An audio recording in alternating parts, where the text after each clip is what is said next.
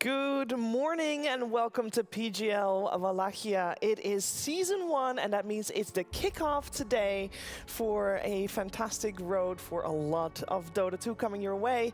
I'm Shiva, I'll be your host this morning and I am joined by my wonderful analysts. It's Tigov and Kezu. Good morning, gents. How are we doing, T?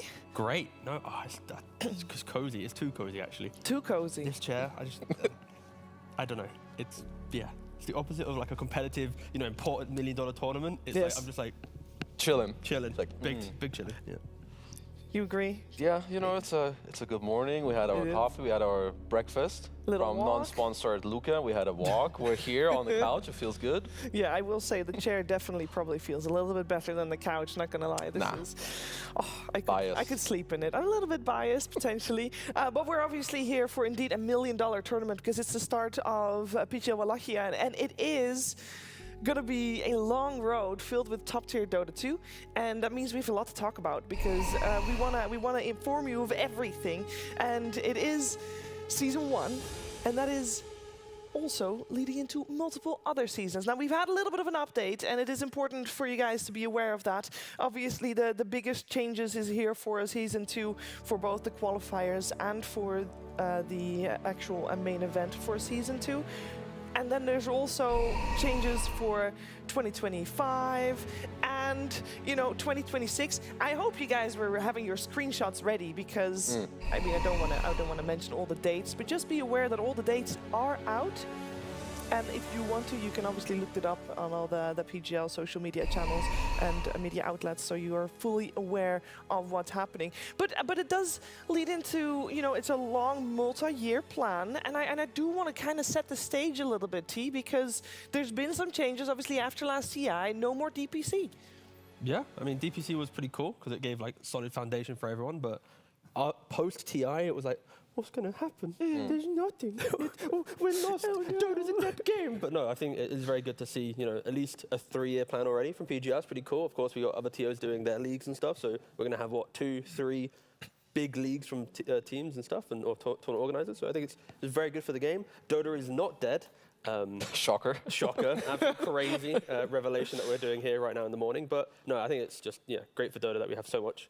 Just so many years planned out. Yeah, and I think, Kazu, for this specific Wallachia, we got 16 teams on LAN, which is, by the way, the first after TI that actually has that. And I feel like we have to state how important it is for these 16 teams to get a chance to compete at this time in May with TI around the corner somewhat. Yeah, I mean, first of all, it's a LAN, again, with more teams than usual, which is just something we used to have a lot, which nowadays, honestly, we really don't. You want to get to TI, you want to have a good showing. And we also saw it at the most recent tournaments, the competition is, actually very close. So even if you have a few teams where you're like, oh, should they be here or how good are they really? You can't really count any team out. Because even teams like we're going to see in the opening match, like MOUZ Sports or whatever it may be, they have what it takes to upset teams for sure, no doubt about it. Yeah, and I think the main thing for me is with DPC gone, we don't know how, we don't know the road to TI. We don't know what you need to do or how good you need to be just win in order to get invited. Yeah, just win, lol. Just win. But then it is even more important to be here because you can't win if you're not competing. Yeah, exactly. And like as I was mentioning, for teams like MOUZ, even Secret, Nouns, these are teams that we don't really see at other tournaments, but they got here to PGL Wallachia. So that's going to be if they somehow get to, I say somehow as if they're not going to do it already, that's, foreshadowing maybe a little bit. But if they were to get to, let's say, top 2, top 3, that could be just enough to put them in a position of maybe the fringe invite, because it's one tournament is probably not enough to auto get invited to win it. Maybe if you win it, who knows? We don't know. Yeah, it might be. Maybe if you win it, it could be here's our 9 tournaments, our 9 winners. Yeah, there's a world, right? So I think for any of these teams who aren't mainstays for tournaments, they have to put everything into this. Yeah, and there's a couple of teams here as well that have gone through a couple changes, voluntarily or not, Kezu. There's been 3 teams that have a little bit of updated rosters for this one. Yeah, so we have, first of all, we have Shopify, we have Falcons. Now I'm obviously blanking on the third one because we are live. No, I'm not going to say anything. No, but let's focus. Secret. Yeah, let's focus first on Shopify anyway. Okay. One at a time to not confuse people because. Just say all right now, just in go. What? No, I'm waiting. Don't worry. Because we got GH and Sumail, which for me is like super exciting. No, it is. You know, obviously we did see Sumail stand in for one day previously, but I'm very excited. I feel like I haven't seen GH play in forever. I mean, yeah, like first of all, their whole stint with like Nigma, right? It hasn't been the greatest for a long time. Then he stopped. I wasn't really sure where he was going to be. Then I feel like maybe he's coming back to Nigma when they announce like some roster swaps again. But like you said, we haven't seen him in a long time. I've seen him a lot in pubs. He's very high rank. We all know how great this guy is. And having two TI winners as your stand-ins, it's not bad. It's pretty good. I don't really have like a fan favorite or a team favorite. Like when I watch Dota, it's just Dota. But like GH, he's such a humble soul that like he's been, you know, putting it bluntly, he's been stuck in Nigma for so long, like not really finding much success recently. Like, you know how like Mind Control did a little bit of stand-in, and he was like so excitable, happy, joyous, like the life come back to him. That's what I want to see from GH in this tournament. Just like that spark of like the love for the game back. And a team like Shopify, they do need a little bit of help because, you know, they're struggling. And we know that Sumail is standing in for Yopaj, who couldn't make it.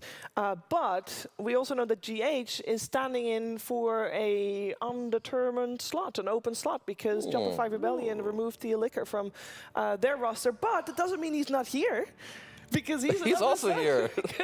Surprise, everyone. He made it into Secret. I assume it's more of a stand-in. I don't know if there's really more info to go off of. But so they were playing with Afu, who was their coach before. Now he's coaching again alongside Heen, who, of course, used to be with them, took a break. So also a lot of changes recently when it comes to Team Secret. I think they're still not really in the form that they would like to be at all. But, you know, you never know. Haven't seen them in a bit. Like, the patch is very figured out. It's easy to kind of, you know, copy others, try to get better. So, honestly, a big question mark for me. I think he's an incredible player. Like, stand out. I think when he played in Western Europe on D2 Hustlers, getting into D1 Hustlers, getting picked up because of that success to go to NA and then get in. I'm assuming he was kicked. I can't remember the exact. I think he did pretty good in that. Yeah, he did pretty good as well. So it's like he is a standout player, and I think he should be able to show something on Secret. So, yeah, I look forward to seeing what they can do. Yeah, and I think a lot of people are going to be, or a lot of players are definitely going to be very, very happy that potentially Falcons is missing one of their star players, because they are playing this event without Melreen, and he has been replaced for this event by Nine. We have not seen Nine play in forever as well. So it's very exciting to see him play, but at the same time, it is pretty, well, making it a little bit less scary for some other teams potentially. More important here, of course. Nine, great player.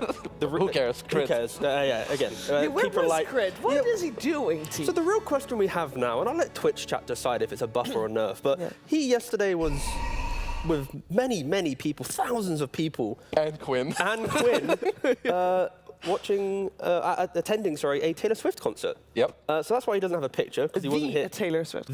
No, not some parody band in like some Romanian club. No, he was in the actual Taylor Swift concert. So doesn't have the same amount of practice maybe other people. Might still be singing some Tay-Tay songs going into the draft. That might be a buff. Might be or a nerf, because if his teammates hate this music. No. You're thinking about it wrong, because you know that they're used to playing with Amar, who sings along to the music that he hears on his headphones. Which is metal music. Which is metal. Which I think you can only go up from that. So this is going to be a buff for sure.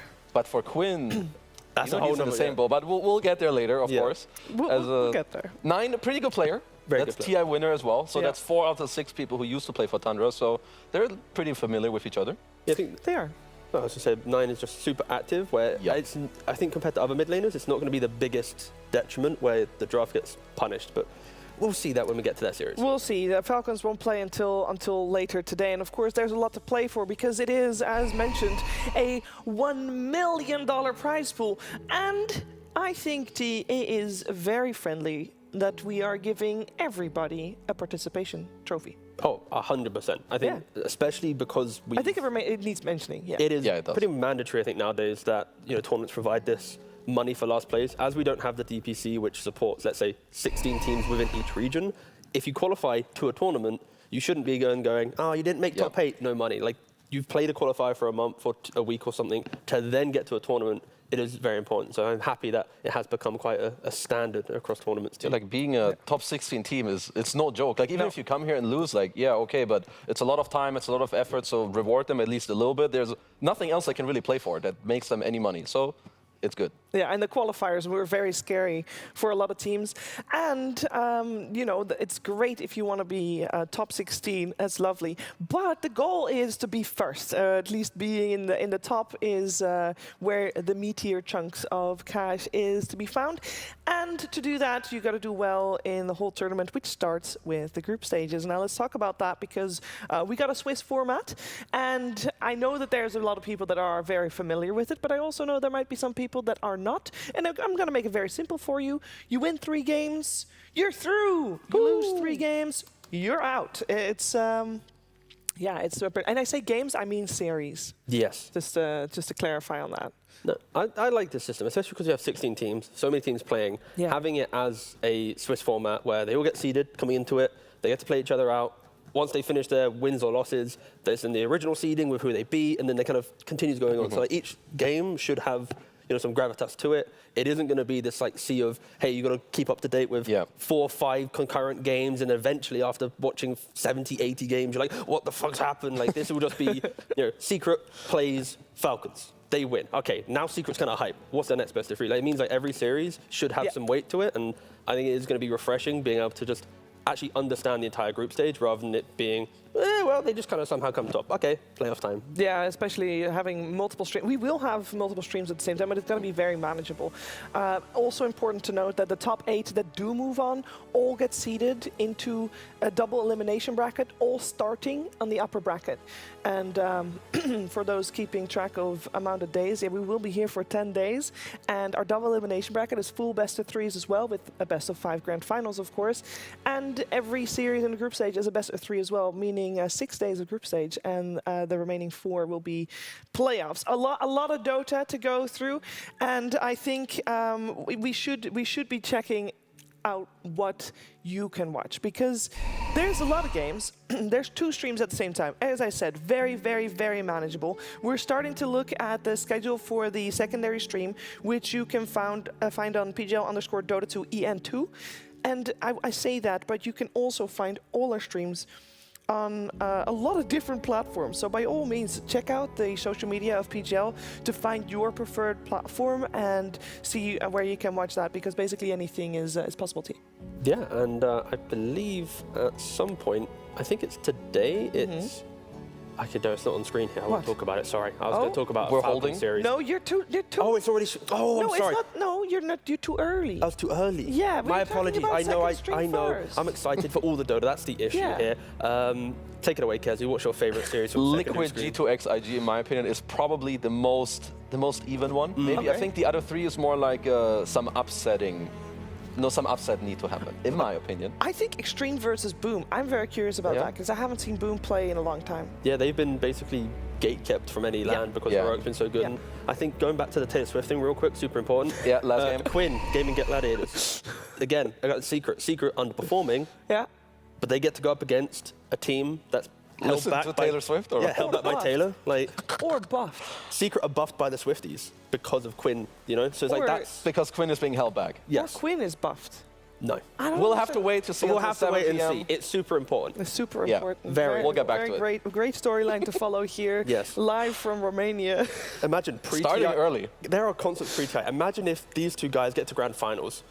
Pre-TI. It's going to be the concert. It's going to be. You're going to see the concert. Taylor singing. And there's going to be like hundreds of pro players just. I mean, this is only the start of her European tour. There I it believe. is. So there's plenty of opportunities for teams to recreate the buff. But let's take a look at the schedule that you can watch on this very stream here today, as we got another 4 series. Do you really want to talk about Falcons again? Yeah, I did actually want to talk about Falcons. Sorry. No, I got carried away a little bit, but no. I think for Heroic, they did relatively well at Birmingham. But they kind of lacked a little bit of getting over the line, actually converting on some important best of 3s. But here, with Falcons having that stand-in, not practicing again, having again the meme of players not being present for the day, etc. This is like the best example of a team that can upset the favourites. Like Falcons, they showed that they grow into the tournament, and with a Swiss format, there's no room to fix yourself. Like if you lose a group stage game, which is like best of 1 or best of 2, you have like 3 or 4 more to fix. If you lose a best of 3. Heroic are now already like 1-0 up. It's only 2 more wins to get through. So I think it's super good for Heroic to have like the raid boss on day 1 when they are a team that struggles, at least in the first couple of days, with their current practice. They seem a little bit streaky, like heroic. So I hope that they have at least like a, you know, a good first, like day one, a kind of show up, because like he's saying, you know, Falcons are a little bit vulnerable. Yes. A little bit vulnerable. Now, of course, people did see that our first series of the day is Aurora versus MOUZ, and we should focus on those two because they're the teams that we're going to feature right here. Now, I will say all players will be playing from the studio, so we'll get to see them live on camera as well, and they'll be going up against each other. And that means that for Nouns Esports, I believe, T, this is the first time that they are on LAN together. Yeah, they recently formed, and because of how pretty much brutal the qualifiers are now. Again, no DPC, it's tournament or nothing. And MOUZ, they didn't really qualify for anything. Nope. In this qualifier, they finished third. They lost to OG in the upper bracket. They then beat Entity to then lose to OG again and get eliminated. So they were one series away technically from qualifying themselves. But, oh, sorry, 2 series away. I mean, Euro qualifiers are hard. They are yeah. Like Tundra and OG, they both did really well at Birmingham. Like you can tell that those are good teams. So MOUZ, you know, it's kind of hard to really gauge, I guess, how good they are, because they have a lot of young players. Like they don't have the most experience. Like Bengen is like from what I just know, he's like a big pop star when it comes to like playing Witch Doctor. It is funny that you mentioned these a lot of young players. Bengon is actually the oldest one of the squad with 26. But I think he is probably the most known because he played with Gurga Team Bald for a long time. That's right, he's a Team Bald Reborn player. Yeah, he is. Yeah. And you're saying they didn't qualify for anything, which indeed they did not. But that's also because they have only been around for 2 months. Yeah. Like let's be real. They didn't. The first big batch of qualifiers was in January, leading into February, and they just weren't around yet at that time. This is a squad also, in terms of names that people recognize, is led by Coach Immortal Faith, which is obviously a coach that used to coach Team Tickles. Yep. And we've all seen how successful that squad, even without him, went to be. So there is definitely, Kezu, a lot of hope for this squad. Yeah, no, this squad is very good, and Immortal Faith, he's a good coach. I think he's in consideration to how Western coaches usually are, I would say he's more of a, like maybe closer to like Zhao 8. He has like a more hands-on. Director. Exactly, like a more hands-on type of approach, which seems to work pretty well in most of the teams that he's with. And just to give a little backstory to Olnit, which is their carry player, he actually used to just be like a 101 student of Immortal Faith, who used to be like 5K or 6K. So this guy went as far as to getting 12K MMR so he can actually play in a pro team, now playing under his actual coach. And I have to say that some of their players like have insane growth, like even Supreme, I think he recently hit 13K. Yep. He usually struggles in like bigger matches, but you know, maybe that's something that he can help him with to kind of cope and deal with. So yeah, I'm all ready to just see them outperform people's expectations. Yeah, this is a team, you look at the names and I don't think anyone puts them in top 8. Yeah. Like, of course, they got here due to other teams not being able to attend and stuff, but I think they are the dark horse of this tournament. Yeah. I think they have the strength within draft and play. Like, I think they are a team that depends on, if they have a good draft, they'll play out whatever they're given. So if they have an off hero, their ability to be flexible, unlike teams that make deep runs, isn't really there yet. When I was watching them in the qualifiers, like, when they get this, like, elite 5, it's beautiful. But anything else, crazy variation. So I am excited to see if they've fixed that since the time that they played the qualifiers. Well, their opponents this morning are going to be Aurora, which is a team that has had some experience at LANs this year. A couple, actually. Or rather, at LANs. Am I saying that wrong? No, they were at Dasha. So they definitely have been at LANs. But they have changed their roster a little bit, too. Or rather, they were forced to change their roster at first, and they kind of stuck with it after having great success with Loranov in the mid lane, and they just rolled with it. Yeah, I think Loranov is a very talented mid laner. He played in Eastern Europe for a bit, played, I think, a very brief time in Western Europe as well, but exceptionally good player. And it is very cool to see, you know, European players going to SEA, because it's not too often we see kind of that move. If anything, it's SEA to Europe.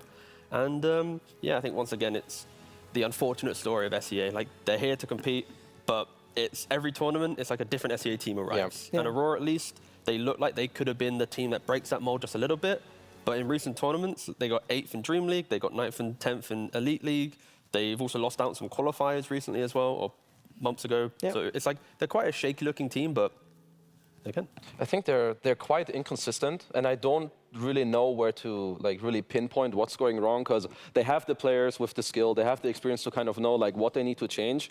in my opinion, when I look at them, I feel like their mid-game is like very slow. They usually have like 40, 50, 60-minute games where they just sit back. So maybe all they need to do is like find a little bit of balance to like really go about the game. Because this team is good. We all know it. Like last year, you know, at Riyadh and all these other tournaments, like top 3 finishes, top 4 finishes, like these guys are good. They have what it takes. Yeah. No, they do. And I think what you mentioned, T, that they have just, you know, the hit and miss on qualifiers makes this event for Aurora the most important event, because I'm going back to TI and thinking about, we don't know how the invites are done, and if it's done based on placings in the tournaments that happened this year, Aurora didn't do too well, so they probably won't be getting a direct invite. And then you got to think, SEA qualifiers for TI are going to be brutal. Yeah. And that is, like, you need, if they do well here, there is a chance that they just get that benchmark, you know, to get invited instead, because it's a bloodbath otherwise. No, yeah, I think this is, like, so pivotal for some of these teams. And, yeah, I'll be intrigued to know if Aurora can do it. And I think whenever I look at the roster, I expect them to be right there in the middle of the tournament. And with a Swiss format, that is incredibly scary. I expect this team to be like they're sitting at 2-2. It's the final best of 3. If they win it, they go to playoffs. If they don't, that's it. Like, that's kind of my expectation for this team. And I think there's a lot of times where we say to teams, oh, they'll grow at some point. It's like with Secret. How many years have we gone, this will be their tournament? Same thing for Aurora. This will be their tournament. You know, it's like, I'm going to sit back and wait and see what happens. But it just feels like another day, another kind of, I'm expecting it to be quite middling for them. Okay. I'm sorry. Quite middling. Yeah, no, but I see his point. I feel like it's very likely that they could end up with like some 2-2. Like they're not the ones that's going to be like 0-3 or like 3-2 and get through like pretty quickly. I think it will take them a bit more. But maybe, you know, having like more time to adjust as opposed to playing like 3 BO2s every day. But instead you play 1 BO3, you chill, you talk about it, you adjust for the next one, talk about it and go then. I forgot how hyped that is actually. Yeah. The fact that, again, like you were just saying, that you play 1 best of 3 and that's it done. And then, of course, you don't know your opponent until the end of all the games are finished, because then, of course, how seeding and it works. But for the fact that you can hyper prep for a series, like a best of 1 you can prep for, and it feels insane. You get your draft. But a best of 3 prep, you can have like all the variations, everything. You don't have to care about 6, 7 teams. It's just every day, you know, 12 hours, just one team.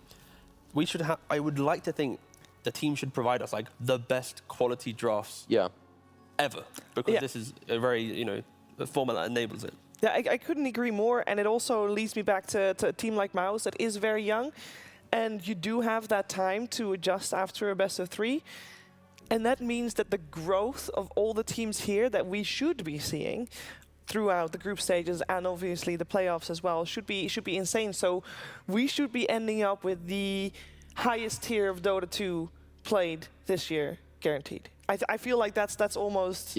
Like that almost goes without saying. So I'm very excited about this. I do, before we jump into the draft, which is very close by, but I do want to talk about players to watch for this series, Kezu. Which one did you have in mind? Where are you going to, I mean, is it the offlaner? Is that standard? For me, I really like Narman. He used to go more by Hustler. Like, I know him a lot from like pubs. I think he's like a very standout player when it comes to MOUZ. And I think for Aurora, I'm honestly not sure. Like, maybe it's... Because I'm looking for them to drive the tempo forward, so I guess I'm more looking at like Lorenov plus the supports. Because I think right now how Dota is played, you have your 2 side lane cores, they just farm, and then it's about your supports with the mid, how do you sync up, how do you open up the game. So that's what I'm looking at for Aurora, because they're usually so slow, and I want to see something a bit more like, let's go. Cool. Okay.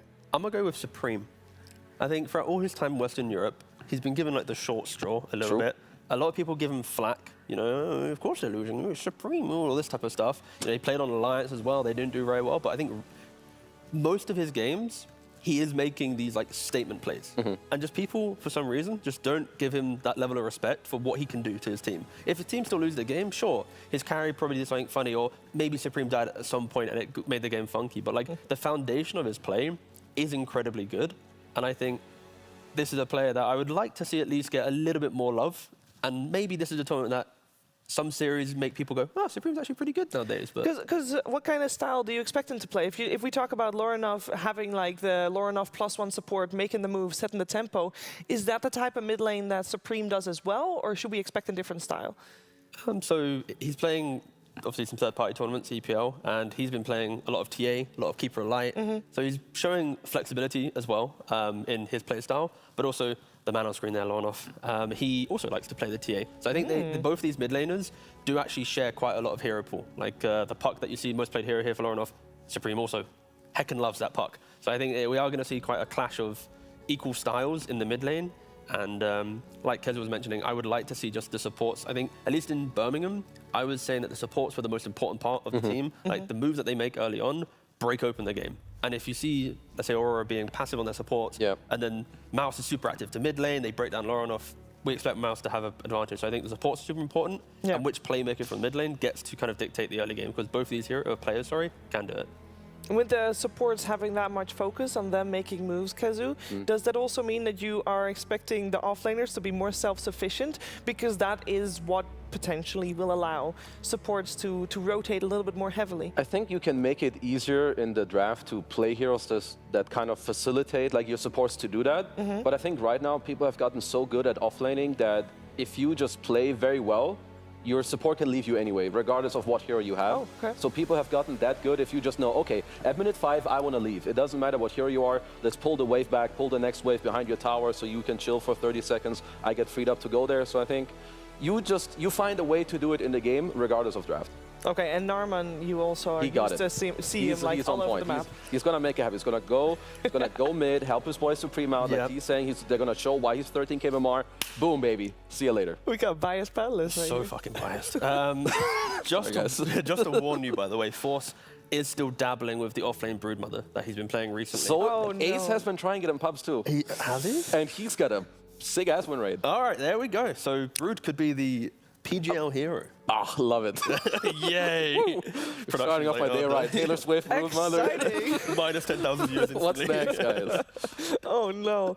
What made Broodmother come back then? Because it's not like there was a patch, much to a lot of people's, disappointment, but it didn't change. The joy of Dota is, depending on what you're playing against, anything is technically viable if you can get through laning phase, and it has a purpose. So with some of these supports that aren't as aggressive in laning phase potentially, more passive carriers, if you throw a Brood there, takes over the tier 1 tower, takes over the map, it will just force the draft in some capacity or some play. And then the rest of your heroes fix the problems of current patch Brood.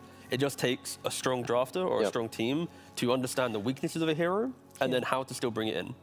And that, I guess, with the best of 3 format and the way we talked about the amount of preparation that teams could have done and will be doing, will lead to more Broodmothers? I would like to think right now? less about Broodmother, but at least the confidence to go, we can try it because we've prepped for it. I think in the draft, there's a lot of volatility where in the moment when you have that little 2-minute reserve time ticking down, someone's suggesting some quirky hero, someone's suggesting the Doom. It's like, of course, you're going to probably go for the Doom, right? But I think when you have more time, you're going to have more lines of prep. You're going to have that. We can maybe push the boundary with an Omni Knight pick or a Broodmother pick or something because there will be just confidence in the entire team. Like I also think people say like the patch is very old, but Dota has so many like good heroes in specific scenarios that if you're just free enough, you have the confidence, like you can make it work. Like if I think of last year, how Gaimin played a lot, Ace was nearly always on some zoo type of hero. So if you can get Brood through the lane, the way the map is, it's so big, you can block camps, you can build good items. Like I've seen people do some Orchid into Phylactery, into Kanda, which is like what everyone wants to have in mid game. You play on long range, then yeah, like why not? It just takes someone trying it and showing, guys, this is actually busted. Go play it. And then one guy does it and boom, everyone else is doing it. Wow, the meta has been formed. Yeah, exactly. Good job, guys. No, I mean, we could talk a lot about the Brood and how it develops, but I do want to talk about some of the usual suspects that we get in the draft that we are expecting to be either banned or first phase material. Because as much as we talk about how much a draft and a meta evolves, I do feel that we are gonna continue where we left off for the professional players, at least, in the most recent tournament. So in terms of bans, how much differences are we expecting? As we do have the bans on our screen right now with the draft being live. I guess the first one is that Keeper of the Light ban that we do see Aurora going for.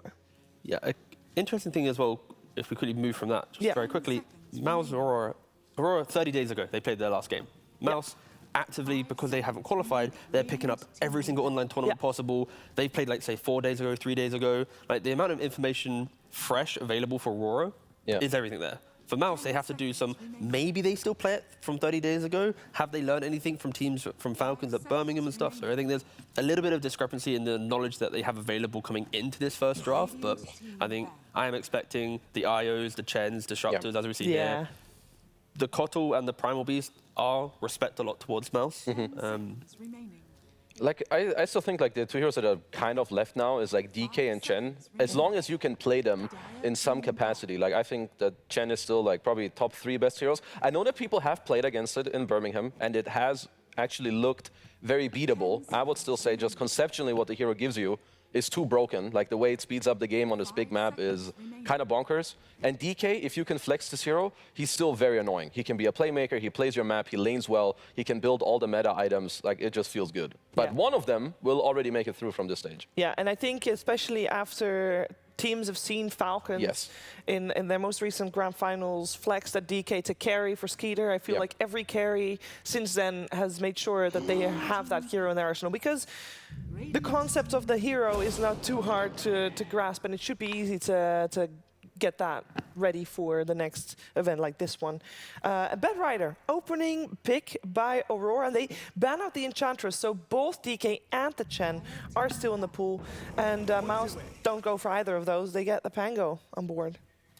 Yeah, I think MOUZ have the better foundation, I think, for their draft. Supreme being able to play the Pangolier, where he emphasized how much of a playmaker he wants to be. The hero as well, so again, it speaks for itself.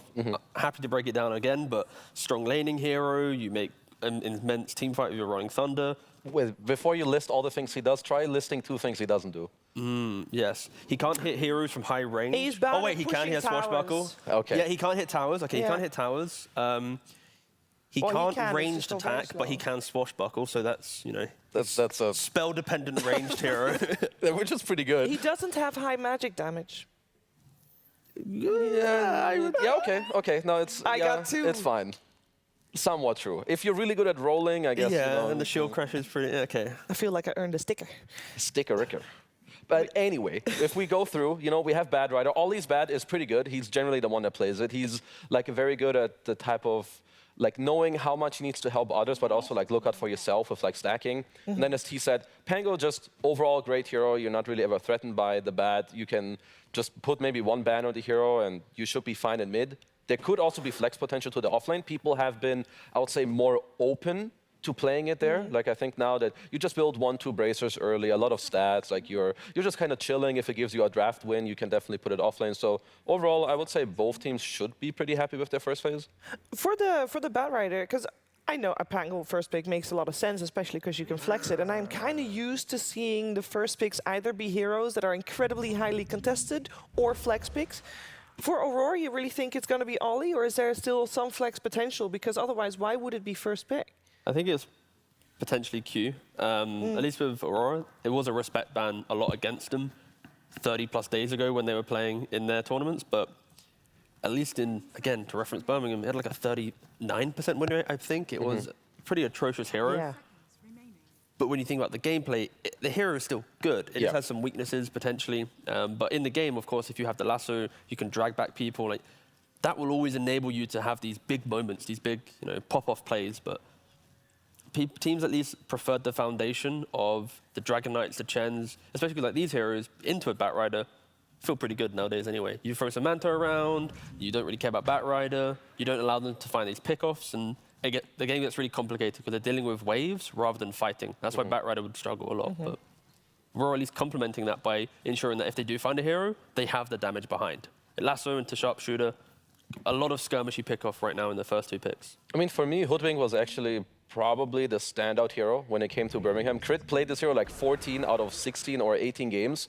It lanes really well. It has high range damage. It can burst anyone with anyone else. It builds good items like meta items where you can rush Atos into Gleipnir, actually be like somewhat of a semi-core with even very low net worth. So they followed up with the DK, which can be flexed around. It lanes very well into Pango. You actually, if it's 2 even players, you kind of destroy him, like some 60-40, 65-35 matchup. You have the follow-up damage that he said with the Hoodwink into both the DK Sun and the Lasso. So I feel like these follow-up picks from Aurora were very clean, very good.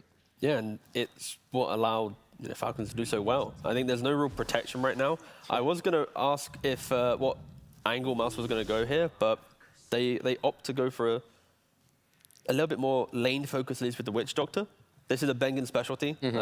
It's what brought him to notoriety within his Team Bald days. He was one of the few players that plays the Doctor. He always looks for the kill. He's very aggressive in that style, but there is something that scares me a little bit, where if the game becomes in Aurora's control, where is the protection to help each other?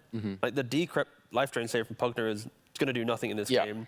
The heal from Witch Doctor, it's too explosive right now from the Dire side, and it is all about kind of getting the guys online at the same time and kind of running forward and trying to fight a lot with the Darkseer and the Pango. Yeah, I do like that point a lot, because I feel like MOUZ's draft, I can see it with the Darkseer, you know, you can make some illusion of the DK later. Maybe you go for some mech into pipe, you look at these DKs, Hoodwink, Spatter, their damage isn't really insane in the mid game, so having some auras to mitigate it could help a lot. But if your lanes don't go well, and this answer from Aurora, Sven has overwhelming damage. If he plays into auras, he doesn't care. He shreds straight through it. You're not really going to pressure a Sven, in my opinion, that much with the heroes you're currently showing. So you need to find an answer that kind of, first of all, ties your draft together with MOUZ's last pick. And you have to deal with the Sven and the DK later in the game, which they're similar, you know, very tanky. But of course, Aurora now have 2 bans. So as it stands for now, I prefer the 4 heroes of Aurora. How does, if MOUZ don't dictate the entire game pretty much, don't they just, like you said, they just have major damage issues? And the carry pick as well, the Sven pick to push out the waves against the Darkseer, you don't really care if the Sven gets put into the wall. His clone isn't insanely good compared to other carries, being a strength carry. I think this carry pick for MOUZ has to be, it either needs to double down on the aggression, utilizing the Iron Shell of the Darkseer to take over mid-game fights, or be this big statement carry that the first 4 heroes of MOUZ will be so noisy in the game that Onit will be able to produce 3-4 items and walk his team to the high ground. But yeah, I'm a little bit worried for MOUZ. A lot has to go right for them with these heroes. So what's the type of carry we're looking for? Because we got the lifesteal early removed. How late game of a carry, or maybe mid game of a carry, do you want to go when you're MOUZ sports? There's lifesteal already banned by Aurora. Maybe a Morphling? Yeah, that's kind of the hero I was eyeing. To survive the jump a bit?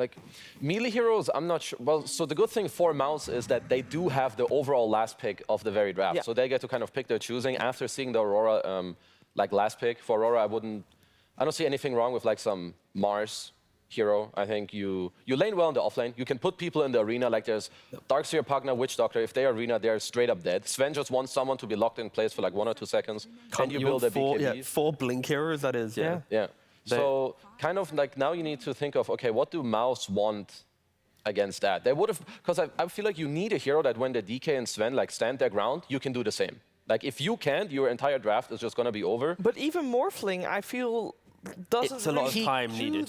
Yeah, but he at least can do it. There's other heroes. Eventually. Faceless Void, but then I think a Faceless Void with the Darkseer Iron Shell could be slightly more active. The Dilation could annoy the Batrider in laning phase, being a support Batrider, but it's still the same issue of there is a large window from 20 to 35 minutes where these Morphlings, the Voids, they just feel non-existent, and that's where Aurora will have all their Blink Daggers be hunting the entire map. So we'll first, of course, see what Aurora want to go for.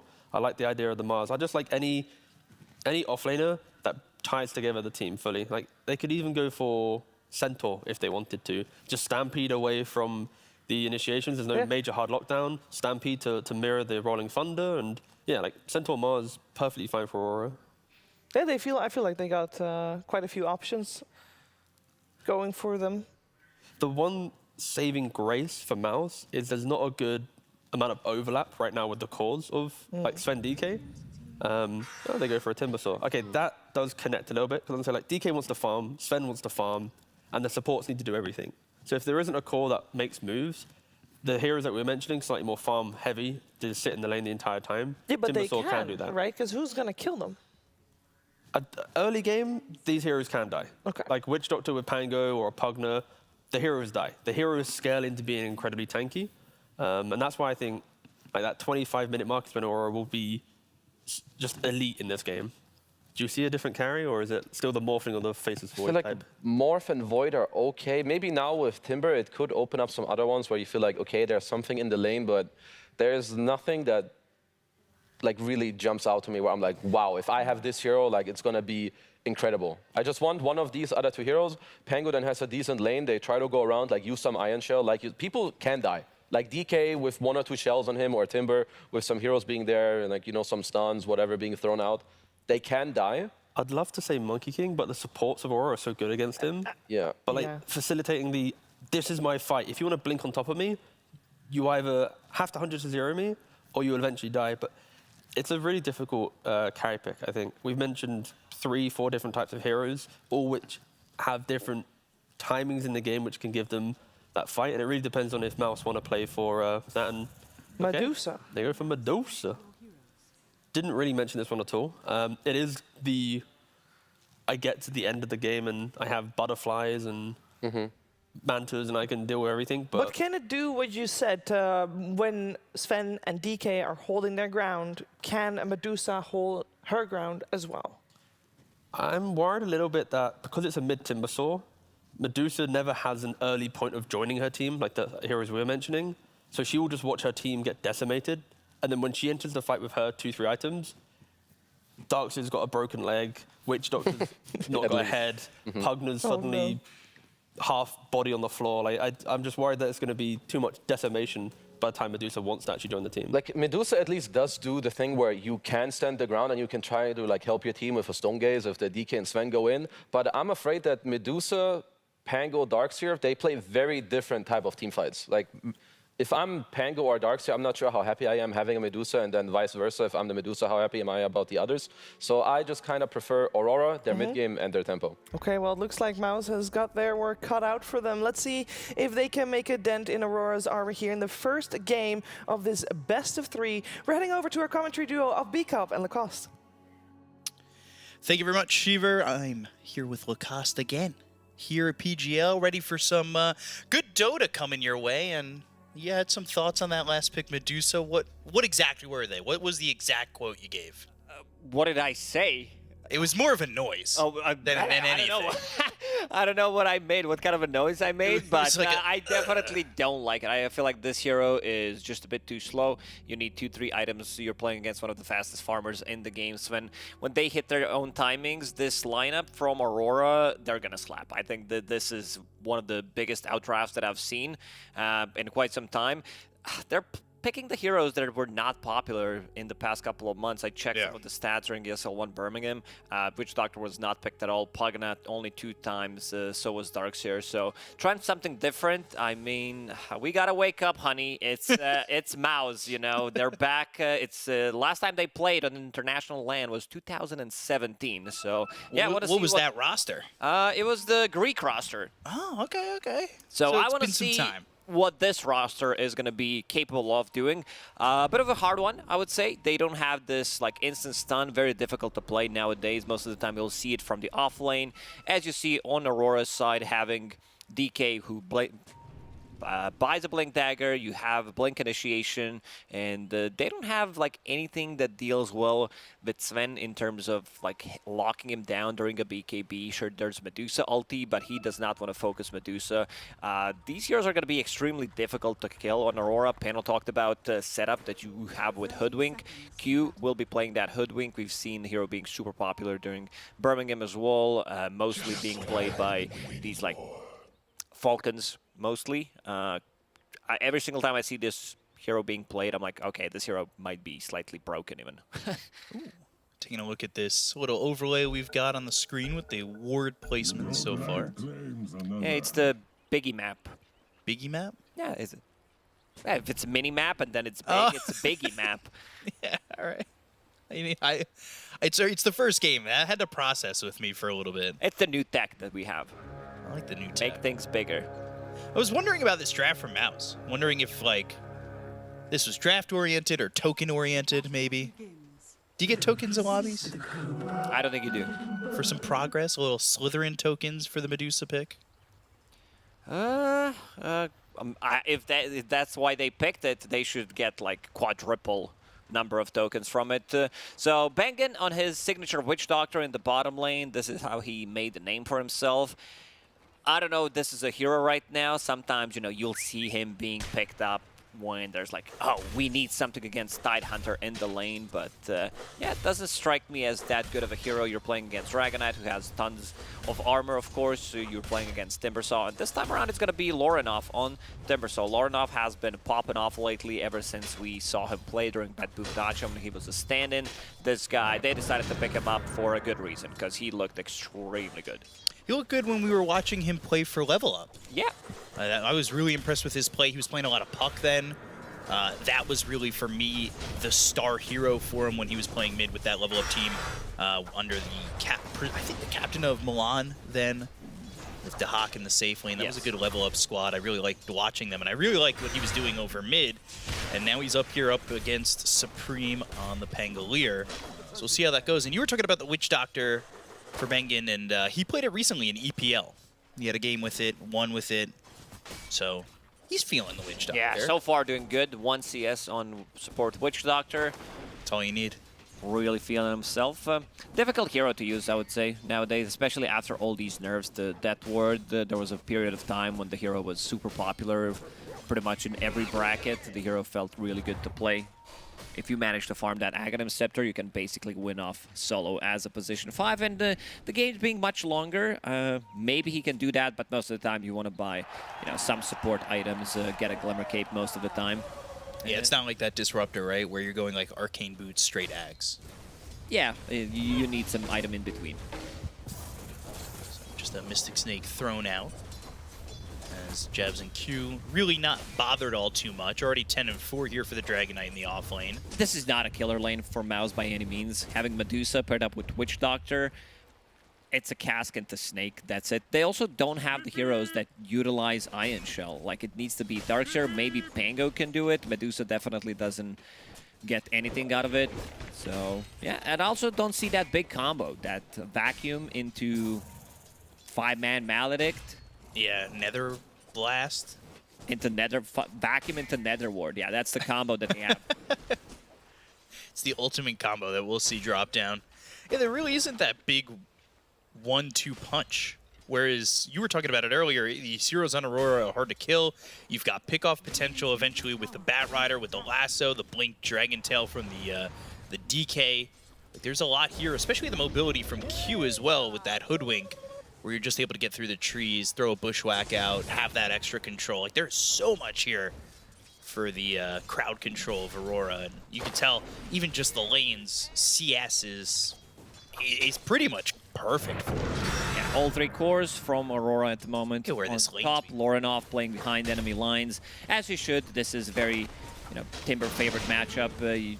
Pango is still going to get the farm, but you're not going to kill Timbersaw. We've seen mid Timbersaws picking up 1 point in reactive armor because that skill is just so shitty at the moment. So you want to max out everything else. But, that's valuable points. Like, maybe it's going to make a difference. How is it that no matter what they do to Pangolier, it's still a staple mid? Strike count on Swashbuckle 4-3. Everybody thought it was dead. 23. He might be dead. One more right click will do it. Force will get that first blood. And all this talk about Aurora kind of playing a perfect lane, and it looks like they're going to lose 2 here with the Maledict, but it's the right click from Narman that finishes off Ollie. So 2-0 for MOUZ. And they do have a little bit of push potential with the Pugna and the Nether Blast, but it's early on. If they want to make the lane maybe uncomfortable for the Sven, take out that tier 1 early on and force him back in the jungle if possible. A little Bushwhack action and a Dragon Tail onto the Medusa, but not much doing for the side of Aurora down bottom. That's exactly what they need to do with this type of a lineup. They need to stay ahead of the kills, because if you're, let's say, 2-3k, maybe 5k gold down 15-20 minutes into the game, you're going to suffer. Jabs, double Bracer, Cast Maledict and a Mystic Snake. Jabs was given a Lotus just in case, and he's going to pop it. He made a slot, so nicely done. Yeah, he'll eventually heal. He does have level 2 in the Dragon Blood, so he's got that 7 extra health regen. So he will get there, but he does also have Tangos queued up for a little bit more regen, and I believe he bought them and is having those shipped out with a pair of gloves of haste. If things go well, especially for Supreme in the mid lane, right now sitting at 26 CS, If he gets a good timing on the Fusel Blade, you get mech on your Darkseer, they can play aggressive, and that's exactly what they need to do with this type of a lineup. Just try to stay ahead, play as 4 until Medusa feels comfortable to join. So far so good for MOUZ. 2-0. What's really the timing, though, for a Medusa in a game like this? Oh, Medusa, she's fine joining, like, 2-3 items, as we said, but she's also fine, of course, going super late game. Okay. So we'll see if they can kind of buy that timing. Looking at his itemization, Yulnit going for Manta into the Fusel Blade instantly on Medusa. Sometimes we'll see that the Fusel Blade being like 3rd item, sometimes 4th item. But yeah, combine that with Pangolier. The mana burn, it's gonna hurt a lot, especially when you play against Timbersaw. Sven doesn't have much mana, Nid does Dragonite, so if they burn their mana, could be a, some 200 IQ play, how to approach some of these fights. Yeah, leave them with not a lot of mana for that control that we've talked about. Maybe you leave Dragonite down to just 1 stun. Could give them an opportunity and learn off just cleaning up this stack over here. He's already sitting level 6. He's happy with the lane that he got. Arcane Boots for him. And camp stacked. Always one of my favorite stats that we show up here on the screen. And it's going to be 6 for the side of Aurora. As Supreme with his haste, he's got 10 seconds to hold this. These are long 10 seconds. You're playing against Dragonite as well. Q is also there. Bushwhack. Oh, Bushwhack misses. Rolling Thunder. The timing is not going to be there. So he'll just TP away. Q gets the Wisdom Rune, Narman gets the other one. And he's back over towards mid. He tried for it. It was a nice attempt from Supreme. Using the Haste Rune. Trying to pick up that Brain Rune, but didn't get it in the end. Sometimes you need it. Wall down. Nether Blast and so a little bit of aggression coming out. They've got the Ion Shell. But 23 will just throw out that Storm Hammer, stun him up, and back away. That's now Rolling Thunder committed. Wall was committed down up in the top lane, so maybe this gives Aurora an opportunity to maybe think about getting their first kill on the board. 23 having a pretty good read, goes instantly near the Dwarf Mines or Mighty Mines, so we'll have that extra regeneration, does have Morbid Mask. So we'll be good, and Force did finish off his mech, so they're feeling pretty strong right now. Yeah, and this is going to be that tier 1 tower. That's what we were talking about earlier on. Taking that and forcing Sven back into the jungle. He did use that God Strength, so that'll be on cooldown. He's using that to get some farm under his belt. You can see he's 4th on the net worth at the moment. Things playing a little quiet since those first 2 kills for MOUZ up in the top lane. And they're looking, and they do now have level 3 in the Nether Blast, and we saw how quickly they can take the tier 1 top. And they are moving their attention a little bit over towards mid, and not really alone too much Lornoff can do to stop this Pugna from continuing to Nether Blast it. Yeah, he's going to continue to do so, has mana boots available. Aurora, they're more focused on clearing the stacks, making some more stacks for Sven so he can come back into the game. Some of the earlier stacks have been taken by Lornoff. And Lornoff is still fine. Supreme getting closer to that Diffusal Blade. That's going to be the big timing for MOUZ.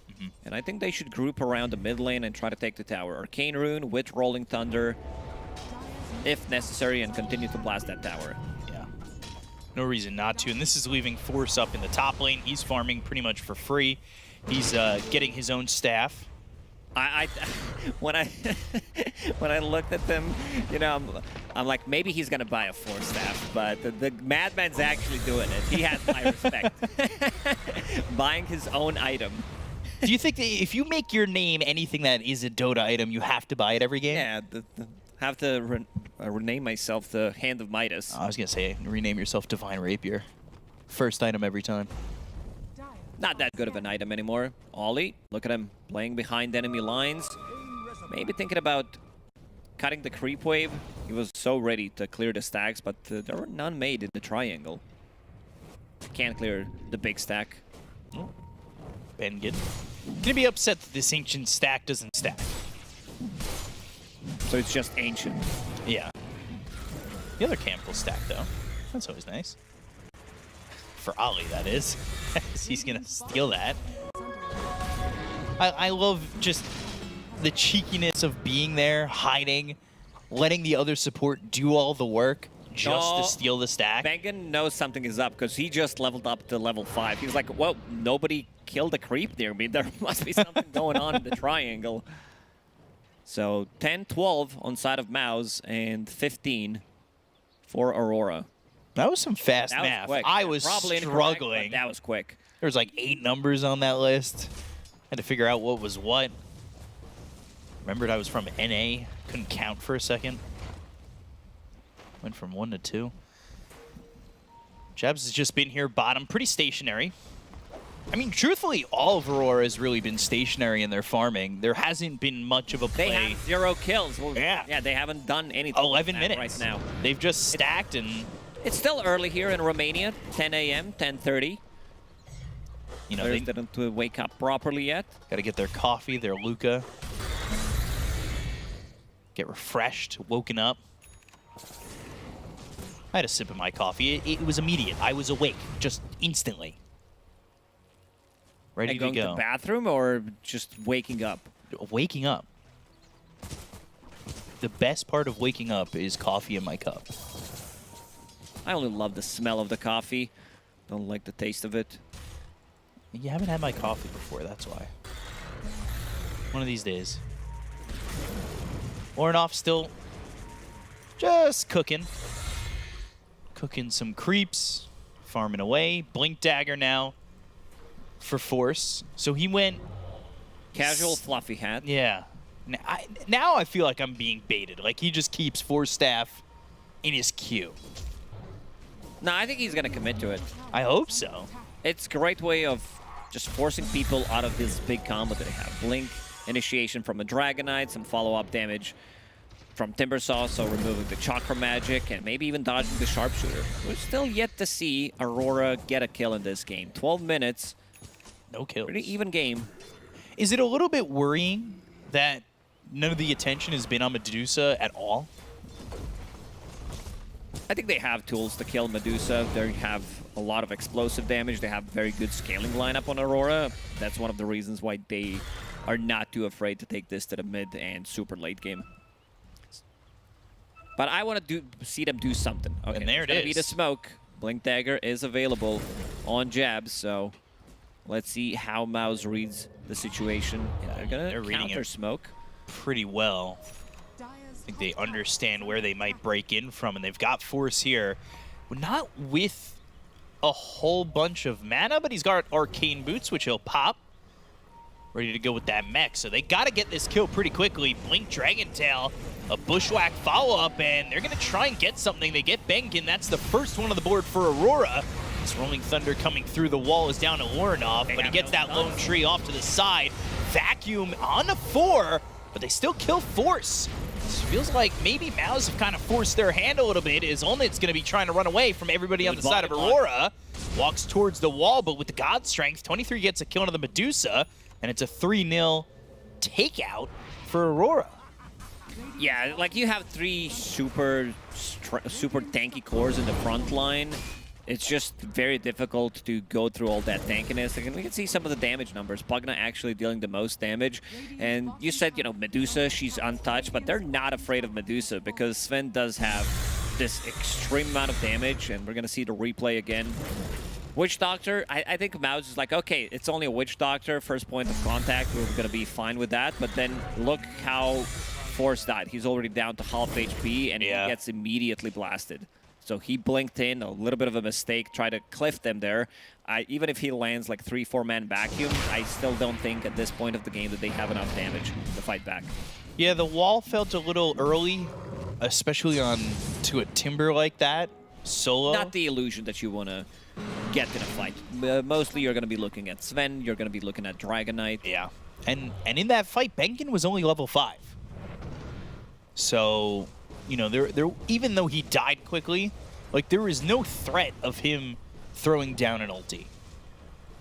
Like that could have been better set up, I would say, with the vacuum, right? Yeah, for sure. It's just that this one fight sets up the tempo pretty much for the rest of the game. Aurora got what they wanted, that's why they played it so safe. And now, suddenly, one big team fight, they continue to clear up those stacks, they continue to stack the jungle. 5k gold lead already. And with the... You don't have the blink stun, you don't have that instant initiation, Jabs. He's in some trouble. The Diffusal Can he played get the bounced down? inhibit. Ooh, that was close. Tried to get to the edge to get bounced down, and with the Maledict, this should be enough damage. A little swashbuckle to finish him off. So Supreme getting that kill, and that's something to even up the kill score, but still down about 4,000 net worth. And off that last fight, 23 got a lot of gold, and not only that, again, this fight's oriented top. 23's on the other side of the map. He was farming away. He's happy. He's top of the net worth. And Q's going to take this to their advantage, right? Like, Q now sits bottom. He's using the Acorn shot to farm. And this is something that Hoodwinks we've seen time and time Very again. difficult hero to kill, especially if you don't have any vision heroes, you don't have like any instant stuns. Sure, you have vacuum into like blink vacuum, but that's not ideal. And there's going to be a smoke that comes up from Aurora.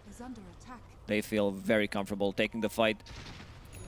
Lorinov, amplified damage up and running. Kaya Sanj, this guy is super tanky. I don't think he dies. If he doesn't get the Maledict on him, he definitely can't die. Blink Dragon Tail, and this is a Witch Doctor dead Witch Doctor. That is pretty rough there for Bengen, but not much he can really do. He's the sacrificial lamb in that when two other heroes are running away. Good movement there from Aurora, puts him back up 5,000. I was looking at the builds here for Hoodwink, and I know at one point there were people going one level in the Bushwhack and heavier into the Scurry, right? Yeah, but then Crit kind of changed everything, where he showed people that he can land these Bushwhacks with only 1 point in Scurry, only having extra 50 cast range. He's just built different, and I think he kind of popularized this build. Sometimes you'll see them put like 2nd point maybe in Scurry, but overall, this is just maxing out your damage output because you have enough stuns. You have Batrider with the lasso, you have stun from Sven, you also have Blink stun from Dragonite, so you're good. You're all good. You're set up so you can play a bit of a different game. You can play a greedier game. Yeah, okay. Yeah, it's Hoodwink going into the typical Maelstrom, Gleipnir follow-up. You farm pretty quickly, especially when you're getting lanes. And truthfully, the whole bottom side of the map to yourself. Must feel pretty nice overall. And Lorinov's been here trying to be that stopgap on them getting this tier 2 tower, in which he's trying to deny. But Norman could just step up, Nether Blast, and that's the tower. So they get that tier 2 tower up in the top lane. Easy peasy. And they did pick up that Force Staff on Force. So finish that off. Going into the Shard next. Wanting that upgrade to the Surge. Yeah, this has been a relatively popular build on Darkseer, picking up earlier Shard just so that you have some damage on the ground. We've seen people walk in circles around certain heroes with that Shard. Use Surge, max move speed, easily done to maximize the damage output. Medusa, Fusel Blade now down on her after finishing off Manta Style, continues to farm up, but yeah, doesn't farm as much as Sven farms. No, not at all at the moment, that's for sure. And it's Ags on the timeline next for Sven. Clearing up bottom, Q will stay here, putting the pressure onto the tower while Sven farms the rest of the jungle. So really all he needs. And eventually I think you're going to get to that point again where this Ags comes through. They have the BKB anyway. It feels like there's a moment where Aurora, if they want to fight, they can, and if they're close enough to counterplay, they can. So they know. Nice positioning from Ollie. 23, ready to go in. God Strength. BKB available. There's a Stormhammer, and they're going to try and get the heal out from Bengen, and Aurora not exactly looking to jump in immediately without that obs. Inhibit, stop the aggression from Sven. That Diffusal Blade slowed him down. So he did pop his ulti, still thinking about going in. Good Bushwhack inhibit again, this time on Lorinov. Maledict misses. Stormhammer, vacuum wall, but it's only out of the Sven who pops the BKB. They've got the lasso, they get the kill in a force. They'll look over at Olney, and that's going to be the break from the Sharpshooter coming in from the Hoodwink. Rolling Thunder, bouncing up Ollie into the air. On the back end of the fight, Jabs just trying to create some space. Sven no longer with that God Strength, but is he willing to go back in?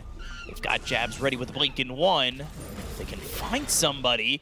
Warren off with the Timber Chain, getting them some vision. Blink Dragon Tail, it's the Medusa. And their blast not really doing enough damage, but they're still looking at Olnate, trying to get ahead of him with the life drain coming in from Narman, trying to keep alive this Medusa. The mana. Got this bushwhack onto the Witch Doctor. They got Benkin. Oh god, Olnate gets blown up here. And they finally get the kill into the Medusa. They look for more. Two-man Stormhammer.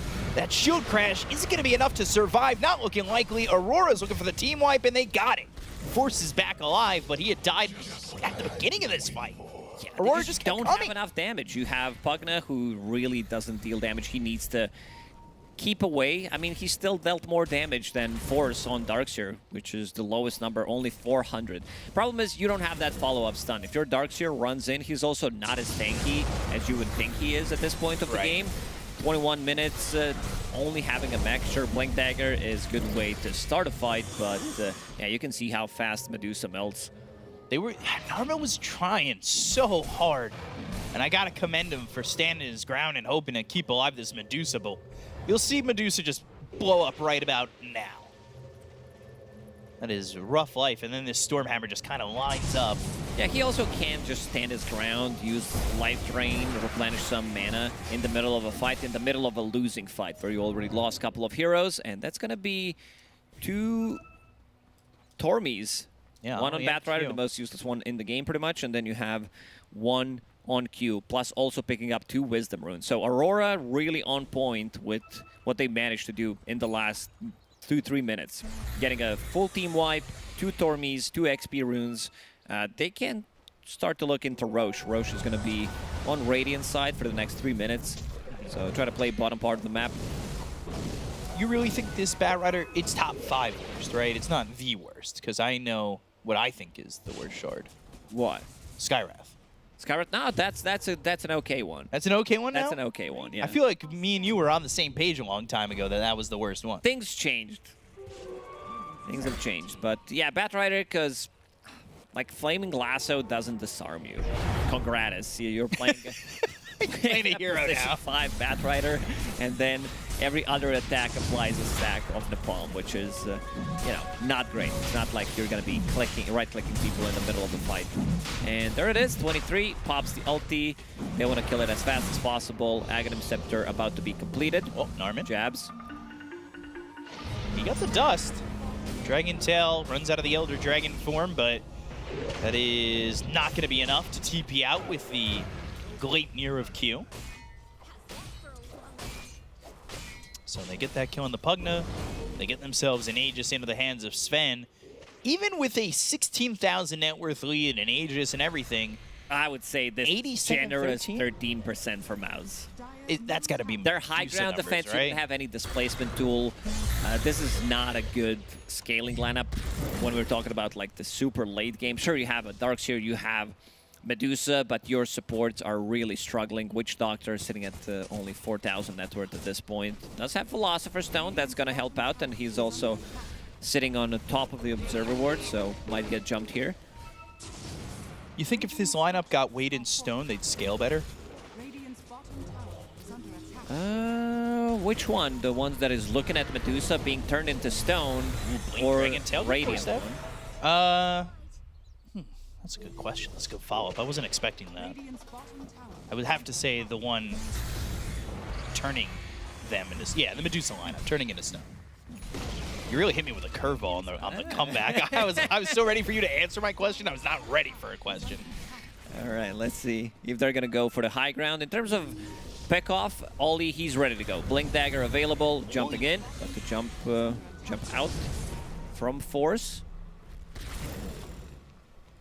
They tried. But they still have 3 minutes on this Aegis. They don't have to force anything. At least not immediately. And even with this Aegis, I don't think they're in a position where they have to finish at the exact moment with this Aegis. They're so far ahead. I mean, it's 10-3. The last kill for MOUZ was... Yeah, like 10 minutes ago or something. It was top lane. And, I mean, that was, yeah, 10 minutes ago, just about. In my mind. It could have been 3 minutes ago, truthfully. They still have a tier 2 tower mid to kill, tier 1 and tier 2 tower in the top lane, so they can easily take control of that part of the map, take control of enemy Ancients. Ags picked up by Olnate. So he's got that going into the Shard, and then going into upgrading that Diffusal into the coveted Disperser. Okay, so changing his item build, feels like he needs something with a bigger impact so he can stand his ground. With Aghanim Scepter, turning them into stone, maybe that's gonna be the combo. Vacuum into Snake. Sounds dope. Yeah. Let's say your Witch Doctor had some Aghanim Scepter available, Bengen. If they had some life. Further away from Aghanim Scepter. Well, he did buy out on the Force Staff, so he's got that now. No, I'm just thinking that they need scaling, considering that he was sitting on 2,000 gold, has a Philosopher's Stone. Maybe, like, his thinking is, I need an item right now because if we lose a fight, we're going to lose the game, so I can't really afford it. I'm just thinking something with the bigger impact in a fight. So they pick up a Force Staff on a Pugnus. They have all this repositioning in Force Staffs. Acorn Shot, Bushwhack combo. That'll land, but again, not forcing it. With 1.5 minutes on this Aegis, they can kind of wait. Wait for God's Strength to be back up. Look ready to go, and just jump. But they're pushing mid, they're pushing top.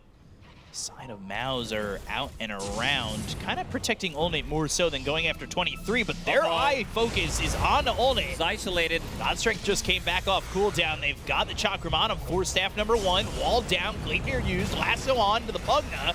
They're gonna jump forward. They've got the BKB from Jabs, and the Stone Gaze just not looking like it's gonna be enough. They lose Narman. There goes Bengen. Force is dead. They'll go after Olnate. He'll get behind the barrier, in. but it's not gonna matter. They've got the Timber Chain. They're right on top of the Medusa. Another Bushwhack landed by Q, and they will take out this Medusa with 3 other heroes. 4 gone on MOUZ as Aurora continue to ride. Yeah, they just don't have enough damage. Like, they're heroes with this itemization. Pango with Lincoln Sphere, these swashbuckles, it's not doing enough. Bugging up as well, staying in the further, like, look at these damage numbers. They're critically low. 22k gold lead for Aurora. They might have one extra fight for MOUZ because right now, dealing with Sven, who's giga farmed, who has Daedalus in his backpack, this tells you a lot about the state of the game right now. Giga farmed. You get to that point, you're 24,000 net worth ahead.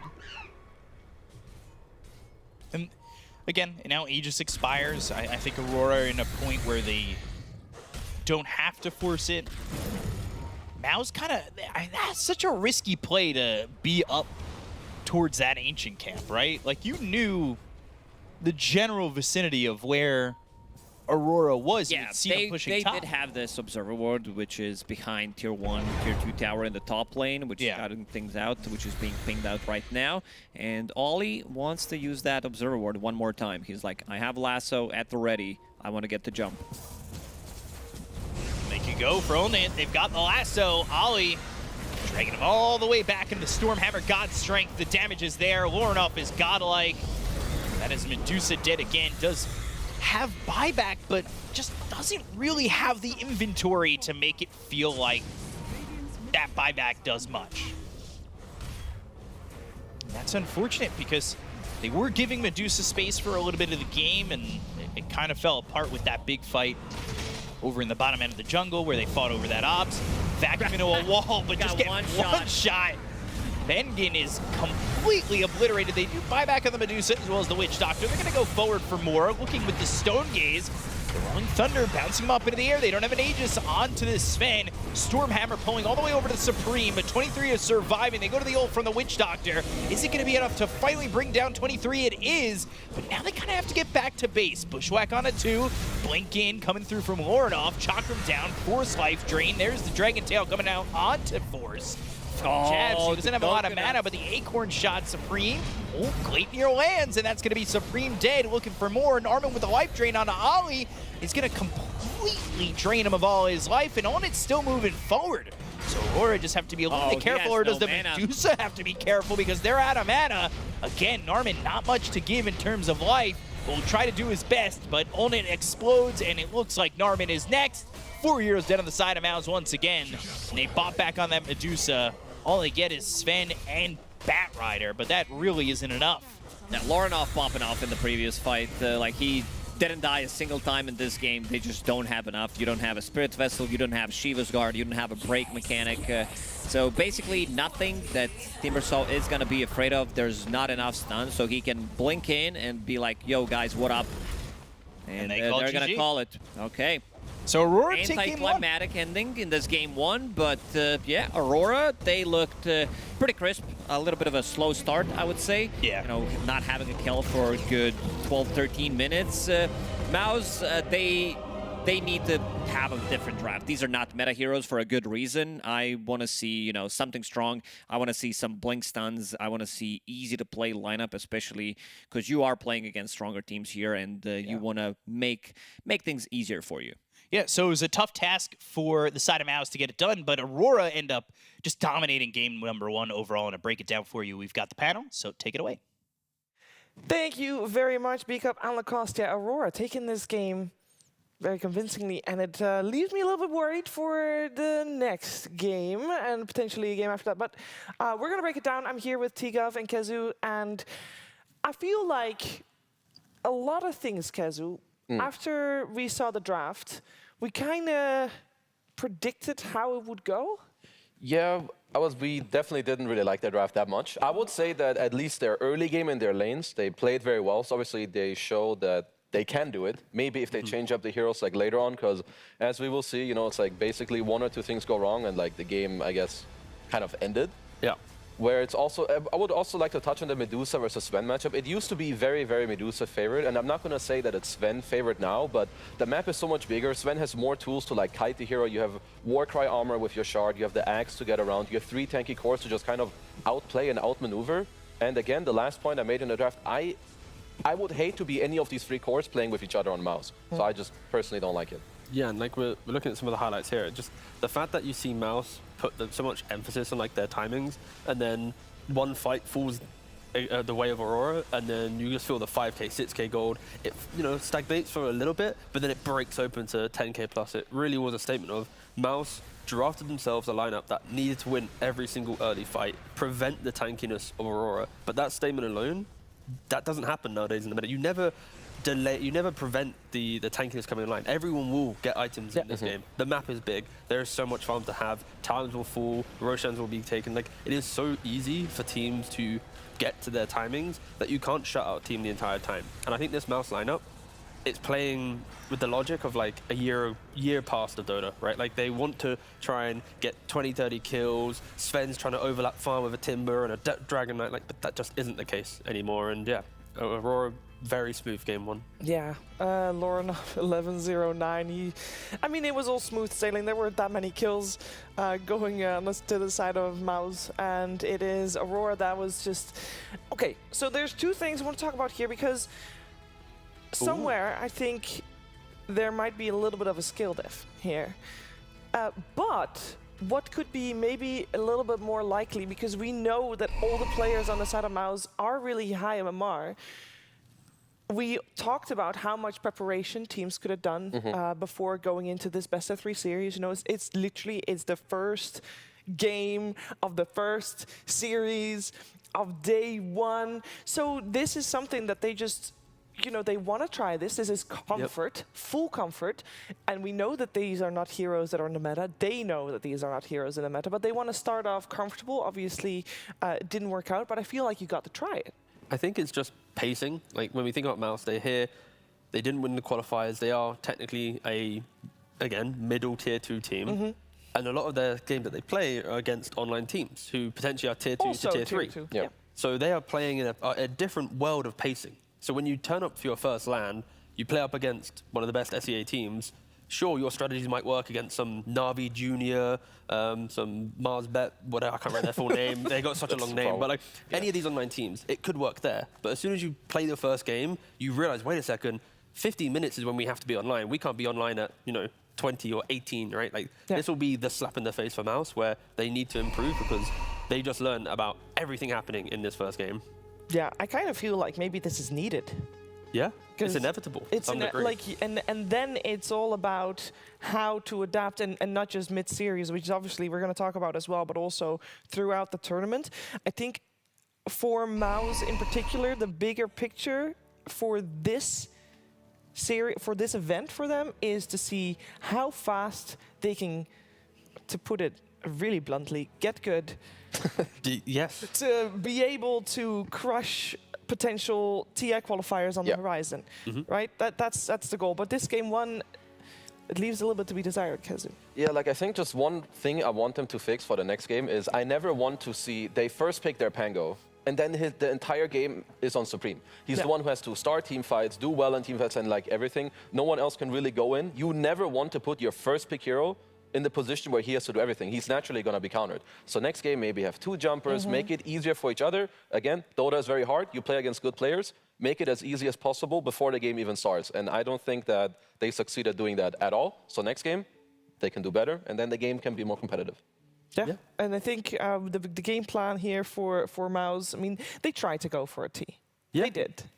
They did. And I think we did praise a little bit of the concept of if they can get aggressive, then maybe there's a world in which they'd never let it go. But I think there was so much emphasis on Darkseer having to be kind of the pillar here. Like Kez was mentioning, with the Deucer pick who can't really enable the Pango, the Darkseer is the key core here that can bring the Pango to life. And he was having an incredible game. He was top net worth. Around about the 13-minute mark, he was the top net worth hero. And when I say standout, it's kind of like, it's the standout hero for, unfortunately, also MOUZ's demise. So it's not maybe the best look, but I think he was incredibly good in the first 30 minutes. Top net worth. The Blink mech, by the way, just early on, is incredible timings. Like, he could break open any game if he had the pieces of the draft to enable him. So this is one of those moments where, like, Force had a stellar game. Incredible stuff. But unfortunately, his first entry to the fight was very complicated, and it didn't really net him. Of course, we're going to see that highlight here. His initiation was putting a wall onto a Timber Saw, utilizing that Blink to then vac 4 heroes after. And I think like it's one of those, MOUZ can feel the pressure of their lineup having to go right.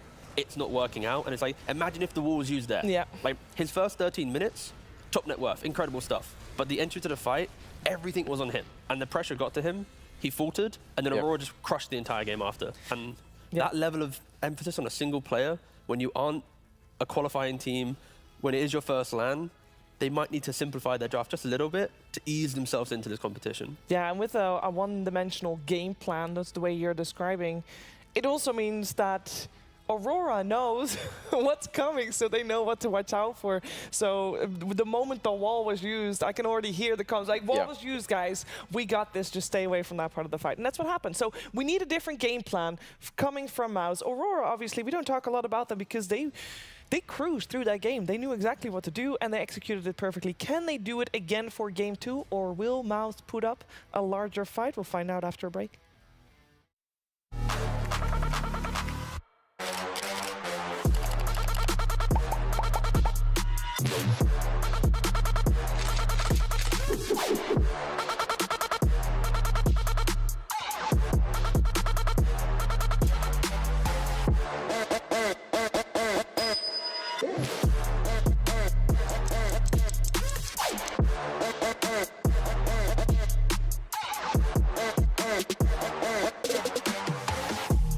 It's time for PGL Wallachia Season 1. I've got 23 Savage with me from Aurora. How are you doing, man? We just arrived yesterday. Let me just start by asking, how are you feeling? How ready do you feel for the whole event and ready to take everyone on? We haven't been playing in a LAN since February, so it's exciting to play in the LAN in 3 months. I want to go back to the Elite League and just get your opinion on how you felt that event went for you guys. It was pretty disappointing because we only 1 win away from qualifying. Yeah.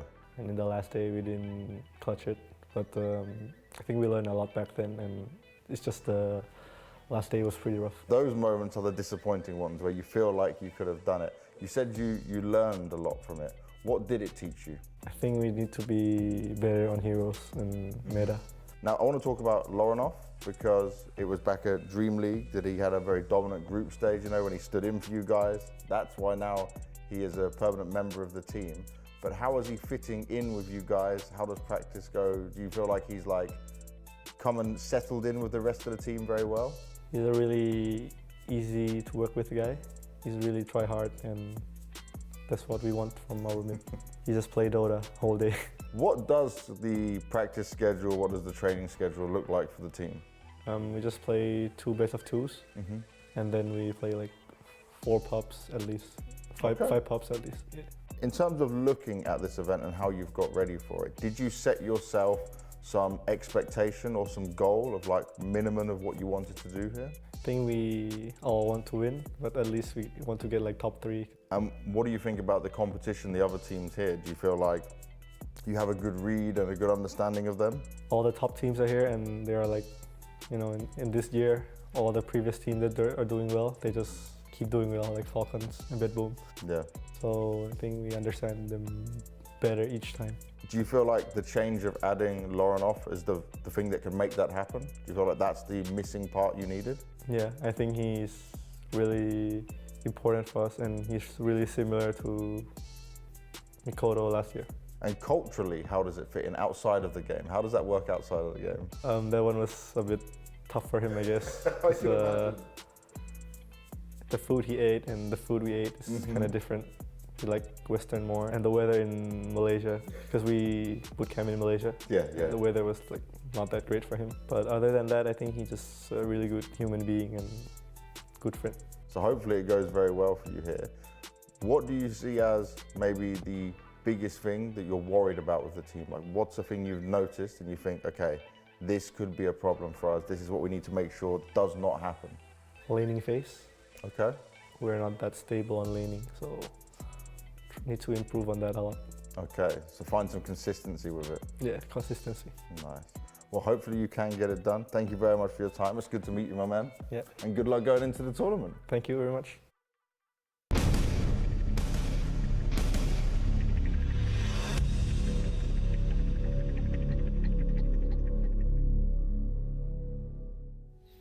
Secret spilled. Now we know MOUZ just need to step it up in the laning stage, because apparently that is where Aurora's weak point lies. And let's be real, in the first game that we saw, Kezu, the laning stage also for MOUZ was the part where they were shining. Yeah, like they got the first blood top on 23 Savage. They rotated around with Bengen, like had more pressure there. But I feel like it was just this mid game. And you mentioned it, there was a skill diff, which is fair to say.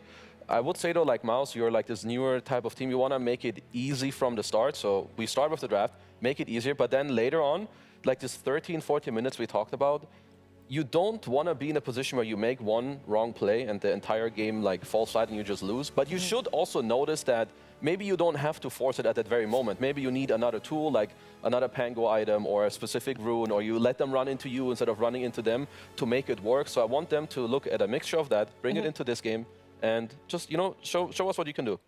Show us what you got. Well, we are showing you what they got right here as we are live with the draft for Game 2. Of course, this is a best of 3, and they both will continue on playing. It's just that the winner of this series will play someone that won a series as well today, and the loser of this series will play a loser of a series as well today. So we're in a Swiss format here. And we do have ourselves Aurora on the Radiant side this time around, MOUZ on the Dire T. And in terms of adjustments, we instantly see MOUZ respecting, like, no more Timbersaw. Lorinov not dying that's a problem. They removed their own Pango as well. But other than that, not many changes yet. I think the main thing, of course, is the pick order has been flipped now. So MOUZ will be first pick. And because of that, they are banning out some of these flex heroes, and they've opted not to really care about the Dragon Knights. But Timbersaw, Pangolier, Razor, all very incredibly strong heroes in the meta. We just saw Lorinov, like you just said, pop off on the Timbersaw, especially because that was a 23 pick Timbersaw as well. Like second to last hero in the entire draft. Yep. And yeah, that type of hero is incredibly strong. And I think for Aurora at least, a lot of respect towards the supports. Not a lot of teams can actually dictate the bans to go ban 4 supports against us. Like a lot of bans nowadays, it's just like all the strong flex cores, and then there's so many good supports that teams are able to showcase how good their support duo is. But this time, Aurora getting rid of 3.5 supports, because Kodo technically is more of a mid than a 4. Like both Disruptor and SC, of course, they're great heroes. I mean, we know about Kodo too, but I just like taking out Kodo and Io against teams that do play it. Like they just change the game in terms of how fast it can be played. So I like that. But MOUZ get their hands on their Primal Beast, which they have played a lot. I know that Force also plays a lot in their pubs. It was banned out in the previous game. So they just get their hands on some comfort, some good foundation. And Aurora, they don't really change too much. Just a simple, casual Bad Rider. Yeah, worked out fine in game number 1. Is able to be good against almost any carry as well for later on. BKB piercing disable. I feel like you can't really go wrong with Batrider. That being said, we talked about this, that it wasn't very successful in the most recent tournament. So we'll see how long Aurora can make this work. So far, so good, of course. Yeah, going to back to the Primal Beast real quick. It is one of MOUZ's top 5 heroes played since their inception with this new roster. So 72% win rate for them throughout online tournaments and qualifiers. Like, it is one of the kind of big statement heroes for this team. And often it does go to the offlane. There are times where they can maybe push it elsewhere, but 9 times out of 10, it is this offlaner that likes to go for the early kills at level 2, level 3. Once you get to 5+, you're somewhat independent, frees up the support to do what he wants, and heavily tempo-based. I mean, one of the carries I always think about when you see Primal Beast is you want a carry that can just sit there, and when Primal Beast charges at you, that you can just stand your ground or not die. You don't really get kicked out. So oftentimes you see some, I would say Morphling is one of the maybe prime examples against Primal. You just stand there, you can shift up, you don't really care about him too much. But I would say Aurora are getting basically the same heroes as the last game, getting their DK. You have the Batrider again. There's Hoodwink in the pool. Of course, that's something that MOUZ can also think about. Maybe they want it, because also on the flip side, it's good for them. You have break, casual damage. I feel like with Hoodwink, you can actually never go wrong. It's just a S-tier hero. What's your thoughts on the second phased, you have a single ban and they banned Clinks for Aurora? Yeah, they did a previous game as well, right? I can't remember if they did They did no, ban they did it. Not. They did not? I thought it was banned. No, they did. Yeah, okay, they did do it, but then they had 2 bans. They banned Clinks and Gyro. But for a single ban, the thought of 2 bans, it's a bit 50-50. But for a single ban, it's. I thought it's maybe if they wanted to pick Ench, but picking Ench into Primal doesn't really make sense. So the Clinks ban is more up in the air, I guess. I know that he plays a lot of tempo heroes too, some Gyro, some Clinkses. So I guess it's more take out some fast-pacing heroes with Primal. They've only played 1 Clinks game as a roster as MOUZ. Yeah, I know he's pubbed it a lot. I was going to say, there must be some pub knowledge, maybe scrim knowledge that the teams have. Do you want to know their win rate on that 1 competitive game MOUZ have got? You want to guess? It's either 100 or 0. It's 0. It's pretty good odds. Okay. Do you want to guess? I'm going with 0. I'm going with 0. Oh, yeah, you're both correct. I'll play Chiefs. Well, we're so good. The smarter play would, of course, have been for me to go for 100s to spread our odds, but we do have another 0% win rate on the Witch Doctor here this tournament, as we have it picked up again by MOUZ. Last time we had the Wombo combo potential with the Vacuum potentially coming there eventually with the later game. It never really looked good. This opening, though, for MOUZ, it does look good in the... Again, I'm trying to put this nicely. It looks good for the online level of Dota. It goes for kills. It's hungry. You from laning phase, if you get level 4 or 5 early on, you twin gate, get a kill, suddenly you're level 6. Witch Doctor plus Tiny, kills. Witch Doctor plus Primal, kills. Tiny plus Primal, kills. There's so many kill combos that it does really well. I think these type of heroes will fall off into much tankier scaling lineups, but the early game is a lot stronger this time around from MOUZ, just because of the amount of kill threat they have, especially if they tie it through with the active carry, the mid laner wants to also make moves, and I can see MOUZ doing a lot better in this game already because they have a much better foundation to play around. Where would you like to see the Tiny played? 4 position. Yeah? Yeah, I think it's most likely just going to be that role straight up. I guess it's just some tiny Primal Beast lane. Ooh. Okay, I do like the Bloodseeker. It's another way to... First of all, it's some double melee lane. Most likely, you're tanky, you can get through this. You're also very fast, you can outrun the Primal, you can rupture him. So overall, I kind of like the tempo that Aurora are currently showing us. I would assume that MOUZ are leaning towards a potential Gyrocopter. I think a carry that has high HP to tank through the initial burst, so some lasso into whatever. And you want a carry that stands their ground against Bloodseeker, naturally, as you don't want to move, you build Satanic. Could work. Yep. No, I like the Gyrocopter because Aurora, as much as they have tab push with the DK, it's a lot of kill, reset. Bloodseeker's always kind of chasing that item. And because of that, heroes that are a little bit greedier, like Gyrocopter, they will always get that one moment of hitting that timing. And they go for the Enigma, which pushes the Primal most likely to mid lane. And then Enigma going to be in the off lane. And that is obviously a response. I think that was one thing with the Bloodseeker pick. It's very good as a statement response to the Primal. If you can flex it, suddenly now you have better lanes. And you can see from 23 Savage's face there, he was like, I don't want to play into an Enigma, guys. Not really. And yeah. Can they shift it around? Can they put Bloodseeker on the offlane, DK mid, and then Sure. I mean, Maybe play something else in against an Enigma mid safe lane? we've seen Falcons do that logic of draft before, and it does feel as if Aurora has, copied the homework a little bit. Yeah, of they talked about it in the interview. We learn more from them every time. Exactly. So, and I look at these heroes and maybe exclude the Batrider crit, of course, does better, but this feels very Falcons-esque. And yeah.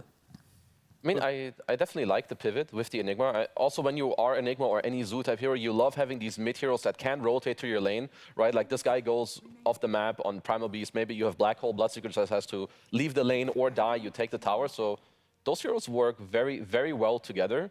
And now it's going to be kind of on Aurora later to see how they deal with it. Like maybe you even just put some Hoodwink there, you try to like combo your spells with Bloodseeker, Hoodwink, kill some Eidolons. Like maybe you just deal with it, maybe not. I would say if you're Aurora, it would be pretty nice if your carry pick makes it hard for the Bloodseeker to potentially go into the offlane.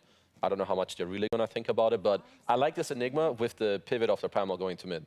Yeah, and looking at Force's previous games, at least the majority of them have been Blink into BKB. Then he goes back for the Greaves or the Aura. Some Enigma players, they like to go for the Aura first, push through the advantage of that early economy, get some tankiness and take the fight. But at least Force is showing us a bit more of a Black Hole focused style of Enigma. In this game, no major cancel. Maybe if the Black Rider gets some cast range neutral item with the Blink and a poorly positioned Black Hole could work in their favor. But yeah, again, not opposed to it. I would love to see if there's any flexibility, though, with the Bloodseeker. We've already mentioned the idea of moving it to offlane. MOUZ is already banning out some carries because they expect it as well. And I think that is going to be the real question here for Aurora. Can they flex it? What's the carry here for Own It? We've already mentioned Gyrocopter, which I still think is pretty good. Yeah, and still in this pool, as Luna and Sven are the two that Aurora removes. Yeah, other ones I'm thinking about are just too slow. Like, again, I think Void is too slow. I would say Morph is too slow. Both the heroes we already mentioned last game. I just don't see anything wrong with Gyro. Maybe there's something along, like a hero that does similar things to Gyro that they just like more. Again, I would also say when you're a newer team at these events, I would value comfort over anything else. Like, sure, breach out a little bit, but stick within what you feel comfortable and good about. Could they... I'm trying to think of the big owner heroes. Like, he likes to play... Oh, Lifesteal's banned second phase. Okay. All right, I was going to say Lifesteal could be cool, but they banned out themselves. Yeah, I feel like what I see him play a lot, or what he used to play a lot, is like some Alchemist. He likes that. I don't really see Alk like looking insane here. It's okay, but nothing like really fancy. Lifesteal's banned, so yeah. He's a Terrorblade enjoy, but that hero is somewhat redundant. Another hero that can stand ground, but there's so much burst. The thing is that MOUZ have got the nice lane with Enigma. If there isn't a carry that threatens the Enigma lane, you've got the aggression of the supports. Like, this feels like the type of game where MOUZ can pick that 1v9 type carry who can just farm AFK, because the front four heroes are kill hungry, can make moves, plus Aurora don't really progress the map that quickly to punish a misplay from MOUZ. Like, there's some fails available for MOUZ to operate within. I mean, it is also like, it's a tiny Enigma lane, which is, it is probably the best dual lane for Enigma, like in the entire game. It's not even that easy to straight up like go and counter about it. So yeah, Gyro does come out. Shouldn't be too much of a surprise for Aurora if we can see it too. So surely they must kind of knew that this was coming. Yeah, and the Morphling we mentioned at the very start of the game, obviously with the swap potential back on the radar, and therefore gets removed as well. We'll see though if indeed Aurora goes for that change. Because if you're a Bloodseeker and you're going up against Witch Doctor Gyro, are you going to be unhappy as well? I feel like you're unhappy. Yeah, I don't think that sounds like a incredible lane for you. So now it's more about the fact, do you just put the Bloodseeker carry, but you pick like backup for him? Because I don't think he's going to be the game winner. T, what you got? Can you go for like just a Brewmaster offlane? A little bit more fight chaotic for Aurora. You put the Bloodseeker to carry. It enables you to take a bit more of a control in the fights. And keep in mind, they played DK offlane last game, so it could be that there's just a different mid hero coming out for Loranov. Yeah, I love the idea. That's true as well. I mean, I love the idea that they have this flexibility. Yeah. They can go for the Brew, the Mars offlane. They can go for a big carry to push out waves against Enigma and not care about the laning. Like, there's so many options. It's on them to decide. And we would have probably never said Husker in any of these options. So it's going to be DK offlane. The Bloodseeker then goes to carry, and then they put a big middle finger up to the, the Primal Beast. Okay, Do you know how I said about Supreme often got the short straw on Alliance? Yes. Here you go. This poor guy got Pango into Timbersaw, and then he got Primal Beast into Husker. Oh no! And I think if your hero is going to be first phase picked, you kind of got to expect that anyway. Yeah, no. Sacrificial lamb. Yeah, he did take the draft L to give the Force, to give Force a W in the draft by giving him Enigma. He took a fat L in the draft. I prefer Aurora's draft, but I think MOUZ have, what can own a Huskar's game is the supports moving in the early game. They have potential. You have Witch Doctor, you have Tiny. Help a brother out. If Supreme doesn't get help, GG, guys. Like, right now, Immortal Faith, tell your boys, help my bro out, otherwise, see you later. This shows a lot on Supreme's character, because this is the type of lane where you either skip waves or level 3-4, you're already killing the side lanes, ignoring mid. That's the type of lane that I might see here. So I'm really excited to see what type of mid laner Supreme is. Can he emulate the likes of a Maureen or someone who in this matchup would make many moves that you just don't expect that early on? So yeah, a lot of pressure on Supreme. What I'm hearing though is MOUZ has a better shot this game than what they did previous. 100%. Yes. This is a much better draft than game 1. We love that. We love to see the adaptation and the growth. Let's see if they can turn that into a win as well and see if we go to a third game of the series, or potentially Aurora takes this one and gets a 2-0 for their first series. We're heading over to B-Cup and Lacoste to find out. Thank you very much. Coming over now to a Huskar draft, and the panel said MOUZ have a better chance, but if you had to formulate that into numbers, what would the difference from game 1 to game 2 be? Judging just by the numbers, if we remove the player names, the team names, I would say 40% in this one, and 60% for Falcons on the other side. Because this is legit a Falcons draft. 5 out of 5 heroes. Aurora, I mean, it's okay to copy a team that is pretty much winning every single tournament, that is, innovating stuff, that they're playing Dota that almost cannot be countered. So, yeah, I can't really blame them. They got the last pick, Huskar, 24 Huskar. They learned it from Husk Masters, so... not much you can do about it, but in this game, I think he's gonna be fine. You have the best hero pretty much in the whole game to skip the creep waves and not lane at all. Primal Beast, he hits level 3, he can easily creep skip, drag the creep wave, play behind enemy towers. So yeah, at least that's a good thing for them. But yeah, the other good thing is also Enigma plus Tiny.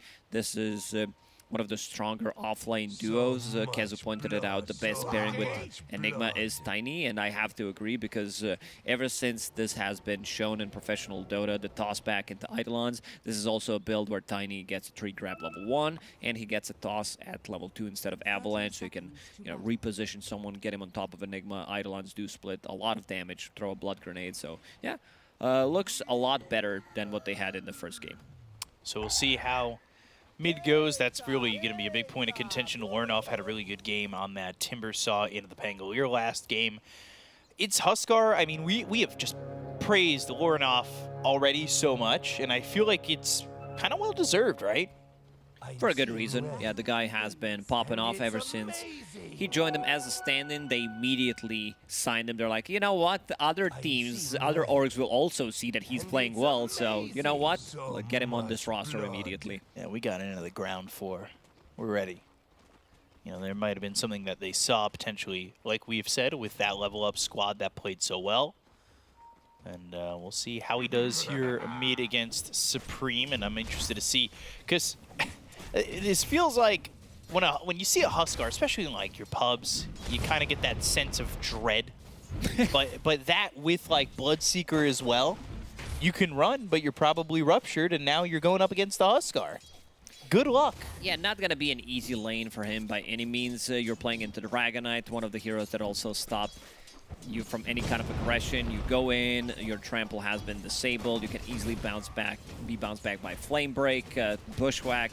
So not an easy game for Primal. This is also a type of a game where I would love him to see... I want to see Blade Mail into straight up BKB coming out from him. He's also one of the heroes that is not that affected by these levels in terms of rotation, so he can rotate level 4, level 5. If he can't lane, he can make other lanes much more difficult. So that's what I want to see coming out from Supreme, because, you're playing against Huskar, you're not going to be getting that much out of the lane anyway. Q, taking a lot of damage. Talking about the rotations that we can essentially see. I definitely, with the Primal Beast, use that onslaught, go up towards top. We've seen it a numerous amount of times. I know the one that always comes to my head We were casting together when Nothing to Say did it a bunch of times with that Primal Beast earlier last year.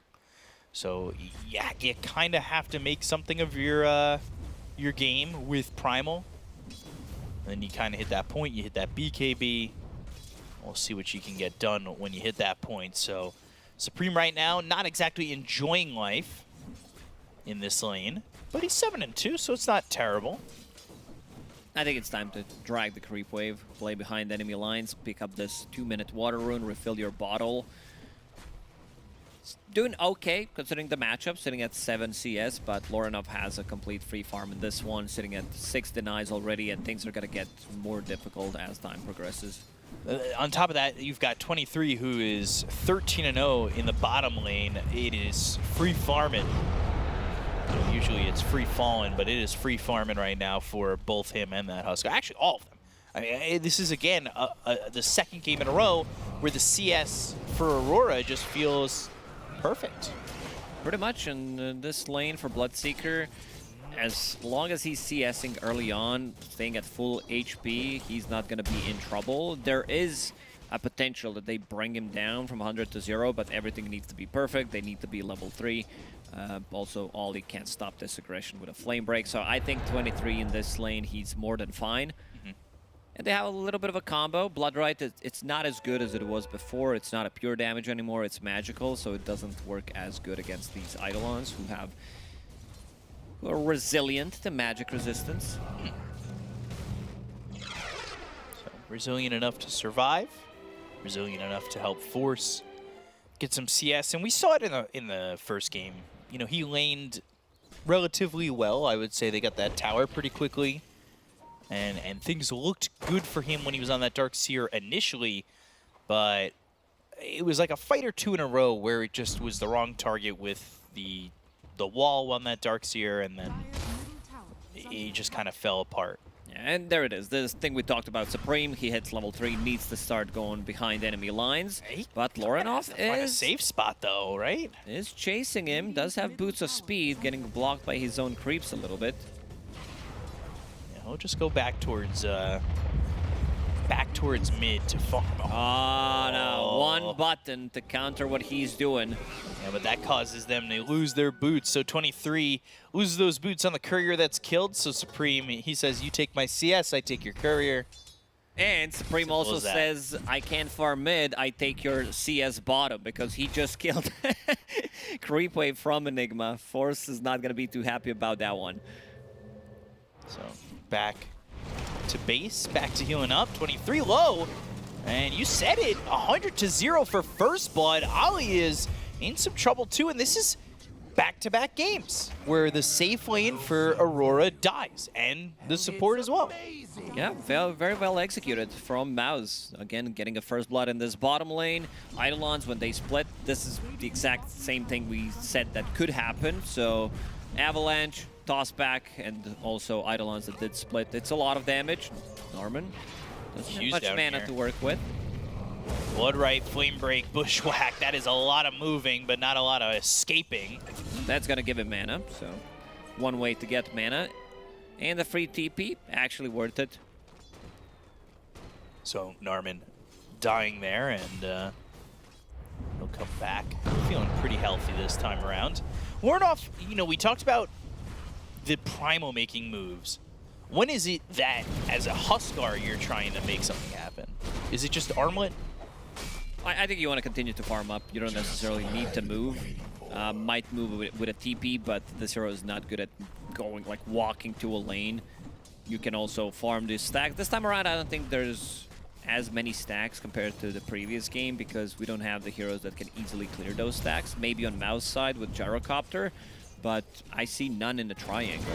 They've been pretty busy. 6-minute rune. Gonna be amplified damage.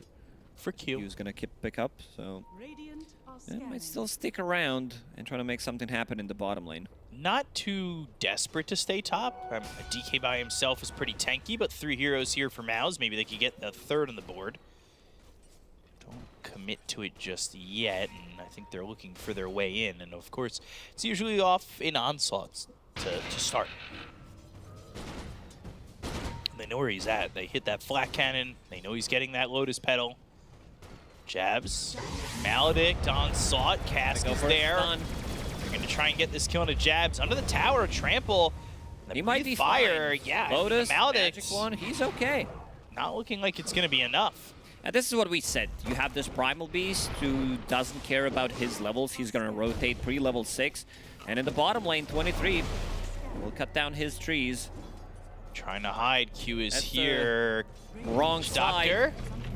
Blood right down, and that's going to silence him up. So 23 is able to walk away at least for now. And I don't think they have the speed to catch him and get a Man, cast what's out. going on with these inventories? Ever since we buffed Null Talisman, it looks so aesthetically ugly. Like what is that? What do you mean? Raid Band, and Null Tally, and then he had the Blades of Attack, Boots of Speed, couple of branches in his backpack. 7 minutes in. There's an item for each slot. There's the necklace piece, the headpiece, the boots. You have to fill every slot. Yeah, where's his bracer at? Yeah, well, there's 2 braces right there. There we go. And that's 1 for each arm. I mean, that's perfect. And then gloves over that.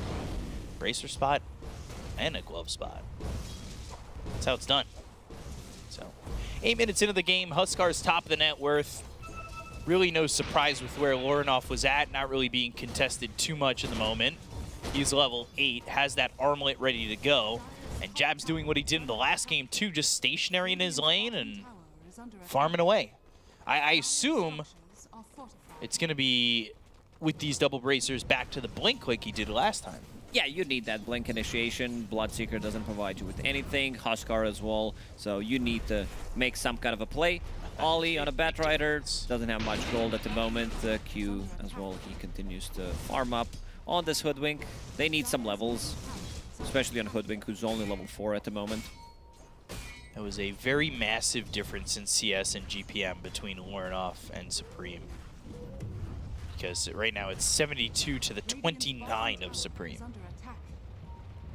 Yeah, it isn't great. But these Eidolons, again, will do exactly what they did in game number 1, where it was the Nether Blast of a Pugna with the Darkseer. 3, they found him. Yeah, Avalanche toss. 23. Yeah, he's very dead. So only gets the kill into 23, and how will Aurora respond? Vision there for MOUZ to know what's coming. Maledict.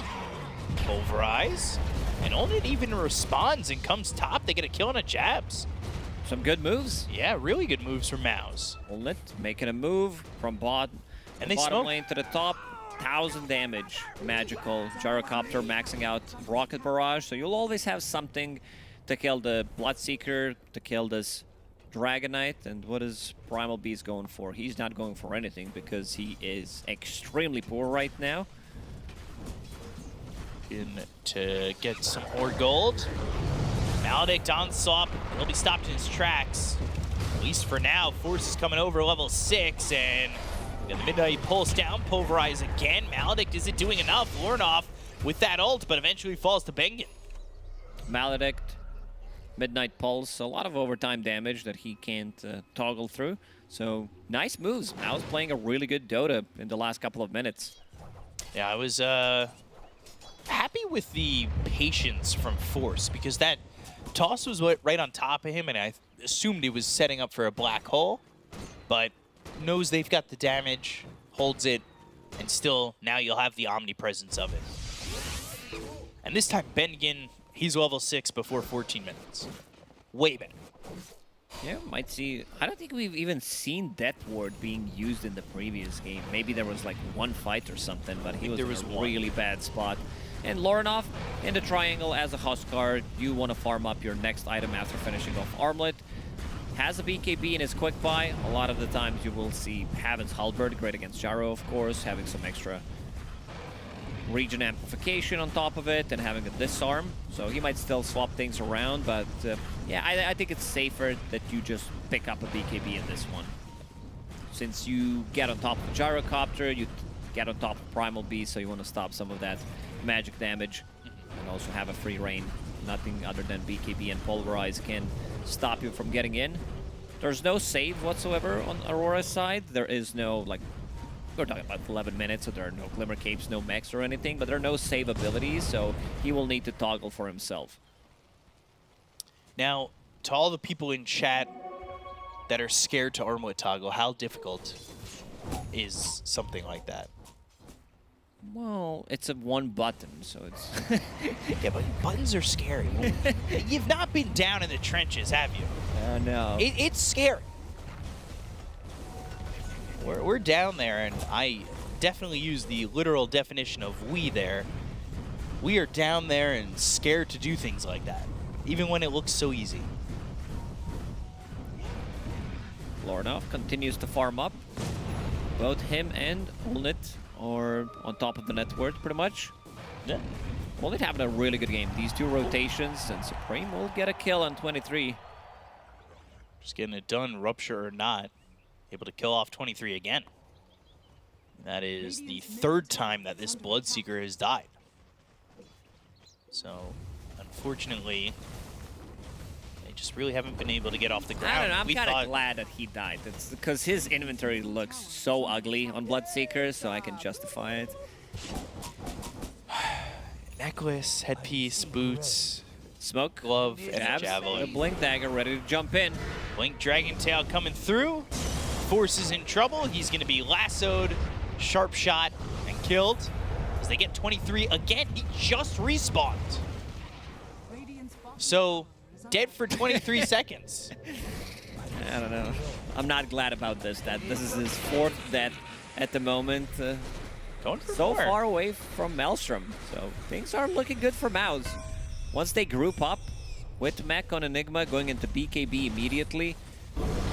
Olnit is playing with the team, buying all these small items, Falcon Blade, Crystallis, and then going into Aghanim Scepter. That's pretty standard stuff on Gyrocopter, but it gets him involved early on.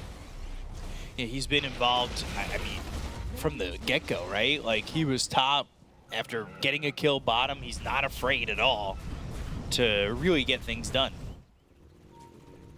So, quite the impact from this Gyro going into the Ags. Has that Falcon Blade Crystallis like you mentioned, and there's a stack to take. Couple stacks overall, call down, just to help out. And that's easy gold for Olnit. We talked about how this Primal Beast was struggling to get gold. Now it's really 23, who has nothing. Yeah, he's really poor.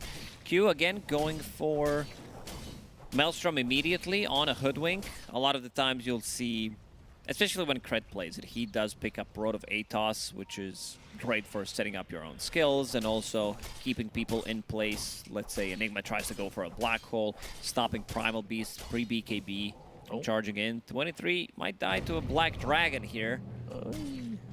Had to fall back in Bloodright. I thought he was about to rupture that dragon. I don't know if I'd go that far. Only level 8 compared to Olnit, who's level 12, about to finish off his Aghanim Scepter in 1,500 gold. He's not the carry. I think in this game he's going to be playing more like an off lane, but they do have two other heroes who can carry the game. You have Dragon Knight, you have Huskar, and soon Lornov about to finish off his BKB. I think that's going to be the timing where you want to threaten Roshan on Dire's side. Yeah, so maybe Smoke, get a kill, Roche, go.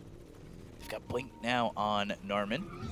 So he's ready to make that jump and go, and Ollie might be the target.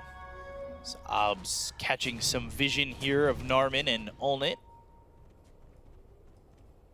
As they're placing their own vision down, and they have Huskar moving over, so Lornov, he'll be in the vicinity, but they've smoked, they Death Ward, we've seen it with the Maledict, 23. He's taking a lot of damage here, and now Narman, he's in some trouble. Call downs used, jabs blinking in, goes to the Dragon Tail. Bangin actually gets the kill on a 23. They've got the last zone on Olnit.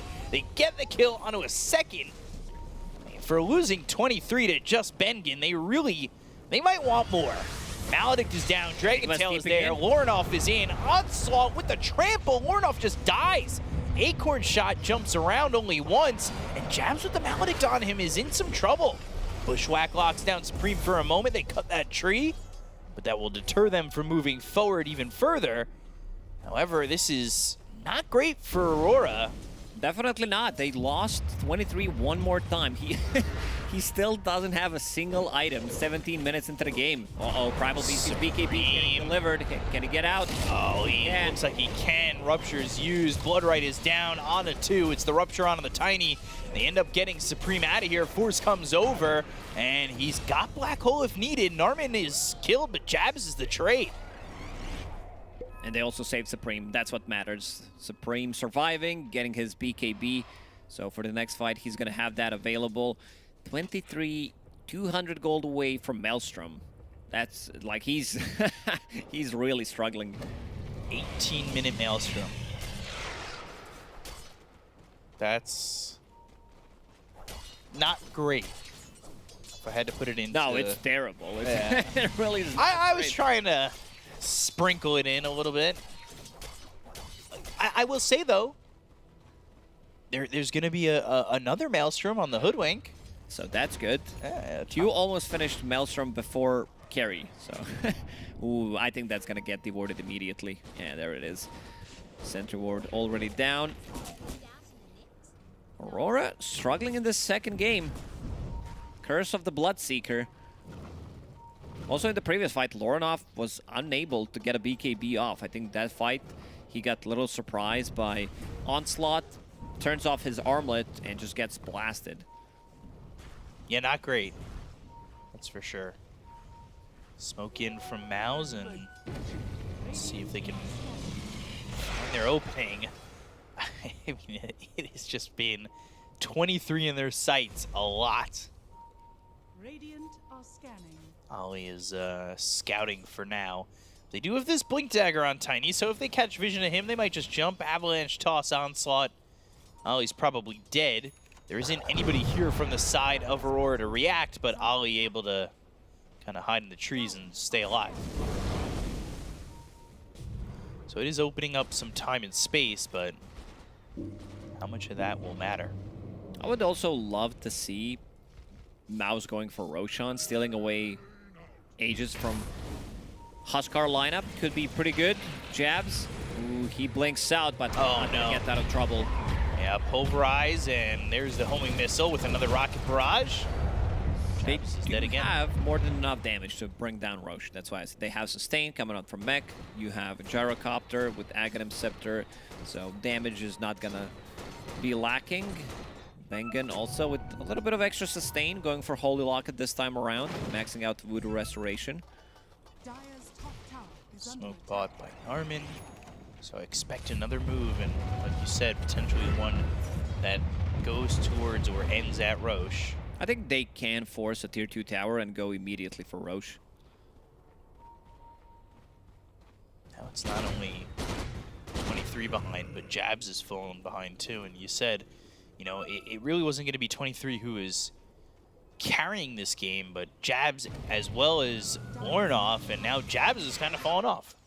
Radiant's bottom They didn't tower take any is good under fights in attack. the last 5 or so minutes. It's gonna be Smoke. BKB, 9-second BKB, still ready on Lorinov. This could be the timing, but it could be a bait. Supreme farming just on the edge of this smoke. Ollie as well looking for an opportunity. Blink Avalanche as well as the toss. That's going to be out of the Bloodseeker. 23 is going to be in a lot of trouble. They'll get the kill on Armin, but there might be a trade. It will be. That's 23 who ends up dead. Sharpshooter lands out of the Enigma. They're chasing with the Midnight Pulse down. The cooldown's used. Lorinov on the run. He will get to the low ground with the homing missile chasing Jabs, and so is the rest of the side of MOUZ. They were looking at maybe going into Lorinov. 23, he can't catch a break. No. This is 6th death in the game. 0, 6, and 2 on your carry. Things are looking really rough right now. We haven't seen Enigma using a black hole. He also does have 9-second BKB, but Force has been very patient. I feel like it comes down to MOUZ having a much stronger lineup this time around. They have a good front line. You have Primal Beast, you have Tiny, Gyrocopter who can stand the ground and soak up a lot of damage, set things up for a potential black hole. We haven't seen it yet, but every time it feels like it's about to be used, Aurora kind of trying to find the Bad Rider's gonna get this one. It's just the way it is. Lorinov almost dies, and okay, that's a bit of a better one. Having a boomerang Is under attack. for all the boomers out there. Not just a boomerang, but a hunter's boomerang. Hunting in the night. Or really the daytime right now, but what can you do? Force looking for an opportunity to jump in. He's going for the Blink Dagger next. So that's really been the hesitation, I would say, with the Enigma. Trying to get a black hole. It's all about walking positioning when you don't have that blink.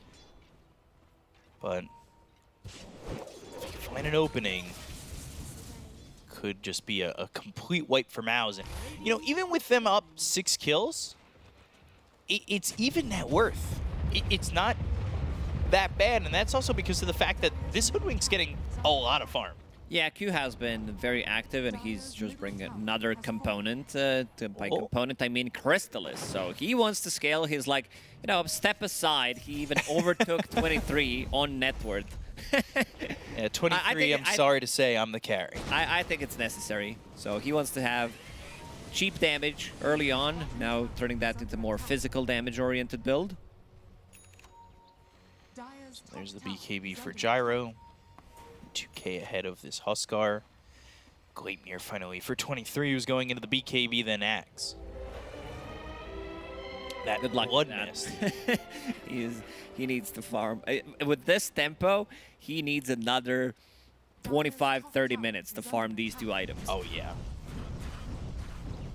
MOUZ a little bit slow in taking a Roche. I don't think Aurora would contest it anyway.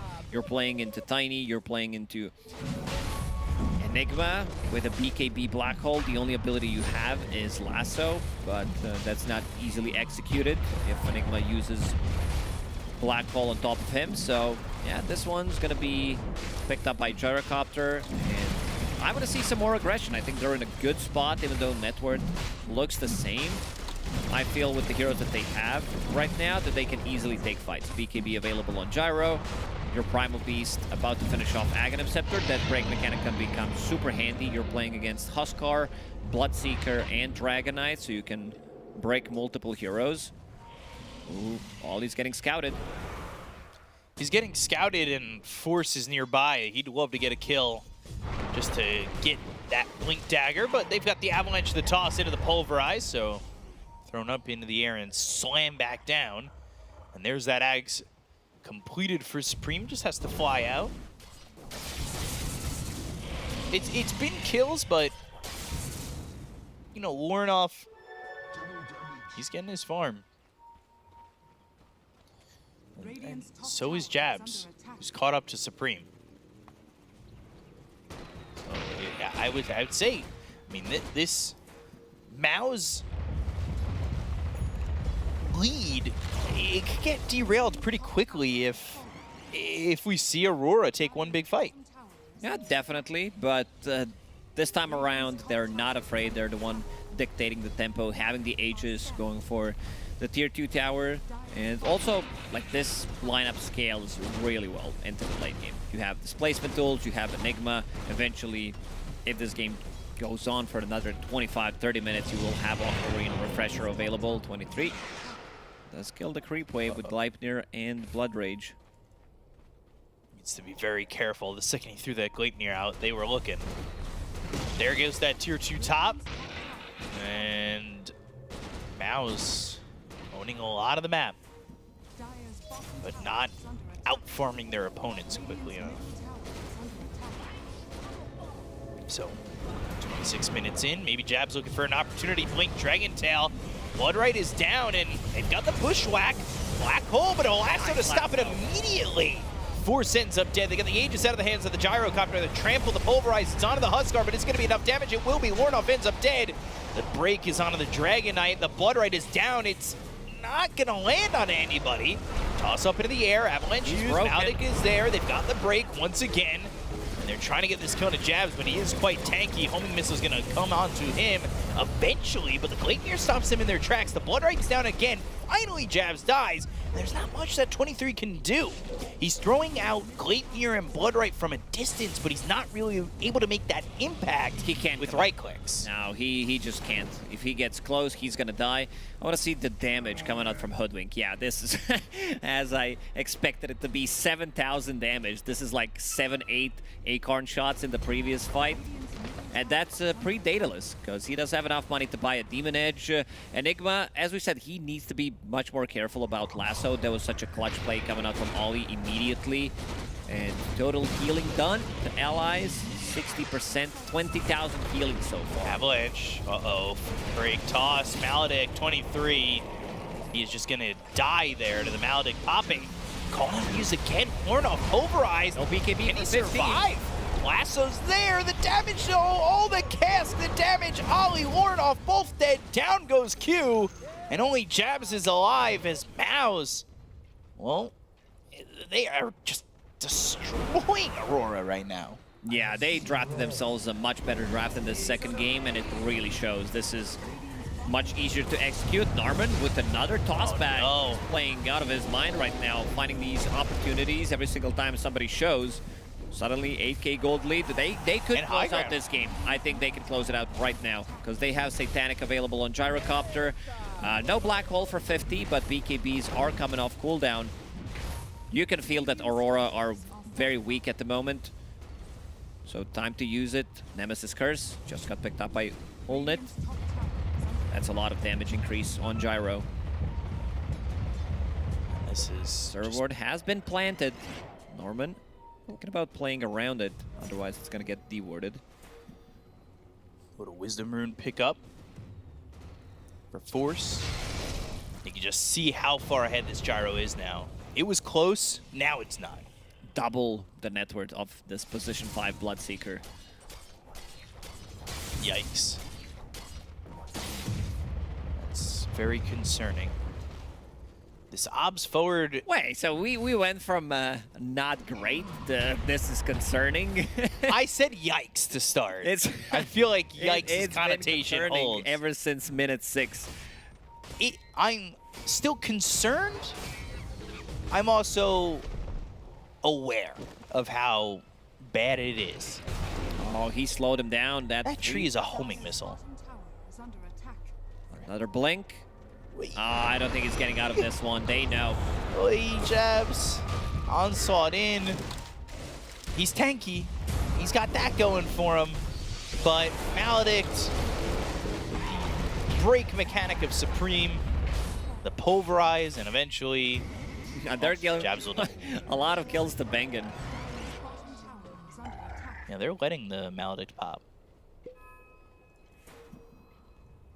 So, 8,000 net worth lead, 6-0-10.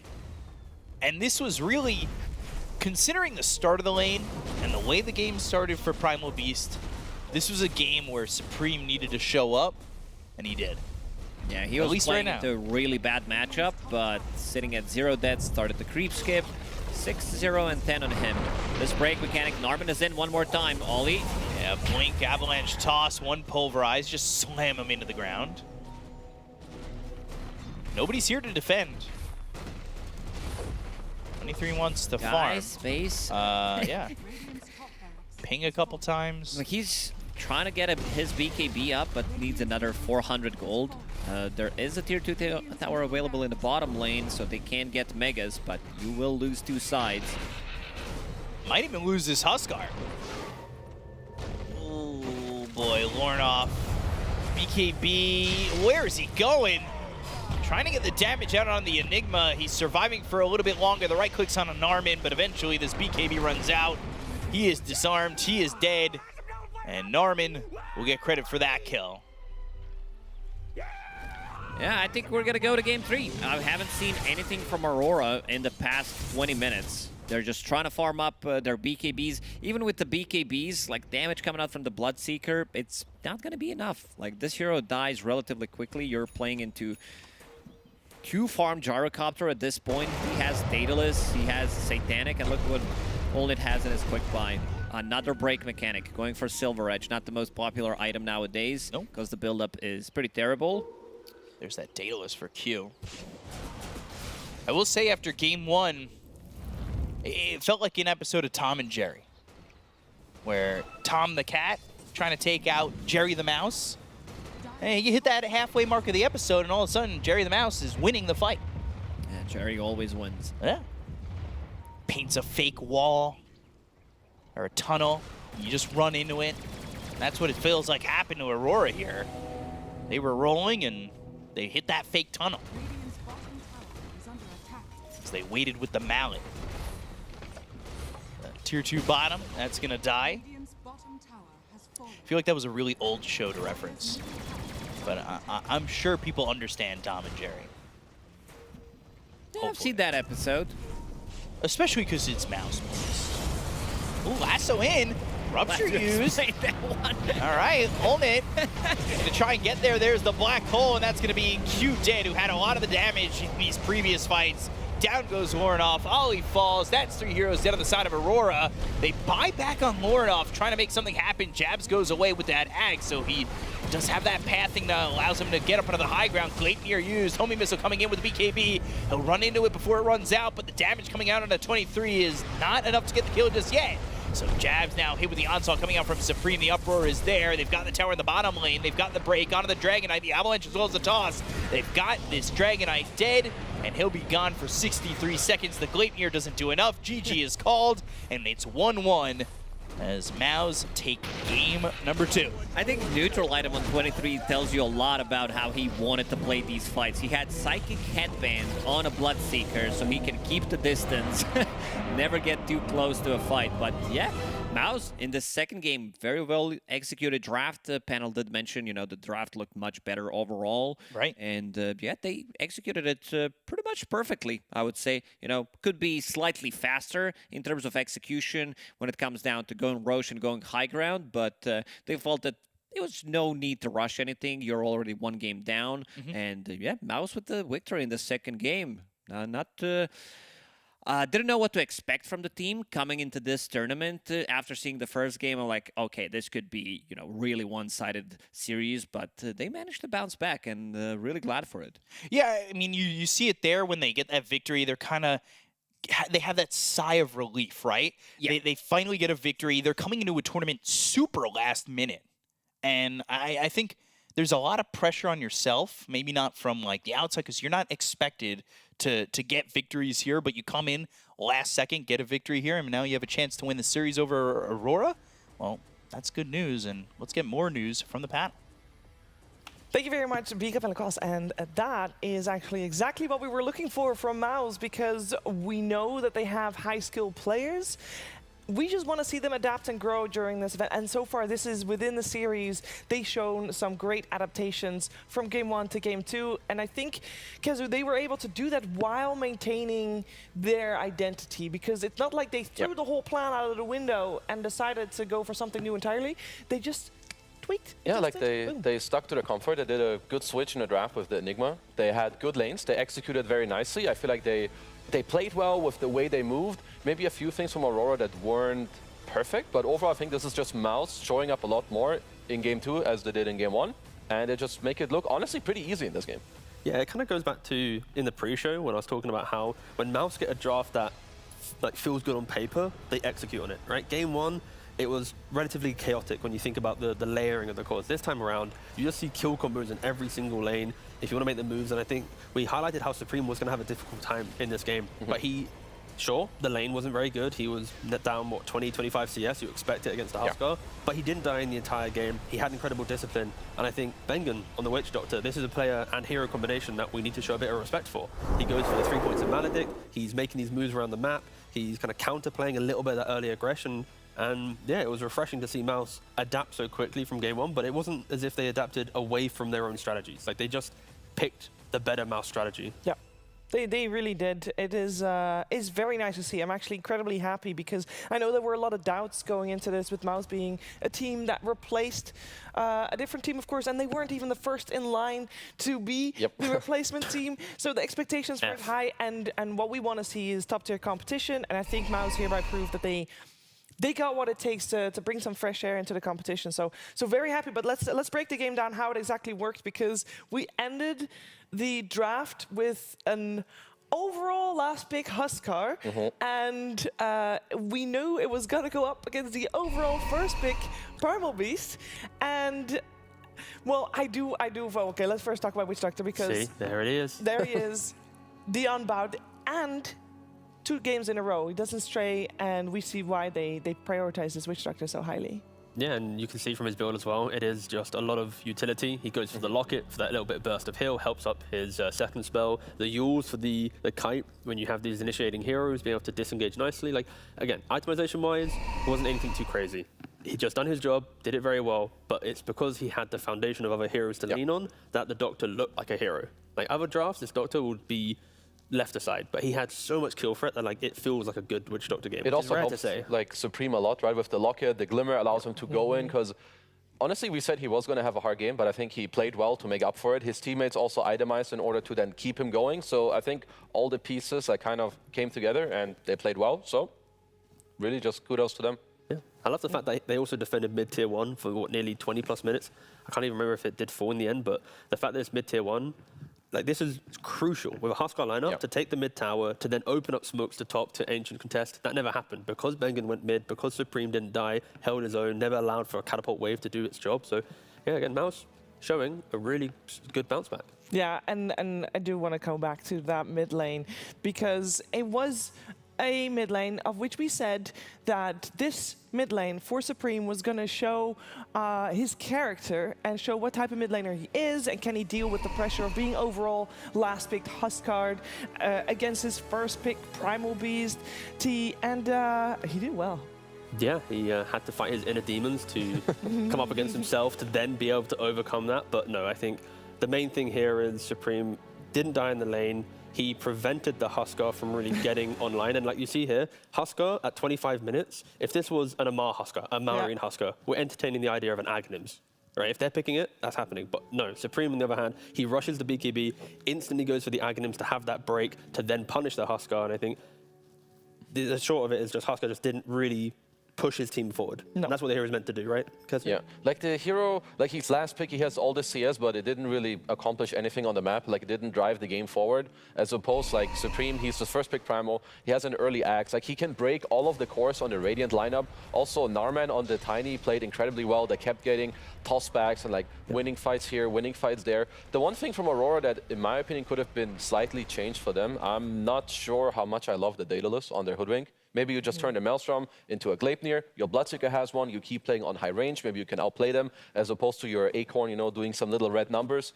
Maybe something small, but overall, MOUZ just played very well. Yeah, and it was also a stark difference seeing Lorenov's Huskar there versus his Timbersaw from game 1.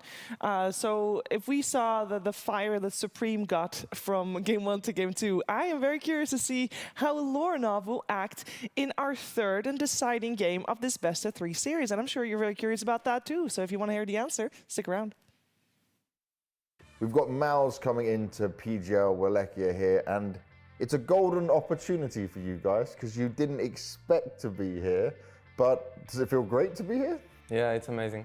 We got here by the fluke, but we are hoping to show that we deserve to be here. You were also playing in the European Pro League, which you gave up your playoff spot you had there. Now, for sure, this is a bigger event, I guess more important for you guys to come to here, but do you feel like right now this is something where you have a chance to show the best level of MOUZ against top teams? Yeah, for sure. We will try to prove that we deserve to be here. And the EPL, yeah, we were not, like, we have a philosophy of like playing everything for the practice, but we were not able to finish it, so we needed to forfeit the matches. What is the mentality like for you guys? I guess we kind of go with like no expectation, or the only expectation is to like show what we know, what we learn in the practice, what we learned before, like about the concepts and stuff. Do you have any pressure, do you feel, when you come to an event like this, or does it still feel like normal, like any other event? I mean, for me, it's like a first big LAN, so there is definitely like something new, some kind of pressure, but I'm enjoying it so far. Everything is great. And does it change anything for you with that pressure? Because you're on trial, does it feel like, okay, I really need to do well here? I'm not really trying to think about it that much. I already like feel like part of the team, right? I have been with the boys for like almost 3 months already. We are grinding, so I don't really like think about it that way. Okay, that's good then. So you feel at home? Yeah. Nice. That's a positive because it's also interesting with your team. You have 3 players that play together, then 2 players on trial, right, trying to work their way in. Do you feel like you are quite together? You're meshing well? Yeah, for sure. I think we have a good chemistry, like good vibes. It's nice. Okay. And do you think that maybe some other teams might underestimate you here? Yeah, for sure. I think it's possible. We are definitely going in like underdogs, right? Because we didn't even qualify. So I think for sure. And do you think that can be a benefit to you? You think that's something you can use to your advantage? Yeah, possibly. Do you feel like so many top teams here that you guys feel like you could be like an upset team, that you can catch them off guard or play something that they maybe don't expect or play in a different way to what you would feel? Yeah, I think it's definitely possible that I think we are definitely capable of like beating them if we are like on a good day or if we just manage to play what we learn. I think we are definitely capable of beating like most of the teams or any team here. And to do that, right, there's obviously, we look at teams, they have strengths and weaknesses. What do you feel like is the thing MOUZ are missing right now as a team? Consistency, I guess. Okay. We are trying to work on that mostly, just to be consistent what we know. Is there any other teams you look at or that you're told to learn from or look at the style, anything like that? I guess it would be Falcons, since they are winning the most, they are just the best. So you always want to learn from the best, what you can use as well. And try and pull that into your game, Yeah. right? Try and do that. And for you personally, you said obviously first big event for you. Do you feel any sort of nerves? A bit, because it's like something new. Everything is new, but I'm like looking forward to just playing the Dota. That's what it's about, playing the Dota and hopefully enjoying the Dota and hopefully getting some wins. Well, Xtreme, thank you very much for your time. Thank you also. Good luck going into the tournament. Make the most of this opportunity ahead of you. Thank you.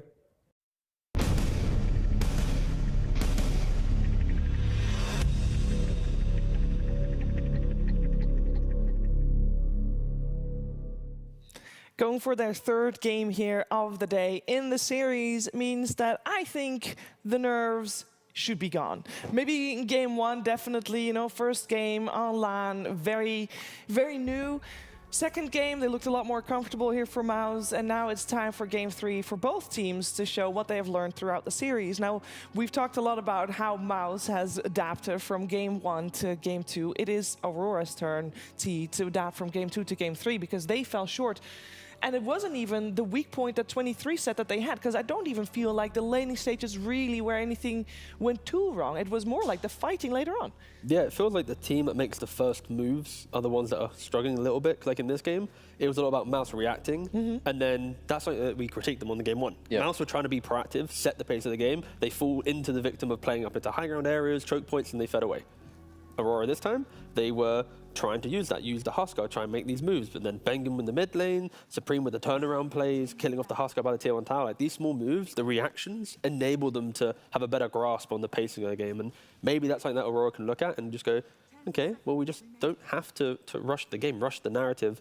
Of course, teams like Falcons, that both of these teams have clearly stated in their interviews, are watching, they like to dictate everything.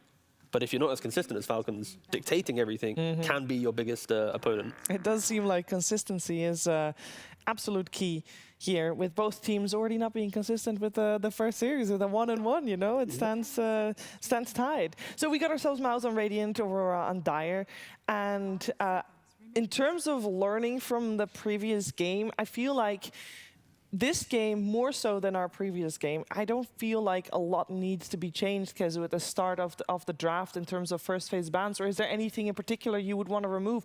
Because I did think Supreme's Primal was very strong. Yeah, I do. Yeah, so we see it here. I like that Aurora did take it out. I feel like it was like a big building block actually of this last game was just this Primal, like the fact that they can first pick it, they flexed it later, it gave them like Bloodseeker, yeah, like it gave them like a big draft win overall. So now it goes back to like, okay, so after game 1 you adapted, you had the Primal Beast. What is like what's your, you know, what like the backup for the Primal? How do you build your new strategy, your first pick on MOUZ? What do you go for to like build over? Because this Primal in the last game just created so many problems. So I like the switch up from Aurora. I would say this is the one switch up that needed to happen from these teams in the draft.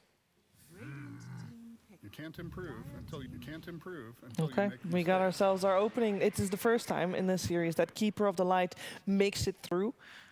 This is obviously due to the Primal Beast getting banned now instead. And the reason why Keeper of the Light was banned out in the previous 2 games is also Supreme. Am I right, Kazu? Yeah, he's been playing this a lot. Like, he hit 13K. I saw his screenshot. He played like 8 games of Caudal. They were all wins. So he's doing very well in this hero. This hero just tempos up the game. Some teams can flex it, but it seems like it just always ends up on the mid lane anyway. So as long as you have your draft where you have good side lanes, you can go there, you rush Vessel, Travels, you usually have a good game. So it's on Aurora to... You need either heroes that jump him, like some Storms, maybe some Kunkas as well, some X-Marks. This hero needs to be addressed or he blows the game open. The thing with Caudal, which is relatively annoying, is Vessel is pretty much a dead item because of how easy it is to get to the spells, right? Like BKBs, Mantas, when you get to 25 minutes, his item falls off. But with mid Caudal, rushing it, you get it, what, by minute 10, potentially? Sometimes quicker, maybe a little bit later. And that gives you a 10-minute window to use your high move speed, use the Solar Bind, to then amp up the Vessel, crush these lanes. And Caudal, he hits level 6, he's TP into a side lane. He's honestly more active than the Spirit heroes these days. And that set of pacing, I think, is what we need to see more from MOUZ. I think the fact that in Game 2, we just saw raw aggression, skirmish, pick-off, like it felt like a... Again, it sounds like I'm insulting them. I promise I'm not. It's like an advanced pub lineup, where it's like, if I'm playing a pub, I want their lineup. Because like, even if we make 20 mistakes, we still have so much kill threat that I can play out the game. And I want to see that. And at least in day 1, give them that just raw aggression, go for the kills, play on your individual skill. Once you get into the rhythm of the tournament, then showcase us the complexities of your Game 1 drafts, which you failed with today, but in the future, you might be able to put it off. And Caudal, of course, is a great foundation to do that.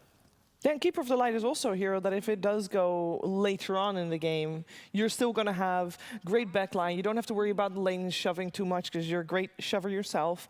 You have the sustain also from the heals coming out. Potentially a nice Will-O-Wisp. Cast range on the Hex as well, the Will-O-Wisp that you mentioned. Like, yeah, it is an incredibly good hero, but the counters to it are still available, right? Like, you've got the Kunkka with the X mark to prevent him from running away. Any of these repositioning heroes or containment heroes threaten the hero, because Caudal relies so on high move speed, and that's why Aurora already picked the Centaur, for example. If he wants to run in or run away, you Stampede, you can at least mirror the movement of this Caudal. Yep. I mean, Centaur is just very, very solid. I don't know if this would have been the hero that I go for straight up, but it's overall just solid. It's good. It doesn't just help you, everyone else, right? With the Stampede, you can get in. It's honestly also fairly easy to draft around. I'm more so looking at MOUZ, like, you're going to see this early Centaur. You know that he's abusable in the lane. Any strong foundation you can put on your side lanes to help your Caudal move there, because that's kind of like how the hero gets unlocked after the laning stage. He goes bottom, he goes top, gets some kills here. He gets, like, he's super happy, tempos up the game. That's what I'm looking for from us. Like, you build on top of this early Caudal pick with more tempo to make sure you keep enabling him. Yeah, I think the main thing you have to respect with Centaur as well is it fell off a little bit in popularity because you are a laning dominator through your existence, the hoof stomp, the double edge, the pressure you apply to a carry, but you don't just break from your lane and start running to mid, ganking top, twin gating. You just AFK farm up into the point where you have either straight blink dagger or blade mail, blink, shroud, so you just exist. And that's why I think you need to always enable it through the aggressive four, and they instantly go for a Willow. This feels like a very, like, they're not hiding anything here. It's just we have a really strong off-lane duo of the Centaur Willow, where Centaur will exist, pressure, Willow will kill, and then rotate away. And just a casual Tiny, looked good last game. It's good for the Caudal. I think it's pretty nice also against the Willow, the Centaur, nothing really wrong. Just overall good hero. Nam and Tiny. Yeah, we're gonna see banging on something else as the Witch Doctor did get taken out. Oh, I love to see this actually. Like, the fact that you're a 5-player with a slight, with a unique hero pool. Let's not even try and sugarcoat it. Like, you are one of the only Witch Doctor players in the world at the moment wanting to play it, and then you play a Doctor 2 games in a row, and then you're most likely going to pick up a Venomancer in the game 3. Like, you're toxic. Just like, he doesn't want to leave. No, that's it. He's been conditioned by GOG to never leave lane on 5. Therefore, he picks only hyper-aggressive laning 5s that enable the carry. Fun for yourself. Exactly. GOG is the reason. No, I'm joking. No, fuck that. What I do think it is very powerful to have one of, like, it's not a first pick material, obviously Witch Doctor, but in the second phase bans coming out from Aurora, they only get one. You know? Yeah, they slapped it on the Witch Doctor. The Doctor. Yeah, that is high value real estate on that one ban on a Witch Doctor. So it is really cool to see. We'll see if obviously if Bengen can have the same impact on a Venomancer. A little bit less strong on the old disables there, but I guess Tiny does cover for that. Don't you just pick Kunkka and a 5 position here for Aurora? You then have the Kunkka to deal with the Kotal that we mentioned already, the Rum buff to deal with the Venomancer toxicity, and well, this is, if you rewound drafts before the pacing that we've seen, like this is what used to be just one of the stronger drafts, right? Like you have two very hyper-aggressive supports in team fights, protected by the Centaur, and again, if you throw a Kunkka into the mix, again, like I mentioned, like their team fight is exceptional. Like MOUZ is only about pacing if they see this type of lineup. I always like the Phoenix Centaur together because Centaur really helps like your team get in there. You have an egg and suddenly there's no way you're fighting into this egg. Like when he dives in eggs, you have a stampede, everyone else just comes as well. If you stand your ground, you're dying. If you have to run a weed, you're probably, if you run away from the egg, you're gonna get caught up by the stampede, which is pretty hard to deal with for MOUZ. So they might have to look at a way to make sure that they can also start the fight like very nicely, which means you can't just rely on your Tiny to do it. So that might be the follow-up pick for MOUZ. Whereas for Aurora, I'm leaning either towards maybe the Kunkka we mentioned, or maybe like some jumping hero, like a Storm with some Bedlam. You just, fly around, you're pretty chill. Puck fits. Okay. We talked about Puck a little bit at the start because there was a little bit of an overlapping hero pool between Supreme and Lorinov. And for Lorinov, Puck is his most played hero. How does he do against Keeper of the Light? You have containment, right, with your coil. So that movement that we were mentioning is going to be annoying. You can push waves equally. I think because of the Vessel build and Kotal not going for Orchid, Puck will feel quite nice. But my one concern I see with Aurora's lineup is it looks good on paper, but if they leave laning phase equal or behind, they don't really do a lot of damage, right? It's like I call egg, I might kill a guy. I might root you, but there's not that explosive. It's a lot of containment, a lot of just existence, and that's where an Alk pick now, Radiant's BKB timing, you can tank all that for your team and then push the fight even further forward. And that lane is also going to be very potent. An Alk with Concoction, with the Gale, the Poison Sting, and the Venomancer, what used to be a Centaur Willow winning most of these lane matchups and being a very default pick, could easily struggle here. No, this Alk pick is S tier. I love the lane with Veno. Even in teamfights, you have some random acid spray. There's Caudal heals running around. There's some Plague wards that are on you. He builds BKB. He kills the egg. He lanes super well with the Veno. You have minus armor against Centaur, which is the biggest weakness of him too. I really love this Alchemist pick. I think it's actually incredible. And I feel like as a Phoenix, your egg is going to be... you better make sure you get your spirits off on the right people because your egg is not going to live very long otherwise. There's a lot of people that actually can hit the egg when you go for it. Yeah, Alk will straight up solo it. Yeah. Ult, BKB, this egg is dead every time. So let's see. You have MOUZ. They're going to have to pick out of phase, which will be most likely Force's hero that they have to look at. Yeah, we got Enigma and Darkseer already removed, 2 of his signatures. You could... at this point, it's always... We keep saying it just because we've been conditioned from previous tournaments, but the MOUZ, the Brewmaster, I have ultimate, this is our fight. They already have the tempo from the Kotal in the level 6 part of the laning phase. You've got the Alchemist for the 15, 16 minute, I can buy Blink and force the fights. The laning phase setup of Tiny Venom, everything looks really good on paper. The offlaner just needs to go, you know what, I'll buy a Blink or one active item and I'll join you. And if that's the logic, then there's just such a nice overlap of all the cores, and it can threaten. I think that's why they're banning out the Voices Void MOUZ to prevent Aurora, because if MOUZ makes some mistakes, then of course this lineup is going to be a beast. 35, 40 minutes. This draft is insane, but to get there, that's where MOUZ need to really exploit. I like if you go for continue with the containment strat, which obviously Aurora has gone for, something that MOUZ likes. I like the Mars that you're saying, because it also makes sure that Centaur, his Stampede can't be used to run away. Basically, you lock them in place. Could be good. We're looking also for a hero for 23 on the side of Aurora, and that is what MOUZ is thinking about at the moment in terms of carries. Maybe anyone in particular that is still coming to mind that you want to... With most of these melee heroes, I'd be looking at a potential Lifestealer ban, maybe, for Aurora. I would say, you don't care so much about the Vessel. You can always rage it off. You don't care about Veno so much. You can one-on-one fight later into Alchemist. What are they going to go for? What? The Veno Viper lane. No, the tiny. Sorry, Viper tiny lane. Viper lane. That's You just want to go. You want to go real toxic there. I was looking forward to it. But the fact that you have the Viper and the Venom in the same game, I feel like this is Yeah. It should be getting some achievement somewhere. Yeah. Win a game with Venom and Viper in your team. Oh, God. Is there a way that they can? Because now when I see blind Viper, I'm looking for a carry that slows down this hero's tempo. If Viper has a free lane, Caudle will have a good mid lane, and there's an Alchemist. Like you're gonna have a rough time. Like I'm looking at some for the Weavers game, maybe. I was gonna say for the game, Morphing's very good. Into Alch, you don't really die. You have Manta for the Orchid build. You can kill the Viper, but it's a little bit high risk. No, but it's still they go that for lifestealer that you mentioned. Yeah. I mean, I like it for the game. I do feel like the You can't improve lane is until you very make good mistakes. for MOUZ.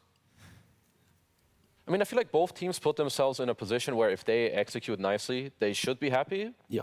But personally, I'm very much vibing with the MOUZ draft, personally. I would love to be Alchemist in this game, or any of the 3 cores. Feel like if we lane well, we get our items, we play well, it's kind of on us to win or lose a game. I mean, it shifted to what we were saying, right? We liked seeing MOUZ be aggressive. They've gone for Vipers and Venos and Tinies and Cottles, like everything that wants to be explosive. And we said that we liked when Aurora was reactionary, not trying to set pace. They've got Phoenix, Willow, Pucks, Lifestealer who can stay in front of a tower. Like, they've kind of gravitated towards the styles that we praised them throughout their game wins. And it, like as we were mentioning, it really is going to be on, will they utilize the ALK timings to break down? Will they eventually fall into the issue of Lifestealer jumping inside Centaur, blowing up an ALK, and what happens now? So yeah, I'm excited. This is pretty even. Is this the most even draft of the series so far? Because obviously we're looking for adaptation from both squads, and it does feel like they've evolved. Yeah. No, this game is just going to be super exciting to see if MOUZ can just be so aggressive. And there's maybe that kind of overarching kind of awkwardness. Like, if you make 3-4 mistakes in this game, Aurora will just showcase why they are one of the best teams in SCA. Like, that's the hype of this game. It's like, I don't know. I'm happy that we got to this type of draft in Game 3. It's not just a simple, this team should easy win. It's like, there are so many points at which either team can do it. Well, I hope that with that aggressiveness, our commentary team is prepared, because we do need a little bit more kills in the early game, don't we, B-Cup and Lacoste? We definitely do. It's been like 3 or 4 in the first 20 minutes of both games, but I'm ready for some kills, and I got a question for you. Game 1, MOUZ, you gave 20%. Game 2, you gave 40%. Where We'll we give them at? 45 in this one. I think they are upgrading a draft with each game. Unlucky, this is not a BO5, so this draft needs to be on point. Also, this is one of the few times, I don't remember last time I've seen Venomancer and Viper in the same game. You also have Keeper of the Light, you have Tiny, so this is the type of a draft that comes online super quickly. You have some tower damage, you have sustain from Keeper of the Light. During ESL 1 Birmingham, Keeper of the Light was one of the heroes that looked extremely good with each game played, especially when BetBoom, when they were playing it, GPK, he popped off multiple times. You get into that Spirit Vessel, 7-8 minutes, depending how much farm you get. Also want to see if they're going to be blocking the big camps for Coddle, because you just, like Coddle on Radiant's side, feels much better because your big camp is closer, and it seems like they know. They might try to get a kill from it if Aurora decides to go in and try to block the camp. So they both have obs down, get a little bit of information. Now, you said you don't really see Viper Veno. I know I love being that guy, but in my pubs, I like 6 of the last 10 games I've played Viper, Veno in my lane. I know it's not going to be that here, but I love the toxic combo. It feels like a tag team duo straight out of the WWF. Yeah, it's not very common. Panel did discuss this Lifestealer pick. It's a good Lifestealer game. He comes online quickly, builds into Radiance, builds into Manta style. I think this is Manta style type of a game when you play into Venom Viper, Spirit Vessel, so you don't necessarily need to use Rage combined to, like, you know, compared to some old build with SNY. I think Manta style, a lot of value that you get from the item. What about this matchup here mid? Because we've seen the Timber Pango, where it felt like Supreme wasn't really favored. Then it felt like the last game, Supreme wasn't supposed to get a lot out of the lane, and he really didn't. He made his own game by rotating and doing as much as he could to get said farm. But now, Kato Puck, once you get what's level the matchup? 2, you put a point in phase shift, and you're going to be dodging those Illuminate blasts, so Puck is going to be okay. Like you play against Coddle, you need a hero to be able to get on top of him, so you have Centaur, whole team can get on top of him. Jabs and bottom in a little bit of trouble here. Bengen, can he get out? Fairy Fire available. into the Shadow Realm. Juke avoiding each other, and actually the strike goes out on the Ulnit. But that's fine. Just a little bit of damage done there to the Alchemist. And, you know, something I want to speak of is also that Lornoff puck, because we've spoken about it multiple times without seeing him on it already in this series, and it's something that, you know, to throw it back to something we've said and reiterated a couple times, you know, seeing him on level up with this hero was really what brought my eye and attention to him.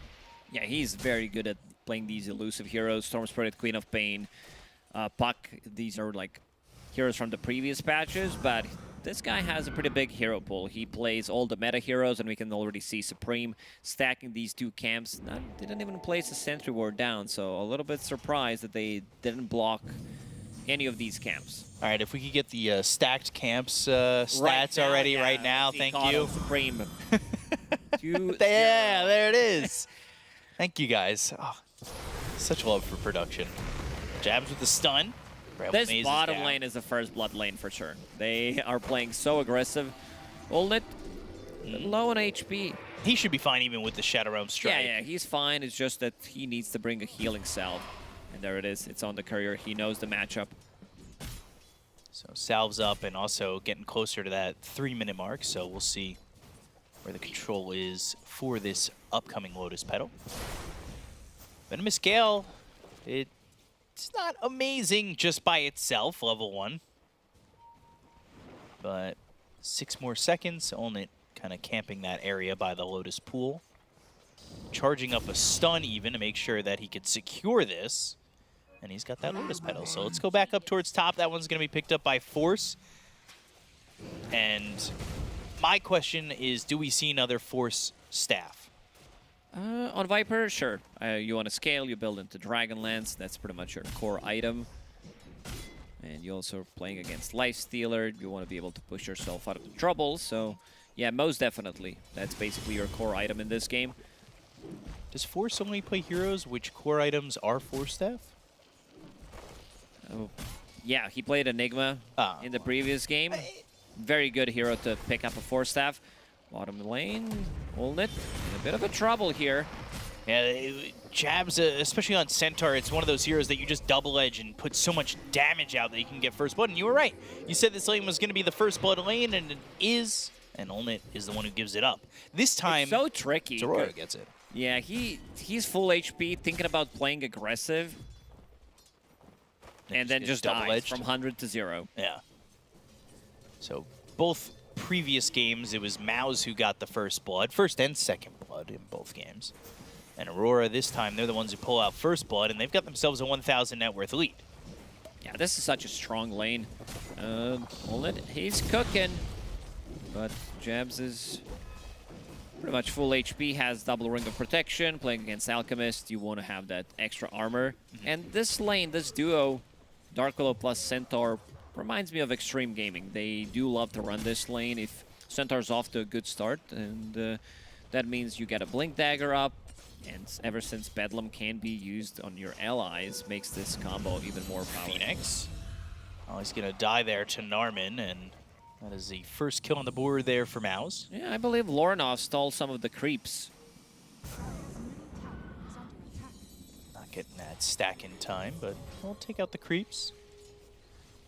It was talked about on the panel, this combination's pretty strong. Avalanche toss, back out of the Viper, output that right-click damage. If you were, you know, without Icarus Dive especially, you just kind of die.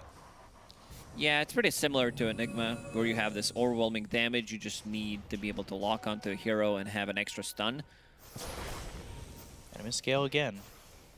But again, just by itself, it's not amazing. Couple of right clicks coming through. Yes, Supreme's up here in the top lane. Good luck. Got the toss back. It was up in the air before the Illuminate went off, but a lot of damage on Ollie. So 23 ends up dead, and Ollie with the urn on him, ring around the tree, and that's where the grave will be dug, because Ollie is dead, and Supreme's got a double kill. Then getting in some trouble with the Bramble Maze, latching on to him. He's trying to get into the tree. Shadow Realm strike to get the kill, so Q gets that. Stun being charged up now by the Alchemist, trying to keep vision, but can't find Q, who will also take that Lotus Petal out of the pool. Yeah, good start for MOUZ, again. This top lane doing quite a lot of work, and Keeper of the Light is one of the heroes that rotates early on, gets that level 6, continues to farm up. Spirit Vessel about to be completed, needs another 200 gold. So yeah, Spirit Vessel against Lifestealer, and we're gonna see that again. Narman. That was the kill initially on the Ollie the first time. Yeah. But Narman playing Tiny 2 times in a row, that's gonna feel really good. You're already warmed up. It's gonna go in again. There is an Observer Ward.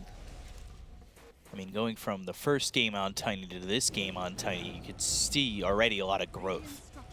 So, Narman. Just. That was a good one. That was a good one. Not yet. It still needs, you know, a couple of extra minutes to start growing. He'll get there. But you can see already, it's another game where 23 really just doesn't feel comfortable in lane. Ooh, that Observer Ward that we mentioned will scout out Supreme, so they know something's going on. They even placed the Sentry Ward, so they felt pretty comfortable with the TP rotation, but Sentry Ward is out of the reach, so not gonna find anything here. You just gotta commit to leaving, though. I think the staying even in the vicinity over by those camps is dangerous, because they're gonna pressure this tower, and when you've got the creeps on the tower, that allows you to come back here, and now 23's in trouble. They've got the toss up into the air, the Rage TP attempt.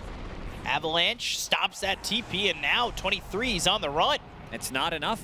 Level 1 Rage, if you don't use it immediately. Oh, there's the Illuminate kill. Avalanche. Meanwhile, Lornoff gets a kill on a Bengen. All happening at the same time. But yeah, I mean, creeps pushing up to the tower. They stayed too close. Lornoff will need to match these rotations coming out from Keeper of the Light, because Supreme has been super active, involved in 3 out of 4 kills, got 3 last hits, and look what he has in his quick buy. This is something that, you know, happens from time to time when you're playing into these elusive heroes. You're playing into like Lifestealer, who has Rage, so that's going to be great against him, and also the elusive hero that I mentioned is Puck. So have something to silence them off immediately. We'll skip Boots of Travel for now. Ornoff, the most farmed hero in the game at the moment. And like you said, you'd like to see him match the movements. They did get a kill over mid while that was all going on. You know, they use that Dream Coil. It'll be off cooldown in about 15 seconds, so maybe Lornoff goes and gets something else there, especially once Stampede is off cooldown. But I'm really checking to see, yeah, Jabs, he's halfway to this blink. Because that blink initiation, especially with Dream Coil, is going to be massive, and this kill could be pretty big for them. It's a great time. Ammo Maze, and the Terrorize lands on a 2, but it's not going to matter. Jabs is still dead. Q trying to do everything he can, and now they find this Phoenix once more. Q comes top. That's a Sunray and a death. They'll go with the Bedlam right on top of Narman. They get the kill there. Force is going to fall. Lornoff needed to make that rotation, and it counts because he gets a kill there on the Force. Yeah, Lornoff, the haste rotation. Does have TP ready, didn't even commit with the coil, so they could still try to go and maybe get one more kill. Bedlam is off cooldown, so if they can catch Supreme in the jungle with the coil, that should be an easy kill for them. Smoke available on Q. Let's see if they decide to pop it. They refilled the bottle. I wouldn't expect why not, you know? The vision isn't exactly amazing, I would say. Deep for the side of Aurora. They know where Force is. Right click's coming in. 23 Force to infest. But they need to get out maybe a little bit deeper vision down. Instead, they'll come across Narman, and this is fine for them. They'll use that Dream Coil and get a kill onto the Tiny. Right clicks in, Rage, and dead in base. Ooh, that's a spicy one. Force Doesn't still have needs to TP leave, though. available, scan connected, so let's see how he plays this one out. They don't have Dream Coil, but they do have Bramble Maze, so the right click's coming into Lornoff. They've got this Keeper of the Light showing up. TP immediately out from this Dark Willow. Lornoff again with an Illusory Orb, trying to jump back, get some distance. This Solar Bind is really slowing him down and gives him a chance to go with that ult from Bengen. Lornoff's running, but the Spirit Vessel on him, he'll pop. There's way too much overtime damage, plus a Solar Bind amplifying all that magic damage. Viper as well. This is leaving only to farm. And he's That's exactly what close you to need the to do. radiance. Like, you need to keep them busy between 7 up to 12 minutes, where Alchemist is most vulnerable. So you want to, make some kind of a rotation, and you can see Jabs, he knows where Alchemist is farming. He's drawing on a minimap. We got to do something about it, because he's about to finish it off. 700 gold away, that's 3 camps. Almost has it already. It's very close. And obviously an inflated net worth, a 3,000 net worth lead. Bramble Maze placed down. Bengen will traverse the maze and escape just out of the reach of Aurora. So they're getting close, but close only counts in horseshoes and hand grenades, and it's just leaving so much space here for Alchemist. You really love horseshoes and hand grenades. It's such an old saying. Infest, Gale, right clicks, gonna pop. And they go to the Viper Strike, right clicks with the Rage, the Blood Grenade. He's ticking down. Whee! It's close. Again, they are giving him the treatment. 23, 3 deaths already. That's a big difference. Supreme bounces him back. Yeah, that's great. Terrorize won't matter. Bengen gets the kill. Supernova even committed.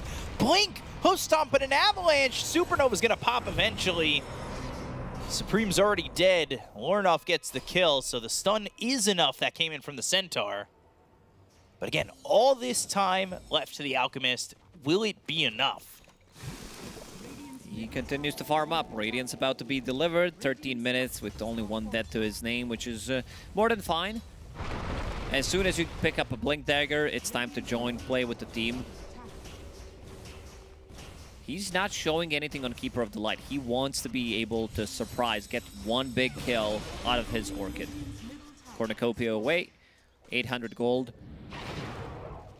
They should know something's cooking, because he's not investing. He doesn't have Windlace. He doesn't have Boost of Travel.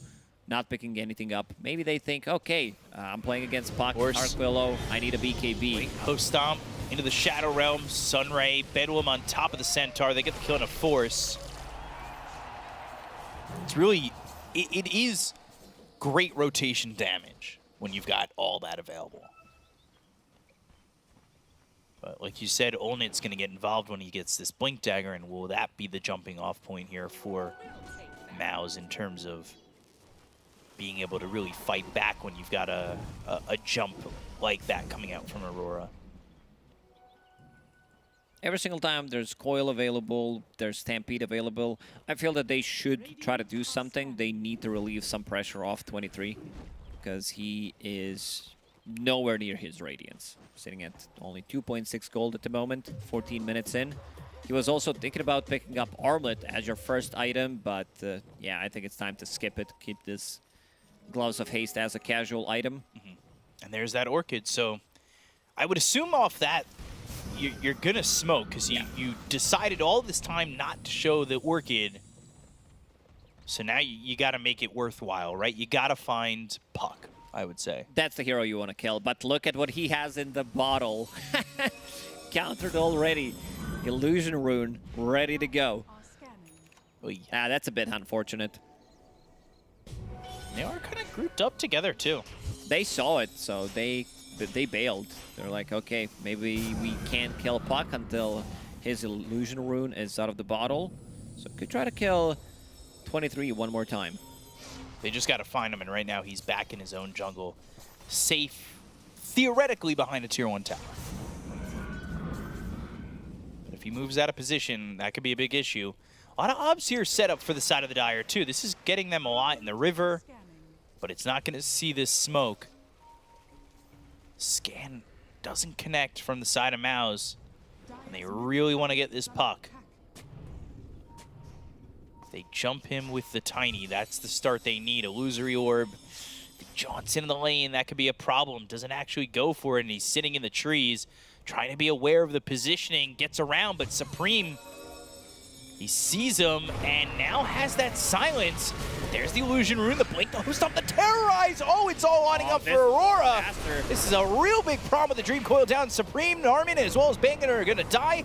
The Supernova pops, Olnit stunned up, and that's going to be a TP attempt, but a death nonetheless. Oh, as this Aurora is how clean you up. come back into the game. Like this, all of this on top of the Illusion Rune. Having Illusion Rune in the bottle, being able to remove the Orchid, and now after seeing that one, he immediately queues up Eul Scepter, so we'll have that, and also Eul Scepter completed on Q, so value that you're gonna get from this Orchid is not really gonna be there anymore, because there will be, you know, these Manta Styles, things that you can dispel it off with easily, and they're not too happy about, because you have an Alchemist lineup, you have Keeper of the Light, these heroes will fall off, and we're gonna see that again.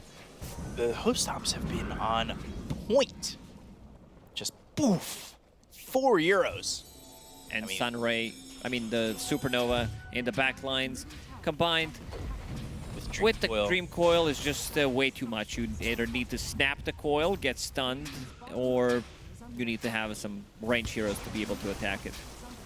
Also, Force decided to pick up, like, his itemization is not something that I've seen. He thinks differently about itemizing. Right. If we go back to game 1 on the Darkseer with the Blink Dagger and the Force Staff, on Darkseer immediately. So combined with the Orchid, Spirit Vessel, this is the target you want. And the Orchid burns him out. As Supreme getting a kill there on a 23. So much damage. Whee. 1,600 done there by Kato. Amplifying the damage of Soulburn with his Solar Bind. Magic resist reduction is 35%. These are some big numbers from Coddle. Upgraded that poison attack, helping them push these buildings, and they get the tier 2 tower. Just trying to maybe open up a little bit more map space.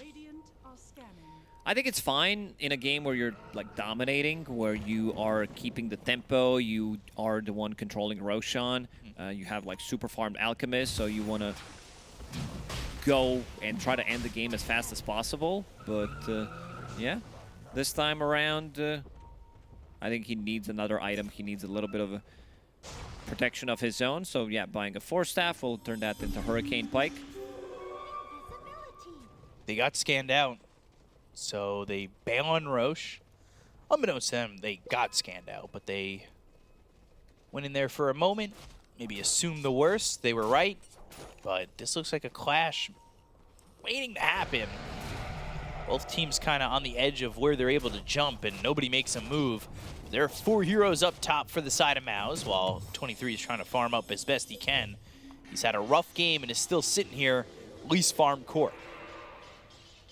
It's a little bit different in these games. You don't really have that support that farms like a Hoodwink we've seen in the last 2.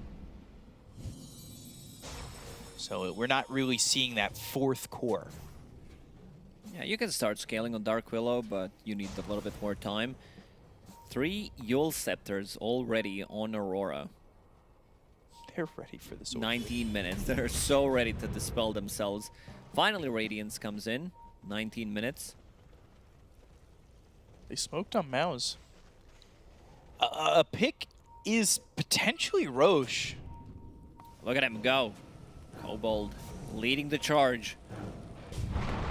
Blink, Avalanche, toss back, right clicks in. There's the Orchid, but there's the Euls. But is it going to be enough to survive? Bramble Maze is down, the Illuminate is there, but the Supernova goes off. They go to the Stampede, but 23 took a lot of damage. They go to the Infest into the Dark Willow. They're going with the Dream Coil onto the backlines. They're looking over to try and get the kill on a Force. They'll take out Bang into start. Solar binds onto Ollie. They'll take out the Phoenix. It's going to be a 1-for-1 so far. Illuminate, that's going to land with a toss up into the air onto the Centaur. They get the kill on Jabs. That's going to be 2 heroes dead on the side of Aurora. And they found the unstable concoction to land on a Q. He goes into the Shadow Realm, places down the Bramble Maze. Right clicks coming in from 23. Force trying to survive as it's a TP out from 23. He leaves. Force is alive, and 3 heroes die on the side of Aurora. Even without being able to kill the egg immediately, they still win this fight. The overtime damage starts to kick in from Noxious Plague. Viper sitting his ground. He's super tanky, and also now with a BKB online for Alchemist, I don't think they're going to be too afraid to take these fights. And they're looking bottom towards Roche. I mean, this was the objective before that fight. Same could still be said. This is what you want. Now it feels a little bit easier after taking a fight, but everybody's still, back alive for Aurora. It wasn't exactly the longest respawn time. I don't think they take this fight. I feel they have no Stampede, they have no egg. Yeah. So gonna be very difficult to approach it. Minus armor is gonna be through the roof. Having Viper, you get armor reduction by 1 with each stack. You have acid spray on top of it. Does he have a level 15 talent? So there's gonna be more armor for his allies, and going into AC next. There's that Hurricane Pike. Something we did see the Viper struggle with in that fight was distance control. Yeah. But Hurricane Pike will help that out. He can also be the siege engine. Usually you don't have mana, but since you have Keeper of the Light in the team, you're not too afraid to put that on a right click and kill the tower. He didn't even get the last hit on the tower. Disappointing. Dire's courier has been killed. Jab's losing that courier. They're over here by the secret shop, kind of giving away positioning. Not sure they really matter all too much, giving that away. So 23 will continue to farm. You've got the Aegis on Force. I guess that's because they want a siege. Right now, Alchemist doesn't feel threatened. He feels like he cannot be killed with a BKB unless they use, some Infest Bomb with Terrorize to follow it up and Supernova. I don't think he's gonna die. So Smoke on 2, Narman as well as Supreme. And Force just takes a whole tower. No reaction. Now that shard's really good if you can pick it up. The problem. Oh, 23. Yeah, Rage. Never mind. Fake hype.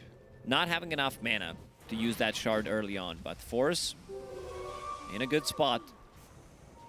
So off that Infest now into a 5-man smoke. Yeah, let's see if they can execute. It's got to be perfect. Blink hook stop on a 2. Again. Oh, God. Supreme dead immediately. Down goes Narman. Now they're going to look at the rest. Olden's going to be forced to pop the Chemical Rage. Curse Crown. That's going to pop on Force. Stunned up. Double Edge. Buyback coming in from Narman. That's going to be the Hurricane Pike to send him away. Jabs at the Bedlam on him. Force is doing some good damage with the right clicks, but it is the tankiest hero on Aurora. The stun comes out. The Unstable Concoction. Avalanche in. Onto a couple. They get the kill to Jabs to look over at 23. He's broken, but there's one of those Yules to put Yulnet into the air and allow them to survive as they back up.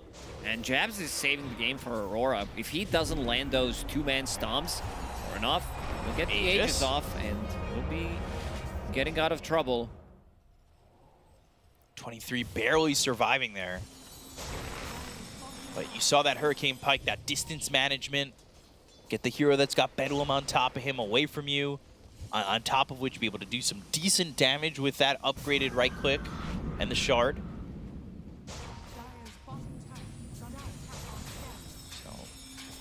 Start to go after this tower again. And now with no Supernova, no Dream Coil, no Stampede, you're free to do so. The overtime damage on their side is through the roof. Sitting in Acid Spray, Nether Toxin, some random blast hits you, Venomancer, damage coming out from him, Noxious Plague. It's a very toxic lineup from MOUZ, and I love it. They're gonna go again? No, they're gonna go Tormentor, okay. I was about to say. Quick off the cooldown there. But Ollie will get that shard. Ollie pretty happy about that one. But now you have no outer towers for Aurora. There isn't much of a fallback. You lose a fight. We've seen how quickly Viper takes towers. Let's see if they decide to siege the high ground or if they're gonna respect this Centaur that has been causing a lot of problems. Yeah, the hoof stomp's on point. Some without proper vision, but with the intuition to get a couple of heroes. They're smoked up. Blink, Avalanche, toss back towards the rest of the team. Venomous Gale. And that's not going to be enough damage, but the Illuminate hits all the way back onto this Phoenix, who's working it up. So Ollie, unable to get a Supernova, not really in a position where it would have been great. So it's almost fortunate for him that he didn't use Supernova there. Yeah, it does have buyback at ready. Last glyph available for Aurora, but look at his damage. Yeah, it's On quick. the buildings, minus 12 armor on buildings. So your buildings have 3 armor. AC, They've 7 invested. stacks of Viper. Yeah, they're going to have to buy back to go for this. They go for Supreme. They've got the Dream Coil down. That's going to be on a 2. But it's on a Supreme who's already dead with the Icarus dive as well as the Supernova. They've got the Sunray. It's going to be on a Force. Force trying to get some right clicks in with Egg. All Nate with the BKB. They'll kill this Egg. Denied. They'll deny by 23. So it's still dead, but he bought back. 23's low on health. The silence onto the Tiny. They get Bank in. They'll get the Unstable Concoction to stun up Jabs for a moment with the Rage used from 23. They're able to take out Narman, and 4 heroes are dead on the side of MOUZ. So is it worth it? They kind of worked it. Only But with Aurora- one buyback. Oli used the buyback immediately. He got that Supernova with the Sun Ray. But they managed to, even with double glyph usage, they still managed to save the barracks, and that's what matters. And now you can feel damage coming out from 23. Finally, he does have his big item. That's, Radiance Armlet, and about to finish off Manta style. So we'll have another Dispel mechanic. He can outpush the waves much easier. Let's take another look at this. And you knew the second the jump was coming in, the buyback had to come out. As soon as you jump that Coddle, he's gonna die. There is no save whatsoever. Like, maybe you can get like some toss back potentially, but it didn't come out immediately. And 23, as soon as he has Rage, I think he's gonna be fine in those engagements. Do you think Yules might have been good for Coddle, or is it just No, straight BKB here? He's going for Octarine Core. That's pretty standard, but Yeah. because you did buy Orchid, you got some value out of it. It also means that your BKB is delayed. I wouldn't mind in this type of a game because you're playing into Coddle, you're playing into Bramblelands. You get hit by like some random Bramble Maze or Puck jumps on top of you with a coil, you're gonna die. So maybe an earlier BKB would have been a slightly better choice, but we'll have to see how it plays out. Basher now completed on Olnit. Wants to have something to stop these TPs, wants to lock onto a target. I think in this current meta, Orchid / Bloodthorn is a much better choice compared to Abyssal Blade, but maybe because he's playing into Lifestealer matchup, he already has Manta style, so he's thinking, okay, I need something to try to deal extra damage, maybe stop the Rage DP out if we can get 1 or 2 kills in a fight. So Double smoke scan. from Aurora. Here they go again. See if they can get the jump. This time, Veno's going to have Guardian Greaves, so maybe a little bit more survivability is going to give MOUZ what they need to get over the top of these fights. But Force, not the one you really want to have jumped first, but they've been losing Supreme early. There's the Dream Coil immediately. It's No on follow-up to 2. on They'll look for Coddle the this Terrorize, but the Avalanche is there to stop that Terrorize from coming out immediately with the BKB being used by Olnate. It's early into the fight to do so. Viper Strike from Force. Stampede is used. Still gets away from this Alchemist. Yule's up into the air. Q's able to run away and juke this Alch as the Venom's up front looking for the puck, but eventually the Illuminate, it's still not enough. They did get the kill onto the Phoenix, but Q survives. It's time to push. Even though they popped the BKB, you still have a Siege Engine. There was no Supernova that came out in the previous fight, no coil. MOUZ, they feel like they're on the clock a little bit. You still have some really good scaling into the late game with Viper level 25. Hurricane Pike. Of course, not too afraid. He's super tanky, has a lot of magic resistance, has Craggy Coat. He can toughen up.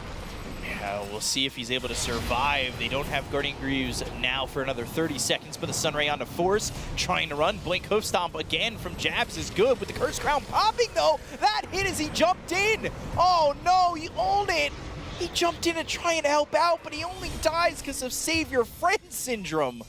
Well, I mean, he's tanky, but he's not, I'll stand in front of 5 heroes for 30 seconds tanky. No. I think he tanked like 15,000 damage, maybe even more in the previous fight.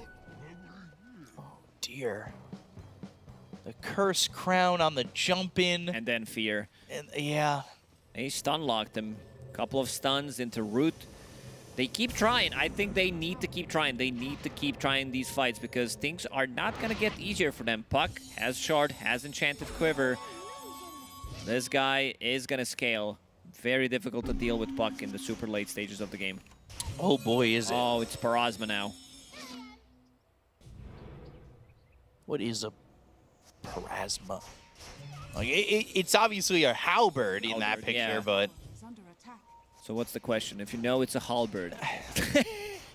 just usually names are, Oh, it's a cow. you know, like Okay, so Parasma. We don't know. Does it say new item? Maybe the description when we add new items to the game, it just said 7.36 new item. He's Googling stuff. What is Parasma? it just gives me literally just Dota. It's an upgradable item.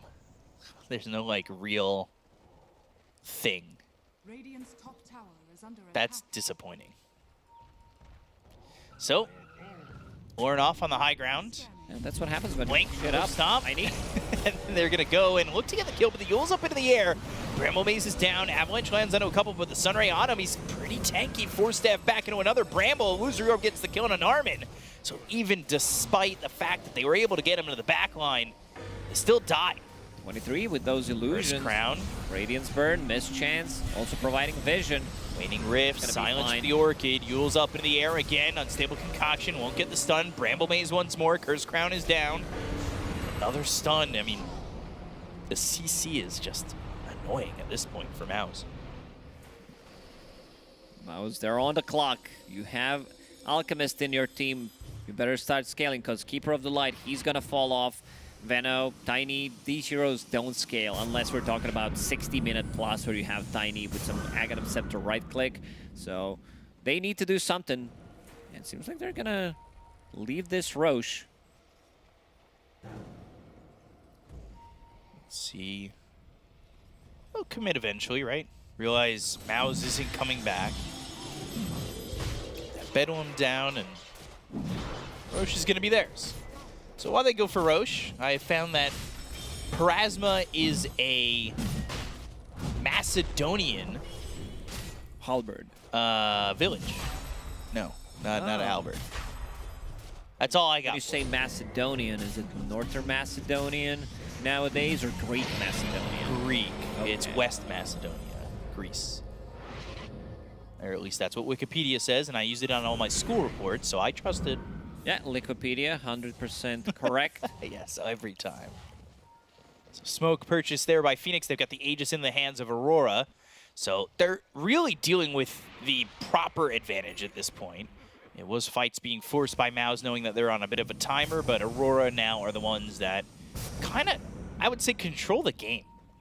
Especially with this Aegis. Yeah, this 1k gold lead doesn't mean anything at this point. It's also inflated heavily from all the gold that Alchemist gets. He's sitting at 24k net worth at the moment, about to finish off his Abyssal Blade.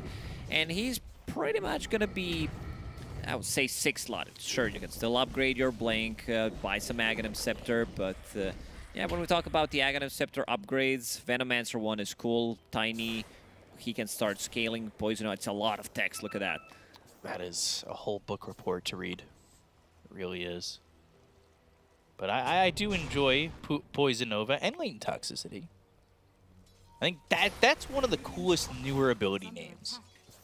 Cool name, but in terms of what it does, it's a bit underwhelming compared to some S-tier shards like Planar Pocket. Planar Pocket, yeah, also Batriders. Yeah. Attack and Lasso doesn't disarm you. I mean, it doesn't get any better than that, does it? Really doesn't. Oh boy. Supreme, oh great blink. Right on top of him. Easy kill onto the Coddle, and it just They happens saw to that line up with blast. the Wisdom Rune. And also Wisdom Rune, as you said. They're gonna go for the high ground, I feel like. Even though there is Tiny on the enemy team. They are Coddle- getting pushed bottom, but Radiant's top tower. Viper's not there. Nope. Coddle for 50 seconds. He does have buyback available, but does not want to use it. So they're gonna at least look at the high ground, all because of this corrosive weaponry. I know that's one of your favorite abilities. Yeah, that's so OP. That's why we always talk about it whenever Alchemist is picked. Even when Alchemist is not picked, we always mention it during the draft at least once. Radiant's Is that like a middle thing? tower has fallen. Just liking corrosive weaponry. Illusion's coming in, double catapult waves, so some damage is going to be done here, but half the health on the bottom tier 3 of the Aurora side. been eaten up. Double Catapult's doing work as best they can there down bottom as well. And it is an Abyssal Blade for 23 eventually. And after the start that he had, he's come back into this game quite nicely. With the Aghanim Scepter, that's a huge upgrade for Lifestealer's quality of life. Carry-to-carry matchup, I think we've seen most of the time when you're playing into Troll, where it was heavily Troll favored, you are playing into Mischance, but nowadays with the build, where you're also building into Radiant, so having evasion of your own, overtime damage, and also being able to infest enemy carry hero, disarming them, and also dealing damage is pretty nice. Let's see if there's anything cool. Tier 4 neutral items about to drop in the 15 seconds. If they can find them. What our obs was pointing out was the Dire have all their shards now. So that was the last one for 23. He got his shard. Open Wounds. Open Wounds definitely reminds me a bit of the movie Hellraiser, I'll tell you that. Bottom tier 2. Was it Dwayne Johnson movie? Sounds like Dwayne Johnson. You just sent me a message about this. I can't even begin to explain Hellraiser. At least I don't think Benjamin Button is a stupid movie. It makes, dude, that movie makes no sense. He ages backwards and he just gets to shrink. Like, it doesn't make any sense to me. Every other fantasy or sci-fi movie makes sense. Back to the game, slow siege from 23. It's day one, and we were already talking about Benjamin Button. Well, we did talk about it yesterday as well. That Obs. I'm going to stay up for a bit. Did take some damage for a moment, but yeah, we'll see if they're willing to go to the high ground. Only 13 seconds left on this Aegis. BKB picked up there for jabs. He's going to be sitting pretty here as the Centaur. And disc for Q. I mean, the items are starting to really funnel in for Aurora, which is very problematic for MOUZ. They were Jerry in the last game, but I don't know about this game. Yeah, we're also getting closer to level 25s. Amplified damaged. Bottled by Lorinov. Going into Arcane Blink. Arcane Blink, Octarine Core. You're just going to be popping all over the place. Has a static cap, so even if you get stunned, these Orchids are not going to last as long. You have some status resistance coming up from Kaya Sanj. I don't think Lorinov dies unless he makes, some massive mistake. Supreme does have a Hex available, but they can still, back him up with the Glimmer Cape, some Terrorize, Sunray heals. They just destroy Bengen. That's a gem. Oh, yeah. Not really want to lose. But they already had a gem. So, that's fine. No way they get away with it. I mean, they're not picking up the gem. They're baiting. They want to kill this courier. They're going to get the courier. I was going to say they're not. Extra 500 on top of on top of the gem that they just picked up. So 1250. It's good math. Another Tormentor. Everybody's got their shard, so the shard just disappears, even though it's in the inventory of the Tormentor. Maybe later on in the Dota lifespan, that'll be how you get Shard level 2. Shard level 2? Yeah. With increased numbers or completely new ability, actually. It's everybody has to have their Shard, and then you can unlock Shard in level 2. Shard 2, yeah, makes sense. Yeah. I'll write it down, B-Cup. Starting with some awesome ideas already. Nice. Dear Ice Frog. Shard level 2. Love Ben. Regen Rune. Gonna be picked up here by Q. And, it just feels like, yeah, we're gonna play it safe. Wait for next Roche. Keep it simple. Roche respawning potentially in 45 seconds. Some big items on Aurora. As you said, Abyssal Blade about to be finished on Lifestealer. And smoke on smoke action. So who will make the move? Because Roche is soon. Radiant are scanning. And I think It's going to connect. They know. Jabs Difficult target to Jabs, kill. blink. Hero. Post stomp. Damage on an Armin, but the Yule's up into the air. Illuminate. They're going to try and go to the Stampede and get this kill on an Armin. They get themselves at least one. He's going to buy back into the fight. They look after 23. He's taking a lot of damage, but he's got the Lotus Orb as well as the Bedlam. 5. Yule's up into the air is the Alchemist, but the right clicks. 23's gone. Ollie's dead. And he's got no buyback. He invested all of his gold. He tried a man fight against Viper and off. Alchemist. He's fine. Set a cap, keeping him alive. That Hex also didn't last too long, the first usage. He in the is previous so fight. fortunate this Roche is another 2 minutes. That is... wow. Talk about getting away with it. Because that could have been a big change of events there. Truthfully, it might still be. No Life Stealer, you know you have pushing power. You could take a set, right? Or try. You could try, but you don't know if he has buy or not. It's Yeah, that's true. kind of difficult to get to 40 minutes into the game. Whether he does have or doesn't have a buyback available. He's been farming a lot with Manta, pushing out multiple waves. True, you can't just assume the worst. Or, well, in MOUZ's case, the best. All right, Aghanim Scepter, first one. Hold it, let's see who gets it. They still have to get this Roche. It's going to be Supreme. So, Will-O-Wisp available to keep them in place. Ags out, given out. Now can they get this Roche? Can they get a little bit more juice, you know? 54 seconds, though. A little juice, a little squeeze, another Ags. Thank you, please. That's what you really want. But 40 seconds till Roche is up and Lifestealer is alive and ready to go. Yeah, he did disassemble his Radiance and now has Nullifier available. He's getting tired of these 4 staffs, Glimmer Cape, so he wants to lock onto a target and immediately kill it. Mjolnir in full. Force kind of giving away his position. Roche going to be up in 8 seconds. They've got an obs here near the steps, but will that be Big enough? Monka moment. I see Viper approaching. He's not there yet, but Scotty in his quick buy. Level 25 talent. Become universe. This is like the biggest meme. Whoever thought about this one, you know, give him a raise. This is, you know, become universal. And that was you. Because it's kind of a funny one, but also has a massive impact. And speaking of other 25s, Puck did hit level 25 some time ago. Having that Dream Coil goes to debuff immunity.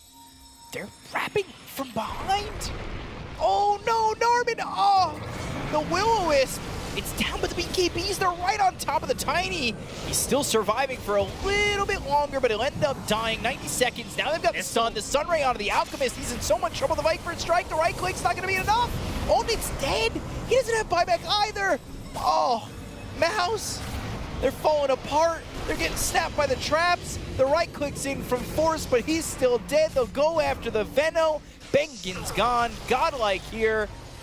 As that's 4 heroes dead on the side of MOUZ and Roche. Completely different fight. 23 staying away from Viper and then being able to utilize this freshly bought Nullifier. He goes onto Tiny. Tiny doesn't get a second round of spells in the previous fight. So that's going to be... Now Ag's Blessing on Ag's Roche. Blessing, and they're also going to have Cheese, so that's going to be potentially a bait against the MOUZ. Could be. Try to lock onto the target. Big heal that comes out. Ollie was very quick with the Glimmer Cape, and you can see that Force, Bengen, and also Supreme, they're on a different side of the map. Yulnit in the middle of 5 heroes is not going to be able to do much. Yeah. They knew fight was over. As soon as Tiny died, there was great positioning from Aurora. Truthfully, as soon as Tiny missed that Avalanche and the Will-O-Wisp was way off the fight, it felt like that fight was over. But it forced them into a position where they had to fight. Aghanim Scepter now completed on Puck. That's level 25 Puck. He's gonna eat that. Revenant's Brooch on top of it. These items are starting to pile up. He's the alchemist in the game. 40,000 net worth. Oh boy. That is just a lot of jumping gold there. And now another Aegis, allowing Aurora to kind of have this moment where they might be able to go high ground and finish it off. He's still sitting on 3,000 gold, so can upgrade this Yule Scepter by Wind Waker. His Blink Dagger is on 5.3 second cooldown with Octarine Core. Yeah, not really much easy way to catch the puck anymore. The idea at the beginning of the game was Orchid. Now the idea at the end of the game is Prey. Even with Hex having status resistance from Kaya, Sanj, and Ascetic Cap, is you can't lock him down. 23 starts the siege slowly. Under rage in 10 seconds. Feels really confident with this Aegis, but Alchemist has his Radiance turned off. We'll need to turn it on. Uh-oh. Narman jumped in. Got the break, the Will-O-Wisp. It's not going to pull him in. So that is not going to be enough to get that control that they maybe would have wanted to go and get this Aegis out of the hands of the Lifestealer. But Lifestealer will just heal up, wait for the next wave, go back onto the high ground, and go again. That is a scary sight when you're seeing Puck do that much. Again, Viper Strike from Force. Right click's not really feeling like they're doing enough here. Puck's going to be in for a second, blinks out, Abyssal Blade used. Stampede comes through, Hurricane Pike. Double Edge Hoof Stomp, that's going to be off the mark. So now the Supernova pushes them away with the Dream Coil down. They've got the Hex onto the Puck, but can they get the kill? They go to the Abyssal Blade with the Infest. Now they bought back on Bengen, who died immediately with the BKB running out on Ulnit. This is looking like Aurora, if they choose to stay, might have the advantage, but they're going to lose the Aegis. So now they got to work with the Cheese. They can see if 23 can survive, if these heroes can come back in. They certainly can with jabs, but they've got the Hex. They go, and the Lotus Orb's not going to be enough. 23 ends up dead. They go after jabs. They've got that ult coming out from the Venomancer. The Yule's up into the air. Bengen's dead a second time with Puck into the back lines. They've got the damage. The double edge is in. Ulnit is gone.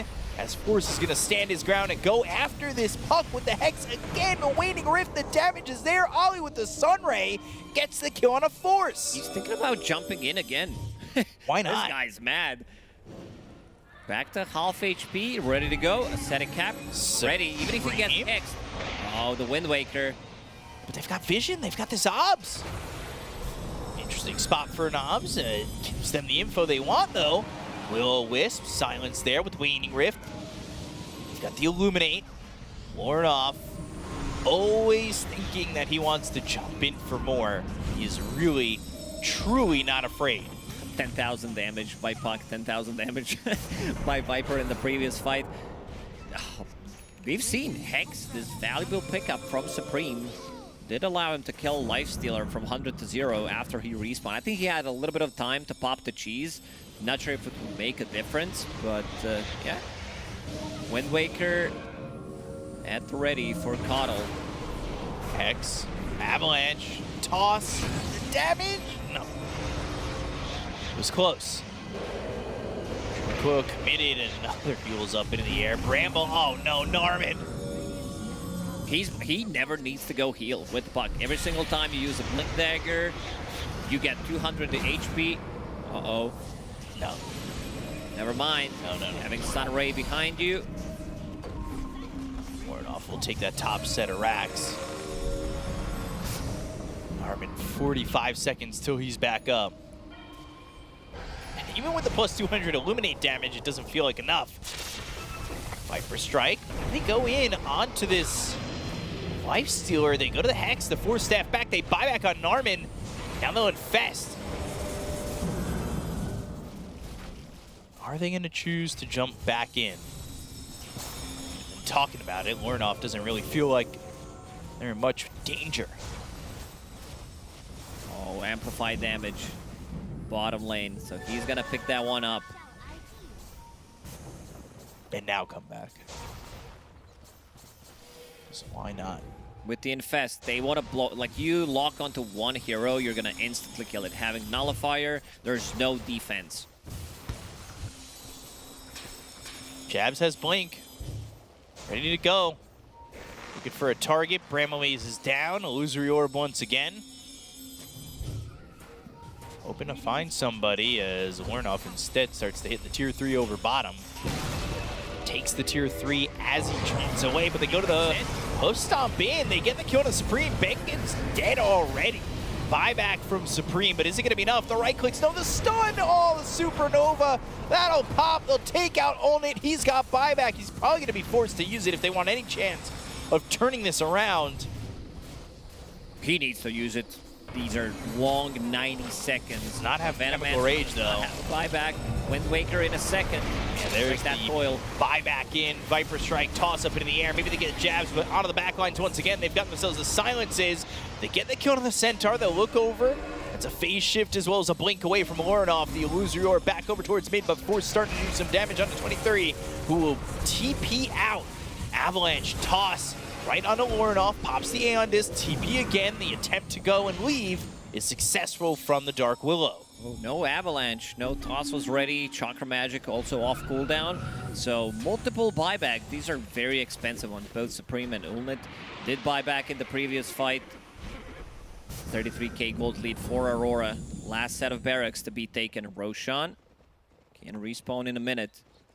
Fights are very difficult for them. I feel like Alchemist's damage output in the last, I would say, 15, maybe even 20 minutes is just not there. He can't lock onto a target. He tried to go for the egg, but not successful. Oh boy. Uh-oh, that just Look at might the be damage. Yeah, I mean, Olnit's dead for 2 minutes now. Supreme's got to try and TP out. He gets away, but it's beyond godlike for Lornoff, and Olnit says, we need vision. And the classic carry contribution after dying. We told you not to leave base, but you left. 50,000 net worth now for Lornoff. This has to be one of the biggest bucks in terms of net worth. He can still, you know, buy Moonshard, buy this Wind Waker. I think he has that one. No, he's going for a Refresher, it seems. That's Phoenix. Where's his career at? Probably Secret Shop? No.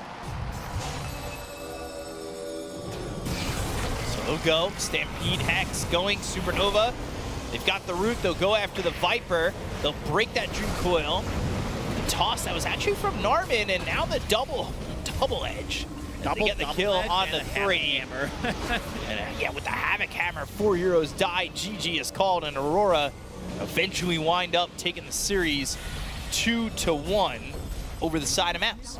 Yeah, after seeing that game 1, I thought that this could be, you know, an hour-long BO3 where Aurora is going to stomp them, but MOUZ did upgrade some of their drafts. Second game, third game as well, they had a really good draft. It's just that the execution wasn't really there. I like the, you know, sharp pickup coming out from Viper. They knew that they needed to speed things up because late game fights are going to be extremely difficult. And yeah, Aurora, congrats to them. They got the dub, the first dub out of 3 that you need in Swiss format. So yeah, I want to see more of them because this team has a lot to offer.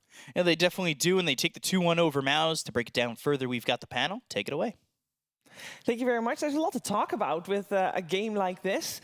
It wasn't necessarily the cleanest game of Dota we've ever seen, but that just makes it more entertaining and enjoyable for us, the viewer. But let's break it down proper. I got 2 analysts with me to do it. We got T-Gov and Kezu. Kezu, this game was, was fun. It was fun. Let's go from there. It was very fun, and like you already said, it was very messy. I think 23 Savage had a lot of blunders, which he is not really allowed to have. But also, MOUZ, they were in a position to easily win this game. We preferred their draft. I think they had a good early game, the way they were going. But when you miss like 3 to 4 vibe checks of what you need to cover yourself with, if they smoke like this, then you know we can't let them do this, or like you dive as deep as you do here, you're just throwing the game away like multiple times. And honestly, they're not allowed to do that from this position. with this draft. And we're going to see some highlights now where, you know, MOUZ, we see on Reddit a lot how people complain about the complexities of going high ground, how difficult it is in the patch, but MOUZ are showcasing how, with the lead that they have, they make it look like it's impossible to go high ground. They're positioning quite poorly, trying to go up there. They're getting picked off before they even set up their foundation to siege the high ground. Of course, it's a lot of praise towards Laurinov, finding the backlines constantly, opening up the engagements. There's plenty of highlights to show the back and forth between both teams, but kind of the main highlights we're showing here is just key moments that an aggressive lineup like MOUZ should be able to at least find some entry if they're a little bit more methodical. But unfortunately, 2, 3, 4, 5 times they go up this high ground and just pretty much blunder their advantage.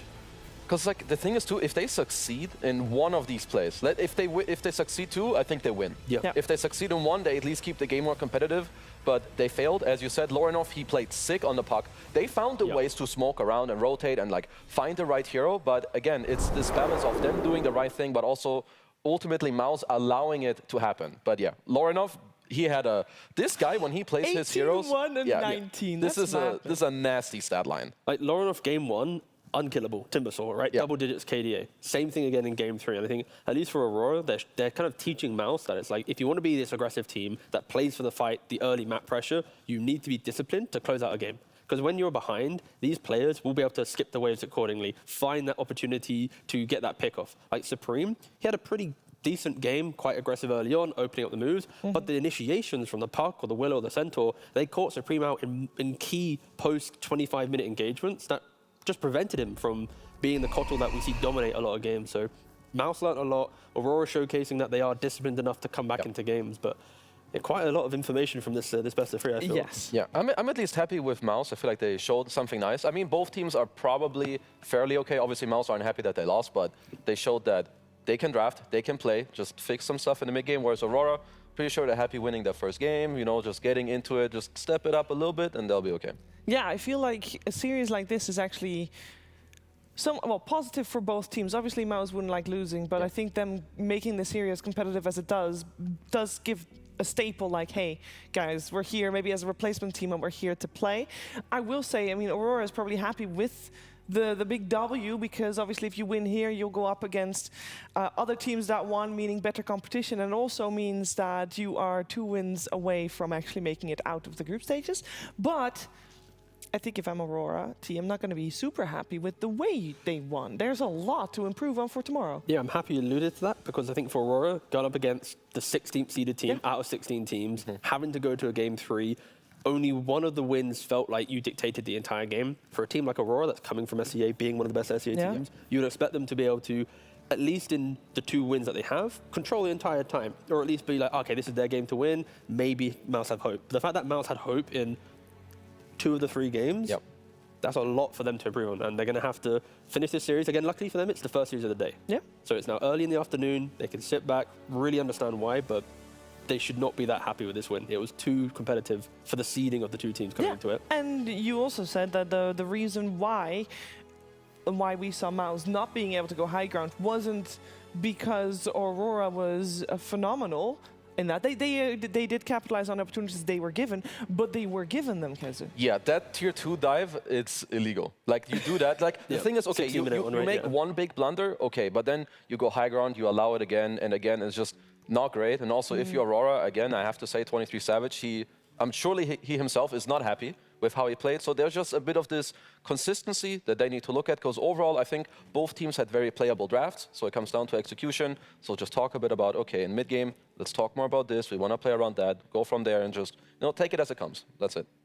Yeah, I mean, in all things considered, I think the format that we have here will really suit both teams here in terms of being able to learn from this, because there's a lot to learn from a game like this, where both teams will hopefully come back together stronger tomorrow. However, they won't know their opponents yet until the very end of the day, which is the same for every single team. Everybody will know their opponents at the exact same time, so we'll have to wait for that. Of course, there's 2 series going on at the same time, best of 3s all around. And on the other stream, I know that it didn't actually end yet, right? The third game was of still Azure running. Ray versus Nouns when we came up here. It was still running. Also went the distance to all 3 games. So very exciting stuff there. And we should be able to soon also get ourselves a couple words from one of the winners, but we'll see when that is ready. For now, though, I mean, this series, in terms of couple of takeaways, because if you were the one thing that you hope that the teams are going to focus on for tomorrow, where would you go for Aurora? For Aurora, I think it would mainly be about making sure that you're on the same page when it comes to movement. The one thing that really stood out is in the early game, like minute 10, they were smoking to 23 Savage to like help him back in the game. But 5 seconds before they arrive, like he goes into aggressive, he dies, and then instead of his team calling off the move, they still go and then also feed away their game. So it's just more like, you want to make this play, do it together, everyone, play your little part and clean. Yeah. Just do it together.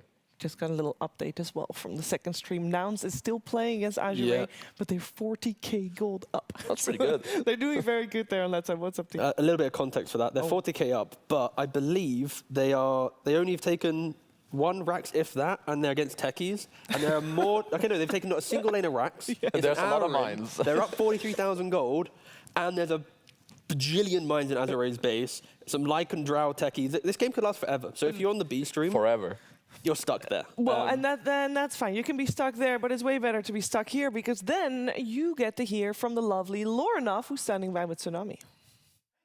Thank you very much. Yes, I am joined by Lorinov, who had a hell of a game 3. So let's start out with that. That puck performance, rare form. You were in the zone. How did it feel playing that puck and having 23 Savage joining you for all your adventures? I mean, game was not that hard because I have free mid and I don't actually keep on sides that I have like 6k minute 10 and after it started play very easy. So I just think it was pretty easy game for puck and I just don't do stupid mistake. That's all. That's a lot easier said than done, but I appreciate the discipline. Then let's start with a low then. For your game number 2, you had Huskar, which is supposed to be the be-all, end-all matchup, but it ended up not going very well for you. So what happened in that game 2? I mean, I was having a free mid. I was beat Primal actually really hard, but I mean, it's hard a bit to play when we lose sides and I cannot really rotate.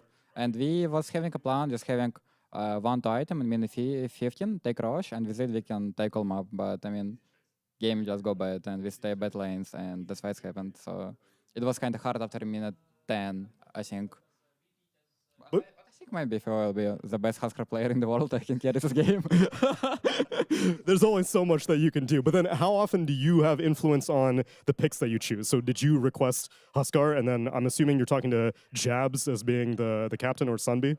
Yes, every time if I pick my hero, I mean, I can pick my hero what I want, but every time I kind of suggesting with Jabs and Pete what I think about it, and if you all agree with it, I kind of just go pick it, go play with it. Nice. So then it seems like you've grown quite a bit with Aurora, but I don't think many people know the story on how you ended up on this team. As a Eastern European player joining a Southeast Asian team, there's not much precedent for that. I remember like when Nico Baby joined Mineski back in the day, but other than that, the stories are kind of rare. So how did you end up on Aurora? Yeah, it's actually pretty interesting. I was in Belgrade and Aurora was playing Dream League and they need stand in for it and they write me, bro, can you stand in for us? I say, okay. And I also say, I am Belgrade. They say, okay, man, maybe we can join to bootcamp. I say, okay, I join. Kind of play like 4 or 5 days scrims and we got good connection with guys. And after it, we just make a talk. We can continue working and it should be like this. But so then who ended up approaching you then? Were you just like on the leaderboards? Like how did someone know that, oh, this Lorinov kid, we should get him for sure? I can say it was just every player was in team already and I was at this time top 9 probably. And they probably want to play with Abed, but he cannot make visa on Serbia, or I don't know what happened. He cannot play, and they have only 1 player, and I was second one, so like this. Well, it's been working out great so far, Lorinov. Hell of a performance, and congratulations on your Game 1 victory. Looking forward to how your team does in the rest of the Swiss stage as we send it back to Shiva in the panel. Yeah, thank you very much, Tsunami. And I must say, Lorinov is like, free puck game, easy game. The game didn't feel that easy, but indeed, congratulations to Aurora for getting that W on the board. And that is 1 series out of 4 done on this stream, and we should move on to our next series. So we're going to head to a quick break, but when we are back, we are going to watch BetBoom versus Shopify Rebellion. See you soon.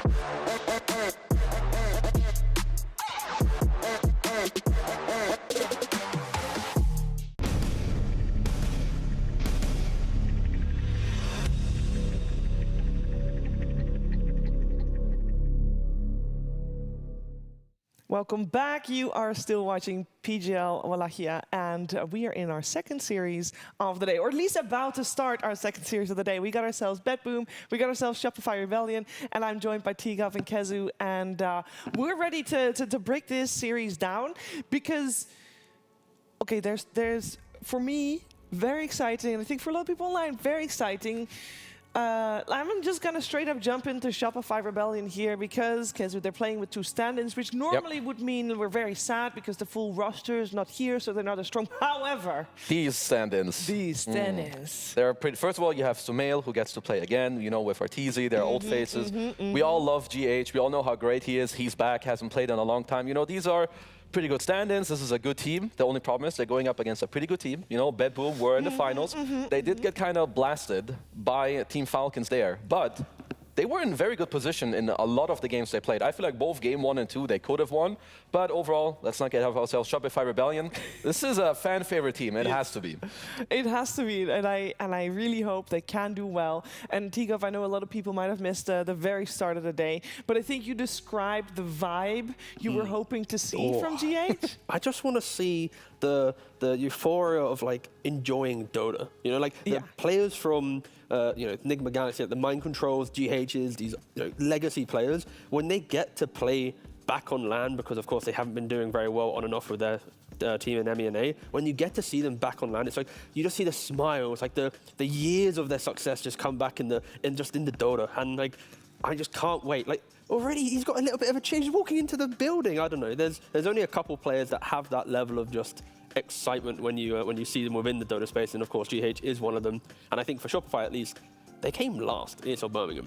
Like when you pick up Sumail, who's now like the stand-in king, right? Because he's just stepping in for everyone. Yeah. Plus GH with his grand return to the main stage, right? Like this is now an exciting team to watch. I also feel like I'm not sure if I can really say that Shopify have a real identity. I think when you're bringing in stand-ins who have a very big personality and a very unique hero pool, like Sumail, you know, he's known for his Lash, his Storm Spirit. When you bring in GH, you know that there's IO on the radar, some pos for Kaado, some pos for Earthshakers. I feel like it might even help them initially to build some strategies. So yeah, I'm just excited to see them play because there are some cool-ass players. They really are. And I know Boom Esports has cool-ass players as well, but that's not the Boom we're looking for. We're going to focus our attention on BetBoom, who is the opponents here for Shopify Rebellion. And we mentioned them already because this is a team that people watch every single time. We're expecting the stars on the moon from them. This is a top-tier team. Top 3 almost guaranteed for them every single thing they attend. Big block, and we don't know where it's coming from, might be mental. A big block to go to actually win an event. I think they would win an event if Falcons just don't see them in the playoff brackets, and maybe the Swiss. Do you think it's a Falcons thing, or is it more like? I mean, 2 of the grand finals was Falcons. So they lost to Liquid in Dacia. They lost to Falcons in Dream League grand finals. They lost to Falcons in Birmingham grand finals. They did atrociously at Elite League, finishing 11 for 12. So it's like their journey has been very turbulent, but I feel like for them, it is inevitable that they will win a tournament this year. And with the format that we have here, this Swiss bracket, the chance that maybe with an upset happening elsewhere, the seeding changing up, the best of 3s and where you go, the path there could be a world, especially with Falcons now having both the Taylor Swift nerf, the crit, the mid lane of 9 instead of Maureen. Like there's a lot of things going BetBoom's way for a successful tournament, and or maybe they just are the Eastern European Liquid. I will say that I think regardless of BetBoom's results and how they're going to do here, I feel like this team, even if they don't have a lot of practice, which I know they do, they take it very seriously, but even if they don't, I feel like this is a team with a very high baseline. Yes, no, this team is incredibly good. Like even when they're not playing super well, they're still gonna destroy, I would say, most teams. Yeah. And they're like I said, I watched the games again against Falcons in the replays. I feel like game 1 and 2, if they get to replay it now, like maybe with 10% better gameplay, they're going to be up 1 or 2 games in the grand final. Just that Falcons are so good, they just out-gameplayed them. Like their drafts were fine, the gameplay was okay. They just didn't clutch it out at 1 or 2 moments, and that's okay. You learn from those games and just move forward. Yeah, this is a type of team that if there was when Act 2, Act 3, whatever Act provides potential gameplay Soon stuff, TM. this is the type of team that you would expect to maintain their position in the ranking because of how much each player puts in. Like other teams, putting it bluntly, they coast throughout the year. They do well in a couple of tournaments. They stop playing pubs. They think about other stuff. They go on holiday. Like this team, though, they live within Dota. So I think this is the type of team that, you just always have to respect it every minute. And yeah, we already have the draft. It's so quick. It's so nice. It is super quick. The draft also itself is quick. I also will say, before we focus on the actual heroes, I think that we praise Shopify a lot in terms of like, oh my god, it's so exciting to see GH and see Sumail playing with the squad again. And I will try to temper expectations a little bit, because comparing Shopify to BetBoom, I feel like is unfair. And in terms of series, it should not be close. BetBoom are heavy favorites when it comes to this matchup, for sure. That is, you can't really say, like, Sumail is at least one of the better mids to go up against GPK, and things can always happen, but for sure, like, BetBoom are very, very highly favored in this matchup. I mean, it used to be, back in the day, you were talking about these two teams being once they get to playoffs, you expect these players, whatever team they're on, to be in the top 3, top 4 positions, right? And if anything, Shopify post-TI has just kind of faded away. Sure, they still do well in NA, but yeah, internationally, they are still trying to find their form, and we'll see how it goes. Yeah, they either get invited or qualified to most things, but then once they show up, they just actually don't show up in that sense. They get good air miles, though. They get the air miles. They get the points. That's true. That's true. They're raking in those miles, but we'll see if they can have a good start here, of course, coming into the tournament on day 1. Who knows? Maybe this is the buff, the fresh air that they need. But again, BetBoom, very tough opponent. All right, heroes time, draft time. We got ourselves a Keeper of the Light first pick by BetBoom. They love that on GPK. They set a high tempo with it as well. They are answered with a Pango, and we got the Tuscan Enchantress ban, and we're waiting for the final ban for Shopify before we go into the next pick stage, which is a Bloodseeker, which obviously is a counter towards the Pango. And well, that's where I'll leave it with my expertise of my panel. It's honestly, I would say, it's fairly generic so far. At least what I like from BetBoom is they prepared for the Kato, ban out the Kunkka, then they ban out like some anti-tempo heroes with Ench Tusk to make sure that they're the ones setting the tempo with the Kato, and Shopify pick up some very meta heroes, good mid hero with Pango, follow-up damage with Hoodwink. Honestly, you can't really go too wrong with either of these, so both teams are just happy with what's going on right now. Yeah, I like the fact that Shopify, with the Pangolier, Saber can play it in the offlane. And there's a world when you pick the Hoodwink will be the pillar of that flex. If Saber needs to pick up the Pango, his laning partner of Hoodwink isn't ever going to be an issue. Like, you know that's going to be a good lane into most matchups. If this was a different position for a melee hero, less aggressive, that flex doesn't feel as good. So Shopify have set the foundation of we will keep this until the very last pick. And for the BetBoom, they've go for the Bane and the Tiny. Tiny naturally likes to play around the map. If you get the shard on Kotl, drag him around, amp him up with Chakra as well. You don't always have to buff a core with the Chakra magic. A Tiny support will love having multiple avalanche tosses, and Bane, Fiend's Grip into Fango speaks for itself. Yeah, I think honestly only now are we getting into the picks that actually matter. Both teams are kind of building just the foundation for their draft. You have Kotl, good laning supports that can set up for him going there. Pango, Hoodwink as well. It's going to make it very easy for the following picks. So here it's kind of on Shopify. I would say you want to pick probably your Arteezy hero here plus your other support. They also don't have their coach with them. I was going to say. That's the manager. That's true. Well, he has a great notebook. Yeah, and PL. I think he adds a lot of value. True. We have to think about Nightfall PL. It's what brought him to fame. It's true. Not as daunting as a stack of 200 papers, but still, it's there. But no, that's one thing to note. A team that you expect to eventually win a tournament. If you lose out on your coach, then that's a big deal. It's a big deal. Yeah. I think luckily though for this team, when you think about like the coaching structures, this is quite a authoritative team from the player basis. Yeah. So the coach is probably more of a connect the dots hype man compared to the let me also bring in how we want to play the game. Unlike other teams like for example MOUZ or the Zhao 8 teams, etc. Yeah, I mean, you already see on the camera, you saw Nightfall being very vocal. Yeah. And we know that is his normal style as well, so they will lack one extra voice, but at the same time, I think they've played together also for such a long time, also with the same coach, that I'm sure that they are able to fill in the blanks, especially that it's still on the same patch as well.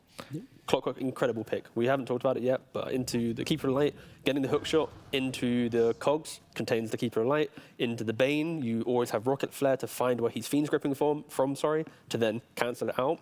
And we don't see Clinks too often, but I think any ranged core thrives with a hyper-aggressive melee hero. And then that's where Clockwork pairs well with the Luna. It will pair well with the Clinks. And yeah, Clinks hunting down Bane if there's not any detection.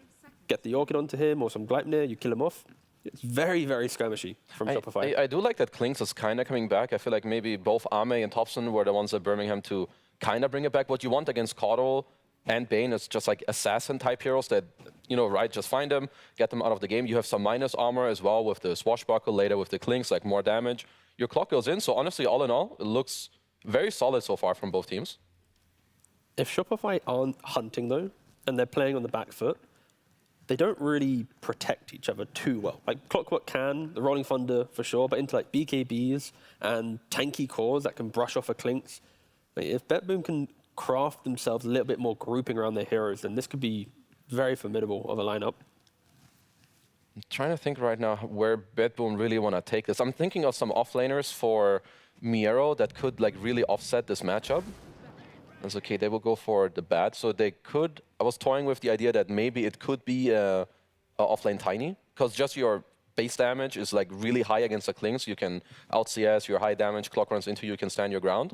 Maybe that's something that they're going for now. And then put the bat on save instead? I think so. Because would Miero play bat as well? There's technically a lot of flexibility here. He could. Like the bat could be the mid, the offlane, the 4. The Tiny could be the mid, the offlane. Like the 3 heroes except Bane could, in theory, have an argument to go into any position, and that's where BetBoom are going to have to try and decide that quickly. Of course, they probably have that already locked in, whilst we're having to try and understand a bit more. But as long as their lanes are stable and prevent Shopify from accelerating their timing to Clinks wanting to hunt with heroes, then I think they'll be relatively fine in this game so far. BetBoom need to open the next phase with their carry. Void definitely a good ban from Shopify. I would be looking at a hero that really deals like very solid damage, maybe even like mid-game BKB, high damage. So I'm kind of looking at, could be like some Sven, you know, high damage, you get BKB. Maybe Luna, but I would most likely prefer perhaps a melee hero that can somewhat stand its ground in the mid-game. How about PL? You're really into that notebook, huh? I don't know. I feel like at some point, if they're going to pull it out once, then, you know, you should pull it out now so that next time he shows up with a notebook, everybody has to pay attention to it, you know? Mind games. I think that would give a timing in which Gleipnir from the Clinks with the swash of the Pango and the aggression whilst you're farming. Sure, eventually you will become like a raid boss, but I think BetBoom probably wants the journey to being a hero a little bit more active. But again, I appreciate the honest answer and the consideration. I could see them picking it though, in a world in which they don't respect Shopify being clean enough to win the game. To be able to do it. They'll be like, well, we don't think these guys, you know, North If they pick Americans PL, they must think the hero is very good. Yeah. Because I don't consider this a great PL game. No, either they would consider the hero to be very good or their opponents to not be. Yeah, that's good. Or both. Or both. Combination of both. Sure, it's a balance. Let's see what BetBoom is going to look to ban out. I feel like we're lacking an offlaner there for Saberlight, depending on where that Pango goes, because I know they flex it as well. Little, like you said, Sven, that could also be like a Morphling. Oh, just in time, please. Thank you. High five I has was been scared. given. I don't know why I was alluding to it so much. I was teasing you when I said it, but... Teasing. Yeah, millisecond prediction. Okay, so Shopify need to decide whether they put this Pango into the mid or the off lane. And they've got a lot of bonus time still left, by the way. And the back Kotl is interchangeable, where I think I just want to see Kotl mid here. Yep. Yeah, level 6 Kotl run into a Clinks lane. Like, Clinks becomes a hero after AFK farming his lane, hitting a little bit of jungle, then getting his items. And if Kotl, or like Kotl back they'll do the same thing, but Kotl is the better version. So I think I would prefer to see an off-lane pick for Saberlight. You don't want to give a free lane to Morphling. Honestly, I don't know why Tidehunter died off, but I would like this hero simply because both the supports, the way they will start fights with Bane and Grip, it doesn't work against this hero. He's just like literally the anchor of the game. You can buy the shard later for people to not get away. You're annoying for Morph, but people don't really like this hero, so there's just a very high chance that they will look for something else. I would like for tempo. Axe. Yeah, tempo, then team fight. Yeah, I think Axe isn't even bad. It's actually not bad. I kind of vibe it. It's a meme prediction, but... You can get the shard, you can stack some Ancients, you farm. I think anything that gives you like teamfight control and some tempo, you'll be fine. Yeah. How fast of a pace do we think BetBoom is going to set with their Batrider? Because they do have to decide whether that Bat is going to be... That's a Zeus, by the way. That's not an offlaner at all. It's not. That's a Pango to Sumail offlane, Zeus, and it's indeed Pango to the offlane. It is an old school hero. I mean, of course, nowadays Zeus is very, very good. Everyone loves the hero and enjoys it in their games. But it is a hero that thrives against Bane, Kotal, because you press that Zeus ult, and now you know the Clockwork doesn't have to use Rocket Flare. He can find the hook shot. The Pango knows how to initiate. Arteezy understands the positioning. So I think the Zeus complements the game plan. I'm a little bit worried about the lanes, where this Pango offlane can be hyper volatile. You give free farm to a Morphling, and then the entire time you're... I hope we don't find the Morphling in our ganks, but... Yeah. I feel like the swap up to put the Bat offlane is actually really good, because what you don't want to play against as a Klinx, as a Zeus, you want to play high range, stay in the back. Core Batrider completely destroys that. Morph has a good game. So I feel like it's kind of on Shopify. It's like an uphill battle. They need to outperform, because my money here is on the BetBoomers.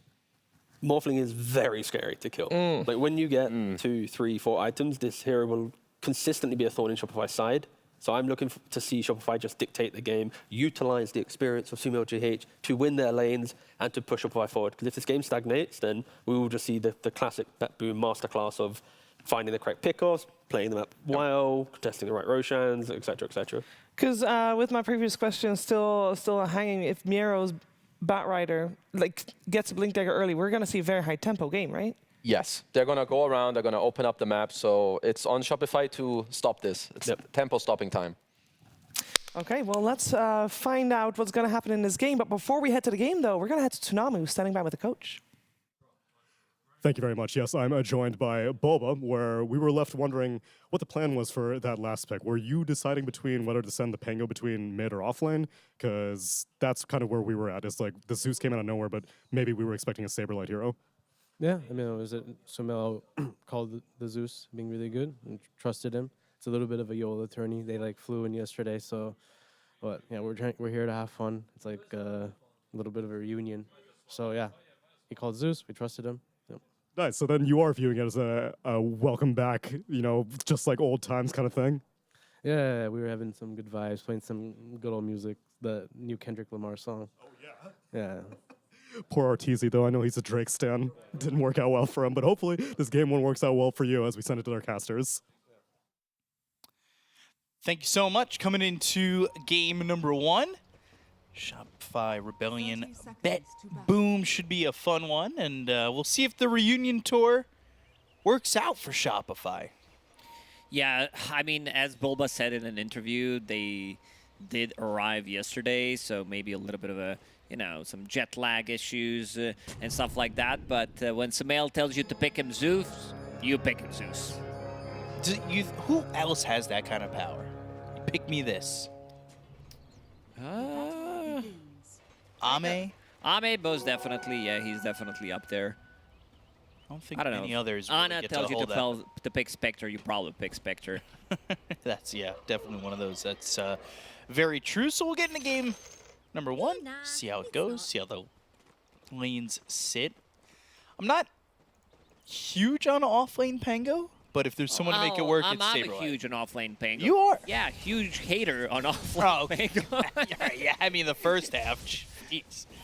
Yeah, I think you are given a complete free farm to Morphling in the lane. Your first 2 levels are going to be okay, but as time progresses, you're going to have a much harder time. This is something that teams did start to use it as a pick where you can flex it recently, starting even pre-Birmingham.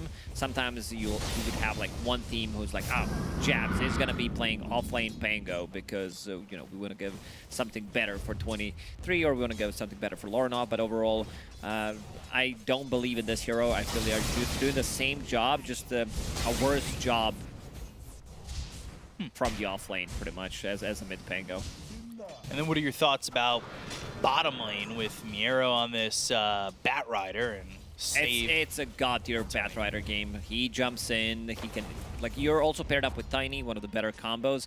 In the lane, you can also run over Clockwork's power cog, so you don't care too much about that. As soon as they hit level 2, I think that BetBoom are going to start to play much more aggressive, and I think they will get the first blood in this lane. They might even get it before they level 2. They might not even need that level 2. GH taking a lot of damage there, even despite the fact that he wanted to play aggressively with that battery assault. Now he hits that level 2. Miero and Save still sitting at level 1. They need one more creep. Cogs Kill that around, creep. and can they get the kill and a save to start? Or will it be first one for BetBoom? The flame break, the battery assault follows, the avalanche is there, and they get first blood on GH. Can't really blame Shopify for trying there, because they got level 2. They see both heroes are still level 1. Finally, they get level 2, and they get a kill. But overall, when it comes down to the mid lane, it's something that has been happening. There's been like 3-4 heroes in the mid lane that can keep the distance, like Leshrac. Then you have Zeus, Sniper, Keeper of the Light, so a lot of the time, because some of them counter each other. And yeah, GPK has been popping off on his Keeper of the Light. Hero coming back into favor, and almost exclusively played as a position 2. Yeah. You might see, you know, Save played as a position 4 if they feel like something better can come out of the mid lane, but I feel like the potential of the hero would be wasted. and you've got 9 returning as a stand-in. I feel like if Coddle's good mid, he might be in the right time frame to be standing in, right?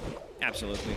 Bushwhack, that connects. There was a blood grenade, and Toronto Tokyo run down and eventually killed by Saberlight. So that's also going to be a courier dying. Came a little bit too far to save his items. So Arteezy gets the courier. Got a little bit of gold for the team going. Now you got to be careful again, because you know you are now level 3 on the Bat Rider. If clock comes in maybe a little bit too far again, avalanche through, and you're not sitting too pretty. Avalanche toss. Now Miero is saving a point, actually 2 points, because he only has Flame Break available in the bottom lane. Kitrak has no mana.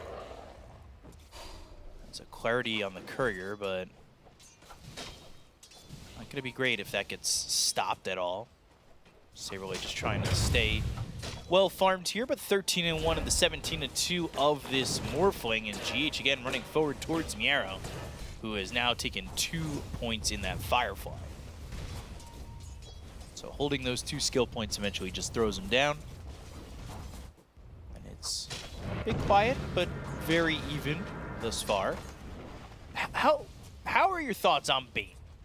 It's definitely a support that was quiet for a long time. Yeah, not much has changed around the hero, but some of the supports also got nerfed. And also the rise of the Pango in the last 6 years or so, where the hero is first pick material.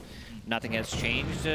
Bane also manages to stabilize a lot of these lanes. Very difficult. Like right now, he's zoning out 2 heroes alone, having 2 points in Brain Sap.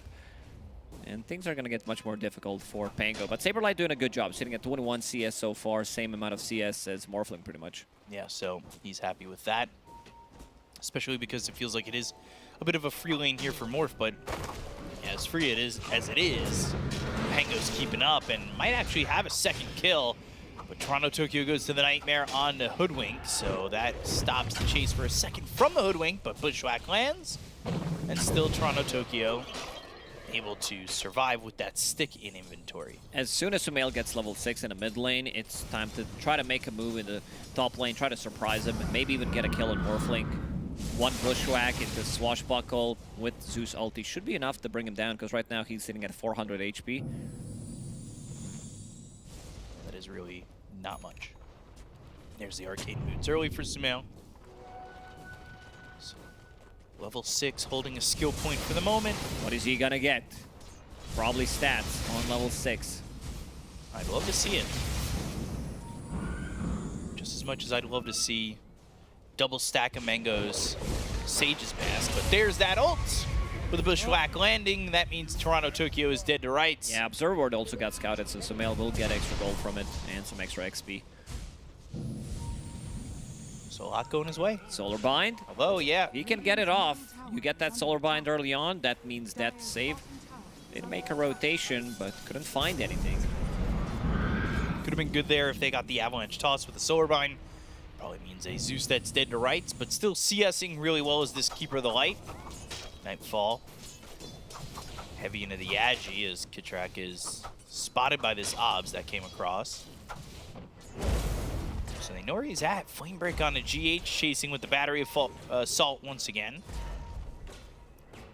But Arrow able to survive in Toronto, Tokyo trying to slip for this Wisdom Rune. This is big. This is massive. He's going to get it. You are Bane with Nightmare. You should be able to get it. Nightmare. Worth it. Got it. He might try to even go for a deny by as much time as he can. He's staying by the camp like that's what he wants. It's going to be a little bit tough because, yeah, you do have Swashbuckle that makes it very difficult.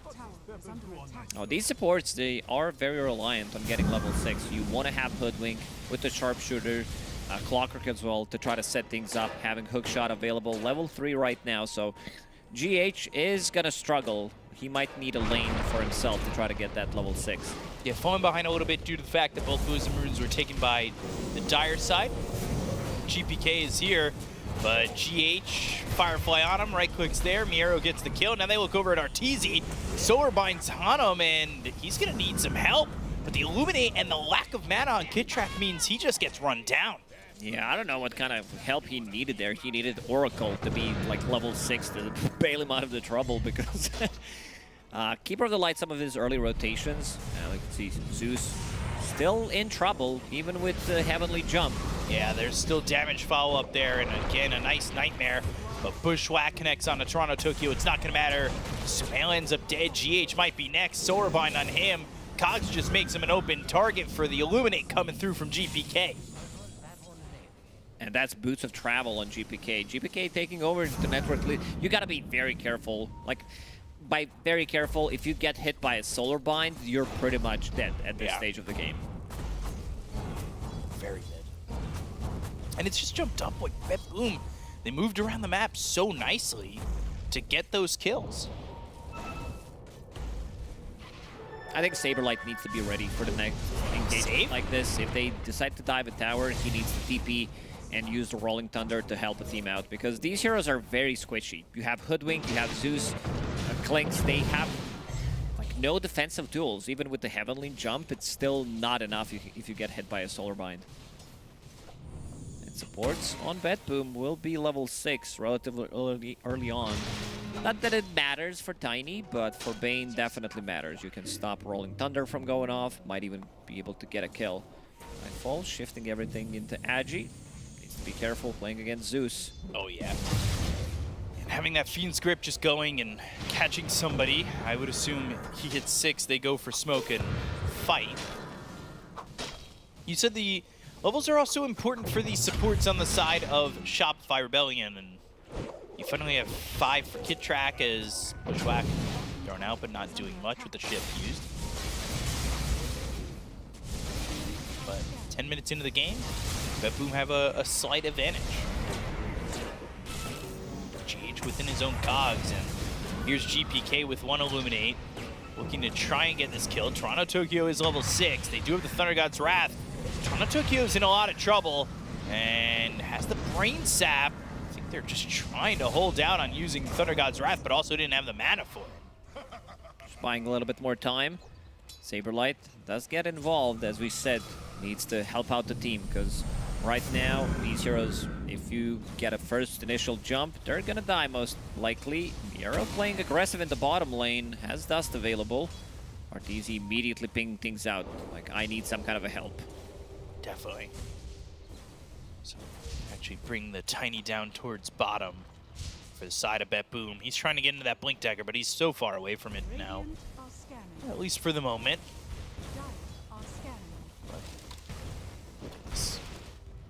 Siege creep for Arteezy. Stop that tower from taking much damage early on. Which means he's kind of free to just sit down here knowing the pressure's not coming out of the tower. But is BetBoom willing to make a move elsewhere, and if so, on who? Because his Bane is smoked up. He's looking towards top, but nobody's showing. So not much happening in the world of Bane at the moment. Looking at the mid lane, GH, as we said, their XP rune got stolen, so he needs to get the lane for himself, try to get that level 6 online.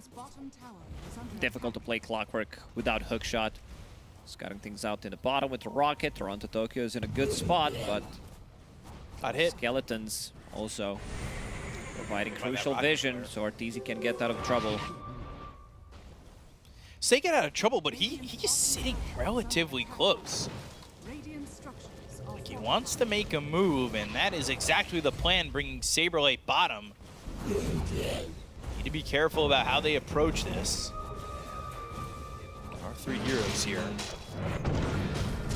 Now for both sides, as GH joins in to be the 4th. But this is going to leave the Morphling top to just farm for free. And if nobody's going to stop Morph, it really is going to be pretty detrimental to winning this game. But Arteezy makes the TP top and at least puts some sort of presence in that lane against Nightfall. Arteezy was thinking about picking up Falcon Blade on Clinks. That's pretty standard. Exactly what you need. A little bit of HP, some mana, and some damage, but decided to skip it. Now has Maelstrom available. Understands that he needs to get slightly more greedy, I would say. So Maelstrom about to be completed as soon as he uses the Courier, and there it is. This allows you to farm the Ancients. You can also stack the Ancients and farm it. So having that Maelstrom and Shopify making a move. Is Toronto Tokyo AFK? He's been in the same spot for the last minute or so. Last minute? It feels like the last 2 or 3 minutes. Somebody click F9. This guy is still standing near the gates. Not even moving. Okay, there he is. He's alive. 1 click. He has to stay close enough to experience, you know? So Saberlight. Yeah, Toronto Tokyo at the moment having 6 APM. Are you ready to Very low APM, but there's the Fiend's Grip. Here comes Nightfall. TP is started but stopped immediately as they see Saberlight die, and this tower's going to go down, so Nightfall gets an assist. He also gets a tower kill, and immediately through the Twin Gate back towards top. He waited almost 2 full minutes to get a kill there. Immediately, as soon as Saberlight shows, he gets gripped, they get a kill. But it was worth it. Yeah, definitely worth it. 4K gold lead for BetBoom. Things are looking really good for them. Yarrow. Blink, Lasso, Heavenly Jump or not, you're not getting out of this. Illuminate lands, and Sumail is dead. I mean, despite the fact that everybody hates that Zeus has a position-changing ability, it didn't help him there.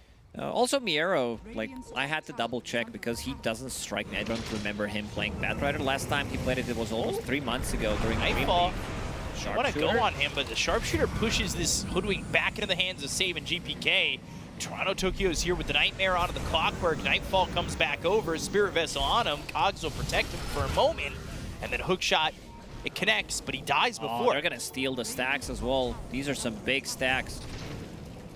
Shopify Rebellion in a lot of trouble. They don't have the hero to, go around the map and do stuff. Hookshot, maybe if they pair it up with the Zeus ulti, with Pango, they could try to grab a kill, but things are looking very difficult for Shopify at the moment. Items are starting to pile up on BetBoom's side.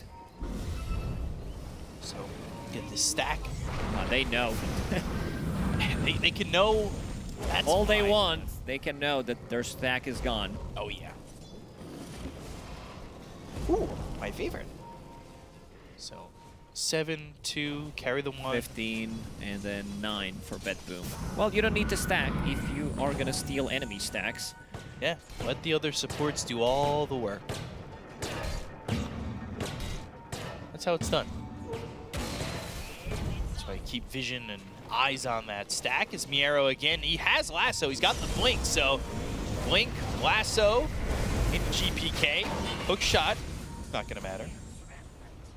Ooh, Toronto Tokyo Fiend's Grip onto the Zeus. Just out of the range of the tower. They're not fast enough. Yeah, they're not going to make it over. Toss up into the air with a Spirit Vessel on them. They'll get the kill. They'll look to at least trade. Swashbuckle, Rolling Thunder, looking over at the Tiny and turning around and getting that kill, but is it going to matter? Arteezy's in, and now Arteezy, he's out in a body bag. Hello? They're still not done. They're chasing them. All these heals coming out from Coddle and also like the damage that he provides in a team fight is way too much. Everybody's full HP. Spirit Vessel, heals coming out, and again, Nightfall, he's not involved. He's playing a different side of the map. Continues to farm up without about to finish off his Manta style. I mean, difficult game for Clinks. We did mention after seeing the draft that it's a really good Batrider game, and Miero so far has delivered. About to finish off Shiva's, I believe. Yeah, almost there. It always feels like you're close to Shiva's, but the recipe is insanely costly. It's like 2,000 HP for a recipe. It's a lot of gold. 2050 is a lot. I will say, I don't know where Arteezy thought he was in that last fight. Because he ran in, and there were already heroes dead on his side, and he died very quickly afterwards. You look at his net worth, and he's 2K behind. And BetBoom overall, 8,000 net worth lead. And you look at where they've been playing all game. They are across the river a lot. Miero ready to go in one more time. Oh, found Arteezy. He's alone. Nobody to back him up. And knowing that he's on a small killing streak, you don't want to give up that gold to the Clinks, just in case there's one or two behind him. So, backs away from that. Still they push top. That Thunder God's Wrath is very scouting.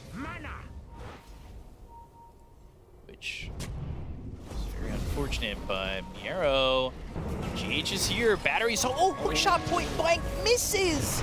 Avalanche comes in, hits on 3, they've got the dust, they'll look over at Kid Track, sharpshooter thrown over on the Tiny, and now Saberlight needs to try and TP and leave, but Toronto Tokyo from the high ground has the Fiend's Grip, and they will get both kills, both of which go to GPK.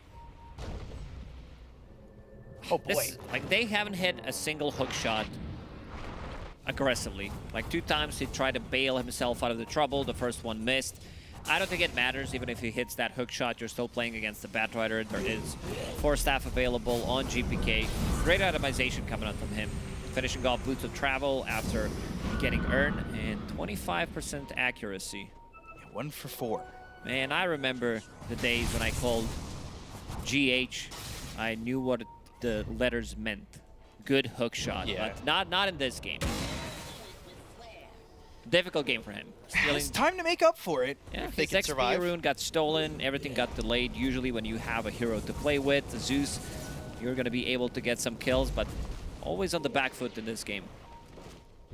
Hero has another lasso. See if they want to make another move. Again, just playing near that ancient camp up in the top lane. Nightfall continuing to farm up. He's second on the net worth behind the Kato. He's looking to go into the Conda, which is really not that surprising of a build from Morphling. Yeah, it's pretty standard nowadays. Yeah, basically your shotgun. Smoke from Shopify, they feel like they need to do something. If you showed me that build on paper, I'd say I kind of believe it. So, they're over mid, 5 heroes, ready to go. 10,000 net worth lead that you're trying to fight into is going to be a little bit rough. But they're looking for a singular pickoff. BetBoom, they're not really giving it to you with where they're positioned. Yeah, look at the minimap. They're all in outer rings. They know something's cooking. Shopify not gonna find anything, and this is why I don't like Pango from the offlane. Right. Haven't seen much. It's hard to make rotations. A lot of the times you need somebody to make a rotation to your lane early on. 11% Dota Plus says. Just 20 minutes into the game too. That is really not long into the game where you are finding yourself so far behind in percentage takes, and BetBoom may be hoping to catch somebody out. Fortunately for them, all off the Tormentor don't come their direction. Radiant's bottom tower is under attack. So now what do BetBoom want to do with the rest of this smoke as they start to lean their way towards top? His bottom's being taken by Nightfall. Vlad's Aura, extra damage for creeps, 4 on range, 7 on siege unit, and also Morphling with his Manta style. Oh, they found Arteezy. Yeah, they found him. No mana, no nothing, and that Illuminate puts GPK on a monster kill streak. GPK has been popping off lately. I think, you know, a lot of people will say, oh, GPK, whenever BetBoom loses, that he's going to tilt. I would say in the last 3-4 months, he feels like a completely different player. I don't remember like one time where this guy didn't pop off. He always delivers, been so stable lately, and, you know, gotta give him credit for that, especially when he plays Keeper of the Light. Making it look easy. Top of the net worth with it. And bottom lane, Saberlight not going to be able to get away from Miero, who is also really showing up, that's for sure. Spat Rider 4-0-8. Thunder God's Wrath not doing much of anything. Another zoning ulti from Zeus. It feels like it's getting information they don't need at the moment. And that's it. I'm not sure why. But they haven't really been able to be on the offensive at all. So, Tormentor being done by Nightfall. Nightfall Solo. and Tormentor, name more iconic duo. So he knows he can shift everything. Knowing that Zeus ulti is down, you can still get hit by a rocket, but he's gonna be fine with that Vlad's offering. It was save, of course. Having like Banes is fine. It allows him to. Oh no! Again, Arteezy. But Arteezy's getting caught, getting blasted. Toronto Tokyo is having quite the game on this Bane. I mean, that ward there deep shows where Arteezy's coming, and they've got the Blink Dagger already on this Bane that closed the gap, and now looking for more. The turnaround, though, this could be a big kill. Miero ends up dying, and the sharpshooter is it. So it's gold going to Kitrak, which is not the best, but it's a kill, you know, there for him. Big streak, 1,000 gold for them, 400 for Kitrak. The problem with Clinks is a strong hero. I'm really glad that we see more of a Clinks recently being played as a mid laner, as a safe laner. You know, some Chinese teams like FY, Azure Ray, they played as a position 4 from time to time. They use it as a flex pick, but kind of difficult game for Clinks. Like, it feels like he needs a lot of items. There is no backup. There is no one to bail him out of trouble. So if he gets jumped, he's gonna die. So now with an Aegis in their hands, could you see this Aegis finishing the game? Potentially, yeah. They have the heals, they have the damage, they have Blink Lasso, Blink Toss back if necessary. There's the first Gleipnir, another Road of Atos on Kitrak. So double control for Shopify there. I guess that's that, you know, like you've got a little bit more control. You're not so heavily relying on Bushwhack definitely landing or Rolling Thunder coming through and Hookshot having to hit as well.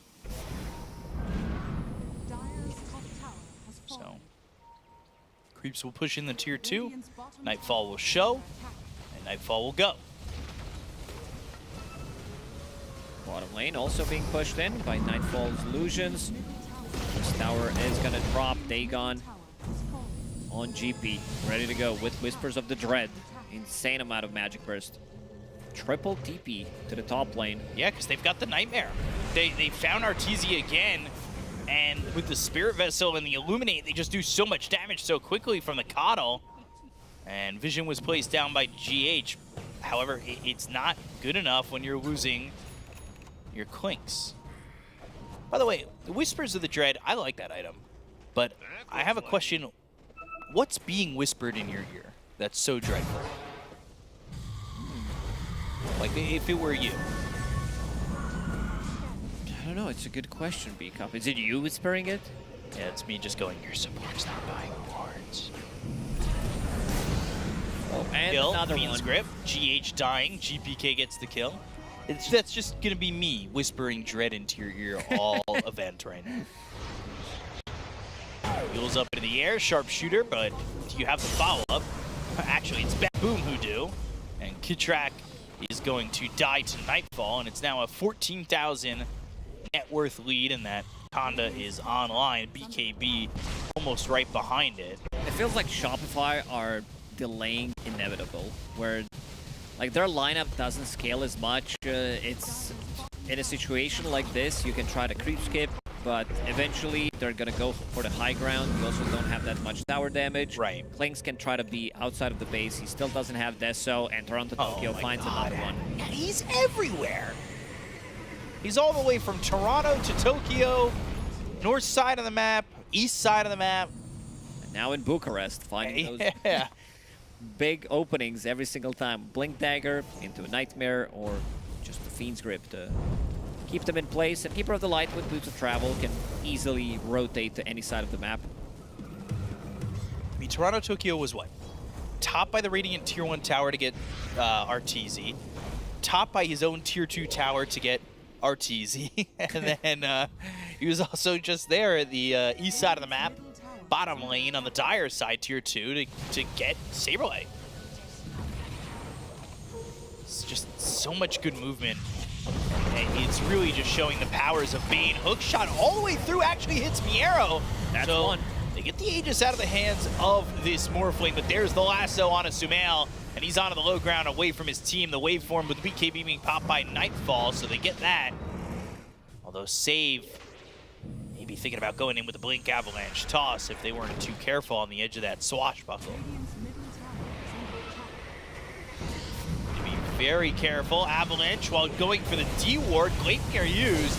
Battery Assault on a save, Yule's up in the air, Nightfall's dead, and so is Miero. RTZ falls, he's gone for 50 seconds, but they were able to get a lot of damage on a Nightfall.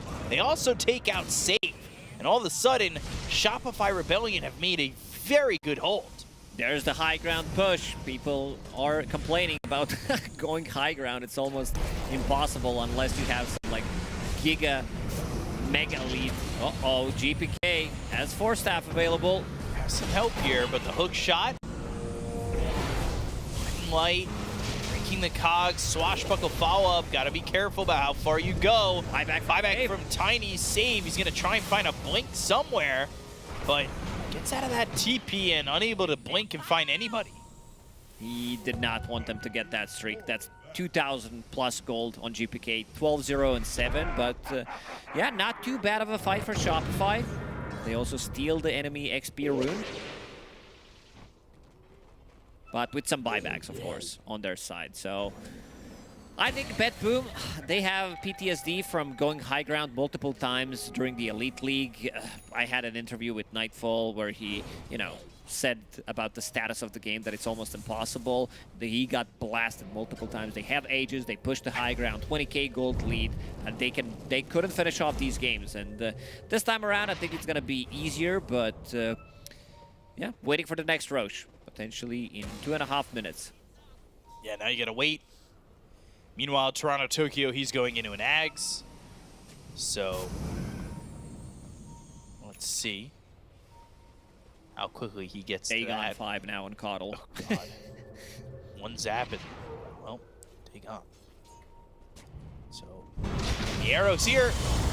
Lasso and the Radabatos bushwhack on the combo of 2 with the shield crash, but there's the dig on 5 to kill off Saberlight. They'll look for Kid Track. They've got themselves the sticky napalm to try and keep up with him. And, well, PKB, sharpshooter on the run, waveform forward, Dagon 5 again, and Miero gets the kill. Dagon 5 plus Kanda Adaptive Strike. I think they can kill most of the heroes on Shopify with 1 item, 1 spell. Yeah. That, I mean, they just blow up heroes like that. That Dagon 5 is so deadly. 1 hero, 1 spell. That's all it takes. Go up on the high ground, and that'll be the tier 3 gone. RTZ not near. Trying to cut that creep wave, and that'll be a glyph. As, right into look Toronto, at that. Tokyo again. Fiend's Grip, but nobody's here in time. At least off the Fiend's Grip. You should still be is able the nightmare. to wake yourself up with the Skeleton Archer. Yeah, set no alarm clock. We'll call you in the morning. They got the kill on Miero while they lose RTZ. So at least a 1-for-1 in that trade, but RTZ, he's died 4 times, or excuse me, 7 times. I was looking at the Zeus for a second. It's been a lot. It's a lot of deaths, yeah. Not the easiest Clink's game to start with. You're playing against Coddle, you get Solar Bind early on you, you're gonna die. Playing against Batrider as well, and Toronto Tokyo ruined him completely. And let's see what happened here. Miero in a no man's land, overextending a little bit. Uncharacteristic. Maybe they feel like this game is in the bag. Oh, quick fingers. Is he all the way gone, though? It's always the question. They're smoking and they had trying to get Toronto Tokyo. They had enough of his. This guy's pissing me off. So, good amount of gold split. Smail gets the kill credit there. Stops Toronto Tokyo from being a nuisance for the next 45 seconds as well. Which, in their eyes, is big because Roche could be up soon, but it's actually 2 minutes away. Shopify will now start to play the bottom part of the map, as you said. Roshan, another scouting tool. They wanted to see where BetBoom are. That was ulti with the Arcane Rune, so another one's going to be available in less than a minute and a half. Right about when Roche is up. So they'll set up here. They've got Toronto Tokyo up in 5. Ag soon for GPK, not buying any portion of it just yet. And Save did commit to his item. He wants to scale, picking up Echo Saber. Echo Saber, Enchanted Quiver, and also Aghanim Shard, so he throws that 3. It's almost 1,000 damage coming out from the 3. Wow. Level 18, so 350, sorry, 250 from Enchanted Quiver, and also like the slow that you get from the Echo Saber. Hey, it's gonna hurt. A whole lot. I can say that twice. So Ag's finished off here for the Coddle. Get the vision down, and they've got some vision with the help of Miero. Wing Lasso, Ranabeito's hook shot all comes in, but they should be able to get the kill there on a Saberlight. Let's start with that. GH with the jetpack up in the air, but dead. Sent to the ground by force. So Miero with the double kill. Full HP, in a second you drop down to 0. Adaptive Strike, can't really react to it. Roshan, let's see if they stick around. No. I don't think, at least I don't think Shopify will. I know BetBoom, they in fact will. Gotta do it in 30 seconds, but not a hard task. Not with these heroes. You have to sustain from Vlad's, from Ether of the Light. And it's gone. And also holding the best item in the game, Roshan's banner, Nightfall, pinging it out. Now, on the scale of your list of best item in the game, where does it, where does that actually rank? You have to flip it. Oh gosh, this is complicated.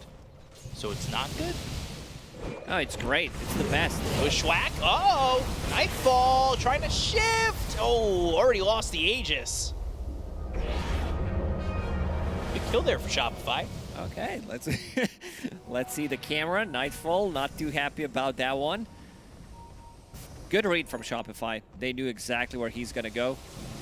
I guess we'll come back to Roche in 7 minutes. Wait for the next Roche. Yeah. I don't really think they need to necessarily, but... No, definitely not. Considering that they have Roshan's banner, it's better than Aegis. And is going to connect, so they know someone's lurking in the shadows. Wait a second. Now my charts are confused. I'm writing down your lists over here, your tier lists. Batrider Shard, does that... If your tier lists are upside down, does that make Batrider Shard good? No, you need to... You know, we've been casting a long time together. You need to recognize the tone of my voice, whether I'm sarcastic or not. Yeah, I gotta really be able to read the room a little bit. Just a touch. As Save looking for a blink. Well, that'll be stopped. Thank you, Rocket Flare. Arteezy again on the road to being caught by Toronto Tokyo every single time. Lotus. They've got the Lotus this time, but it's not gonna matter. How is Toronto Tokyo is in his head? He always knows where RTZ is. This is without gem, because Save is holding the gem. They have Observer Ward, they have Sentry Ward. And they want more. Look at them playing the different side of the map immediately. Save ready to jump in. Save. Right in that same spot, looking for that blink. So, Flame Break, try and cut that creep wave up, have the creeps go in, get this Ceterax over mid, Willis for zoning. I don't hate that. Switchbuckle is there. They'll get the other side of the racks if they're not too careful on the side of Shopify, but they go in with the hook shot. GH into the jetpack, rolling thunder, and Save's gonna Yules himself. Nightfall got to the back lines, and the arrow's in. Lasso onto the Lotus Orb, though. That's gonna keep him set as they've gotten themselves the Will-O-Wisp down, and now Saberlight needs to run, but with this Spirit Vessel on him, the damage coming in, the Avalanche is gonna miss, and Saberlight's able to survive. Now Save has to get out. Will-O-Wisp ends, and the Flame breaks. Sumail with the BKB rolls up once again. Can he get away? Save can't survive. Gem's gonna be on the deck, but they've got that Dagon 5 to get the kill on a Kid Track, and they'll try to get the gem back into the hands of Miero, but the Courier faster gets double it. Couriers. He was picking it out. He was like, okay, guys, make a slot. Miero did make a slot, but did not pick it up. I guess he was slightly too afraid. Now Aghanim Scepter completed a Zeus. That's going to be some extra damage, and also way to stop Toronto Tokyo from using the Fiend's Grip. Better hope he can't read Arteezy's mind again, though. Because everywhere Arteezy has been, Toronto Tokyo is lurking. It's like just looking from the corner. He knows. Oh, big items. Satanic plus Hex now. Oof. Level 25 on Coddle. 200 Illuminate damage. Level 25, 37 minutes into the game. 38. Okay. Shard for Miero. And shard for Kid Track. Has this game... I mean, it's obviously gone longer than I feel like BetBoom thought it was going to go initially, but has it gone on long enough where it feels as though Shopify Rebellion have a legitimate way back in the moment? Or are they still too far behind? Arteezy's right clicks, it hurts. Having Burning Barrage, Fatalist completed. Right. Level 20, Mindbreaker. A lot of these small things did align for Shopify. It's just, can they burst them? Pango with the Bastard now. It's more about, you know, control rather than dealing the damage as Pangolier from the off lane. 600 damage crits. Yikes. So, Miero winning the trees, but the scan connects. Next Roche is in 2 minutes, 45 seconds. So, there's a real possibility that BetBoom wait entirely until that next Roche. Especially if they're not feeling as comfortable with the game. I don't think they need to. I still feel that they could go because it's the shortest spawn, 2.5 minutes, and they feel super strong right now. You have this Giga Farm Morphling, level 25 as well on him, with the Vaporwave cooldown talent, of course. Right. Bottom with this smoke. Picking up the creep wave and just keep the pressure on. But behind them is Shopify Rebellion with a couple of heroes. Radiant's bottom tower. What they exactly looking for is Nightfall waveforms away and other heroes following suit, but GH is looking for an opportunity to get a good hook shot in, and that's going to be through into Toronto Tokyo. They've got that Nimbus. They'll get the kill. Toronto Tokyo ends up dead, and now all of a sudden Sumail's on a killing spree. There's a gem inside those cogs. That's the second gem that they lost. But yeah, you can see the power of Shopify this lineup where they can burst down the heroes. Zeus, couple of spells, ulti, Nimby, and the right clicks, Burning Barrage from Clinks. Kill just about anybody. Nightfall looking for the Swift Blink. Timeless Relic picked up here for the Bat Rider, as well as the Hoodwink. Ninja Gear for the Clockwork of GH. We'll use that immediately to just kind of get some vision, scout a little bit, maybe find a potential kill. He's alone, they know. They saw the rocket coming out from that angle. GH is in. There's a sentry down. Lotus Avalanche dead. Vision game from BetBoom has been really on point. Look at the observer ward in their base. That's going to stay there for a really long period of time, unless there's going to be someone with the gem, but that's going to give them a really nice jump for a tiny back toss or blink lasso from the arrow. So Arteezy back towards the base, picks up this Wisdom Rune, trying to get to that level 25 as quickly as he can. BKB, Daedalus, Gaimin. I love with these level 25 talents that you need to open up extra, there it is, extra window to explain it, what it really is. Yeah, but what does it do? Need a little bit more. Toss requires a target, picked by the Tiny, and Roche up in 5. Yarrow with the full refresher. So double BKB, double Shiva's lasso.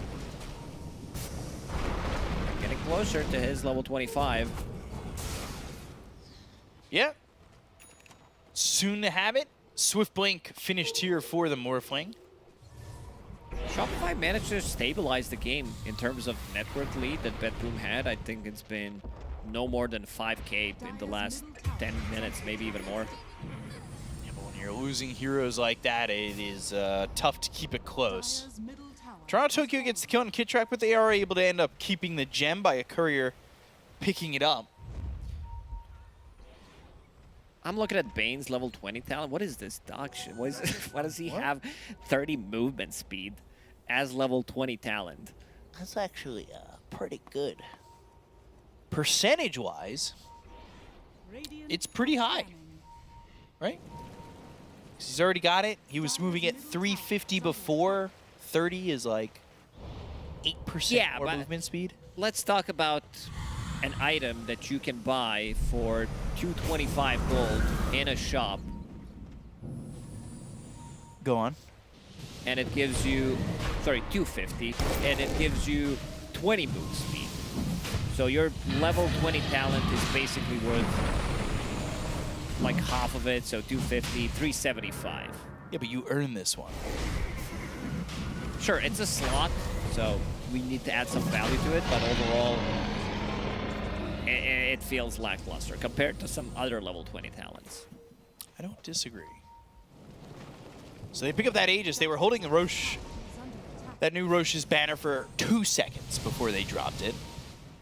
I think you should be able to stack Roshan's banners. Just make it Roche's totem. If you get 3 of those, you can upgrade it to something better. It gives you bigger numbers. Creeps are faster. Roche's barracks. And just Terran come out from it. Yarrow, that observer ward that we mentioned. BKB lasso in onto the Zeus. Hook shot's not going to be enough to get the kill on Sumail. They're going to look over as the refresher is used, but Miero ends up dying shortly after. The right click's coming out from Nightfall, but Arteezy is able to get back. GH, Saberlight, they both die. No buyback available here for Sumail. So they'll go for the tier 3 tower. They look over Kid Track. They'll wait for him in. Triple kill for Nightfall. The buybacks are going to come through, but they go to the Silence. They've got the root with the Gleipnir, but the Burning Barrage is not enough. Range racks are gone. Melee racks will fall. And it's 26,000 net worth lead here for BetBoom. There's the last set of barracks standing. Nightfall with 10 Aegis for 3.5 minutes. He wants to go in. Satanic at the ready. GPK. Okay. At the tier 3, Gleipnir from behind. Hook shot in. GH, but the Yules save. trying to do all he can to get out, maybe have a chance of saving his own teammates if need be. Right clicks are in, they've got the damage out, the Gleipnir once more, and they take out GPK, but RTZ's gone. He'll buy back. Immediately. Smile. Smiley face in the old chat. That's the first death of GPK. It's time to close it out. Trying to close the show. Save for Steph. Nope. Save now has to try and save himself, but they've got the Will-O-Wisp. They go to the Fiend's Grip. That's going to be Kidtrack gone. And RTZ dead. Save is there just to be a goaltender to stop them from coming forward, and he's looking like Sergei Bobrovsky out there, making sure nobody gets through. Yeah, not sure who that is, but the name sounds like nobody's passing through that guy. Not one person. So Rolling Thunder once again, shield crashing on a save, rolling up, turning around, going after. Kill him again? Oi! All right. GPK and save both fall. GPK no buyback. I don't know why, but I'm getting a feeling that BetBoom is not taking this one super serious. I have a feeling maybe hands were off the keyboards for a second, thinking that this one was over, but Nightfall gonna right-click Satanic, kill off Sumail. He's had enough. The buyback in from Sumail with the Fiend script used by Toronto Tokyo. They're gonna get that kill on a Saberlight, who will buy back immediately. The throne will eventually drop, and BetBoom will get a 1 next to their icon, signifying that they just won game 1. Yeah, Nightfall, he was not messing around. He wanted to end that game. No, he was not. And BetBoom, yeah, another great showing from this team. They're just popping off every single time. Like, the way they started ESL1 Birmingham wasn't like as good, but this time around seems like they came here to play. Yet to win a big tournament, though. Yeah, so BetBoom get the victory. GPK would have been deathless if not for those last 30 seconds. He died once and then said, hey, you want to see me do it again? And then died another time. But they take game 1 over Shopify Rebellion, and to break it down, we've got the panel. Take it away. Thank you very much, Big Up and Lacoste. And yeah, we heard our commentary team say that at the end, maybe BetBoom wasn't taking it too seriously. They probably could have ended it a little bit earlier. And for a while, I thought they were just being careful, because going high ground is scary, and they did struggle a little bit. But at the end of the day, T-Gov, I just feel like they had just a little bit of a walk in the park. Yeah, no, I think as soon as around 8-9 minutes in the game, you see your Morphling is complete free farm, not really shut down. The Bane and the Tiny able to make these moves, Batriders crushing one lane, Kottles being explosive across the map. It really was a win your lanes, control the entire game. And sure, Shopify, there were some moments of macro gameplay, utilizing the Zeus Manta, the Pango, the Hoodwink, the Klink, essentially 5 heroes that can constantly push out waves and prolong. But it was just prolonging the inevitable, because BetBoom just outclassed them in lanes, and the moves that they made was, yeah, just very, very clean Dota. And Toronto Tokyo, exceptional game from him on the Vayne. Always finding those pickoffs, having the ward sentries down to find the kind of the cheeky moves around the map, and yeah, just a clean game 1. Like, I'm just not a big fan of, like, so BetBoom opened this draft with like a Koddle, you know that they're going to be throwing tempo at you, and I feel like you either need to try to create your own tempo that's better, so you're the one who's going to set it, or you have a hero that can stand somewhere in the middle and kind of like fight back. But I think this way, with what Shopify kind of present with this last pick Zeus, I feel like it doesn't actually threaten anyone. Like, it's kind of nice, he gives vision of this, but if you're not ahead, you can't use it. And against BetBoom, they're a super good laning team. They played really well. As T said, you know, Toronto Tokyo has like free pickings the entire game. Same with Miero. They enable each other. Koddle goes to him. I don't even know if there's much. Maybe I can like point out 1 or 2 things for BetBoom that they didn't do very well. Apart from that, just incredibly clean game. Yeah, I mean, we saw it already with GPK only dying there in the last 30 seconds. And I think that kind of was the story of the game. When you have that first pick Keeper of the Light, even if you feel like you've got an answer to the tempo in one way or another, you know you're going up against GPK Keeper of the Light. Yeah. And the fact that he had a free game, seemingly, is problematic. That being said, this is my MVP. I don't really see a lot of core Batrider. We've seen Melreen dabble in it, obviously, a little bit.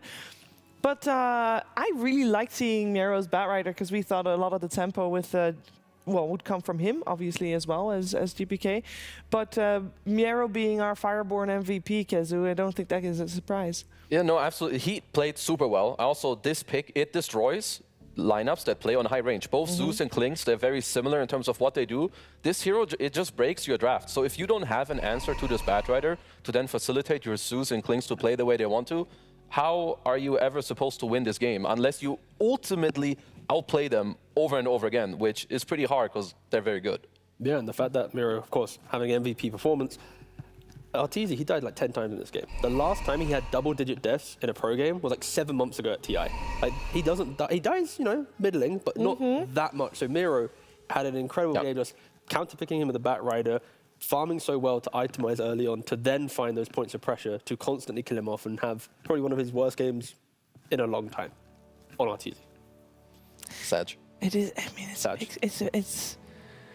it is sad, especially we heard from obviously Boba at the very start of the game after the draft. Said, you know, they're here to have fun, and you know, it's a pretty last-minute stand-in situation. So I get that, but at the same time, don't you have more fun when you're winning? No, for sure. I think this is I mean, who has fun losing? They don't stay around Dota for too long. They have their short stints, but I think with Shopify at least we showed that they have a lot of freedoms for the draft. I think if this was their main roster, they probably aren't flexing the Pango to offlane picking up a mid Zeus. I think this is we trust Sumail, of course it's Sumail. Hey boss, what do you want to play? Pick me the Zeus. Saber like, oh, I'll play the Pango, no worries, mate. And now suddenly you've got this like discombobulated draft. Definitely how he sounds. Exactly, yeah. That's Saberlight just puts on a voice for the camera. It's it's pretty good. It was good. The taller you are, the squeakier voice. Yeah, it was good, but I mean, it was overall last pick, big on the Zeus, and it didn't really deliver too well. And I believe you wanted to look at the speed of the game. Like kind of how they synergize with one another, right? Because we have the tempo early on from the Kato. We all know what he's going to do. We also know like the way Bat Rider works is also a very speedy hero, like very snowbally, both of them. So Keeper has a good early game, goes to Bat Rider. Now suddenly you enable him too. They work very well together. Magic Amp, Vessel, Shivas, like they both have incredible timings. They play well. They're not really stopped by gameplay or draft. Boom, free game. Like the vision from the Shivas, finding out the initiations, and like GPK at 19 minutes in the game. This is 19 minutes in. Neither hero's died. Incredible KDAs. Already on the way to Octarine Core. Like they have just perfectly itemized to break a team that wants to play for a bit more of a farm game. And I think that is the type of itemization from these two players that will, just put Shopify in the bit. I will say though, with great timings, great things. The game did last for like another half an hour longer. Yeah, welcome to this patch of Dota 2. Map big. This is how big the map is. And a lot of gold money everywhere. And push.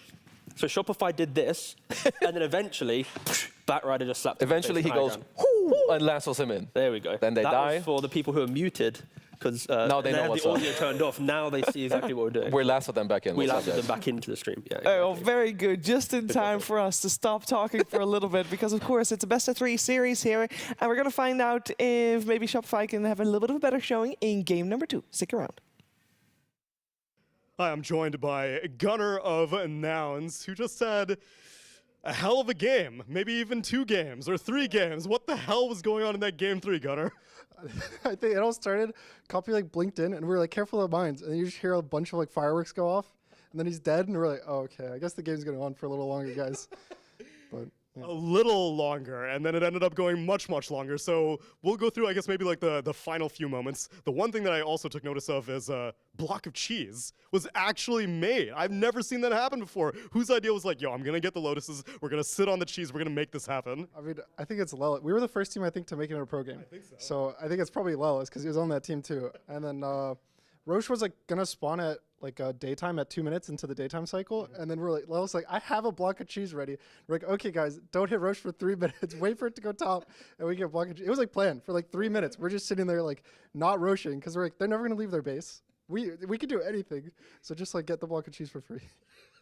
And ended up being put on you. I actually don't even know what the interaction is between Timber Ag's Scepter and the barrier. Does it stack and do more damage? I don't think it stacks in terms of damage, but they like both. You get them both at the same time. Gotcha.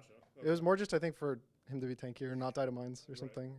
Which ended up working out, as you were the one who killed the Ancient. And part of the reason why you had that opening, did you realize in the moment that Drow Ranger had Manta-styled her own teammate's X whenever she was sieging the bot racks? Yeah.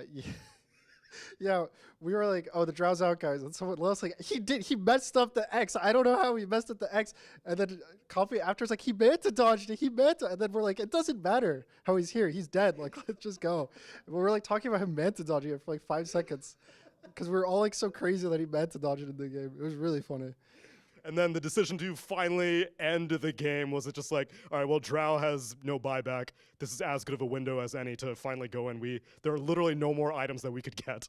Yeah, I mean, pretty much the whole game was like, we talked about a couple of times trading our buybacks for theirs and then just all-inning them. Like, we pretty much, when the Drow had no buy, we were always like, just go in, use 5 heroes to kill the Drow, and then we can end the game after with buys. So pretty much the whole game was just trying to get the Drow without buy. So the second we got it, we just kind of all-inned and just committed ending the game. Will you ever ban techies again in the future? Have we won? No. That's true. No, I'm good. All right, we take those. Got a hell of a Series 1. Congratulations on the beginning of a very successful group stage, and looking forward to how Nouns does in the rest of the tournament.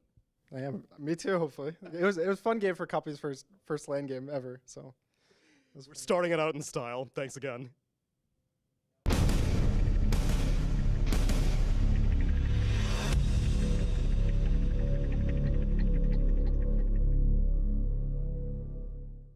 That was a very happy Gunner because he did just win a 3-game series, went the full distance, but also the third game did go the 94 minutes. By the way, special shout out in that game, for me anyway, to Lelis, was playing Shadow Demon support, an honorable position.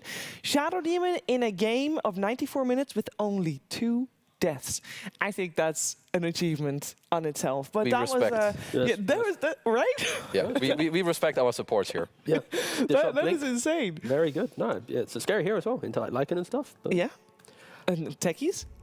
You know, yeah. and he did a good job. Obviously, Nouns doing well in their first series. North America represent, and we are here with the series with their fellow North Americans, and it's not looking as good. But obviously, this was only game 1 of a best of 3. We just need to see a little bit more from the side of Shopify in game number 2. Maybe game number 1 was the perfect warm up, but let's focus on adjustments going into game number 2 because we talked about how maybe the Keeper of the Light and the hero and the tempo might not have been properly answered. That seems like an easily fixable thing. Ban it or have a better answer, but ban it seems maybe... Yeah, I would say like go one of 2 ways. First of all, you can ban it to make it easier, but second, you pick the Pango to answer the Kato, but then you force yourself, like then you don't put the Pango into the lane. So you're kind of like, your Zeus had to do so much for you to like win the game, so next time, either you ban it or you make the right choice in the draft. We make mistakes, it's okay, they mess up, it's fine. Because other than that, I didn't feel like I got to see that much gameplay because they were that outclassed in the draft. So next time around, game 2, I just want to see a competitive game. Yeah, I think they just flexed too far, where sometimes teams, when they get to that final pick, they've got 45 seconds on the clock, they lean probably to the most experienced player and let them kind of dictate a bit, and that was the case. And I think Shopify day 1 with... what was it? I think they said like no scrims or something. Yeah. They just flew in like 2 days in morning. Yeah. Like I think today will be the hardest day for them, and I think tomorrow at least they will be able to recoup. But we'll see if they can bounce back. I think it's unlikely. They have a very experienced coach though, to be able to bounce back in terms of series. Sure, we've seen Boba draft well in the maybe not got a bit of an outdraft in game 1 and then turn it around for game 2. I mean, also sometimes you will just listen to your players, and they can have a wrong read, or maybe they also think like it's gameplay. It's usually like a mixture of the two. So, whatever, scrap it off, go next game. You have 2 stand-ins, like he said, they're having fun. So go into game 2, fresh idea, have fun. It's all good. How much would you look at the series that Falcons played against BetBoom in the grand finals in Birmingham versus here? Because we saw Falcons deal with and the tempo because they were able to beat the Keeper of the Light, and then eventually they did ban out the Keeper of the Light, and they didn't just beat them, they smashed them, right? Falcons ban Keeper Light or win lanes. Yes. Shopify didn't do either. So that's also good basis to go off of. And no, we'll see if they can do that. But I just think nowadays, at least with stand-ins, Dota is at a position where you can't just be an OP TI winning player and instantly make a team win a tournament or get top 3. Like it's so advanced that even though I see such high caliber players, I think they are going to have to accept they are going to take some L's, and eventually it might click at some point. and Swiss might enable them to make that road back. But I am really skeptical if they can do it so quickly because of how decisive. I think maybe not opening with the clinks with the closing phase pick, like it's a very statement carry. Maybe keep your your pieces closer to your chest and reveal it. Might enable you a bit more. But yeah, like I think also like if you have to go for like a blind hero, like we were discussing, maybe Luna is a better choice. It's similar but safer. It's kind of harder to be countered in that spot. And other than that, it's just like T said. I think Dota is so mechanically advanced right now that yeah, you are Sumail, you are the quote-unquote king, but people have been playing 20 pubs a day for years and years. They're either as close to you or maybe they've surpassed you or same level, like whatever. So it's not a walk in the park like it used to be. It is not. So when we're looking at this game number 2, is it indeed Sumail that you're looking towards? Like, okay, if they're going to win off the back of anyone, it's going to be Sumail because he is the guy to look at in this regard. I would say they just need to create a foundation where when you have new players coming into a system, it's easy to let the new players run free and do what they want. But I think sometimes you do need to reel them in a little bit just to understand what's really good or bad for the current meta. And I think at least in this draft, like when we heard the interview, it's like, he wanted Zeus, so I picked Zeus. And it's like that logic can win you a game, but like it's a lot of pressure in that moment. There's a lot of like layers to it. It's like a Zeus could be good for the game, for the vision of the Bane and whatnot. Yeah, that's quick. Anyway, but it really just fucks your Pango. So it's like, yeah, I just think they need to probably calm down a little bit, even though they're having fun, and just understand like the concept they want to approach with 2 new players. Like 1 player you can build around. 2 players, it's a lot of noise coming into a team. So you think in this situation, in the previous game scenario, it should have been, when Sumail said, oh, you know what, I really want to play Zeus in this game, you would have been, if you were Bob, you're like, no. I'm sorry, but you're my first pick Pango. Yes. I need to first pick my mid laner. It's how we done it before. You gotta choose for your idea over comfort of a stand-in. Which, to be fair, in Sumail's case, he is a stand-in, but he's also very familiar with how the squad works. It's true. The problem is it can be very hard. Like you need to find the balance, and it is really hard to go against your mid player when he says, "Give me Zeus, I'm gonna own this game. I'm gonna shit on these noobs." You get so then it's like, oh, okay, I'm gonna give you Zeus. But no, moving forward, now it might be different. Okay. Well, on the bright side, towards the end of that game, BetBoom was definitely looking a little bit. Well, carefree. yeah. Let's go with one that. way to call it. Okay, they were chilling. Yeah. They were chilling. They were carefree. I'm sure they were having fun as well. That is. It's the bike riding It's the bike meme. It's the bike meme. Thank you, Save. Self-sabotage. I mean, this is a team that when we're talking about self-sabotage, we've seen them do it. Yeah. So maybe that is going to be working in Shopify's favor here. As we are in the draft, as you can see, for game number 2, and we do see the answer of Keeper of the Light just being first phase banned, so we don't have to worry about that. Shopify doesn't have to worry about that tempo anymore.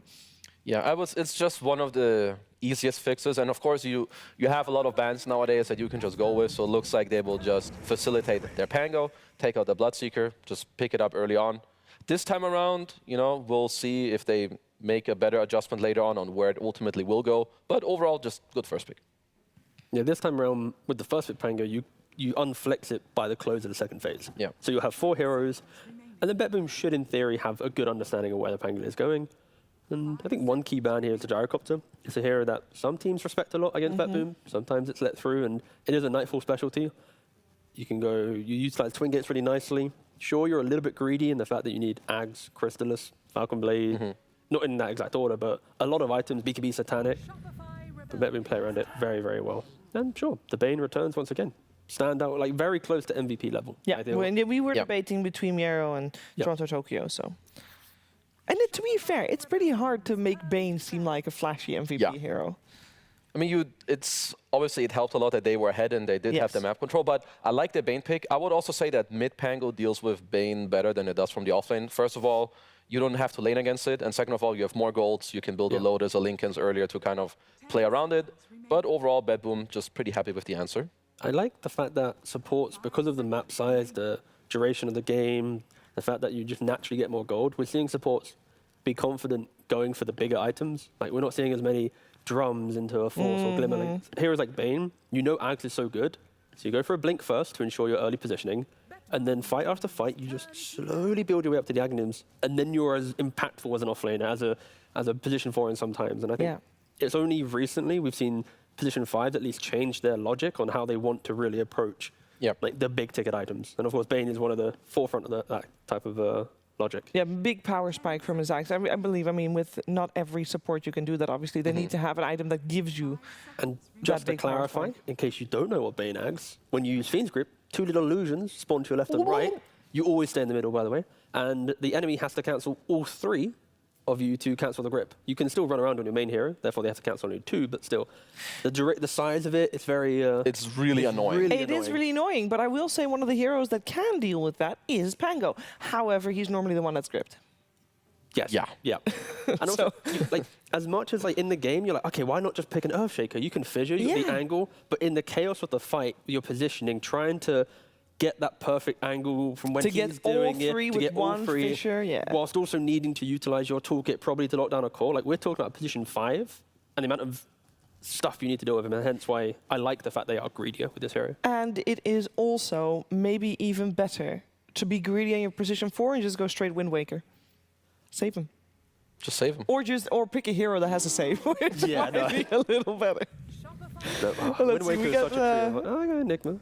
We got Enigma coming out for BetBoom. They ban out the Enchantress. Classic laning counter to Enigma. I believe you still take the Eidolon. Yes.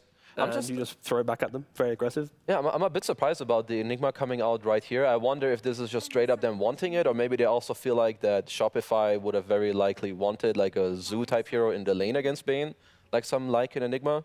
Because overall, I assume it's just going to be a Miero Enigma, like nearly straight off the bat. Chat goes wild. Why? Rubik? Rubik versus Enigma, double black hole. Yeah, and the player. GH. No, go. okay, you say that, but previous game, Kitrak was the one playing position 4, where GH was position 5. So I don't know if that is true, because I would rather have a Rubik position 4 than 5. We have seen it throughout the last couple months be interchangeable in the 4 or 5 role. I would like to think GH would play it. I think Kitrak's played... To be fair, Kitrak has played both heroes, and GH has played both of these heroes for Enigma Galaxy as well. So they can decide. So for the fans, you give GH Rubik. That's what they should do. I hope so. Thank you, Shopify. Thank you. That would be fun. 5 seconds. We'll see, though. I mean, Shadow Demon obviously gives a save. That's what we were talking about. Very nice. Got that covered. You got the black hole covered. And so far, I feel like Shopify, it's a bit reactive or reactionary to what BetBoom is doing, but I'm not hating it at all. And a tiny now coming out for BetBoom. I think like a puck for BetBoom would be quite nice. Sniper. So the thing with these 2 supports from Shopify is they are incredible at reacting to the first opening, but they do leave a lot of vulnerabilities without perfect good lockdown. They don't jump the backlines very well, and that's why I was leaning to like a puck, this type of hero. Because right now it's Pango goes in, gets grip, SD has to save Pango, Rubik waits for black hole. That's a lot of passive actions waiting for BetBoom to do stuff, and when you make heroes that do so much damage with them thinking, Tiny putting an SD or Rubik to half HP, even a Pango, BetBoom can dictate a lot of what Shopify need to do, very scripted engagements to feel good. Well, they still have 2 heroes to pick to solve that issue. Find the backline. Yeah, I'm kind of looking at, I don't necessarily care which exact hero Shopify pick, but I'm looking for them to end up with 3 cores that have ways of engaging the backline. Because think about Sniper Enigma, they're both super just position reliant, right, heroes. Then Bane as well. Yeah, like if you just have heroes that can get in the back line, go there, your Pango rolls, but because your Pango alone can't do it. If he rolls in alone, he's going to get peeped, he's going to get gripped, black hole, so you need multiple heroes that jump in. Like I can mention random heroes like CK carry plus any offlaner who can jump in, like Mars, what have you. Yeah, you got the CK. As much as I'd love to say Void, your supports are so passive in lane that the Enigma will just thrive and pressure you. So it could be good for the game, but your lane will be pretty atrocious. At the moment, we are assuming Sniper is going to be mid, right? Most likely, yeah.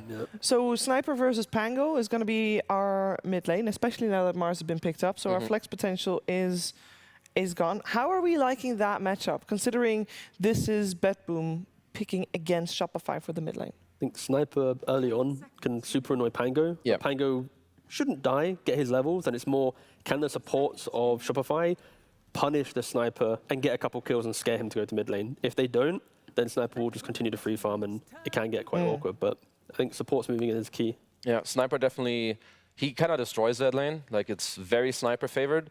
The one thing, so we mentioned that support's going mid, which I feel like they have to do, but even then the kill is very slow. Like SDs and Rubik damage, it actually takes a long time to like wind up. So I'm even looking at like, The MOUZ has to go mid. exactly, like Saberlight minute 8, moving mid and like collapsing together. I think it's very important that they move their pieces together and make it work. Move their Mises. Yeah. Very good. Mises. So let me see. I'm intrigued to know. Yeah, I want to go into like the minds of BetBoom now. Like, we're thinking of just anyone who jumps the backline, ideally with earlier timings, and Sven does that. We've mentioned the CK, we've mentioned the Void. There are still a lot of vulnerabilities with some of these heroes, as they might not just win the lane. I think Sven's the biggest lane winner of the three. Yeah. Yeah, because you will go up against Enigma Tiny, which seems like a very annoying It's lane a to deal super with. strong lane. So yeah. strong, yeah. Again, SD or Rubik in that lane, if they step up to try and do anything, there is the toss-back potential, into stun, Eidolons, you're dead, and now carries isolated by themselves. Yeah, that's why I kind of like both the Sven you meant. Oh, sorry, Sven is banned. Maybe Alchemist for Shopify? Oh, good call. It's out. Oh, they just banned mind. it. Yeah. Oh, hey, luckily I said it just before they banned it, so that's kind of cool. I mean, maybe like CK would be right up my alley. There's something else that would, in my opinion, just be way too slow. It's like if they want to turn it into like some weird Naga Siren game. Like I would prefer the tempo approach. You have Mars in the mid game who's jumping in. You have the Pango facilitated with a strong laner against Enigma who will then join your other two cores in doing the same thing. I mean, if you're going to go for a potential to jump the backlines, maybe you invest into someone. Never mind, they ban it out themselves. With the We're good at calling the bans in we're some great form. at calling the bans.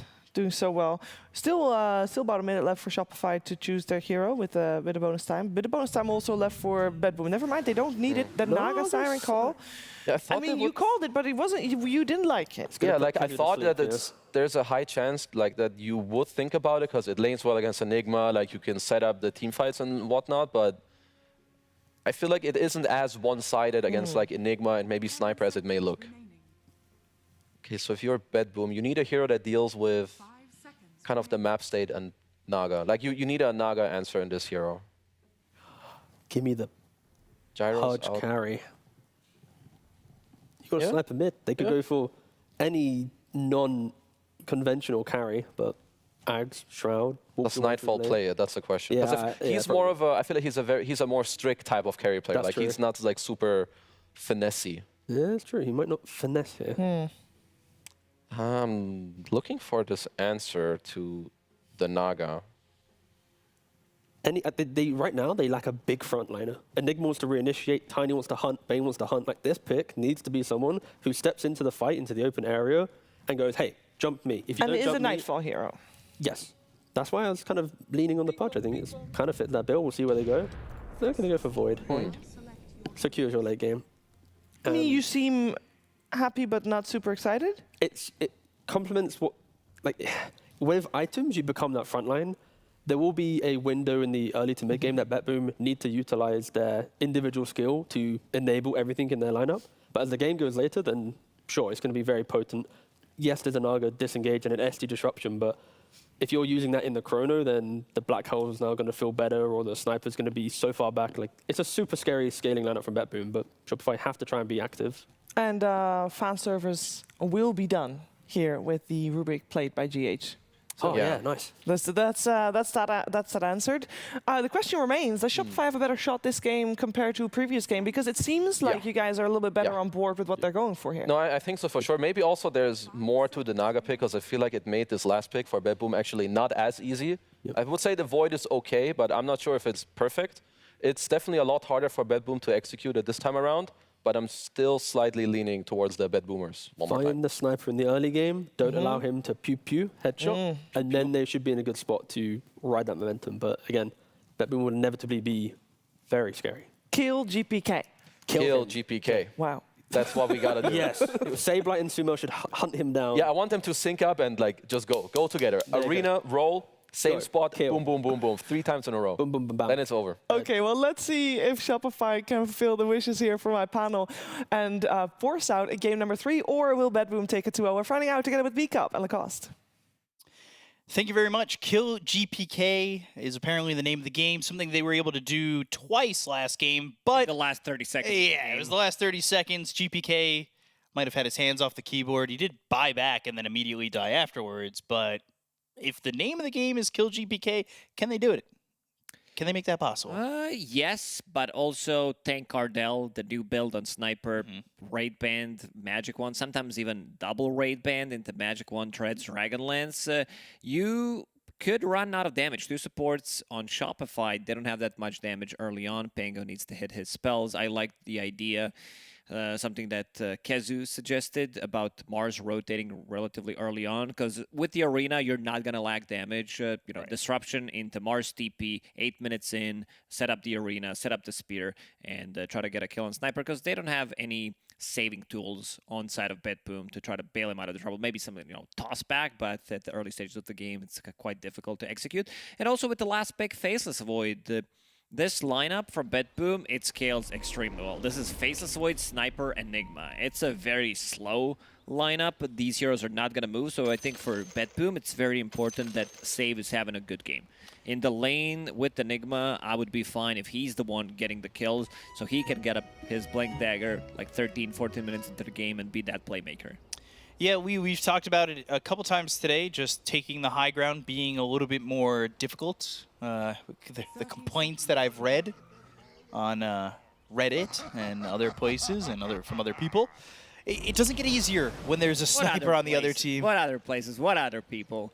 The same Reddit thread. Same. I don't read anywhere different else. Reddit thread about not being able to push the high ground. Yeah, it's difficult. I think we hit the era pretty similar to Shrines in the base. Oh, save? Is there anybody here to save him now? That's first blood for RTZ. I mean, the thing about that era, though, with Shrines, was that we also had Repair Kit. Was it at the same time? Yeah. I'm 98% certain. Until the 2%. I don't think... I swear it was at the I same don't time. think neutral items existed. Or they were the one Shrine after... era. They were either one after the other or at the same time. They overlapped. All right, you'll have to check Reddit thread about that. Okay. Or somebody in chat tell me in about 25 seconds, and then somebody in the green room will text me, you're wrong. That's fine. I'm okay with that. But take a look at the lanes. 1-0 already for Shopify Rebellion, as we saw them get that first blood. Miro on this off-lane Enigma. We've seen Enigma once today. Enigma can be played with like different itemization. Miro is the one that loves to pick up Helm of the Dominator / Overlord when he plays Enigma. And he tends to scale. He tends to be more of a scaling Enigma, go for these like BKB Refresh Rock Terrain type of a build rather than buying Vlad's drums, playing off his Eidolons. You still want to play off your Eidolons, I would say, with the Shard, but yeah, this is a killer lane. We've seen this lane earlier before, one of my favorite lanes in Dota, I would even say, because you have so much damage. This type of a lane, very, I would say, relatively easy to execute.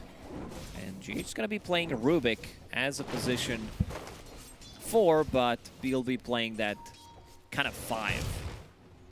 Now, is there like a legitimate purpose for that? Because Rubik Mars is an amazing lane.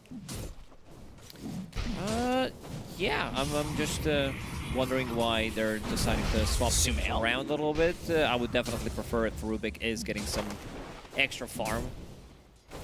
Yeah, kind of a hero that needs some levels. Oh, that Courier is going to die there. It's just Toronto Tokyo's Courier, though, as it already had delivered its items, so it's fine to lose afterwards. GPK, by the way, I was going to say not destroying. The 6 denies kind of concern me. Yeah, it's going to get even more difficult. Sure, Pango's going to farm, but it's going to be a lot of P-Pen coming up from Sniper. 2 points in headshots, that's 50 damage right there, level 3. I think the numbers are too high. The chance percentage is also a bit too high, 40%. Just right-clicking away.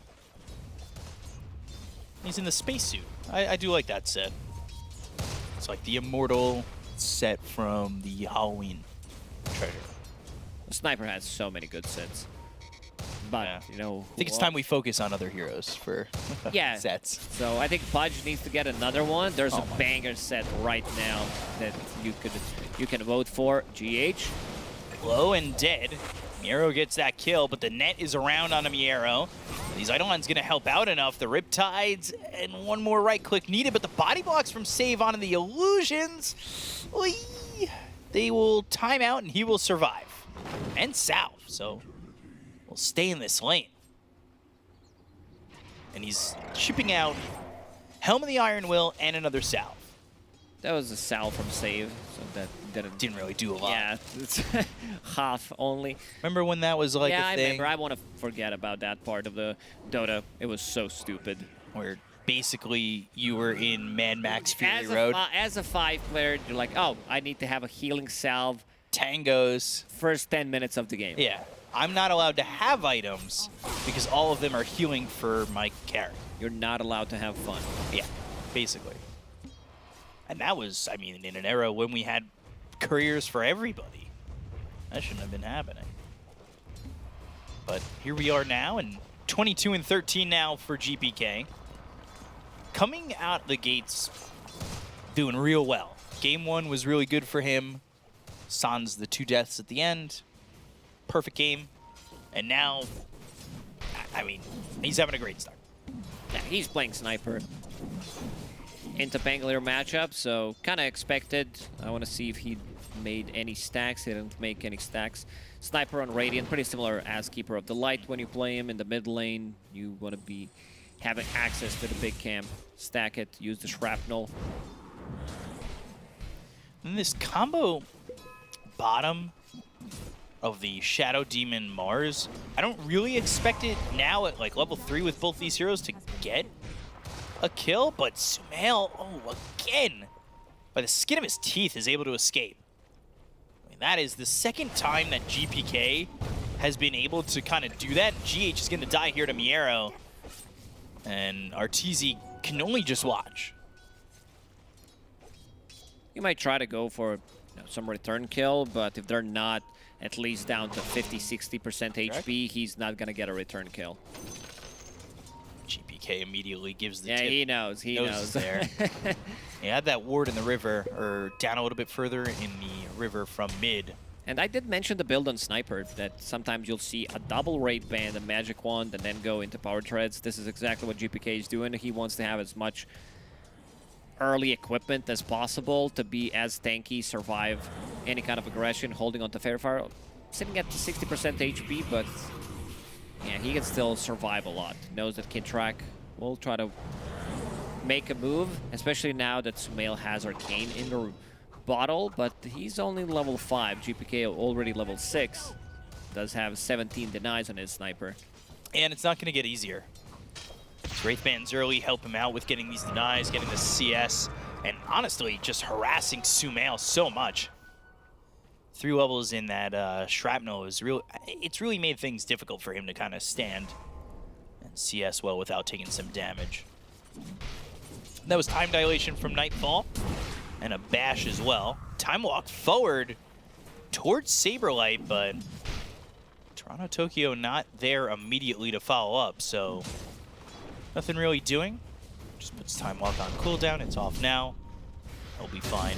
Thing that's going really well, though, is Arteezy's top of the CS. So his game, especially compared to the last one, feeling way better. Yeah, he got money from the first blood, continues to farm up in the jungle right now, leaving the lane alone, so GH can try to get something out of it, but knowing that you're playing against Naga Siren, if Save wants to make a move onto GH as soon as he shows up, they know that that should be a kill.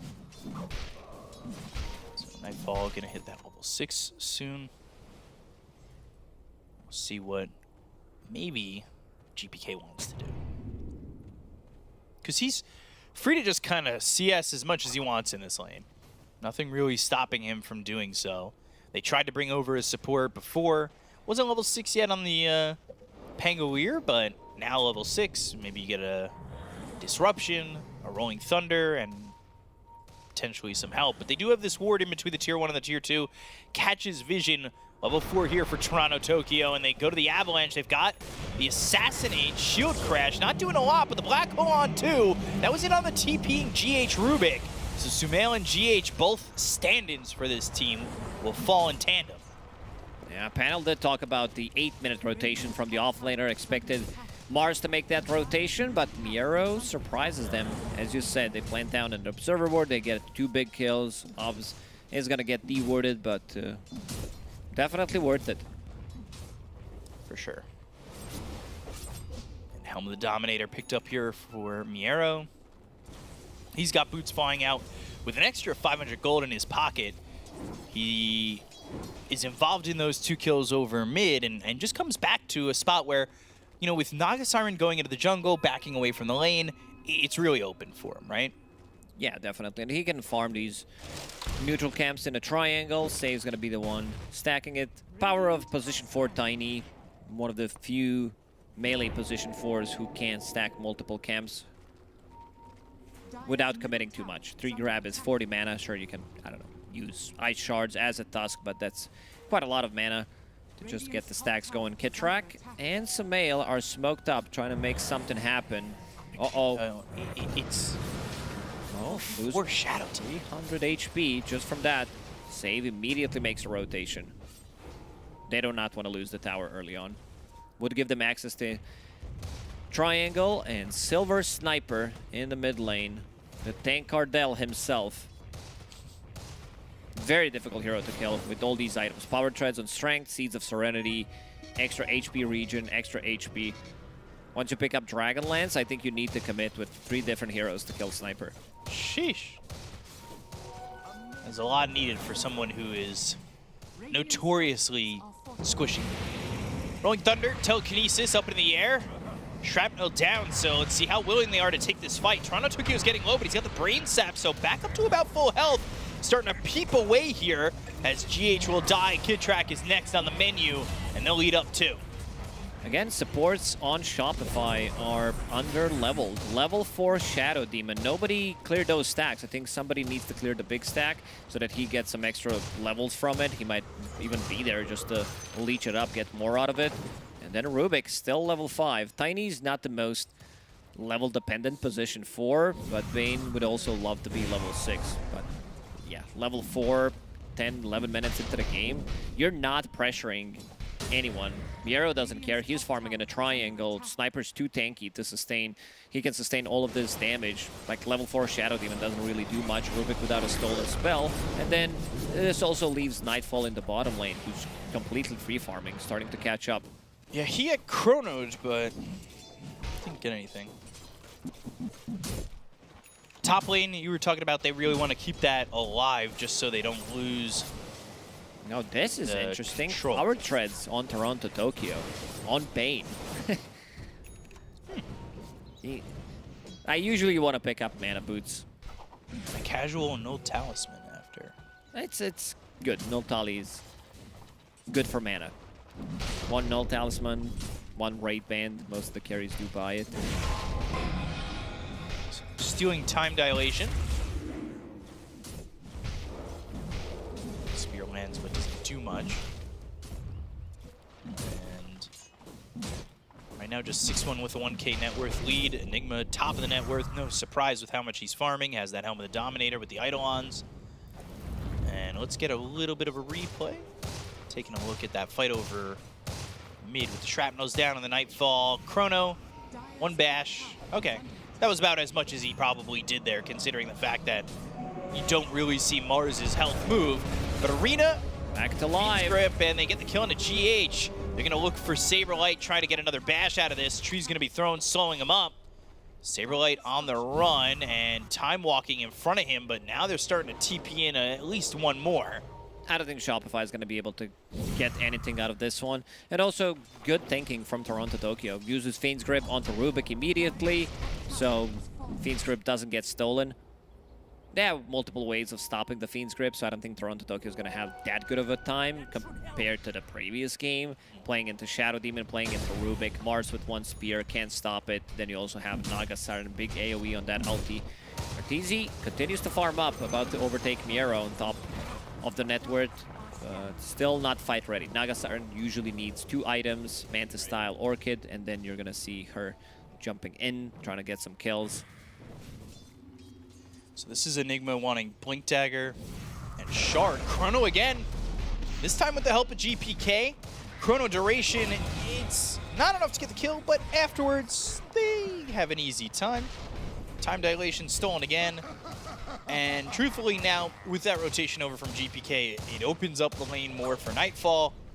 And this is so annoying, Samael. When you play position 4 Tiny with no mana whatsoever, he does have Royal Jelly, so that's something, but yeah, your mana getting burned, a couple of right clicks, Swashbuckle. Hero pinging out his XP rune on his side of the map. Arteezy sending out the illusions. He's thinking about maybe denying the XP rune, but Miero will be there. There's that Maelstrom finished for Nightfall. Dire are scanning. You ever have Royal Jelly before? Royal Jelly? Yeah. That's good. I worked in pharmacy. Of course I have Royal Jelly. No. It's good for your health. Like really good? Yeah, Talking like really good. Not upside down, tier list, S tier, Royal Jelly. Not talking about the neutral item. IRL Royal Jelly S tier. You heard it here first. You become more regal when you have it. So Miero, close to this Blink Dagger. Where's Save at with his? He's very close actually. So they're gonna have like a double blink timing. Helm of the Overlord, 14 minutes into the game. Like, you don't have enough damage to take out this ancient black dragon. Nowhere near enough, really. BBD is going to cause a lot of problem. Illusion walking forward, obviously an illusion. There's the Maelstrom for Sniper too, so the farm's going to ramp up for the side of BetBoom. As they've already got a fast farmer, Miero, but the other two are going to start to really build up. And it worries me that maybe Shopify Rebellion aren't going to be ready in time for the timings of BetBoom, because with Maelstroms, I wonder if they're looking to even fight early. Just pressure them out. They definitely have the damage. They managed to stabilize, get the most out of the laning stage. This is Sniper, Enigma, Faceless Void we're talking about, so you're never going to feel too worried pushing this into the mid and even super late game. You have the best hero for the late game, Faceless Void, with Refresher, Enigma as well. Let's see what they're gonna find. Miero. Oh, Arena, before he can get the spear off Black Hole. Blocked out a little bit. Now they go into the Rolling Thunder. Nightfall with the Chrono. The Fiend's Grip's on the edge of the Chrono. They go to the Song. They'll end up getting the kill on a Sumail. It's not the best Chrono, but it gets the job done. Stolen Black Hole onto this Faceless Void, but an Assassinate to get the kill there on a GH. So Sumail and GH die again.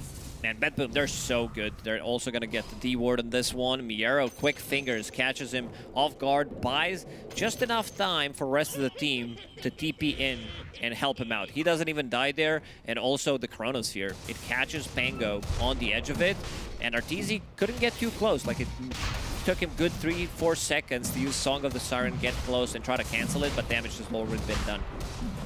Yeah, you had Sniper outside of the Song, I believe. Yeah, already. He's outside, definitely. And now, without Chrono, without Black Hole, nor Fiend's Grip, they're going to go inside Roche pit and we'll take it. Save. He's thinking about maybe going in, but yeah, reads the situation. Yeah, reading it right. So GPK will get himself an Aegis. And Miero's TP'd bottom, or well, teleported through the Twin Gate. Are they coming down here? Yeah. I assume the Twin Gates are identical twins, right? Not fraternal? I guess. You know what would be a funny meme? To have Save and GPK on each side of the Twin Gates, because they look like the same person. Somebody make that meme. Saberlight is going to get jumped. If he's not too careful, blink out. But Save still looking, if he were to turn around for just a split second, get a little bit greedy to jump in, blink, avalanche, toss. Orchid finished for the Naga Siren, but I don't know if it's enough. The fight's like the zoning of the Chrono that allows Sniper to just get whatever he wants done showed its presence in that last fight. And it's something the panel asked, right? How do you get on the Sniper?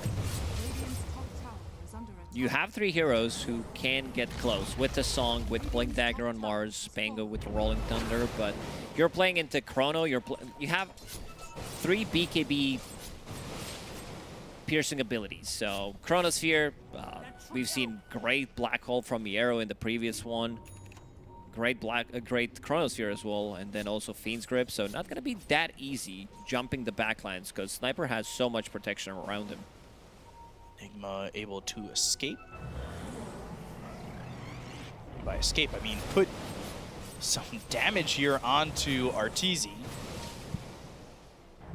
Cleaning up the creep wave, and now getting save over to this top lane as well. You gotta be careful if you're Arteezy, who's going behind enemy lines. They've got 3 heroes here towards the top lane, but they start to disperse. BetBoom happy to take their time just continuing to farm. So, Kid Track. He'll farm bottom 2. He needs to get some farm into this, get at least an item under his belt, which would like to be that Blink Dagger. Shopify, they will need to make a move. In the next 2-3 minutes, they will finish off BKB on MOUZ, Heart on Naga Siren if that's what he wants to pick up. Chrono again. Going in on the Saberlight. And they've got the Arena, the TP attempt, the Time Walk, the right click to kill. Telekinesis clips him. Toss, though, he was close enough, and GH taking a lot of damage from Eidolon as well as this much damage. They'll get the kill. Oh, Miero's in with the Black Hole on 2. Eidolon's again with this Black Dragon. And the disruption's just there for a split-second save. Is it going to be enough? Avalanche comes through from save from this cliff, assassinating Sumail from a distance. And another one. Oh no, Arteezy? They got Kid Track, but Arteezy's able to make it towards this camp. Miero didn't catch wind of that, and he's able to get out as the Naga Siren. BetBoom are so crisp with the execution. Yeah. Miero especially having a perfect game. This guy, when he joined BetBoom, when Pure was benched for short period of time until he joined Tundra, people were like, oh, that's a huge downgrade. Pure has been the best player of the team. Man, Miero, he stepped it up. This guy, pretty much in every single game that BetBoom played, looked amazing. When you think about it, like, what in that situation stops Black Hole? There's nothing there for you. Yeah, you can just, like, save people with disruption. Yeah, maybe Rubik with the stolen Black Hole. GH does have a Blink Dagger available, but again, they have so many tools to deal with GH popping the Black Hole unless he catches 3+ people. And there it was the 2 heroes that he needed. So in that situation, there really wasn't much to stop him from just kind of doing whatever he wants. And now, Spear onto the Sniper. They'd love to follow that up with some damage, and they might. They've got this GPK Sniper dead once. He needs a little bit of a help there. Disruption, MOUZ zoning out 1. Ready. GPK, Mjolnir armor on him. Save's gonna take the attention for a second. Now he's gonna start to right click. Over onto Arteezy. Does he have enough? Not looking likely with the Rolling Thunder, but the Song. Oh, ooh, no coming Chrono, back. Oh, the no Fiend's Grip. No way GPK just survives. Oh, GH gets the kill. I didn't think GPK was gonna die for a second, but eventually they got him, they got Miero, they got Save. So big goal towards Shopify. Yeah, first death of Miero, first death of GPK in this one. They did not have Chronosphere available. Now it's going to be ready for the next fight. But yeah, not too bad of a fight for Shopify, fighting into Aegis. You see the power of Naga Siren. She definitely can isolate one of these targets and just bring him down from 100 to 0 with Manta Style, with Orchid. About to finish off his Heart, so that's going to make him even more tankier. I think they need to play this for slightly later stages of the game. Right now, they are having some issues in terms of damage. GPK was left alone there. One of the reasons why the fight didn't look as good. And then they focused down Miero without a BKB. Can't get out of the arena. Yeah, GPK's in this odd spot. Just surrounded by the side of Shopify. The song, though, it almost stopped them from getting this kill. Ultimately, GH is still there with a Fade Bolt, though. Some laughter, some smiles, some glimmers of hope. Getting back into this game. Not too far behind when you think about it with the Naga Siren top of the net worth by 2,000. Big items. Aghanim Scepter on Pango. It's going to be much more disruptive in the middle of a fight. Saberlight also picked up his BKB. Has Aghanim Shard in his quick buy. So wants to lock onto multiple people. Try to burst them down. And GH holding onto Fiend's Grip. So with your Arcane Supremacy, extra cast range, that's going to be very easy to execute without being disrupted. Yeah. So Save gets the shard there. I think Toronto Tokyo was really hoping he'd get his. Toronto Tokyo bought the shard before, so yeah, he continues to farm up with Bane. It was between him and Faceless. Yeah, I was about to say, I took a look and Enigma, well, Miro had his queued so early in the game. Gets that Malefice upgrade. 5-man smoke from BetBoom. They've got everything available to them. Eidolon scouting. These heroes are down towards bottom as Roche is starting to get close to being back up. Been seeing a lot of longer Roches. So instead, they'll take this triangle. They'll just farm. GPK would love this BKB. He's about 1,000 gold away from it. Nightfall. He's going into the Mjolnir. Radiant are scanning. Pretty standard stuff. Double Mjolnir. Faceless Void, Manta style in between. You are playing into Naga Siren with Orchid, so you don't want to pop a BKB every single time. Saberlight, let's see if they find him. That was so close. Knew exactly where he was. Ooh. GH also able to get away. He doesn't have Fiend's Grip anymore. K-Track trying to farm. I believe these wards have vision of him, and Chrono used. It's going to catch him on the edge, but no more mana really left here. Black Hole is going to be on a 3. Arteezy behind enemy lines, though, here with GH. Then the Midnight pulls down with BKBs being popped by Miero, as well as Nightfall. They get the kill and a save. They'll use the arena, and they'll look over at Miero to get the spear from Saberlight. So now, this Enigma's in trouble. The Fade Bolt finish. They go over it to Nightfall, and that's 3 heroes dead. BetBoom, they committed a Chrono on a Just the Shadow Demon, went with the follow-up Black Hole, but they needed lose that extra fight. heroes. They needed the GPK to be there and, you know, get some damage done, because right now he's the most damage coming out from his team. But no Bane, no Fiend's Grip. Even though it was a 3-man Black Hole, you could still feel that they couldn't take the fight.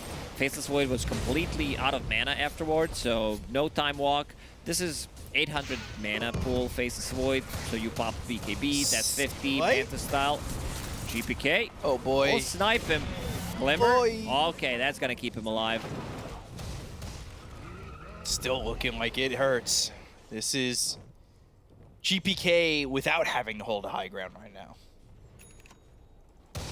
So he's pretty happy with what he's able to accomplish without having to be on his heels. But how long is that going to last, especially after a previous fight like we just saw, where you kind of throw most of the kitchen sink at the other side and come out pretty empty-handed.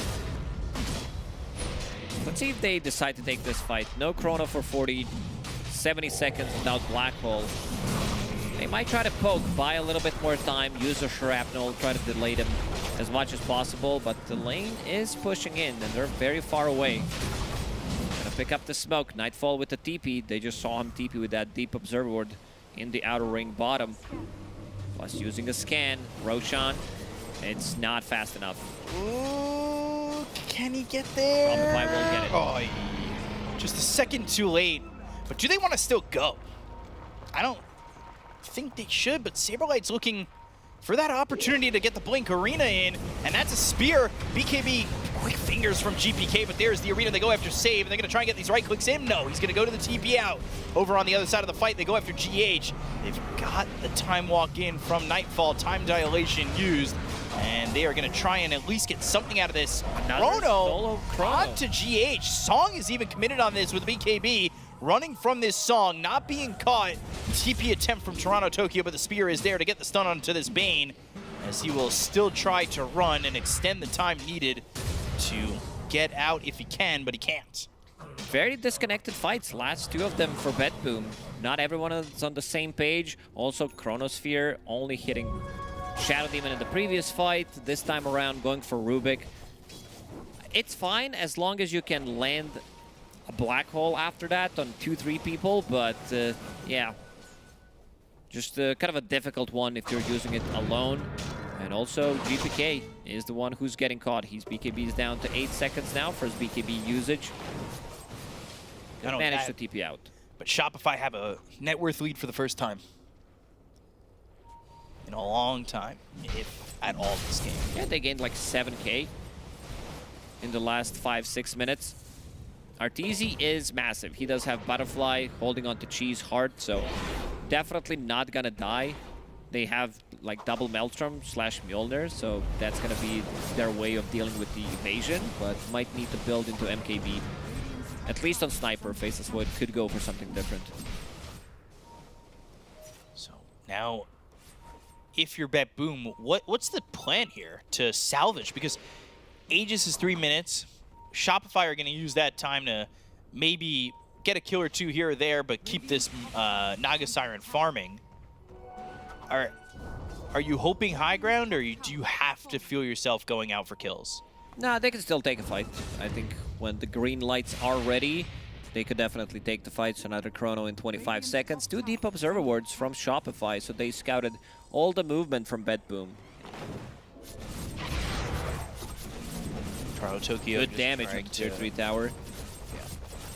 Trying to clean up as best he can.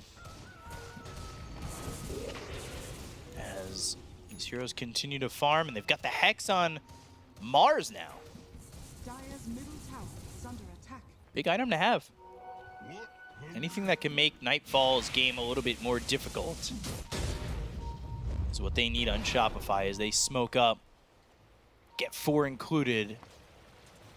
I don't believe that was caught, but the way they're backing off, maybe they got the edge of it. Don't think it has been spotted. It's just a read from BetBoom falling back completely. Illusions are being pinged out in the bottom. Oh, GPK, Hex. Yeah, there's the Hex. GH short on that blink, but now he's got the concussive grenade, and they're going to get this kill on a GPK. High ground defense, what? If he's not alive, there is no high ground defense from a sniper. Such a valuable pickup, this Hex on Saberlight. He was thinking about picking up the shard early. He did not have the game. He got completely countered, got killed. His BKB got delayed. Lowest network core in the game, but the Hex pickup is going to make a lot of difference. So it puts them up 2,000, and it continues to allow Arteezy to farm. 26,000 net worth, and really looking to put that money down on someone. Question is who? Nightfall continues to farm, looking for a Lincoln's, then an MKB. But they found another. Hex, Spear. This is rough life here for Miero, who will BKB TP out and do so successfully. Nothing to stop the BKB TP with. Pango's Basher is being delivered on the courier, so that's going to be something. Yeah, immediately got purchased. Radiant are scanning. He'll have Aegis for 24 more seconds. Radiant's bottom tower is under attack. And then, truthfully, you catch Sniper out again, you could go high ground for sure. Or at least force the buyback if he's got it, right? Not going to be that easy. You are playing into Tiny, Midnight Pulse, potential Black Hole if you group up. But yeah, Shopify Rebellion, they're on the hunt. They want to get a kill and turn that into something, maybe a forced buyback. But again, BetBoom, they're not too afraid to go super late game. They're fine with just farming up. Eventually, Naga Siren will fall off. This is not her peak yet, but Butterfly, Bloodthorn, Manta Heart, you still have another item. You can buy Shard to heal your teammates up, pick up that Aghanim Scepter, but yeah, it's a bit of a... It's a hero that does fall off once she's 5-6 slotted compared to some other heroes who can still, you know, buy some refreshers like Faceless Void, Enigmas, put it in the backpack, refresh things. So Arteezy pushing the creep wave in. Cleaning it up is GPK. So GPK looking for the Satanic. Cheesy looking for the BKB, as well as looking for this game to push it to 3 games. Time walk in action. Toronto, Tokyo, not feeling as farmed. He's got BKB. He's looking at a Maelstrom at the moment. GH. Long blink. He's able to escape. The smoke really doesn't do much. Nicely done by GH. Manages to get out of trouble. Casts a grenade, Blink Dagger, Glimmer, Psychic Headband. Cast range is through the roof. A lot of vision that it's not getting dewarded. Shopify Rebellion controlling the whole south part of the map pretty much.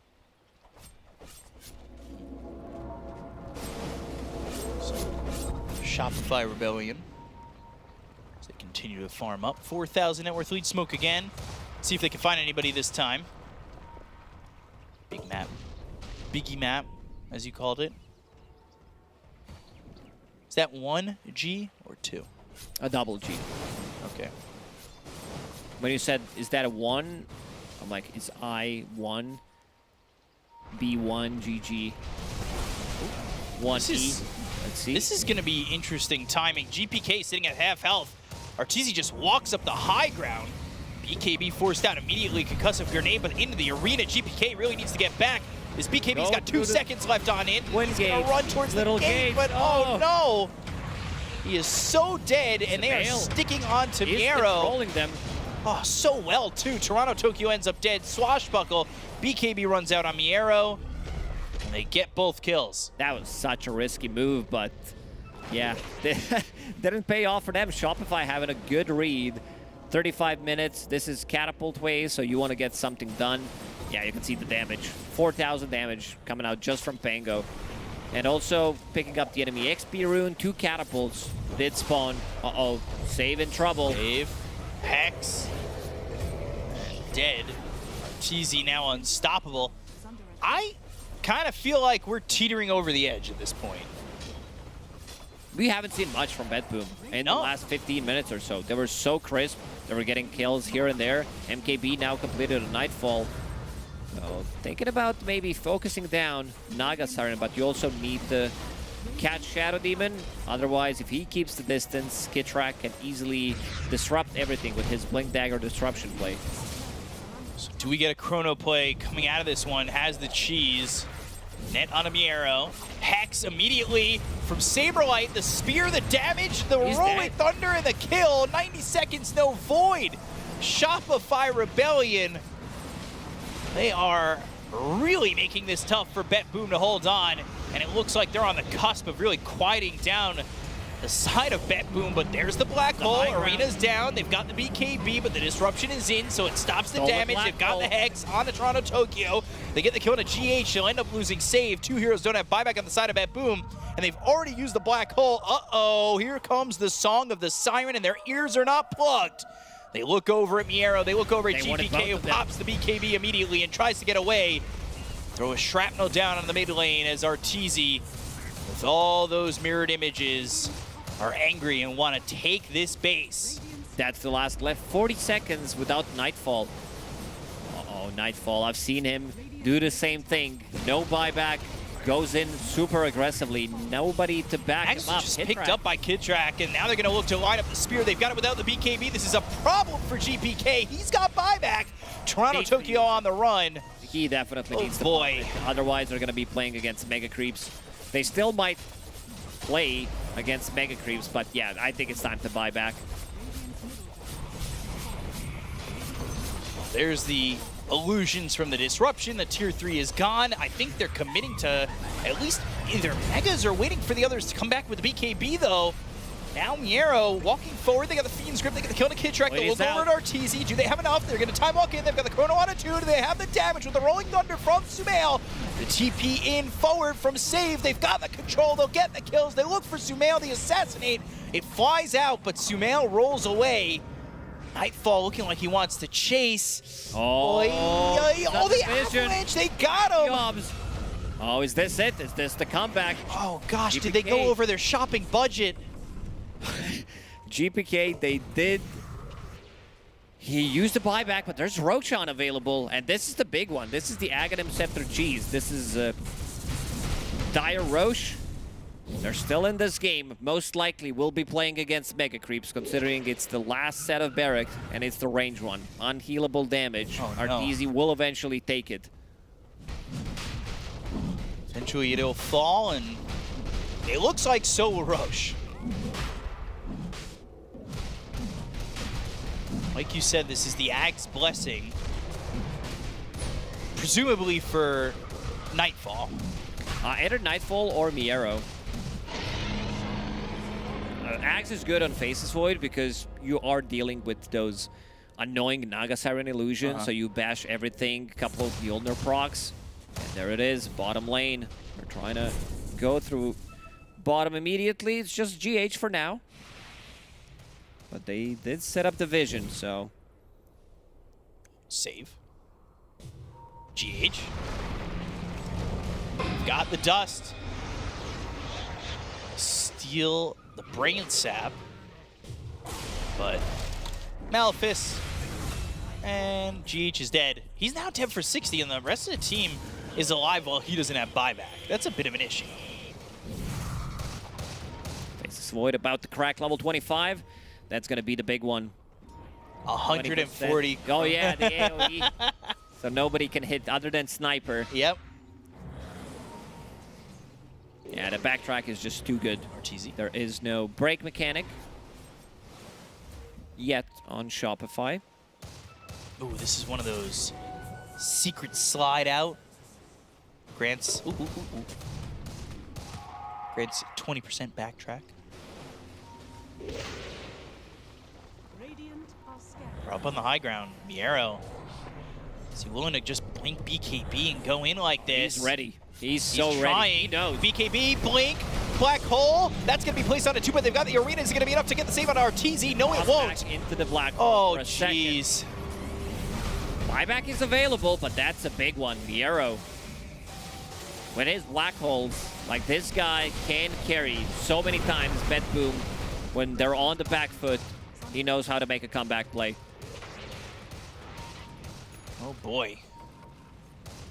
This is rough life right now for Shopify without RTZ, but can they make something happen without him? I think forcing a fight is... Lanes are in a decent spot for BetBoom. Mid and bottom are pushed in. Top is approaching double catapult, so somebody will need to take care of that. The range barracks, 38 HP in the top lane. Needs one hit. Refresher now for Miero. See how that goes. 2.5 minutes still on this Aegis, right-clicking away at this Tier 2 tower. Outer towers, fine, take them. If you're Shopify Rebellion, you'll gladly give them up to buy some time. Anyone's games to take. GH with the Wind Waker. So that's going to be the save during Chrono, during Black Hole. With that extra cast range, it's going to be much easier to execute. Smoke for the Toronto Tokyo, Lotus Orb for save. And Ags again for Toronto Tokyo. He's got this Maelstrom.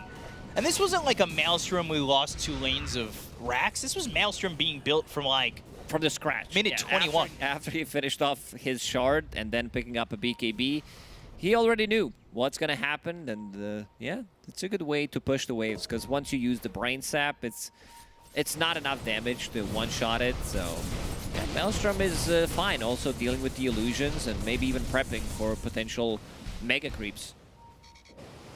Right now, they're doing a very good job clearing out all these ways, not allowing Shopify to get close and get those mega creeps. Dire's middle tower is under attack. So, bottom lane again. The obs are in there, so they see this. They see that with that little tiny obs right there. Although, they just push out. They'll be fine. GPK working on level 24. He's got the MKB now. Concussive grenade action. They're going to try and get the perfect fight here to make sure that they get that damage out. 45 seconds left on this Aegis. Now might be the time to do it for BetBoom. RTZ with the Wind Waker. Love the build. So double Wind Waker allows them to save especially themselves, not during the chrono, but they can save their teammates. Plus, you also have Shadow Demon. So let's say Mars, Pango, they get caught inside of the chrono, Black Hole. They can easily save both of these heroes for 2.5 seconds. Dire's bottom tower is under attack. Ninja Gear, TP away, and they've done the same. You've got a ward in our base, we put a ward in your base. In the same spot, opposite sides. Oh. So do they know? I think one of them got scouted. That's what it looked like. Yeah, seems like they're prepping. They want to go inside their own triangle, hold the hands together. GPK is invis, has Trickster Cloak on top of it. Radiant are scanning. You know something's approaching, but with Naga Siren, you never know. With treads in his backpack, he waddles so slow. Just 285. So let's see who can make the better jump. Now no Aegis. But buyback situations, just Pango and Bait. Yeah, Faceless Void, however, is level 26. Does have enough mana for his Chronosphere, double Chrono, Refresher online. Uh-oh. Wind Waker. Thinking about the Rolling Thunder. But the rest of BetBoom, they're coming over. Illusions are inside the base. Easy. They spot Arteezy. Do they have the vision? GPK kind of far from Faceless Void as well, and Arteezy will TP out. And I think they saw that. They pinged it. Yeah, they definitely saw that. They got that ward still. Saw them TP right to the tower. Easy peasy. These illusions just breaking back door and trying to get mega creeps. That would make life way easier. Well, maybe a little bit easier. Yeah. I don't know. I didn't get the instant confirmation, so I bailed on way easier. I did not for like millisecond. You didn't see it. So Roshan potentially respawning in a minute. Mags again, right? Theoretically. 47, yeah, most likely gonna be Roshan on Dire's side.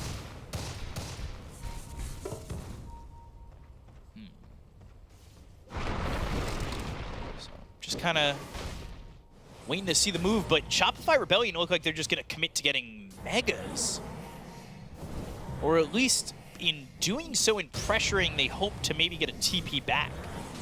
Yeah, try to poke, see what happens. Because if they could get the TPs back, then they could TP top and maybe set up for Roche better, right? They've got that outpost. Dealing with Naga Siren illusions is super annoying. Like, look at this top barracks. It's been sitting on 38 HP for quite some time. But BetBoom doing one hell of a job stopping this split push. Arteezy going for that range barracks. Do my little Bane build watch 2024, and he's still going for Ags. I like taking a little look. I like what the supports are building at all times. 7,000 net worth lead here for BetBoom and a long Roche spawn. I believe putting it at 50 minutes in daytime. Just about. Am I mathing right? Yeah. Yeah. Oh, yeah. It's actually 50 on the dot, if I've done my math perfectly. Nightfall time walks in, and Toronto Tokyo, he'll cry over some cheese because he really wants that axe.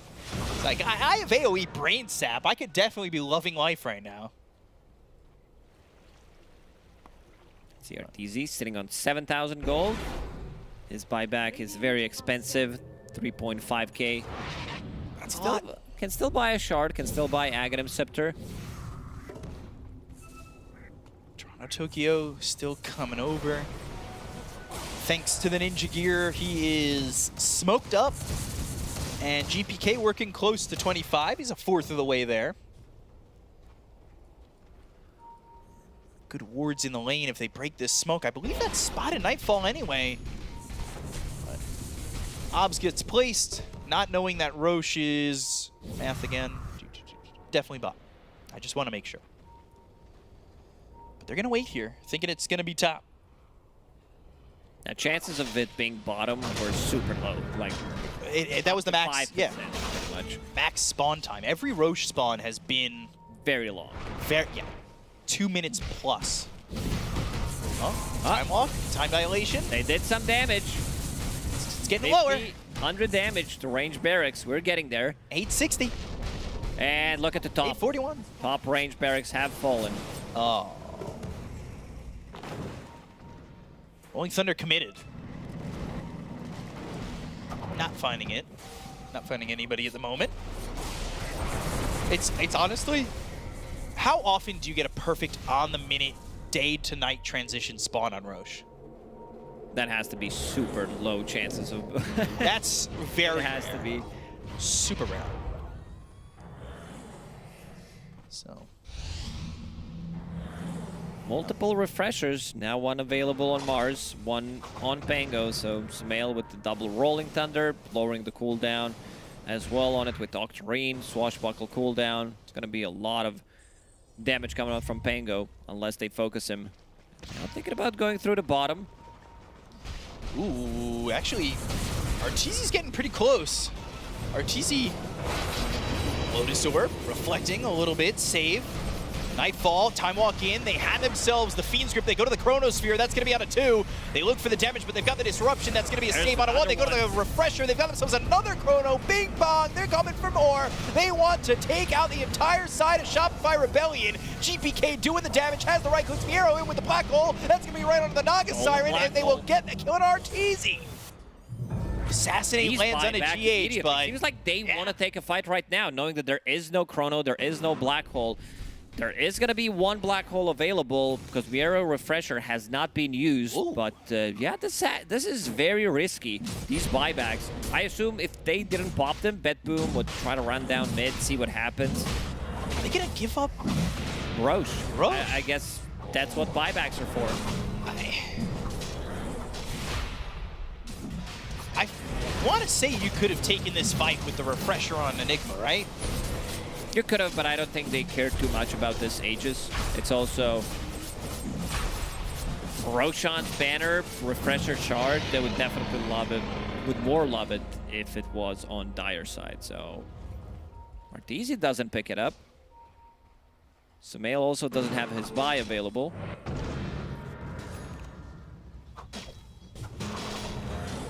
E-Blade for the Enigma. Roche's banner placed mid.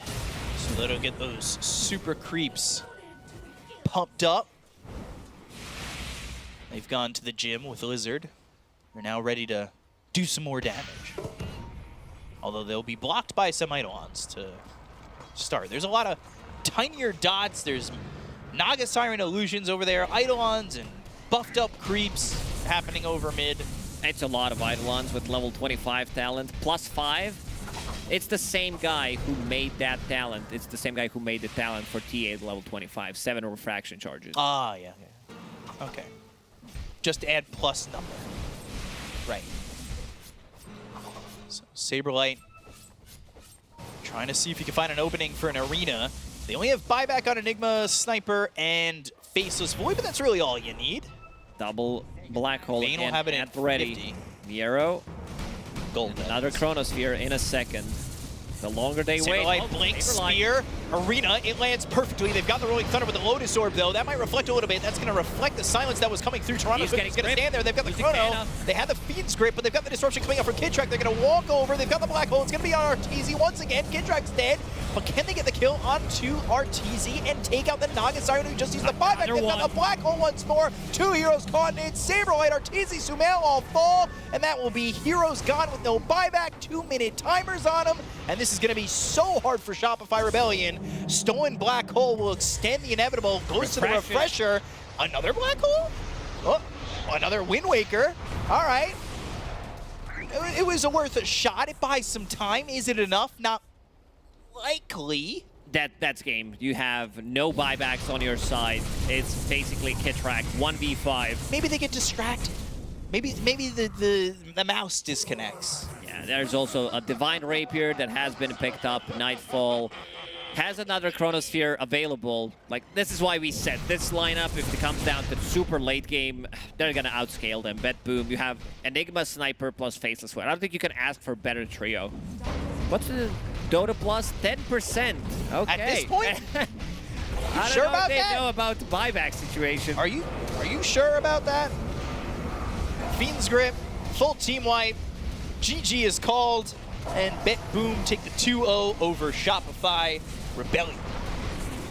Oh, Shopify, maybe they had a chance when, you know, they were 2 Raxes away, 2 ranged Raxes, but they just couldn't finish it off. They couldn't finish off those 2 sets of barracks so they can play against the Mega Creeps. But yeah, BetBoom, after having a pretty flawless first 15-20 minutes of the game, they kind of stopped a couple of mistakes for 15 minutes and then they managed to reset. And again, the classic BetBoom, they come back into the game and some flawless performance at the last 15 minutes of the game. Yeah, so BetBoom take the 2-0. We're going to send it over to the panel to break down what went wrong for Shopify Rebellion. So take it away.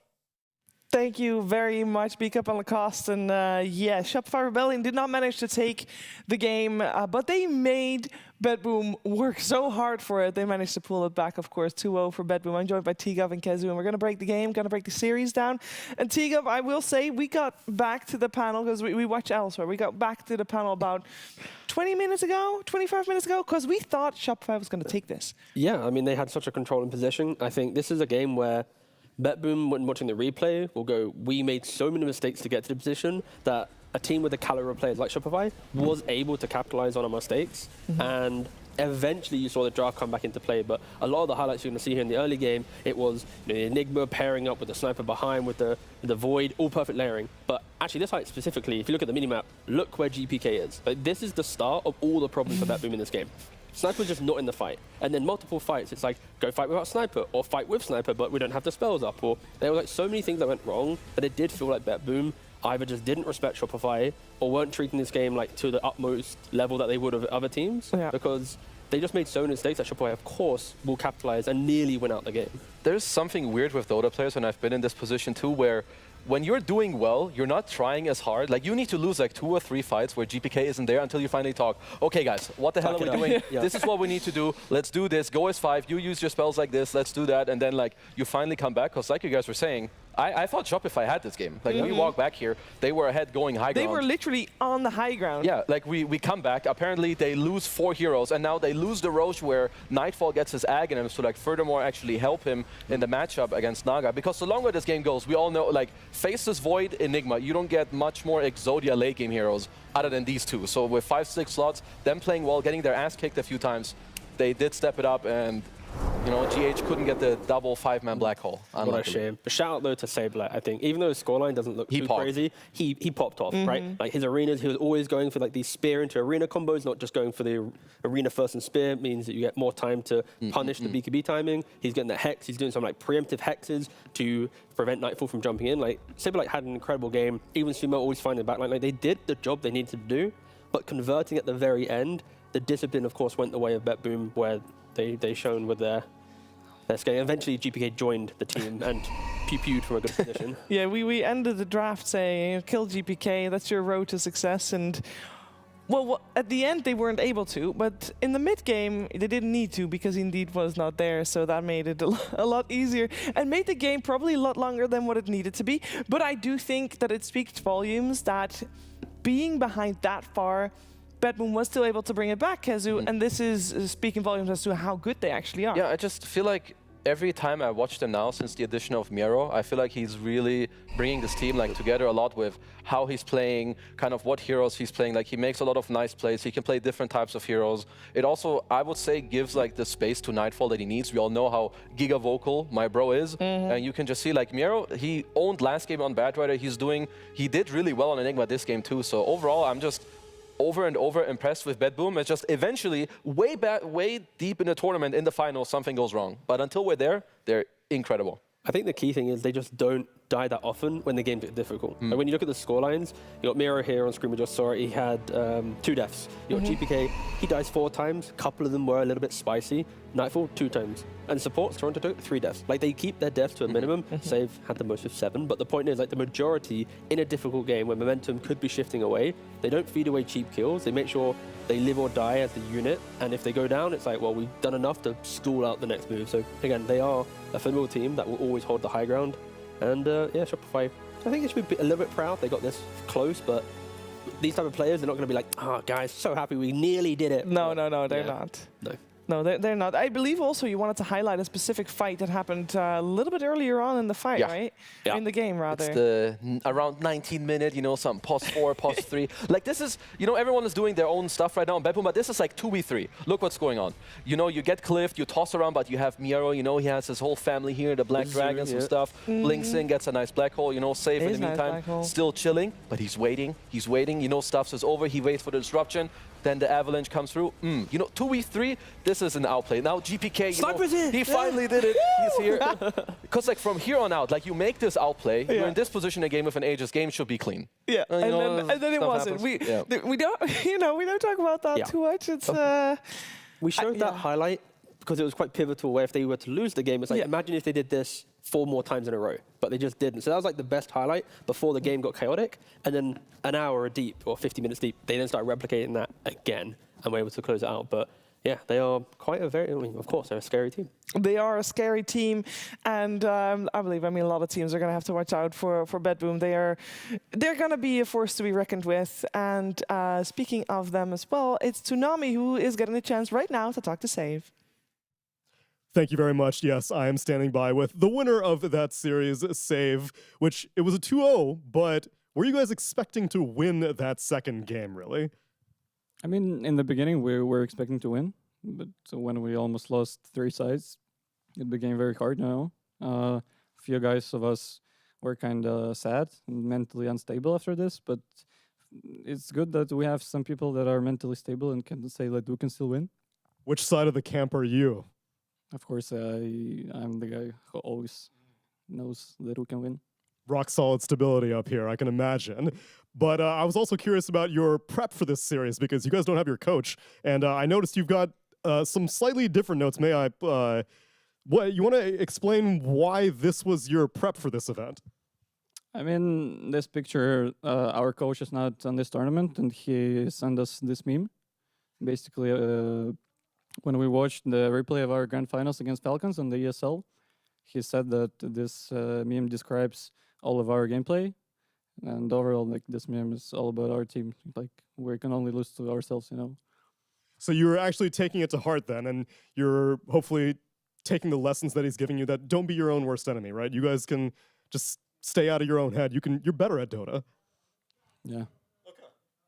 I'm encouraged. In this game, the series against Shopify showed that. Save. Congratulations on the series, and best of luck moving forward in this event as we send it back to Shiva in the panel. I do really appreciate the self-deprecation a little bit. I mean, they are their own worst enemy, and we see it time and time again. We say it time and time again as well. We'll see if this time around. I mean, I know this is the one. This is the one. Surely this has to be the one, guys. Maybe this time around. I mean, they tried throwing the stick into the mic. Yeah, they tried doing it this game, didn't they? They were very close to face planting into that. into the L, yeah. Into the L, yeah, but. But they do it. They get a 2-0 on the board, and that means we are at the halfway point because today has 4 series on this stream. It also has 4 series on the second stream, by the way, in case you want to check that out. But 4 series on this stream means we are moving forward with the day. We're going to take a quick break, but when we're back, we won't be here, but you'll have a wonderful Natty taking you through the second half of the day, and our first matchup for her is Spirit versus Virtus.pro, so stay tuned.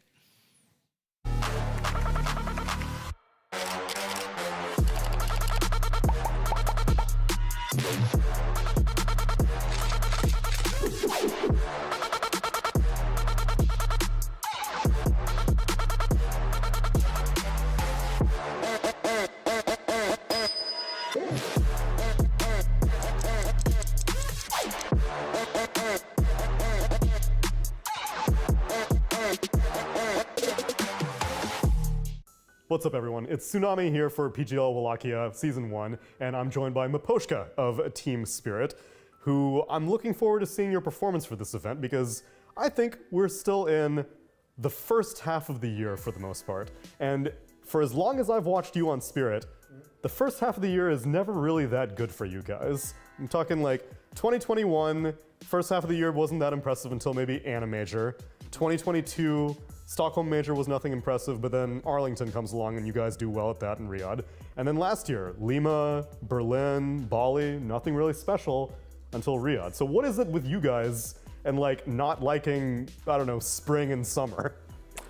I think that tournament should be like our start, I think, actually, because it's already almost end of season, in my opinion. Okay. Like there is only 4 tournaments maybe, oh actually 5, like Dream League, that tournament, and I remember BetBoom Dacha, another one, and Riyadh and International. So I guess that tournament which we should start already to win maybe, at least I hope. Yeah, because people always make the joke that you guys are only interested when the prize pool gets big, but you guys still do well at other tournaments. It's just you're like so consistent in the fact that the first half of the year is usually not that special for you guys. I mean, it just happens. Like it's not our plan or something else. Like we always trying to win as much as possible. It just happens like this. I don't know. Maybe because of patch or something. Because there will be a new patch soon. Maybe it helps us. I don't know. We'll see. So it just happens. I don't know. How about your expectations coming into this event? So obviously we're hot off of Birmingham, which I imagine was not the ideal result for you, which I don't know how much we can attribute to maybe you were injured during it, your mind may have been elsewhere. No, not a fair? No, definitely no, okay. Not because of this. The question is your own personal motivation, because it's hard to stay 100% motivated for every single event. So you kind of need to like tactically choose, like this is the event that I'm really gonna focus on. I think actually we focused on every tournament we played before that tournament.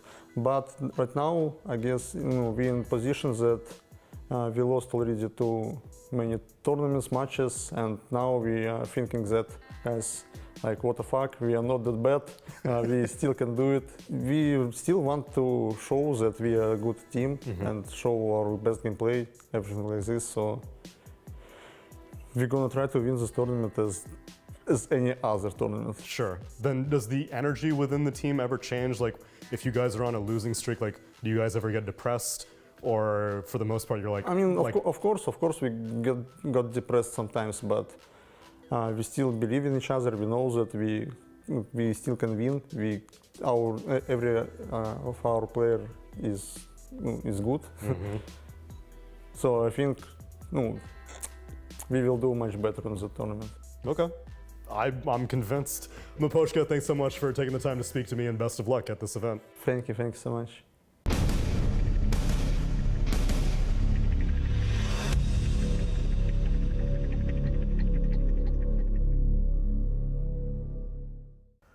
Coming into PGL Wallachia, I've got Virtus.pro's FNG with me here. Nice to meet you, man. Hey. How are you? Good. You? I'm very good, thank you very much for asking. Now, you just told me you had a boot camp, you have a new player come in. Is there a lot of positives coming from this boot camp? Well, I don't want to lie and say like, oh, we'll destroy everything changed. Nothing really changed. It's like new player, you have some fresh air, as usually people say. Just play new heroes, see how it goes, see how communication goes, and just love the new ideas that he is bringing, and we'll just see how it goes. Now, you guys came through the Eastern European qualifier, but it certainly wasn't an easy route for you guys. Were you satisfied with it? Obviously, you qualified, that's the positive, but would you say that you performed less good than you expected? Well, it's more about not only this qualifier, but we played, I believe, 4 or 5 qualifiers that man, and it wasn't good because one qualifier we won, second qualifier we lost, third qualifier we lost, I believe, and then we won this qualifier. So it went up and down, and in the end, we are happy that we qualified, but it still shows that we lack stability and maybe even like some skill, because games should be or could be always easy. Yeah. And then it depends on your skill level and your opponent's skill level, and then the momentum, right? One day you can come destroy any team, second day you don't know how to hit creeps. It happens. I cannot say we were super happy, but of course the result is we qualified, and we should be proud of that at least. I also read another interview with you that basically said that very little is changing for you globally as a team, right? But you said that you have better and faster in terms of the team processes. So what exactly does that mean? What do you see? Well, I would say, for example, at TI we played against the best teams who practiced a lot prior to TI, right? And it was also easier for us to improve because of that. So, for example, when you play a regional qualifier, usually you, or at least our region, scrim against some U teams. But a lot of U teams, they don't scrim. For example, I don't remember last time I played against Liquid, Secret, or another teams. Maybe they don't want to scrim us. I don't know. Maybe we have 2 noobs for them. But you see what I mean, you come to TI, you play good teams, they're in good form, and it helps you to improve a lot. But this time, it was kind of similar to DPC seasons. We play some scrims, but can I say they're super good? I don't know. How do you look at your time on Virtus.pro, right? You've been on here now for over a year. How do you feel about your own progression and just where you're at? If you look at me 1 year ago, maybe 2 years ago, I definitely become better at wording, maybe communicating, etc., etc.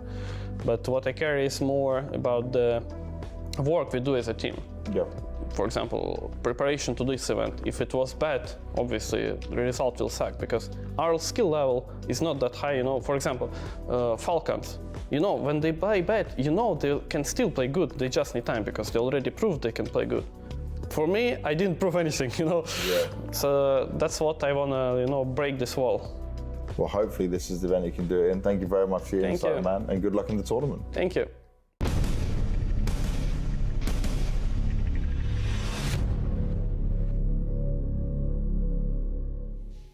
Welcome back to PGL Wallachia. I did nail it. I had to ask about 6 different times, especially from my panelists right here.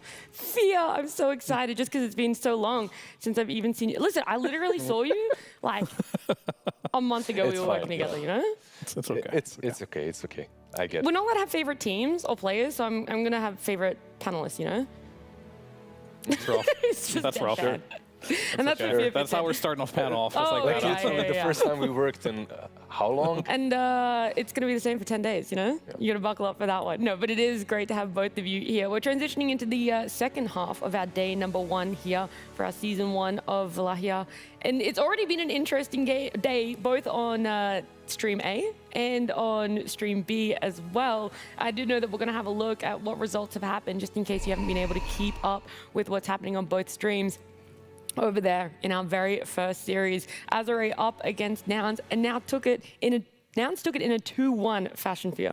Yeah, they did, and that last game was absolutely insane. I couldn't even see the mini-map anymore because there's so many techies mines on the ground from Azure Ray. It was just one of those crazy late-game games, but in the end, Nouns was able to take it, so good for them, representing North America pretty well.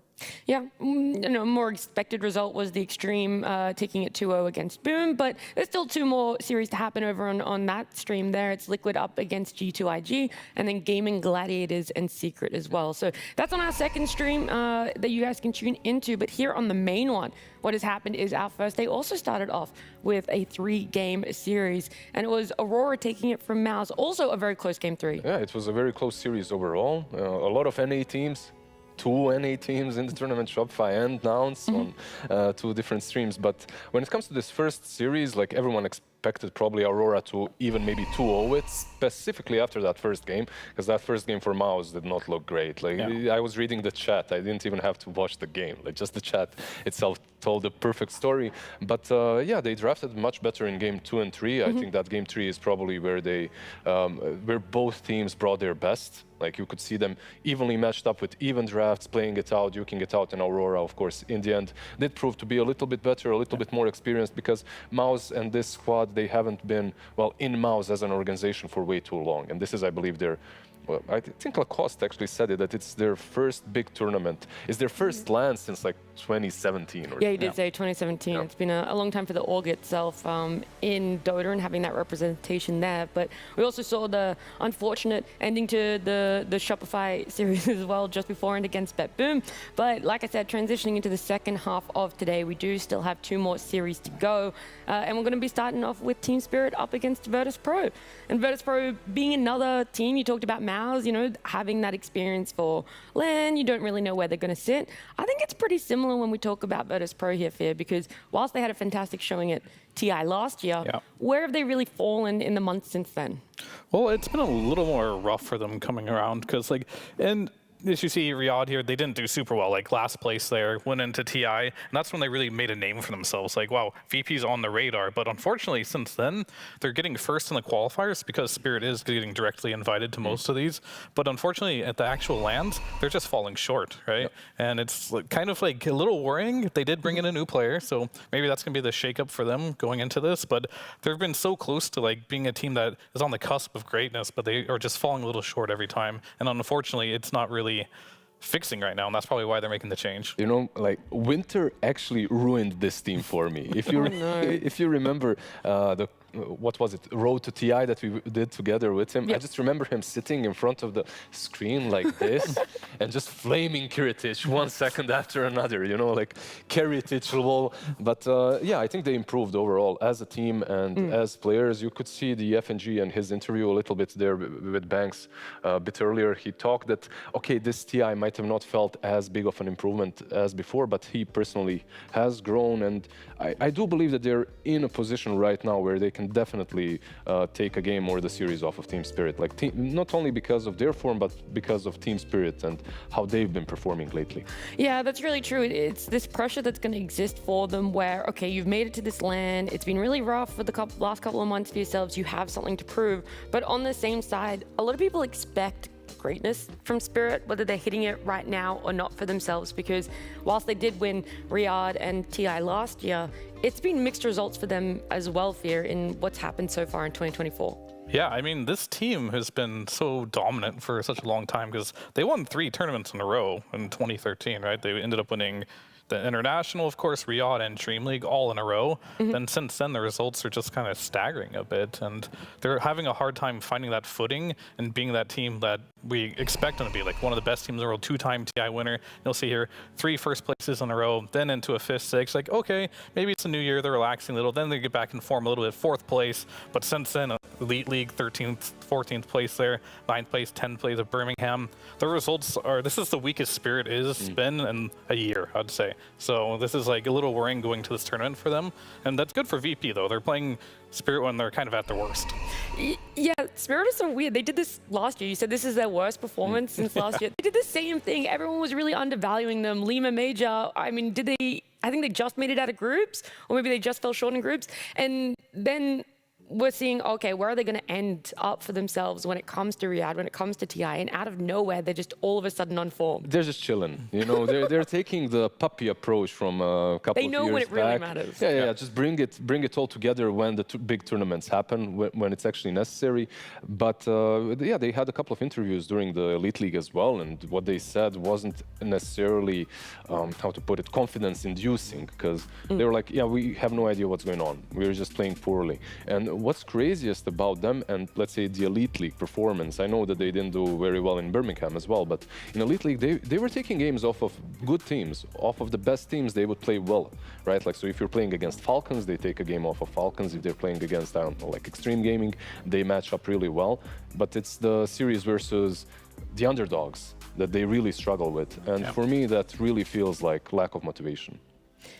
Could be that, or it could just be the patch. Maybe it just isn't their patch. They haven't had any results on this patch. And it's been a very long patch, as we all know. So maybe they're just waiting for a new patch to come out, and their heroes just aren't working out the way they want them to right now. There are a lot of unexpected things that can happen when you're in the game during this patch. You know, when you're trying to push this high ground, maybe even taking Roche fights, there's still a lot of question marks of how exactly it's going to be executed. And we've seen it. Win probability isn't as accurate as it has been in past patches. So whilst the draft hopefully isn't going to be too stale here, I'm excited to see exactly how it's going to be executed when we do get into that game. But the bands, looking at it, pretty similar to what we saw in the most recent tournament. By the way, should we get a discount on Dota Plus if the win probability isn't as good as before? That's Maybe true. like 15% at least. You can Gaben, draft up please. the email to Valve and I'll co-sign it. How about that? Yeah, we're never getting invited again after that. Anyway, yeah, like let's see what these two teams are bringing to the table when it comes to the drafts. Like the team spirit, I do believe that they're still very capable of playing the heroes of the patch, but sometimes the execution isn't as great. I've seen them not do as well with heroes such as Sniper and Puck on that mid lane as with, in some games at least, in some. But IO, okay. That completely changes everything, right? Yeah, I mean, this hero has been fairly popular, mainly because you can do what Marcy's been super popular with IO. We see the Gyro was even played, and Murta's also a really strong combination too. So it can pair with a lot of different things. And typically when I see this, I see Marcy instant banned, since it is such a strong duo there. But Do you think it's the strongest? Because when I think about it, there's a lot, right? You said the Marcy, the Gyro, the Luna, the Lash. Murta, you said as well. I'll just say this: there's one dude on Steam messaging me for a couple of days now. I forgot to answer how to counter Io Marcy, Lizard, please. So he's been hurt by it. I do believe that it's one of the strongest combos. What I answered to him is, you have these heroes that can deal with healing, that are nice, that aren't necessarily in the meta, that might be picked up, that can be picked up. Also heroes versus relocate as well, that like a disruptor perhaps. That's okay. Like today we've seen, I'm not even gonna go there. We've seen the Kasky man in game 1. I don't want to see him again. That just doesn't work. But yeah, historically heroes that work well against relocate will work well against IO plus anything, right? Yeah. Where do you think Virtus.pro like to put this Coddle? We've seen it down, be put in mid most of the time, but first picking your mid hero doesn't always seem like the best strategy when it comes to drafting. So how much flexibility is that for them, or are they actually a team that prefers it as a support? I mean, I definitely think this hero can just be put mid every game as first pick. Even as first pick? Yeah, because like no matter how your lane goes, this hero just farms stacks. And I think the way you play against Coddle now is you already prepare to win the lane, because I don't think Coddle wins any lane necessarily. But if you can like block his camps and like make sure he can't farm that jungle, you can really slow down his timing. It's a really good Coddle game just because it is a good answer to the IO. You have the Spirit Vessel. He's going to buy it every single game, so that'll help out. Storm, that's a hero that can get on top of him, get the runes, make things happen as well. But it's really about tempo with Coddle. Can you shut down his early tempo? Is he going to get that fast Orchid and shut down the Storm? Or can you just slow him down to the point where Storm can get ahead and you can have a good game? I think one big thing that you can do to Coddle is mess with his stacks. Like if you manage to mess with his stacks, like steal them, leech the experience, or maybe even block them, you ruin his game. Because his, like Fierce said, his laning stage isn't really that great. I think into Storm, it's not as terrible as some other matchups, like the laning itself. Later on, Storm is really strong against you, but at least the laning stage itself should be fine for Coddle. And so you have to at least focus. If I was Team Spirit, I would have to focus on blocking those camps or at least invading the jungle. The problem is, like, he gets the stack so early on. Level 5 and he's already farming them. All he needs is a level 3 Illuminate. And you already got him. Like it takes 3 charges and that's it. The hard camp is gone. So you gotta have these heroes that move in very early on, and Clockwork definitely is one of those. Like he can hunt you down, he can rotate very early. Yeah, and I think all you have to do now is just find an offlaner that can be left alone at that point. Because you do have to deal with this Coddle. He's just the strongest level 6 hero in Dota, I think, right now, or in level 7 as well. Like, he just goes to any lane. The second way you can deal with him as well is make lanes ungankable. Like, make it so, like, your carry is like a life stealer or something. So if he does come to your lane, you can end up killing him anyway. That'll also make Coddle's game a little bit worse. So that's something good to do. And as I figured, the Marcy got banned in the second phase for the IO. And that's kind of the cool thing about this drafting phase now, where you only have one pick in the first phase, is you can never get these, like, cheap little combos anymore. Because unless you're going to pick it way later in the draft, but people will probably sniff it out by then. Having a look at what's in the pool still, I'm trying to think about those offlaners that you say to be left alone. Centaur is one that really comes to mind, but are there any else that help a little bit more team synergy, or is it just like, let's keep it simple, and that could be a really good answer? Yeah, Centaur is fine. There's something like a Mars as well left in the pool if you want to go that way. We're looking at collapse, right? So there's always an option for Magnus, right? Like I think it's a no-brainer for him, no matter what he's up against. It's not a hero that you like leaving alone as much, but he should be fine just recovering with some stacks. But then you have to plan out what your position 1 is going to be as well. Like what kind of combination are you getting there? In any case, I do believe that they already have a solid response to the Keeper of the Light. Like I feel, yeah, the hero is broken and we're just harping about him, but you already have 3 heroes that get on top of him easily. So for Team Spirit, I think this is solid. Well, Virtus.pro took a long time to come up with the techies pick for themselves and then backing it straight up with Dragon Knight. Yeah, and that's going to be their offlane there. Pretty strong there as well. I think when I'm just looking at these drafts here, I don't remember for Spirit who plays their IO, because I don't think they've historically been a team that really loves playing IO a ton. Yeah.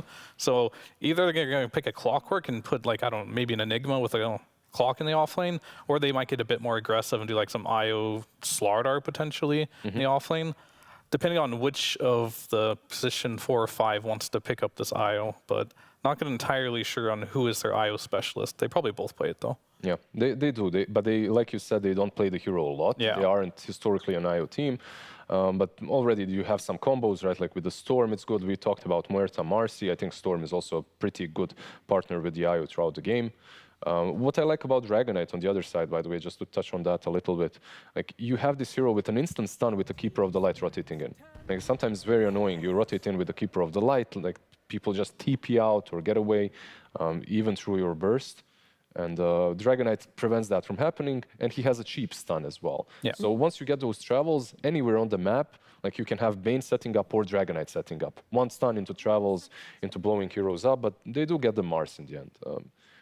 It's so important when you're playing versus Keeper of the Light. All you want is area control, that you can somehow control and catch him. And there is, besides BKB, there aren't maybe a Wind Waker. There aren't many ways you can deal with the arena. So if he gets on top of you, like you're as good as that. Now the thing is, both of these teams are looking for their carry.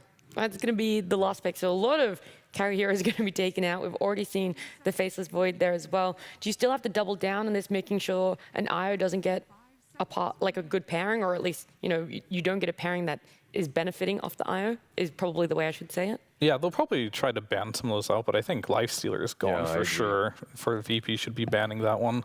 Super good with the Storm as well. Good versus the Dragon Knight. Can't be ganked by the Coddle. The only problem is the Bane, right? Like you have this grip against him that can be. But you're so tanky. You can, at this point, you can. If that's your only threat, it's still, that hero's so broken right now, it's still a free game. As you can see, they're banning heroes that Coddle can't really gank. The Slark, probably the Lifestealer coming up next. And yeah, the other option would be, like, the Muerta is probably okay against the Dragon Knight as well, but it is a hero that Coddle can easily bully. Yeah, he bullies her. He bullies something like a Luna as well. Yeah. That's an option. Then you can go back to your ranged heroes, but they also get bullied by the Keeper of the Light. So basically built in BKB. And I know Lifestealer is very, very common, and he's picked a lot. There's another one with a built-in BKB, and that's a Jug that's not picked quite often. We don't see it. It's not a combo with an IO. Yeah. Here, you don't like it? I mean, Xtreme Gaming just won with it, but overall, I think that hero is very low tier. He's super squishy. That's my problem with him right now. Isn't He just his dies really isn't easy. his lifesteal like and the talent bugged in some way? I feel like he Oh, it used to be, but they fixed it. They fixed it? Yeah, they fixed that where it didn't calculate armor with the lifesteal. Yeah. But they buffed that talent a little bit, but now does not get affected. It does get affected by armor. Interesting. So They still ban out the Luna, by the way. So Yeah, you guys are if so that's sure the Luna, that's lifesteal. Luna, right? It is. You guys are so sure that the lifesteal was going to be I'm so banned. sure they will pick lifesteal. Teams are just changed thinking it. about their ban right now, and you just know they're going to insta-look the lifesteal off the back of it. So basically, my problem with Luna, look, Luna is great because you have this IO Luna combo. You farm the map so damn fast, and you just pressure it. No one can come online. By the time you already have the BKB, this Keeper of the Light can't really do a lot in the mid game because you farm so fast. Well, that's what I was thinking. We're talking about people who takes Coddle stacks. Like, if you, as a support, aren't able to always block the stacks, just get someone that can take it. And I also feel like you have to be aware of the heavy push that a Luna can get with an IO. Yeah. The problem with the stacks that Kotl takes is he takes them super early, and then he's just rotating. And by the time you react, it's with the carry, it's way too late. Yeah, there's one other option. I think Monkey King and Lifesteal could be good. It's really Either or hard. for Team Spirit, is what you're saying? Yeah, for Spirit. With Monkey King Lifesteal, I think are really good. Monkey King, in the laning stage, you can dodge the sticky bombs with your Mischief, and Coddle can try and gank you, but if you're good, you're going to dodge the blast every time with your Mischief. If they go with Lifestealer, like, isn't there an option for Virtus.pro that they can pick that completely negates that Lifestealer? Maybe a Razor that could be picked up by them, something like that? I mean, in theory, yes, but like Lifestealer just has so many tools nowadays where you can link him, but he still has a Radiance. He's being annoying. You can buy the Aghanim's, so you can just like kite it out as well. It's still a good hero versus Lifestealer, don't get me wrong, but Lifestealer is like, it's just crazy to me that it's still in the pool right now because it is just so strong. Like the only time Lifestealer isn't really good is if it has a bad laning stage. And you see your lane, it's probably not going to be that bad. So we'll see what they think. Yatoro, he's a pretty good carry player. I'm sure he'll make a good choice. Yeah. I've seen this lane, though, go very well for the Dragonite. Like, DK into Lifestealer. They took the Razor. They got the Razor, yeah. All right, so that is a hero that, well, I think Coddle has a lot of options now on like how to punish these side lanes. Mars dies very easy to Coddle. Razor also dies very easy to Coddle, so they're going to have to slow down this Coddle pretty well. Maybe that's the mind game that they're having. Maybe they're afraid they would have got counterpicked with the Razor if they went the Lifestealer route as well. Monkey King, probably not an option that they really wanted to go for. And now they're in a position where VP, now they have to pick something that's against this Mars. And that's good deals versus it. Razor, Yeah. right? Okay. And they banned the Morph. And this is a hero that is very good this game, actually. The only hero that is pretty good against TV is the Storm. So it's a very good Terrorblade game. We don't see a lot of this hero nowadays, but it's definitely a good game for it. So for draft-wise here, I think VP's in a really good spot. I think they didn't really address the Coddle's like tempo, and they didn't really address the late game potential of Kiritich here. So their draft looks pretty solid. So you're kind of seeing that this Coddle probably will, at least to some extent, best the Storm in lane, at least definitely with the farming afterwards. I feel like in the farming game, definitely. But And so the Storm won't become that issue for TB. Well, the trick is the Kotl wins that lane, but Storm, he doesn't win it. Storm is going to farm. There's no doubt about it. You aren't really winning lanes with Keeper of the Light. So the Storm should have a lot of actions to be made on the map afterwards. He should have his farm. And he does have ways to play. Like you have this IO that will be this battery for him to jump the TB. My problem is the last time I watched him play Storm, he went like 0-11. And he bought recovery Midas minute When was 20 this? in Elite League. So it's not the freshest game. It was a little rough. This time, though. Yeah, he's got the IO. He knew that was it. He was like, okay, I went 0-11 because I didn't have an IO. Yeah. Now, you know, we fixed the hole in the plan. We put the IO, and that gives neither of you the encouragement you need, though, to go for Spirit in game one. No, I mean, they can. I think for sure this game is winnable. Like, they have strong lanes on Spirit. They could win, like, all 3 lanes, but Coddle can destroy the laning stage. That's what I'm worried about. So they have to deal with this Coddle after the laning stage. Okay, well, let's see what rotations are going to happen after that. If Spirit are going to have that momentum for them, and exactly how game one in this best of 3 is going to play out as we head to our casters, Lyrical and Trent. Thank you so much, Nat and Trent. We are here. We're going to see if Coddle can get out of control. We're leaving them there at the panel. Yes, from the panel to the flannel. accidental. I kind of apologize, and I also don't at the same time. I think it's the dad energy is what it is. That's right. This looks pretty good, I think. So No, we're ready for it. Yeah, we're ready to go here, and so are the teams, obviously. The IO first up here again, like the panel mentioned, not traditionally a big IO team. Mira is the one who plays it the most when they've picked it up. They picked it up a little bit lately, but it's a hero that over time has been very like team specific. Yeah. Right? No, totally. And I think that it's the type of pick that, as they're talking about, Storm needs to get off to a good start, has to sort of be able to snowball and match that tempo of the Coddle, which is going to be tough because Coddle is a freaking monster. But we're also seeing this hero, which I haven't seen in forever, freaking Terrorblade, I feel like. Everybody's just down on him to some extent, I think at least. Everybody's going Lifestealer nowadays. We've been seeing Lunas. Good old Terrorblade. It's nice to see him. Yeah, we had a bit of a small carry pool, I would say, over the past couple tournaments, right? It feels like we got like these big hitters, and that's all we want to go for. And Terrorblade got a little bit left out of that upper echelon here, but with plenty of bans and coming at the end of the draft, we got to go a little bit deeper in the pool here and bring TB back to the big stage here.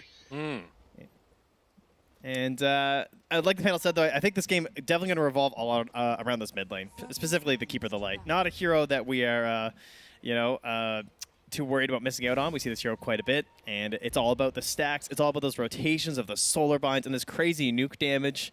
He's become quite the aggressive mid laner when he heads to those side lanes. No, totally. You just get that, link off onto him. You start throwing around some Spirit Vessel charges later on. Can really start to tear people asunder. Now, they are all set up down bottom on the side of Virtus.pro, trying to make a move over. Spear, and nicely done, Team Spirit. They're going to get 3 of those runes to start. I like the DK's inventory, by the way. It's just like all massive stats and just nothing else, which is pretty awesome. All we need on this hero, right? And coming into this tournament as well, very recent that Antares has now jumped back here onto Virtus.pro, which was the last time that he was playing a lot of Dota was for 9 Pandas. And it was kind of a surprise, I would say, when he was off that team, because to a lot of people, at least to me, I felt like he was one of the strongest players, particularly like playing the Skywrath Mage. He looked really strong. And his techies is, as you can see by the Grandmaster level there, another one of his signature heroes here. So certainly something that he's well prepared for, and wants to really put on a good show here with his recent return to the pro scene. Oh, a little bit of a miss spear on Collapse. Wasn't able to connect to Kiritich. But that lane at least still have massive amounts of regen coming in their direction. And as you can see here in mid, it's just a trade-off of farm. A couple of denies coming out from Laurel, which is nice to see. Did have Lizard talking about his somewhat less than amazing performances previous tournaments, but he's making up for it now, although he's going to take some damage here too. And, oh man, those mid laners always just play at so low HP. As much min-maxing as possible here. And of course, the other bottom lane, I guess we haven't looked too much at now that we've actually got started here, but it's Mars IO. This was a classic when the hero first dropped. Saw quite a bit of this duo in lane, just good sustain, pretty aggressive. And it just allows Mars to kind of do what you would like to do, which is bully the opponent as much as possible.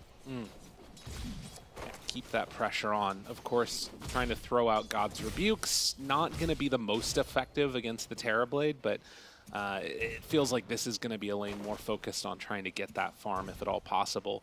And up top, this is one where maybe there could be some interesting action. I want to see what Yadro tries to do as the levels start to stack up a little bit, and if Miposhka can isolate one of these heroes. Could very easily turn into a kill with the Razor Link. Yeah, Clockwork's a very interesting position 5. He can benefit from a lot of these ranged carries, and this is a hero he has some pretty good combos with if you get the right play with a Battery Salt into a Cogs, you can get a pretty good link off, but one of the problems, of course, is that early on, the link, it's not that scary. It doubles in terms of how much you're draining from 1 to 2, so the earliest moments aren't really the times you want to get that aggressive, and of course, you also want those Plasma Field points. Gotta keep our eyes on how that lane works out. So far, nobody getting completely dismantled. It does look like Laurel is getting a couple of more denies there over the Coddle than we'd see, but this is going to be the retreat back and stack up that we likely see from the Coddle onto that one medium camp that is over to the side of him. As down bottom, Kiritich still feeling comfortable. He actually has been struggling a little bit, so getting up in his face even in the midst of a Metamorphosis. Yeah, that's not Only good. 10 last hits. When they can just stand toe-to-toe with your meta, that's when you know you're kind of in for a bit of a bad time there in the laning stage for a TB. SquadX just spamming out the Illuminate Blast there. And back into the lane, trying to build into the Yarn as quickly as possible. FNG, no more mana, does have a Lotus if he needs to use it, but we'll hang on to it for the moment. This thing's very valuable in the lane, taking it away from Io if nothing else. Yeah, that's the most important thing, right? Just ensuring that you're not going to give them opportunities in that. But yeah, no kills, just people sitting a little bit low HP. As Miposhka tries to zone back Notice, they will throw out a couple hits. Terrace bringing Miposhka low, but not wanting to commit. Hasn't taken that second point yet in any abilities.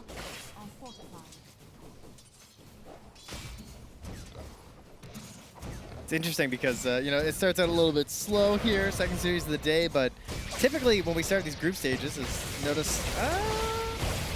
Oh. Yeah, I think so. Does still link, but he's going to be okay. Doesn't need to even use a blast off yet. Day one's usually kind of relaxed in a sense. Like it's group stage, but you kind of feel you get some wiggle room. Not here. This is a Swiss group stage of best of threes. Like you get 3 series wins, you're just secure. You are good. You do not want to lose this first series. It's probably the most important first series you're going to play in a group stage. Right. Yeah, and I mean, that's one of the other things that we can sort of talk about is Team Spirit is definitely one of those teams that you always anticipate you might see them in the finals, but there's a chance that they might go out early, as we've seen at their recent results at times. They don't always perform the way that you would want. There's no room for error here, and that was an error. That was not what he was hoping for. Sometimes you overthink it a little bit, you know? Oh, he wants to get the kill into FNG first. They will manage to bring him down. That's first one. Does Collapse actually get away with this? Oh man, they move back in and gonna go for the God's Rebuke. Does he have enough to do it? He will! He missed that spear too, but doesn't matter. He still gets the kill. This guy's crazy. He doesn't even need the spear. He's the greatest Mars player alive. That was nuts. Damn, they just beat the crap out of that Terrorblade. All right, well, you know, I mean, the Magnus skewer is really good. Skewering with the Mars Shish Kebab, not quite as good, but it's all right. Just FNG back in. Collapse threatening. I mean, they know that he doesn't have meta. He just popped it. So this lane, a little bit spooky. Question is, can they really shut down Kiritich? I mean, at the end of the day, it's a Terrorblade. He can just retreat back to the jungle if he needs to. And Laurel just right on top of a ward. They're not going to find anything there. 6 minutes. Rune coming up. We'll battle up here. And it's going to spawn down bottom, and that is an amplified damage for Laurel, while Kiritich playing up in the face. FNG there yet again. They make the move over. SquadX wants to get the kill, and we'll claim it. That's what Fear was talking about on the panel. Easy rotations and kills for the Coddle. Oh, you need that so bad right now, too. We've also had Antares moving to the mid lane here. He grabs a little of the XP, maybe some gold, and at the same time got a stack starting to work up there on the western side there for the Coddle. So tons of stuff stacked up here for SquadX. He's going to move back through, farm up that Spirit Vessel, and then just try and make another rotation on the next ulti. Laurel, I think, is going to steal it, though, right now. Yeah, Laurel on the Storm Spirit, moves on in. Ooh, and Miposhka's on their Wisdom Rune, too. Yeah, so Laurel's going to take a 3 stack on the hard camp. And at the same time, if they can manage to get this, yeah, the whole camp's dead. Making the move over for the kill after. Antares might die. Oh, the courier spots him. Doesn't realize. He has to give it up. Damn. And they brought, look at that, they brought 2 heroes to both Wisdom Runes, like even on their own side. Well, the thing is, it doesn't even cost them that much because Laurel grabbed that triple camp too. Oh man. And now some extra damage onto Antares, gonna get stunned. Noticed is there, Miposhka diving in pretty deep. Will go down, and Laurel says, I don't want any more of this mess. So he retreats back. Still worth. Got wisdoms. Maybe Laurel missed out a little bit on some stuff here, but again, with how much he stole and just like the negative income that he just applied on the Keeper of the Light, that's all worth. Another meta pop down here from Kiritich. Man, he is hurting. Really would love to get some more farm on this Terrorblade, and Mira just going to tether away back to Collapse, who is going to also steal that big creep from him. Just nothing going their direction. No free real estate. And again, it's the rune battle, right? Like it's Storm Spirit. That's what you want to do every single time you have this hero. You want to control these runes. Clockwork, one of the better supports for it. It's a shield rune up top. Maposhka takes that one. So they weren't able to secure the Storm. Another rune. Did get good value out of the first one. Now the wraparound coming. Maposhka, hard to get a kill on unnoticed. So he's just going to retreat back. Yeah, a little offensive potential there too with the 3 points in the Breathe Fire, but double bracer, so even if you're lacking that Dragon Blood, still a very tanky character right now. Just hits level 6. At the same time, Collapse also closing in on that, of course, which could create some issues there for Kiritich if he's not careful. Yeah. Needs to be wary, for sure. And you can see, in spite of the fact that things are definitely going better for Spirit in the early game, it's not like a huge disparity yet. I think the main thing is just, you know, about 500 golds you're seeing between the Terrorblade and the Razor. But Laurel getting a little bit of a hot start. We'll try and match that tempo of the Coddle when he starts making moves, which, by the way, getting closer and closer to having that Spirit Vessel completed. But notice, gets linked up. Maposhka moves in. Can they keep the Link alive? They do manage to. And gonna have to run away now. And Maposhka, he's in too deep. There's no getting out. Yeah, he's in trouble. And the heal comes through. Doesn't even manage to drop down the cogs. Wait a minute, Nightmare. Now FNG is right there on top of Laurel. Brain Sap to try and stay alive. Laurel does manage to get that kill. Notice he got enough damage in, but now the turn comes from Ontaris. Will it be enough to kill off this Techies? With the relocate in coming from Mira, it'll be more than enough. So 3 go down for 1. Maposhka happy in the grave. Yeah, quick rotations there. The relocate in combination there with just the Storm Spirit's mobility to get through. Nicely played as, again, 10 minutes. Where's Maposhka? In the river, setting up here. Just preparing. Unfortunately for them, Laurel not going to make it in time, though. FNG's going to be able to lock this up and steal that Invis rune. But it's an IO lineup, so he still gets some mana. Yeah, and that little burst is enough. Oh, God. Spear Vessel. Can they bring him down? Needs another hit. It's not going to be there. Can't quite take down that Storm. And that means no Spirit Vessel charges for SquadX now, too. Oh, that's not good. We've seen that go real bad sometimes. Just feel like you get this a little bit of a lull, and you just can't get that next kill. Especially with a lineup like this, because he is an offlaner that really needs more so an item activation than a level activation, right? Kind of needs that Blink Dagger to feel really useful. Well, it kind of just wants to plant himself and stay in this off lane and farm up. So then you think, like, who's going to help you get that Spirit Vessel just for that little bit of juice? And you're looking to your supports. Well, what happened to your supports? They took both the Wisdom Runes at 7 minutes. Yeah. So now you're just kind of depressed here and stacking his FNG. Like, will someone come clear these, please? Right. No, I mean, he needs it. Like, they've got to get these stacks up and get the levels there. He's still level 4 on FNG. Thankfully, they've been able to give Techies a lane for a little while, so he hits level 6 at this point. But they need to make some type of a move to find a kill with somebody. Try and sort of snowball that Coddle the way you want to see it. Meanwhile, Maposhka, though, with the help of those Wisdom Runes, getting 6 himself here in the mid lane right now as this wave goes down. So initiation options are going to open up there for Team Spirit. And, of course, with the follow-up of a relocate, it's going to allow Laurel to be a little bit greedier as we see the maximum greed being rewarded here from Virtus.pro. Oh, yeah. Part of it's definitely nice, and part of the reason why you probably see those 3 points up in the Breathe Fire as well. So smoke up, and now attempting to make a move. A quick kill to get Spirit Vessel charges would be huge. Storm goes in at the same time, and immediately everybody retreats back, but the stun is there, finds themselves one. Great jump in from the Clockwork, catches onto both, and Collapse comes in for the finish. Oh, it's dirty. Maposhka is so smart for not hooking in when they were all right there. Because then they also chase in, and it's so much worse for Virtus.pro. It goes from, like, this is a good defensive position to just moving that little bit into the river it allows that immediate TP from the Mars to just, you're all locked in with us. Oh, man. That was really well played. And now a 4,000 gold lead. Team Spirit just trying to take over and move. And you can see all those cores up at the top right now of the leaderboard. And VP, they just can't get anything going. Another problem is that Mira's going to have that mech pretty soon. That's one of the power spikes there for that IO, because it's just an insane amount of burst heal on someone like Laurel, who can really go nuts there on the Storm. So we got to find a way to catch this IO, and again, we're talking about the lack of initiation that they have on Virtus.pro until they get this Blink Dagger up on the DK, which at least will be soon. Even after, like, let's say he blink stuns, like, are they going to have the finish? Like, do they have the follow-up?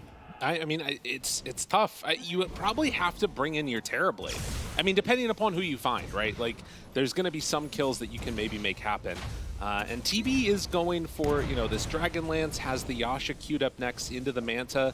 I'm imagining he's still going to want to stay farming for a very long period of time this game, but I guess if there's one benefit, like, the Team Spirit lineup doesn't take towers super quickly. So they haven't been able to shut down that hit yet. Trying to go immediately onto this Coddle, down to half HP. Now the turnaround, the stun is there.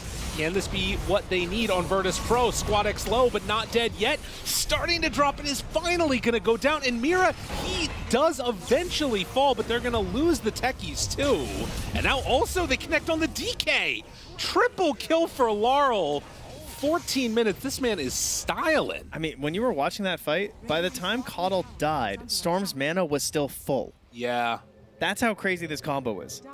Like, but it's just unlimited damage at that point. Right. I mean, he just did 3,141 damage to that fight of Storm Spirit. It's just a crazy amount of mana this IO is just supplying to him. He's popping Lotuses, he's got the Royal Jelly, he's popping his Magic Wand, and that's just damage on damage on damage for Laurel. And then you just go right back to farming, because theoretically they can do relocate ganks too. So he's just like doing a Spectre thing right now. No, he is a menace. And, you know, the Blink Dagger there on Collapse, they can make these moves. He can set up for something if they need to, but, I mean, the other problem is that, you know, you hypothetically kind of want to be the one making moves. Oh, Kiritich cannot afford to die right here. Already somewhat low, pulled back in. Does manage to get the Sunder off. That's decent, but Collapse, I mean, there's never going to be enough. He was mega dead. Jeez. Well, if there is one plus side, they have a Spirit Vessel charge now because Coddle died. There it is. Gotta find those silver linings. Yeah, and this is exactly the problem that was pointed on the panel too by Fear, where he just said, like, yeah, this is a good Terrorblade game. Like, the only problem is Storm. And that's true. Unfortunately, the Storm is now the problem of the game. This is nice, though, if they can catch it. And Yadaro is going to fall. No way to get out of that one. VP need to keep this momentum going if they can, and taking this tower would be a huge benefit, because like we talked about, that's not something Spirit does super well. No, that's true. Yeah, this is your one big reveal of the early game, really, is that Blink Dagger on the Dragon Knight. And it is successful, so that's huge. Like, if you're talking about a comeback situation in this game, that's exactly the kind of thing you would draw up. You're like, how do we get back in this game? It's like, okay, well, we get Blink on DK, and we kill the Razor. That's the dream, and there it is. Yeah, killing Storm is very unlikely to happen. Yeah, I'm just going to assume that we can't do that. Find the lone person. I mean, hypothetically, you Nightmare Mira, you grip Laurel. There's a chance that something could happen there, but it's not going to be easy. And in the meantime, the rest of VP is heading down south. Does look like they're going to just miss Mira and Laurel. But with FNG here, maybe they can make something happen. Now this ward, it sees everything. They do manage to take down the ward, but the spear connects. Nightmare onto one, there's the grip on the other. Mira, can he keep him alive? The mech, it's so much heal, but Laurel does go down. Yadaro comes in at just the perfect time to try and turn it. So they lose Laurel, but they get two in turn. Still though, I mean, killing Storm is what you need. Yeah, if you combine their net worths of the DK and the techies, it's actually pretty similar to Storm's. Oh, so. Kiritich. Yeah, he's in trouble, though. And this is the problem. You don't necessarily have to have the Storm be the relocate buddy. It can move around with Razor, too. Jeez. 6,000 gold lead now. Man, that was like all Antares, though. That killing the Storm Spirit. Yeah? That was a lot of damage. Techies jumping and just planting those mines. It is really pretty important being able to get his damage out of there. And we do sort of see at least a pathway towards some type of successful fights. They just need to make sure that this Terrorblade stays alive if they can make it happen. And 2 Spirit Vessel charges, so they want to go for another smoke play, which Bane just purchased the smoke as I'm saying that, so probably going to try and hope and get a Blink grab here. They're going towards Yadaro right now. They have that Obs nearby. They see where he is, but he's moving too far off to the east there to make this a safe jump. Staying safe. Again, another ward planted down here. Some great vision from FNG. Poshka, they find him. And FNG, they not have enough? They don't feel comfortable going. Dude, he had nobody near him. I mean, like, of course, it's the right play because if they all bring everybody, you're going to die, but it feels bad when you make that move and can't kill the position 5. Are they going through the gate?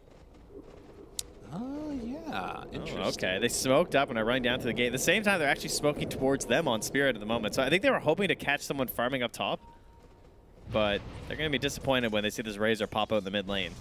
Oh, and there it is, the big old map. You can see the movements. Maybe somebody TP's back up top since everybody's there. The wave is pushing in.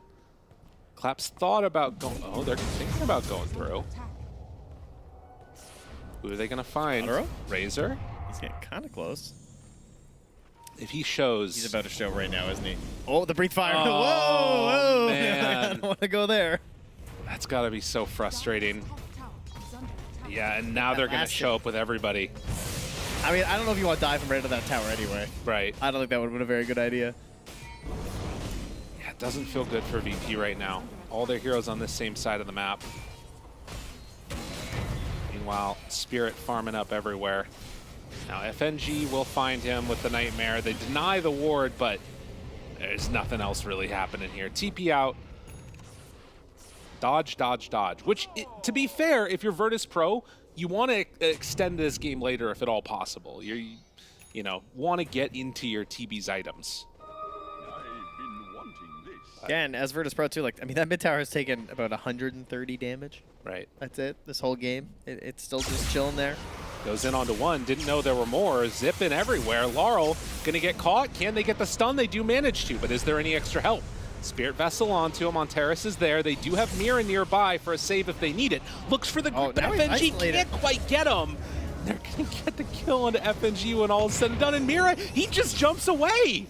Oh man, Blink out, not gonna get found. Laurel doing a lot with a little. Styling, he was just moving everywhere on him. Just no concerns. I guess he just knew that Mira was gonna back him up. I mean, he had the Arcane Rune too, so he was being a little more cavalier than usual. Oh, and now here's a regen. Okay, perfect. Yeah, that's gross. Oh man, they might try and go for more here, to be honest. I mean, they don't have to, but... Oh, they want to. The smoke up. Kiritich is so close nearby. One flare here from Oposhka. They didn't see the mines broke. They didn't see that the mines broke. Kiritich, he didn't know. And he is going to die again. Team Spirit, they're just making too many moves ahead of them. And this is the movement for the 21-minute Wisdom Rune, too. So the snowball continues. I mean, if they want to, they can take the Tormy. Like, do whatever you want. Oh, they're feeling it. Yeah, this hurts. I mean, this one's real bad. VP is in a bad way at this point. All right, well, that's going to be the spell Lifesteal as well. Now shared over to a Storm Spirit from the Shard. That's a pretty good shard to grab up there from the Tormentor. Jeez. That's very, very nice. I mean, 10,000 gold lead now at 21 minutes. The early stealing of the stacks by Laurel with that amplified damage rune.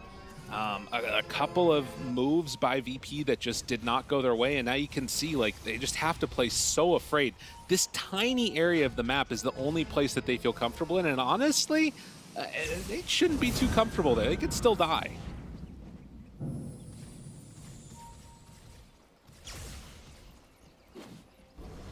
Squadix just hoping that this fresh BKB can give them some sort of a chance in one of these engagements. Yeah. It's a long ways away from having some other item that's going to change much of these fights. I mean, what is another item that they can even bust out here to try and help the situation on Virtus.pro? I mean, the Scotty on Kiritich is kind of something, but again, pretty far away. At least that will give you some of the anti-heal components. Yeah. DK getting towards Manta is, you know, something. It's not amazing, but it's something. Still a ways away from an Aghanims. He has to complete the whole thing after, and he hasn't even finished the Manta yet. But he's trying to stay alive. In the meantime, for Team Spirit, it is all about farming up. Getting the items that they need, and then eventually, if they want to, securing a Roche. Clips is going for a Wind Waker. What the hell? That's awesome. Yeah, almost says it, actually. He's like less than 600 gold away. Jeez, that's so cool. That's so GG versus the Bane, man. That's just sad. Yeah. No, he's not going to have many options available to him. Well, Radiant scanning Roche, thinking that that might be what's happening. And what feels like the calm before the storm, Team Spirit have taken complete control of this game. Virtus.pro is looking for anything. It doesn't even... Oh, Mira, here we go. We're relocating to their Tormentor. Perfect. Nice. Dude, that's actually kind of hype. You know, cores never want to take Tormentor, play IO. That's good. And just relocate them there. Yeah. That's sick. Caudal recalls. You can do the same thing here. Oh, the Eternal Shroud. Okay, that is just gnarly. Who was it that got it? It was Maposhka. So we've got Jetpack online now. How are they going to kill the Storm? Like, I don't think it's happening. He's actually just going to have infinite mana. Between an IO and Eternal Shroud, he's got a little bit of spell lifesteal action happening too. I mean, they need the grip and like Kiritich hitting him, but the problem is you also have Mars Wind Waker that was just completed. Dude, 23-minute Wind Waker blink. Like, what the hell? Average Mars game, you know. This guy was not hitting spears in the freaking laning stage. Didn't matter. Tap's just on that next level. And I mean, I think the real problem here is that just like, if you look at the heroes that Virtus.pro have, I think probably like 2 of them kind of don't want to be the first one to start the fight, and then the DK doesn't feel strong. So it's like, nobody wants to do anything. They're just like, they're chilling. Yeah, you're not wrong. It's like, and the supports don't have that range to really make something happen even when there isn't opening, because Tanks and Bane kind of have the exact same initiation range between Blast Off and Fiend Script. So it's kind of awkward for them. The pipe is nice. I think that that's going to be helpful for Antares. Like, they need to do everything that they can to try and save Kiritich. And if he can be allowed to just freely hit in the fights, that's maybe some type of a recipe for success. But into the Roche pit they're going to go. And a Plasma on the docket after poor Laurel, who just gets stronger and stronger. And I'm assuming they're going to give him the Aegis here. But this is looking like it might be time to start running down the last of these, or rather start to take a tier 2 tower for Team Spirit. And he is, I'm sure he's just going to go crazy with this Aegis in the next fight. Yeah. I think he's going to have no regard for his own safety. And just count on Mira bailing him out on the respawn. I mean, that is the classic thing for Storm. Like, you get Aegis, zip in, immediately die. Yeah, they just die twice straight up. It's like, yeah, okay, there it goes. That's definitely possible if he is all alone. Oh, here we go. That's tactical. Nice, Puts all the mines around the runes. Get the debuff on you. Like to see that. And looking mid, are they going to find him? Antares is there. Playing. He's playing a dangerous game. Yeah, he is. He's feeling strong, though. Not afraid. They're running in the illusions right now. Zip in. Wants to find one, and yep, Bane just didn't stand a chance. Okay. He couldn't even kill the illusion. It survived. Yeah, that's messed up, man. Yeah. That's a hard one. All right, Scotty done for Terrorblade. Surely now, this is the moment. Fortunately, they don't have a Bane. Also, there is no moment. The moment is when Spirit decide to do something that isn't part of this flowchart to victory. Yeah. No, it is the anti-timing right now is kind of what it feels like. Oh, he used his Wind Waker. Damn, dude. Got him. Noticed. He's in trouble. Chased down. Laurel there. Continues the hit and picked apart bit by bit. Collapse even chasing down his illusions that he sent down the lane. Oh my god. Dude, everywhere they go, they're just dying. What the hell? I can't do anything. Virtus.pro are getting demolished. Oh my god, Laurel. He goes in, he pulls him back, he's just in their face. There is no safety. The rest of his team is like, dude, that's your problem. Gotta sort that out yourself. Well, yeah. Perhaps the most surprising thing, he wasn't asking for a high five while he was doing it. That's true. Is he dropping items too? I didn't see. Well, I mean, he's probably just being Storm. Yeah, that's fair. You know. Well, mana. That tier 2 tower is down. And nowhere on the map seems safe at this point for Virtus.pro. Kiritich just continuing to try and farm, relocate in, stealing it. Oh no, Kiritich, not like this. He wanted the Wisdom Rune. Mira is taking some damage. The stun, can they kill off Mira first so he doesn't get the relocate away? If they could bring him down, this would be huge. It's almost enough. No! Oh, that was their moment. Oh, alive on nothing. I'm more surprised Al didn't just ditch him. Collapse. Well, yeah, that's fair. He stuck with it. Sure yeah, I need to get the Wisdom Rune too. He got everything. Oh, Squadix. Yeah, he knows. Wait, Laurel. Yeah, he played off the AB. Let him go. Fish him for later. Does finish the Octarine Core on Coddle. I gotta imagine the damage numbers in this game for Virtus.pro are not feeling good. It has been just, yeah, they have not been able to do that much. I mean, Storm is almost the same as the next two. Techies is up at the top right now. It's feeling rough. That's down bottom. They do manage to kill Squadix, and now noticed all alone. Stun is there, but the rest of the team is up close and personal, and I mean, it is all falling apart. Virtus.pro never got a chance to even play their draft. Age is still 1.5 minutes, but this is going to be a tier 3 tower unless Team Spirit get bored. Because there's not anything that Virtus.pro are doing to stop this. Yeah, creeps are coming in again here. What do the mana stores look like here for old Io? Doesn't have a whole lot left. Killing the creep wave. Oh, trying to keep it alive. Nicely done. Collapse, and that will be enough to get that at least. All in the range racks. Nobody's coming to contest this at all. So they'll finish that, leave the melee as Backdoor is about to be unbroken again in a second, and then make a move for the next tier 2 tower. Prasma Hex coming up next for Laurel. Next game? Apparently. You think this one? Yeah. Stun here on Mira. Looking. Get the Oh, there's the Wind Waker, keeping him alive. Kiritich, they want him bad, but they're not going to get it. Now Laurel zips in, pulls in onto one. Yadaro starts to eat away at that Terrablade's damage, and with Laurel on top of him too, they don't get enough to kill the TB actually, but they will bring down Mira. Aegis in 10.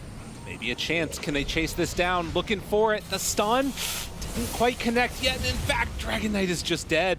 3, 2, they 1. need something. Laurel, he's going to get the help. No, they managed to break it. So regen not coming his way, but it doesn't matter because they don't have HP.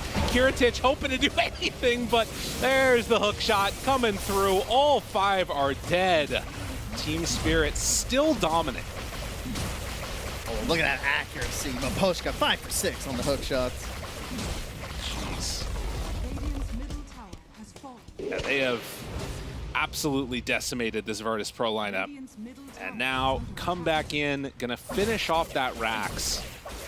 It's a good lesson for everybody, right? Don't stick around when they're respawning. Back out, take the fight outside the base, and then come back for the Rax. I think we'll all just choose not to learn that lesson. It's a lot less fun that way, you know? That's a good point. Where's the chaos? This is just some good, clean Dota, though, I gotta say, from Team Spirit. Oh, yeah. And kind of just punishing the inability for Virtus.pro to really make moves in the position they were in. That is a full sheep stick done for the Storm Spirit now at 31 minutes.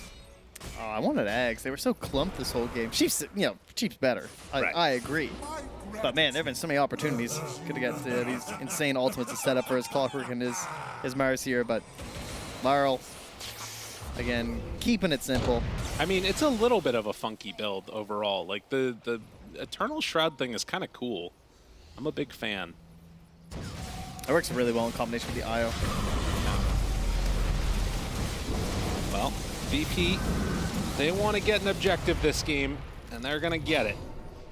Tormentor Solanteris does get his shard. Oh my god, he's going to amplify damage. Laurel's ready. He is so big. The scan as well. They know they're back here. They Flare. see him. Dun, dun, dun, dun, dun, dun, dun, dun, dun. He's going in. And that's crazy that you can just start on the DK. Yeah, he doesn't seem to care.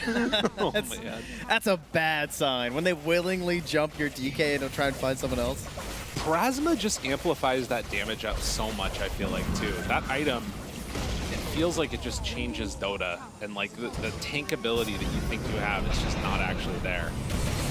I mean, you know, being and the amplify damage rune, I guess. And being up 10,000 gold, yeah, it's pretty good. It's a lot of things. They pull in the Coddle, gonna find him.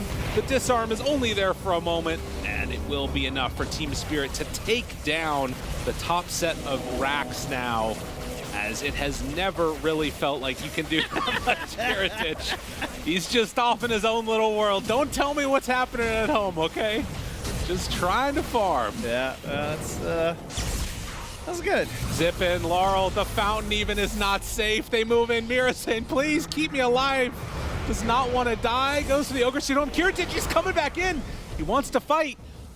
Won't get anybody. Well, that's unfortunate. But so it goes. Oh, the Axe is up.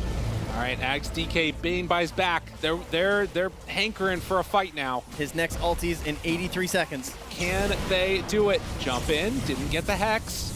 Laurel, attack damage reduced by the Enfeeble. Thinking about a chase. God, Team Spirit. I mean, they're so disciplined. They back out all together as a squad. Now look for another opportunity. Maposhka softening them up with that Aghanim Scepter. He's just spamming them with rockets. Oh, jeez. And yeah, they'll leave the one last racks. No rush today. Well, like we mentioned earlier, these every single game, every series, incredibly important here in this group stage. Win 3 series, good to go. So if you feel like you have a good matchup, make sure you win it. Don't get upset, you know? Oh, yeah. Don't try and fight these harder matches later and get the wins there. Well, you can see they're still under vision inside of that triangle. Team Spirit, they're retreating back, waiting for that next Roche to spawn. They know that it could be back up there in a moment, as everybody pretty much under vision that's not smoked up right now. Although, if Virtus.pro go and check, it was a quick Roche. If they go and check it, maybe there's a chance they could steal that one away. Yeah, because Team Spirit, they're fairly separated. Yeah, they're busy. They're getting themselves a Tormentor right now. I mean, if there's a way back into the game, it has to be taking Roche. Did he just flare it? No. Yeah, I think so. I think that left one hit. Oh, yeah, I guess because Oh, no, it's just the wave. I mean, he's going to check it eventually. He's just farming. He's farming. I mean, I think they have to go. Oh, like, oh no. No. Oh, that hurts. Scatter! Oh, man. It's like when you turn on the lights and the roaches all around. Oh, jeez. That's I think you still have to go, maybe. I don't know. It's not going to work. They have to take a fight first. Will they catch anybody? They're already they're Lotus on Storm. Like, oh, come on, man. Give Dragon a chance. They know that Mira's back behind him. Now looking. Nightmare, they got him. Wait, they need the grip. Oh, they grip the Io. It's not going to be enough. Io survives. The Wind Waker gets him away. Mira jumps out of there. Everybody dies. Cluster. And the last one left alive is Noticed. GG is called as Virtus.pro just gets smacked down. Team Spirit are so strong.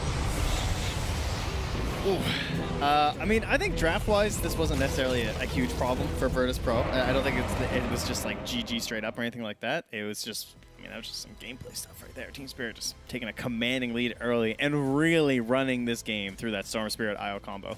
Well, an impressive performance. We'll see if Team Spirit can do it again, but for now, we're going to head on back to the panel. Yeah, we're going to see if they're able to do that performance again for themselves. But the Storm Spirit Lizard, I'm crossing my arms because someone had a little bit of doubt I'm crossing in my arms as well. Storm Spirit, okay? You made everyone doubt. You said 0-11. That's what he went the last time that he played. Well, you didn't even have confidence that the IO was going to help him. Look, it was a long time ago, and IO did help him. Like, that IO was a machine throughout the game. Like, he was helping the Storm quite a bit. But I have to go back to the mid lane and how it all went, and this Keeper of the Light and the matchup itself. I feel like whenever we were talking in the green room about the game, we would be talking about Keeper of the Light. Sometimes Terrorblade, most most of the time Keeper of the Light, because that's the hero that makes or breaks the game. Usually he makes the game for most of these teams. This time around, I feel like Team Spirit, they realized we can let it go through, and we have the right strategy against it, which is the Clockwork, the IO, the Storm, everything fit together very nicely. This fight is like kind of salvages the game for Spirit in a lot of ways. Like it's like 9 minutes into the game now, and they're probably not expecting an IO to show up to this fight, but he comes in right away. This is when Coddle is at its strongest in the game, when you can gank these lanes, but because IO shows up here, saves Yatoro, like he was only able to get one really good gank off and doesn't collapse in the bottom lane, but because the laning stage went so poorly, which I think it was supposed to go badly, because IO MOUZ is a very strong lane, especially against Terrorblade Bane, and Curtis didn't have a good game because of that, and the Coddle needed to make rotations, but because this IO had such a good laning stage, got level 6 really quick, he just kind of responded to the moves that were being made on the map by Squadix here on his Coddle, and they really just shut down his effectiveness. It felt like Virtus.pro had some idea of how they wanted to execute team fights, those map movements, and like you said, the IO really kind of just tearing that apart for them.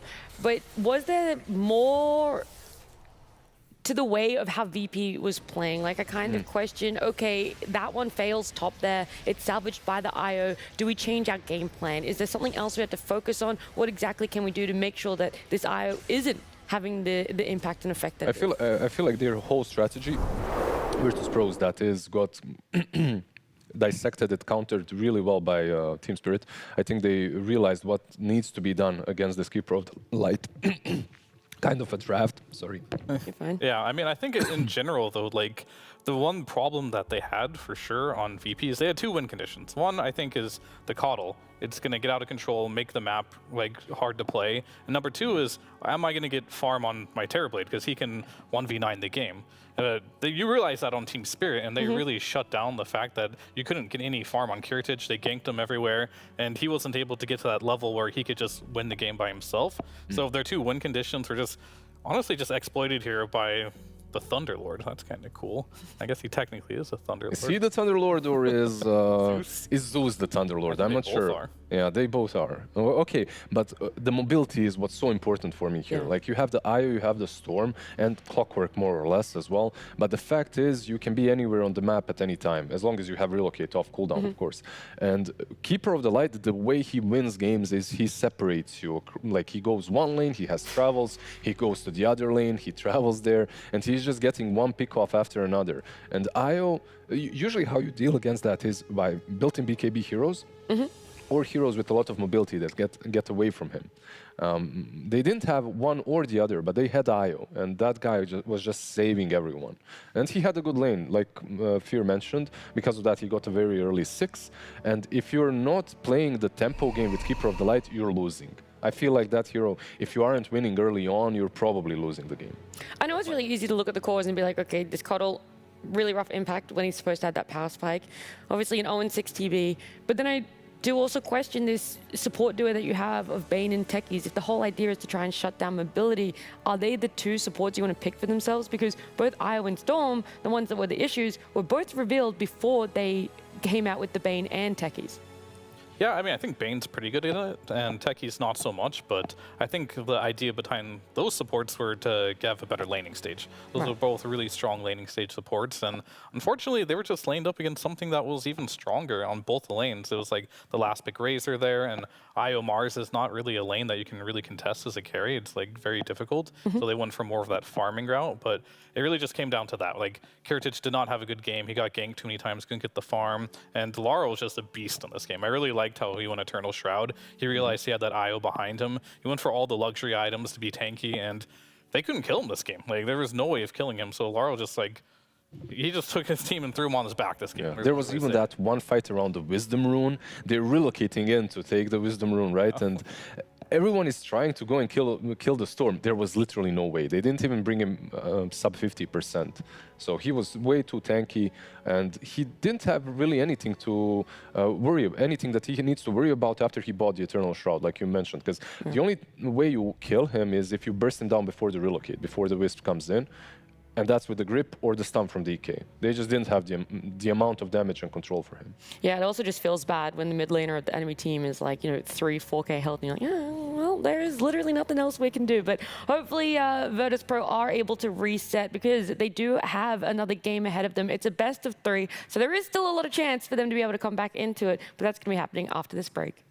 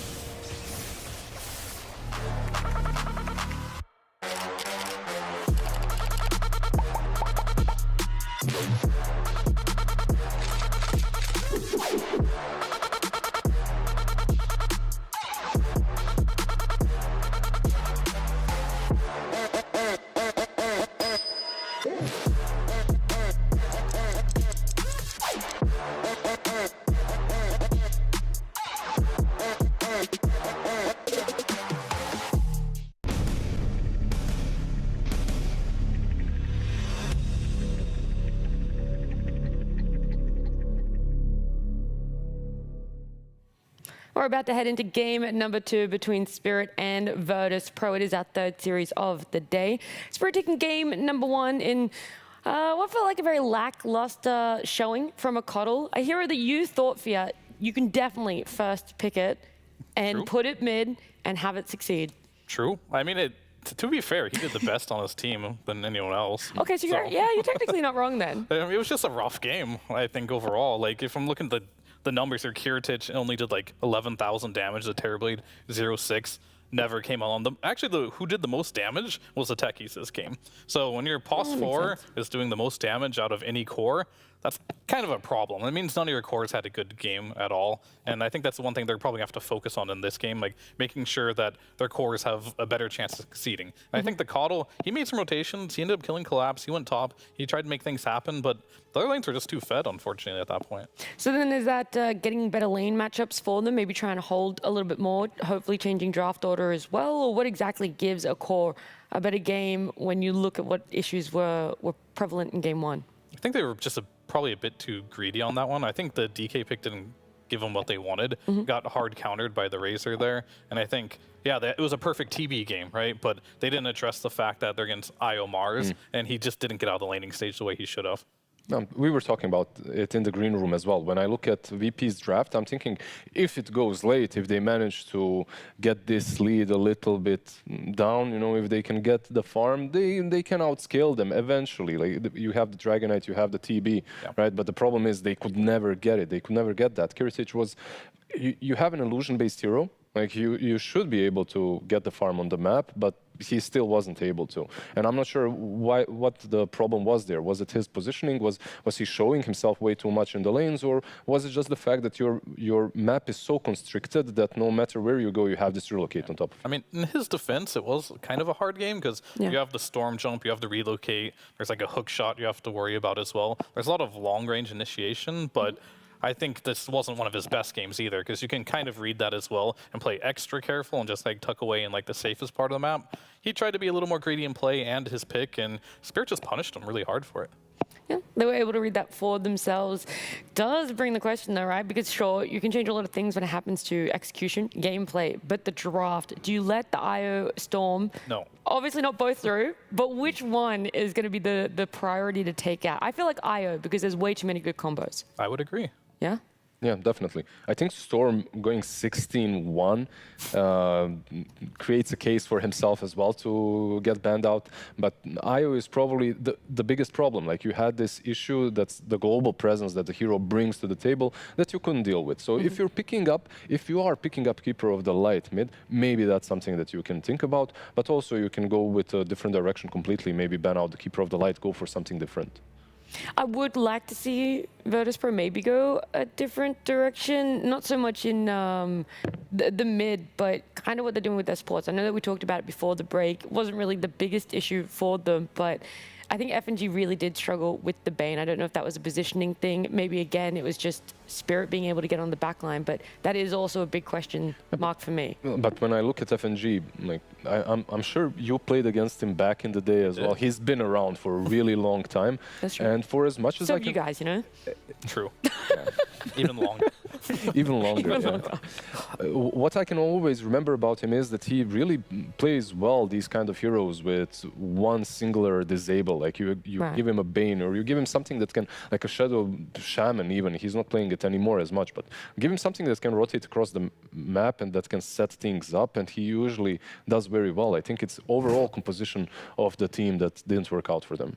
Yeah, I mean, I think it really comes down to, like, you can enable your supports as a core as well, and I feel like the supports didn't look very good in this game because the cores didn't look very well, and it really comes down to, like, laning stage. If you have a bad lane, maybe you're, like, FNG's Bane this game, 0-11, right? But maybe if he has a good lane, he can make some rotations, he'll be in a better spot and can make things happen on the map. So it really, as a support, it can be a little difficult. Like, you're going to have your comfort picks for sure on what's good, and Bane just happens to be meta right now, very strong hero, so whether he wants to play it or not, he probably feels like he has to play it. Symbiotic, you know? If the supports are able by the cores, then the cores Goes do both well. ways. It's an never-ending circle between the two of them. But we want the IO to be banned out. We really don't want VP to let it through. But they had the first pick, so... Bye-bye. It's Team Spirit, actually, that bans it out. Yeah. Virtus.pro also plays IO, and if I was looking at these two teams and guessing which one of them is more likely to pick the IO, I would even go with Virtus.pro. But when it comes to that last game, just one more thing to add. Bane was level 4 when IO was level 6. You know, that's so, really rough. And the other support also was level 4, techies. So I just had too good of a game, and he did way too much. And it's kind of unfair to talk about someone that went 0-11 on a Bane when a game is that rough. Like 0-16, come on, Lizard. I'm trying to help my Actually, I don't know. bro out. I think it was 0-11. He was 0-11. Okay.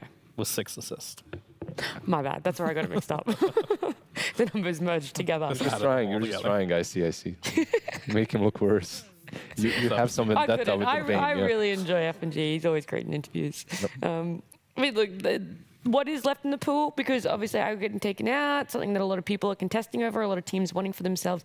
It's actually the Enchantress that Virtus.pro get themselves. Yeah, I mean, this definitely helps with the laning stage problem. This is a very strong laning hero, and I do, like, FNG is not a player that I've seen a lot acquire a lot of farm, right? But this hero, if you do get a lot of farm, can become a core and a monster. So I'd like for him to focus on, win their lane, of course, it's really important, but get some farm on this hero and become one of those like scaling core or scaling supports, I should say. I feel like if I ever see FNG playing your Enchantress, he's not going Dragonlance and stuff. He would be more of the pipe builder, you know, like these kind of... There's two ways to play Enchantress, as Celery or as FNG.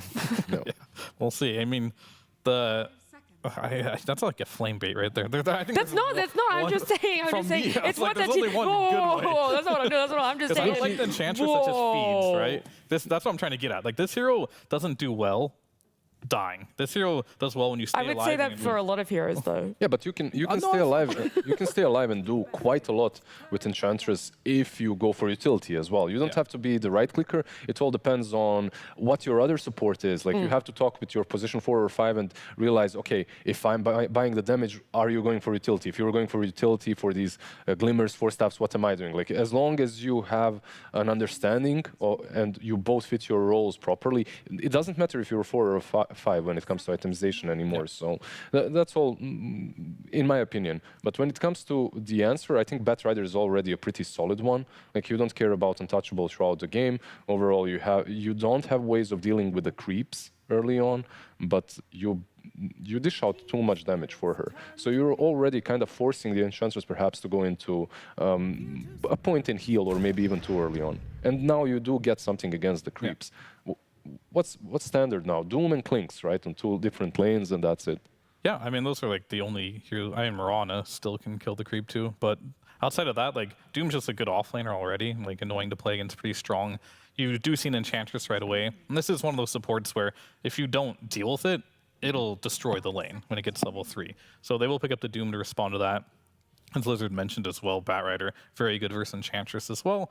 So pretty good response, I'd say, but you are revealing really early on what your offlane is going to be to Virtus.pro here. So if they really want, they could technically pick their carry here. I'd probably save it a little bit longer, even though I don't think the carry hero pool is very big this patch. You pretty much just want to play something that farms fast. Like we're seeing a lot of Sven, we're seeing a lot of Luna. But you could still wait until the end of this second phase of picking. Like you don't necessarily have to pick it fresh out of the gate in your second phase. You could still go for the other support for yourself. Yeah, but Doom is one of those heroes where you don't have many options when you play against them. And you see, they banned Medusa. That was like the best hero against the Doom.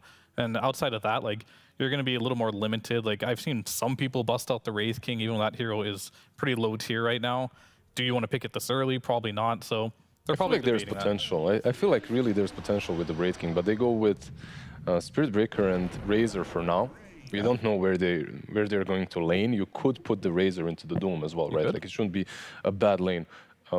Historically versus Doom, you'd had the Lifestealer, the Monkey Kings as well, like these kind of heroes that just ancient completely, history. Ancient history that completely destroy him in the lane. What are you looking for to be able to capitalize on a Doom's weakness? Like, why is the Medusa the best and the need to ban it out? Why is the Razor potentially one that could face off against him in lane?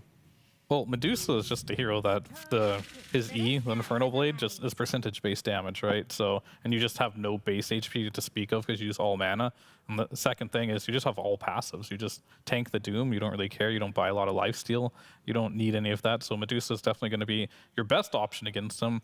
The options that Lizard was mentioning, like if you want to pick a Monkey King against him, sure, good in the laning stage, but later on you get doomed. You don't get your Jingos, you don't get your Feast. All these things are really annoying to play against.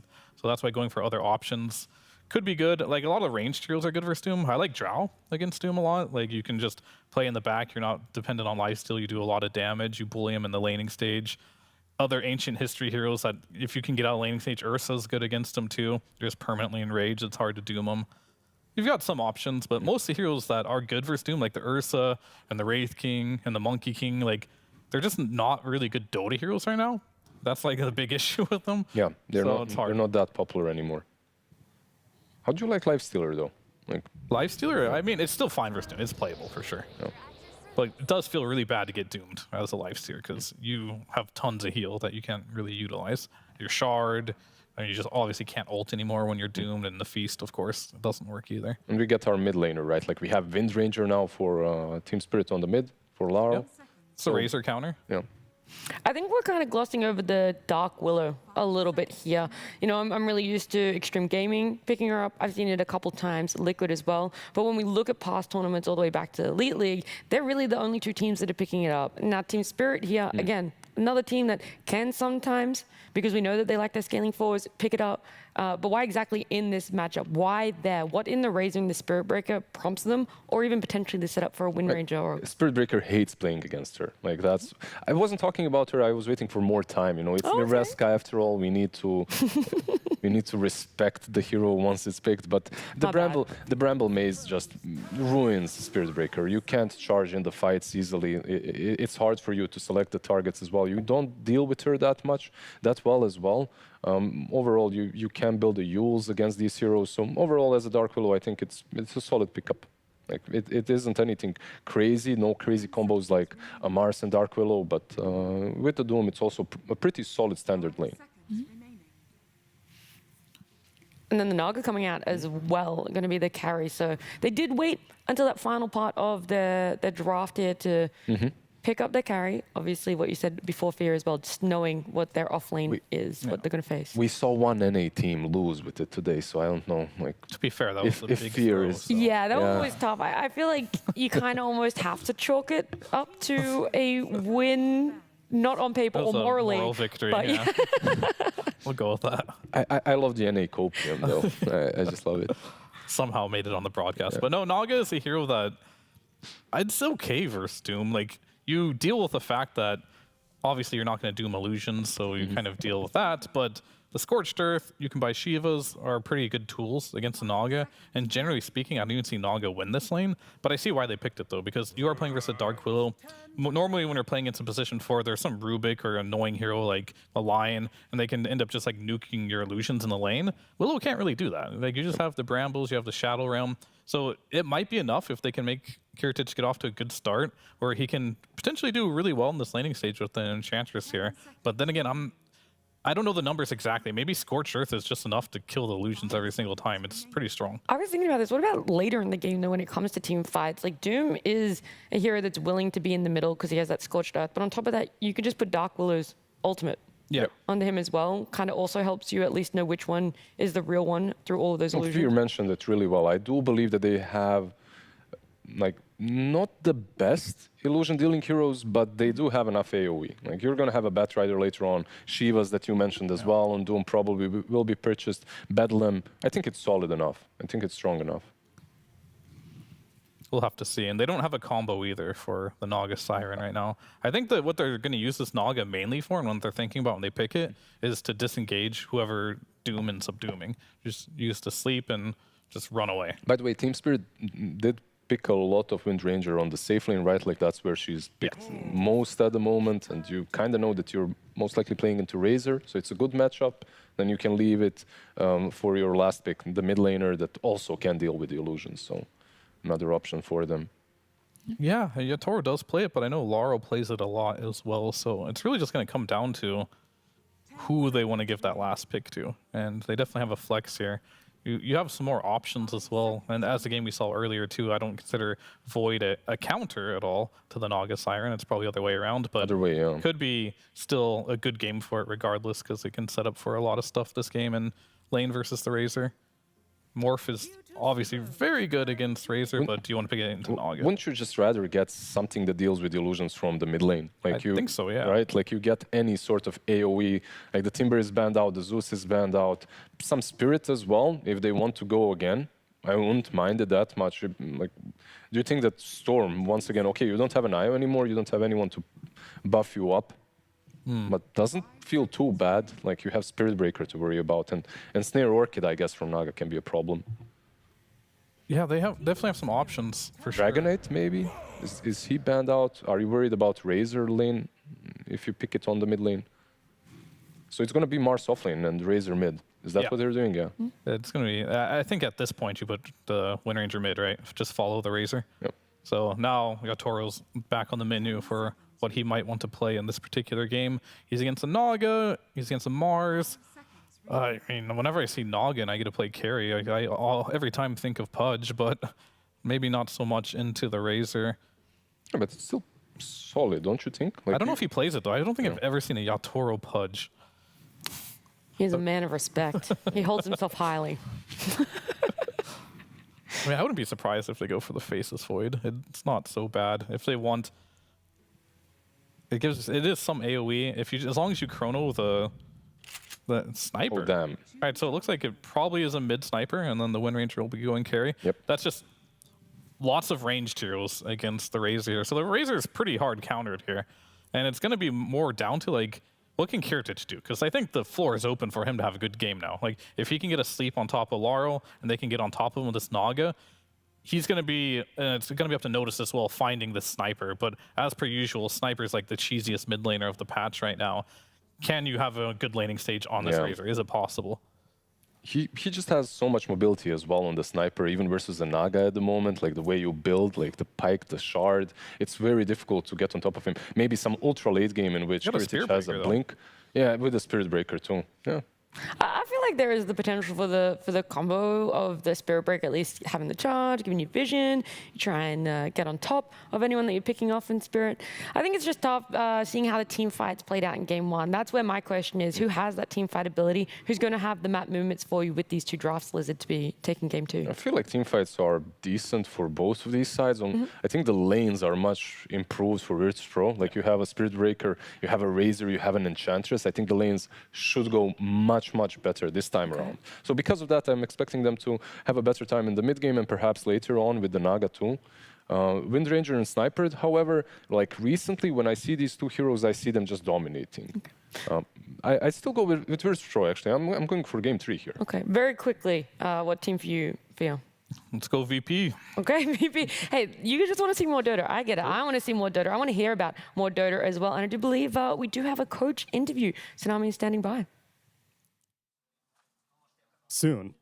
Right now, G is deep in strategy mode, and I wouldn't want to interrupt him. My man has been cooking up some illusion carry strategies, and I'm wondering why, because I don't really see that these days. Terrorblade, Naga Siren, these aren't carries in vogue. Is Kiritich just especially comfortable on it? These are questions that I will ask him momentarily. G, I need to talk to you. How's it going? Yeah, I'm fine. How are you? I'm good. Thanks for asking. No one ever asked me. I wanted to ask you specifically about you're picking illusion carries. Terrorblade in Game 1, Naga Siren in Game 2. Is this just comfort for Kiritich, or you have belief in the strategy? Oh, it's like, Falcons. This team, like last 4 tournaments, 3 wins, 1 lose in the grand final. I think it's kind of cool to cosplay them, at least until the patch drops. You're kind of exhausted, you're playing the same patch, it feels like forever, and you just copycat. You see, you do. Monkey see, monkey do, so that's how we're doing. And then you'll find a new team to cosplay after the next patch drops. Yeah, whoever wins next tournament on the new patch, then Virtus.pro coming for you for stealing your strats. All right, I look forward to seeing what jersey you'll be wearing after that. G, thanks so much for talking to me, and best of luck in Game 2. 30 seconds to bet. And just like that, we hear monkey see, monkey do. Thank you so much, Neil. And Trent, I don't know. I was worried that he wasn't going to get an interview there. That was the greatest coach interview of all time. I honestly was hoping G wouldn't show up. I just wanted to hear Neil's thoughts. I just want Tsunami to give me the info here, the how to play, you could say. Right. He could ask the question and then answer it too. I will say, as we saw that Spirit Breaker lay down that little sentry ward, which is going to put the lane in a slightly position. Yadro, first hit bash. Third hit, can we get another? No, not going to quite get there. But Maposhka, he might be in trouble. FNG moving pretty quickly right here. Trying to keep up a couple extra hits, and you can see down there on the bottom-hand side, the creeps do go to the sentry ward. Maposhka still in some trouble. He is going the long way to his death, and they're just going to let him go. All right, nice. You just can't chase any longer. Nice. Dude, but Yadro is getting zoned out of the lane. All right, he has to TP over. All right, that'll be fine. Should be okay, but you can see that sentry placed down, that allows the creep wave to meet into the underneath the tower. Let's go and try and get that pushback out, because he has a Spirit Breaker in the lane. And Spirit Breaker can be kind of this scary hero, but like level 1, I mean, you just got walk up and punch. And it's 2 ranged heroes in the lane, so not the most frightening thing. This is a great way to try and get some control. And now he's trying to body block that small camp here too, as we get the try shot here. all your wonderful lanes. You know, they were talking about, like, okay, Sniper, it's just this cheesy pick. We're seeing Sniper everywhere nowadays. Sniper's all over the place. I figured out what it is. Oh, okay. They saw Banks in the little talent lounge, and they're like, the CSGO connection. Oh, I get it. He's inspiring them. That's right. It all is coming together now. Not just the fact that it's been one of the strongest heroes. Okay, not that. Got it. Okay. Perfect. So we'll see how they do down here in this bottom lane. Like you mentioned, the double range into double melee feels pretty bad, but at the same time, I feel like it's the Bash Bros. You know, MOUZ, Spirit Breaker, they inhabit like a similar mentality of player. It's like, go in, hit spells. I mean, you're not even really hitting spells for Antares, but it's the same mentality. Yeah, get a couple levels there too. It's about that like one moment too. You know, you get that spear, the charge, the bash. You just pray a little bit, throw some salt over your shoulder, hit the bash. It's all good. And again, oh, that was so sick! Dude, Maposhka, let's go! That was really cool. The bounce out to get the small camp spawning, and Tara's just like, what do I do now? Damn, I have no purpose in life. I would be so sad. And now Noticed is getting like zoned off the lane even. Yeah, that's pretty dirty. I mean, they are winning all 3 of their lanes right now. Yeah, that's spooky. Tries to get the pull off, and again, Maposhka just ruining things for them. It's even bullying back here too. I guess I'll watch another lane. Fine, Observer. I see how it is. Up top, collapse, Mira. Great Dark Willow pick. I think the panel went over a lot of that, but just fantastic game for the hero as at least what they'd seen, right? They'd seen the Ench, they'd seen that Spirit Breaker. Very difficult to target a Dark Willow as 2 heroes to try to deal with her. Mirror Image to take off those roots, which can be very annoying. But yeah, Mira, one of the best in the business on it as well. Flame Break to break the charge. Okay, Maposhka's insane. And now the Blood Grenade, is he just going to go down? A couple more hits, starting to fall. Dude, Maposhka's too nice of a guy, but he should be tipping him right now, honestly. This is actually his game. Everything he has done on here has been ridiculous on this Batrider. Wow. Collapse. They move in, they get the kill, and they want to take him down. Kiritich gets the Riptide. Extra hit and a couple more punches. Do they have enough? Mira is the highest level in the game ever. Well, not really, but you know, she's getting there. That was a lot for a Dark Willow to get, though. Oof. Well, a little bit of Spirit Breaker value here. You're seeing TPs to the mid lane to fill up Squadix's bottle, and then we'll charge down to Maposhka. Will he have a Flame Break here in time? Doesn't feel like he needs it. Doesn't want to waste the mana. Fair. Because you know he hits those. True. Well, nonetheless, a very fast start after a very fast game number 1 in this intra-regional competition that's going on. Which, to be fair, we haven't seen, you know, Team Spirit play against a bunch of other teams from Eastern Europe. They've tended to... Oh my god, Squadix is going to just have to run through that. He will get the refill, though, at least. But I was looking back through the recent games, and it's tended to be like them playing against more international competition. Yeah, that's what happens when you get high in the rankings, right? You know, win TI, everyone direct invites you. You don't have to play qualifiers, so you just don't have to play against a lot of your regional opponents anymore. But they're still showing that they can freaking take him down. That's for sure. Oh, moves in. Thinks that he can go toe-to-toe. Squadix, man, just forced completely out. But the Spirit Breaker charge in. This could be good if they have enough, but realizing Laurel would probably just kill him. God, Sniper is so annoying, man. This Razor's got to feel terrible. He's 16-6 versus 21-15. Okay, 15's a big number. That's a lot of denies. Oh, Mira. Trying to get out of here. FNG. Go for the hit. A couple more punches. FNG, does he survive through this? He will. They managed to take down that Dark Willow. Now, Flame Break. He still got hit, though. Terrace takes a couple of shots from the tower on his way out. It has still been securing this Wind Ranger a ton of farm. Yeah, it's true. Yadaro just taking advantage of all the space from Maposhka. An easy life there. This is nice for them. Classic Ench plays. Coming mid. Well, can't really make the move in. Seed shot. Not strong enough. Will hit now on Mira. And a little aggressive here. Fogger out. Well played, well played. There's also other supports moving in, it looks like, to try and contest here. Poshka's also getting some double stacks off here. One of them gets room and by Antares, but he gets the other. It's charged on. They have to run away from Laurel again, dude. This is... I mean, wherever Laurel is, you just can't walk in there as anybody. Like, he's so strong. Meanwhile, Kiritich, he's in pretty far. The blood grenade is there. The stun comes out. They have the root. Connects immediately, and with the Scorched Earth, it'll be more than enough to bring down Kiritich. FNG, though, is going to try and take away some of those stacks. That would be nice if he could get those. Yeah, all prepped up here and left for the sniper. They were hoping, and it turns to be a little bit of a well here for FNG to work with. As we're going to have Wisdom Runes coming up here soon. We're going to get some stacks off first, then secure theirs. And it looks like Antares, yeah, he's level 2, so... What? He's, you know, Spirit Breaker problems when you don't really have any moments. Like, he was playing for the lane at the very start. He was just trying to, like, block the pull and stuff. He was giving the XP over to the MOUZ, and, yeah, he's been hurt pretty bad. So desperately needed that Wisdom. Yeah, they weren't able to take away the other one. I mean, he's still only level 3.5 on the Spirit Breaker. That's pretty bad. Now, trying to get in on it. Yadoro running in, but got blocked out by the creeps. Pathin went a little bit crazy on him there.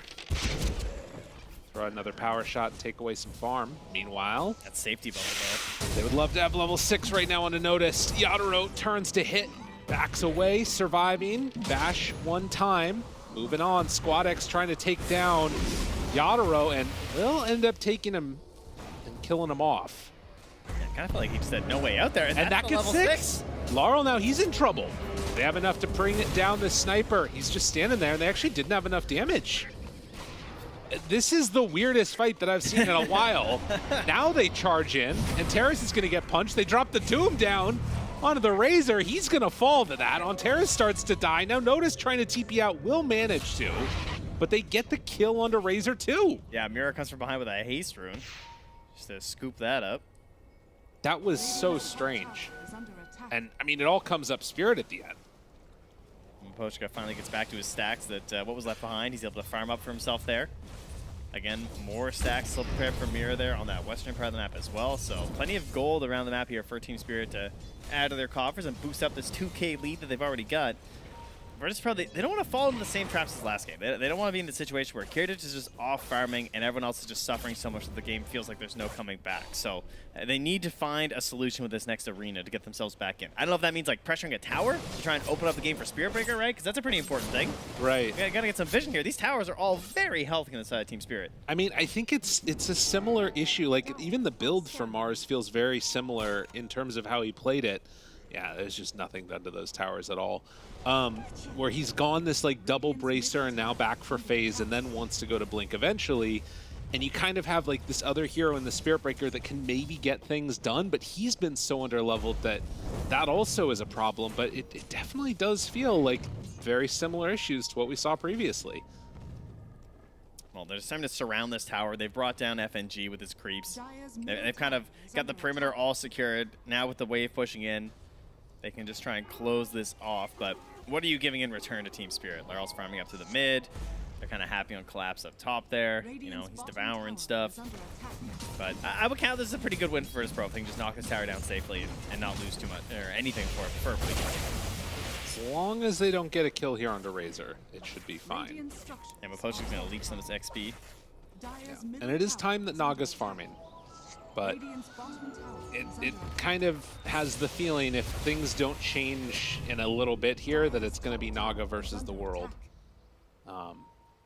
But you know, maybe not. Maybe they'll be able to have something more going their way. Noticed. Pretty deep as they bring in another hero. Bat Rider moving in. She still has that shield on there too. Yeah. Lasts a long time. Farming up. FNG continuously. Squad X runs into Mira, has level 6 now. Oh, if this solo kill happens, this cannot afford to happen for Squad X. He's gonna go down! The solo kill by the Willow, bro. Level 7.5. He is not playing around right now. There's a pretty big gap between our position 4s right now in this game. Yeah, that is an issue. Because, I mean, the other thing is that, I mean, Mira tends to take that farm and build into more supporty items. If he needed to, he could become a core of this game. But I don't know. That's scary stuff. I mean, we also have the Blink Dagger finish for Collapse as well, so that Bedlam, it doesn't just have to be Mira making these plays, right? Yeah. You can get your little combo going on this Doom. It's every 30 seconds, which just means it's all the time. Notice needs a Blink Dagger so badly. I mean, they have to find a way to get on top of Laurel. And I don't know if they're really going to be able to make that type of a move. Kiritich, okay, this would be big if they could bring him down, but he hoof stomps. They managed to just barely connect. That is a huge kill. Bring down Collapse, the richest hero in the game, and we're able to get Notice involved. Yeah, Kiritich just gets gold here too, so hopefully that's going to get your Naga Siren in the game a little earlier. And Terrace is just desperate for every scraps around the map, right? He got everything that was in the mid lane. Now he TP's down bottom. Larl's just peeping away on some Ancients down there in the corner. And Terrace just trying to get 6. No. Leave him alone. That is really sad. Oh, jeez. Yadro, no mercy. Well, Laurel this entire time has been farming up some Ancients for himself. Yeah, the support difference is feeling a little rough in terms of how much they're able to accomplish. But FNG, I feel like, should be able to get some good deeps out eventually, too. Enchantress has been one of those heroes that we have seen start to scale pretty well, though no points yet in Impetus. Collapse and Mira, we're waiting in the mid lane for a little bit here, prepping for this maneuver. The Bedlam's back up in 5 seconds. Who do they see? Gotta hold on a little bit. Oh, not that guy. Yeah, that's not the kill that they want. If they can manage when anybody you're so else. worthless that they don't even want to get the free kill. Oh, geez. Yeah, I guess so. Yeah, they're going to kill his courier, too. Damn. Mira gets both of those. Yeah. VP instead making this big move down south along the edge of the map here. Not going to find anything, though. Just some farm. It does feel like both times there's been like this hero that was sort of picked for a particular reason and then wasn't just able to do the job for VP, right? Like in the last game it was Cotto, wasn't able to get that hot start going. This game it's Spearbreaker. He hasn't really been able to get involved in that many kills. FNG, he will be caught here. A focus fire and immediately in. Doom onto the Mars after the arena comes out. Oh, jeez. Handsome devil. Yeah, that's unfortunate. Boshka? This would be a good kill if they could bring him down. Thinking about it, and oh, they almost, yes, we'll get him. Well done. All right, there we go. Level 6 for Enteras here.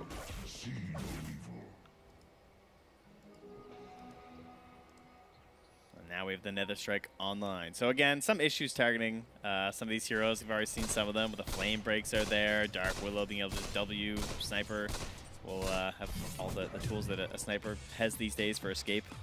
Right. You know, it used to be a great matchup. Now it feels like you might have some potential issues there, especially if when the Shard comes out. Well, FNG sees the Wind Ranger, says, I don't want to be here anymore, and just runs away. I mean, they have been able to somewhat, like, you know, when the fights aren't happening, they're keeping up in farm at least. It doesn't feel like they're getting completely, like, bullied out of the map by Team Spirit. But every engagement, Team Spirit has been coming out at least, like, slightly ahead. Yeah, the growth of the lead hasn't been like, astronomical or anything. It's just when they fight. Then it's like, oh, there's no, like, 1K added on every single time. Right. But then you also don't want to wind up in a situation like last game where they're just avoiding these fights. That lead grows, you lose that one other fight, but it's a bigger fight now. It's like 5K lead, you know, right. 10K lead.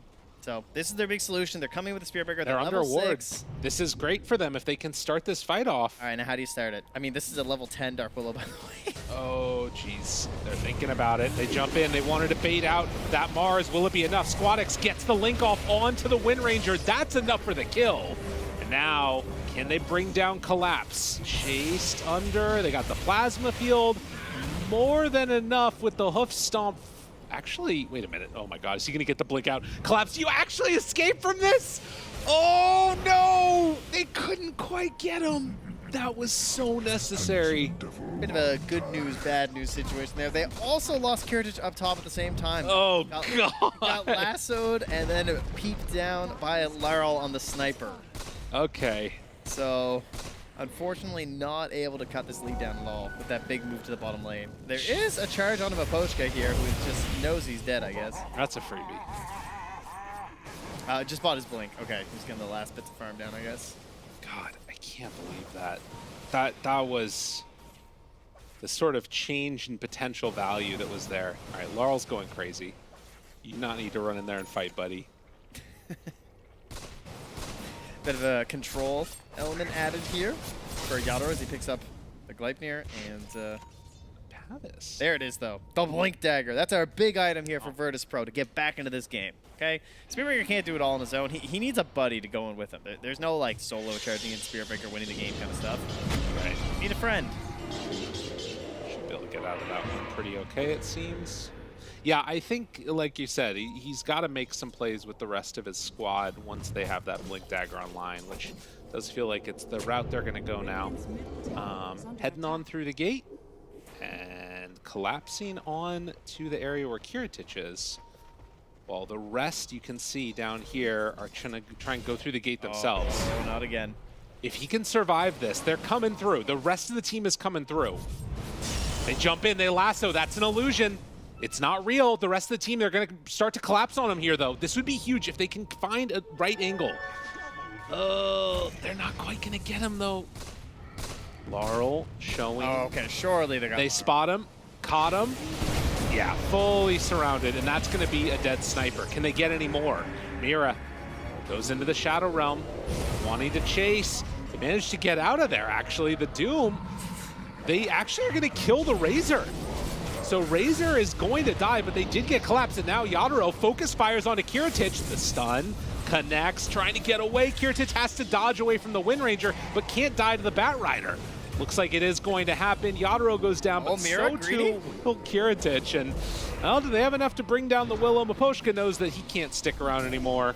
Team Spirit, they are going to end up losing 4 heroes. A great fight for Virtus.pro. Yeah, like you pointed out, the way they came through that gate was crazy because they actually had Collapse nearby. He was right there, but they just happened to move in a way where their smoke didn't pop and they didn't run into him when he was over devouring one of the creeps. So that's why Laral was so out of position to how you expect a sniper to be. Like, how often does the enemy team walk into a sniper like that? Right.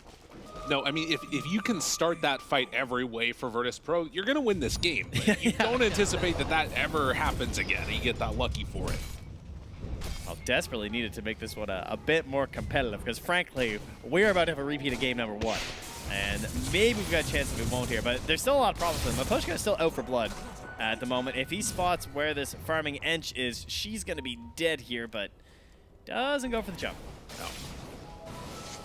Right, and you know, getting into this next tier of items, I think the real differential that you're seeing is like this difference between the Razor and the Wind Ranger, but it isn't feeling like the item differential is like super stacked up different yet. I feel like it's much more coming down to how these fights start. If they can get a good start to the fight for Virtus.pro, I think they can win them pretty consistently. And this ward, they spot one onto Maposhka, onto the Dark Willow. Mira's in some trouble. They're going to kill the Bat. And Mira, does he manage to get out? No.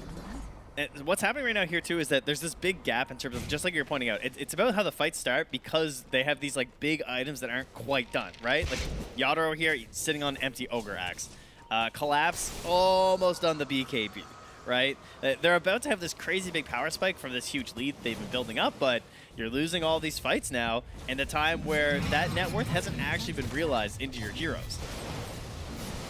And VP have evened up this game here when they get this tower, and now they have the Orchid done here for Kiritich. So you actually have something you can add of value into these team fights in the Naga Siren outside of just like Song and just raw damage. Like, maybe you can catch someone without a dispel quite yet, get the kill. Right, and I mean, I think that this type of a game, it becomes much more evident who you want to focus on. Like, you probably, as the game goes on, you're going to lose one hero to Yadro, with the focus fire almost no matter what. It's going to be hard to stop that from happening with his like BKB or whatever else he has. But if they can shut down the sniper, Wind Ranger's damage sort of becomes funky once focus fire is down. And you know, they've got the tools to try and deal with the sniper. They've got this Mars arena. They've got Spirit Breaker that is actually starting to survive through the fights and become a little bit difficult to kill. But they are eyeing him up now. That ward spotted him moving over, and on Terrace, well, he's not going to be that difficult to kill this time. Well, Laurel going to take that one there with the headshot. Yadro grabs a Wisdom Rune here for them that they hadn't quite scooped up yet there. Radiant's bottom tower is under attack. And at 21 minutes, the big question is, what is the item that Virtus.pro are going to feel comfortable getting that makes them want to fight? And I don't know if they actually have something. I mean, Razor just got the BKB relatively recently. I think they're good to go now, honestly. Yeah. Oh, Mars' BKB is, wow, it's only like 200 gold away. He's smoking in with them right now. Yeah, they feel more important about making sure that they get at least one fight in with the Razor BKB. Kiritish reveals himself in the mid lane.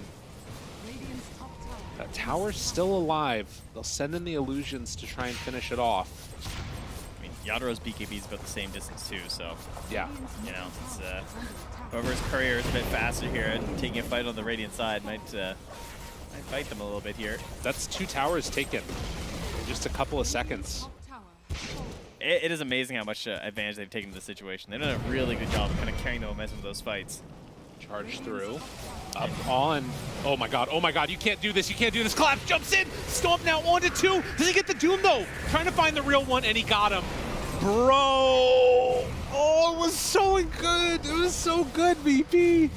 And now they're gonna take their own Tormentor away. Oh god. That was nice. I mean, that's... And I approve, like, you know, they made a lot of great moves. They took tier 1 mid, they take the tier 1 top, and then they go melee for the Tormentor. That was all really good. Sometimes it's hard to know when to stop, right? I mean, they were just kept on winning. Yeah, it's true. Now they get even more. The Curse Crown upgrade. Man. That was a nice Doom. Take a look at this replay here. And Collapse.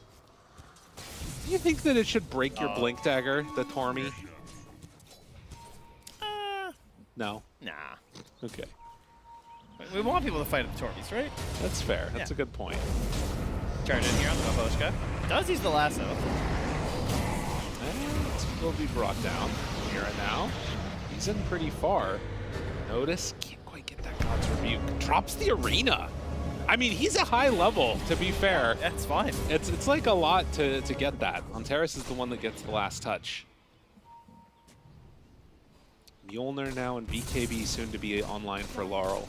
And they're staying right there with them. I mean, as much as that fight over by the Tormentor was quite bad, you can see the net worth lead has not ballooned out into this crazy proportion. And it's not just Naga versus the world. Like, Razor and Mars, they're real heroes in this game.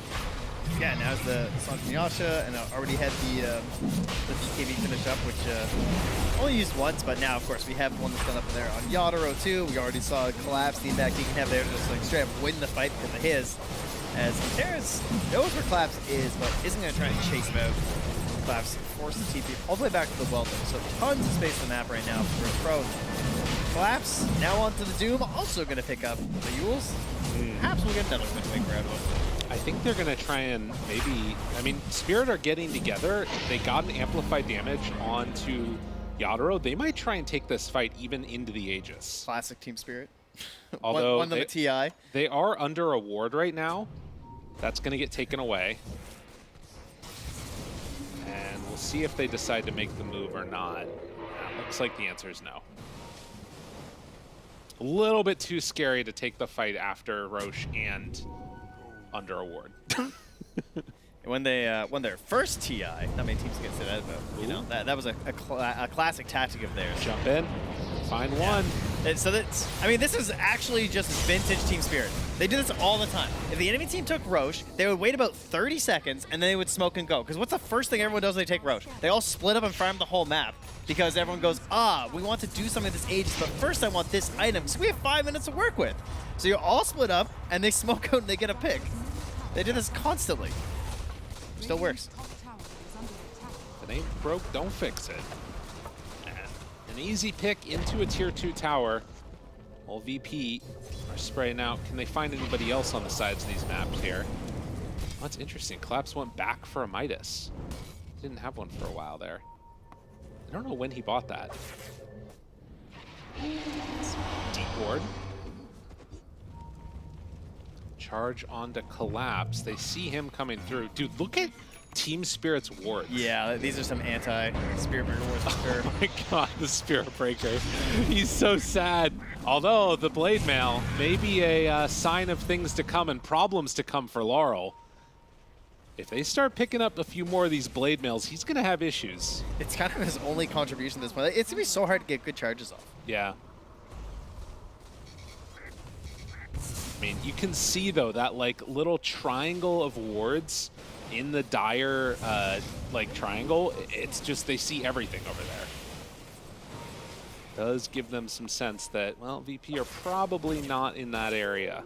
Yeah, and those base wards, too, are just so insane because they give you so much information when you watch couriers go places. Yeah. That's the other humongous value that you get from them. Just can triangulate exactly where people are playing on the map at that time. Well, and then they can play up like this because they know that there's no worry. Meanwhile, Virtus.pro taking over the Radiant jungle. They're waiting. Oh my god, they see him coming. Dude, they know the whole time. All right, he backs out.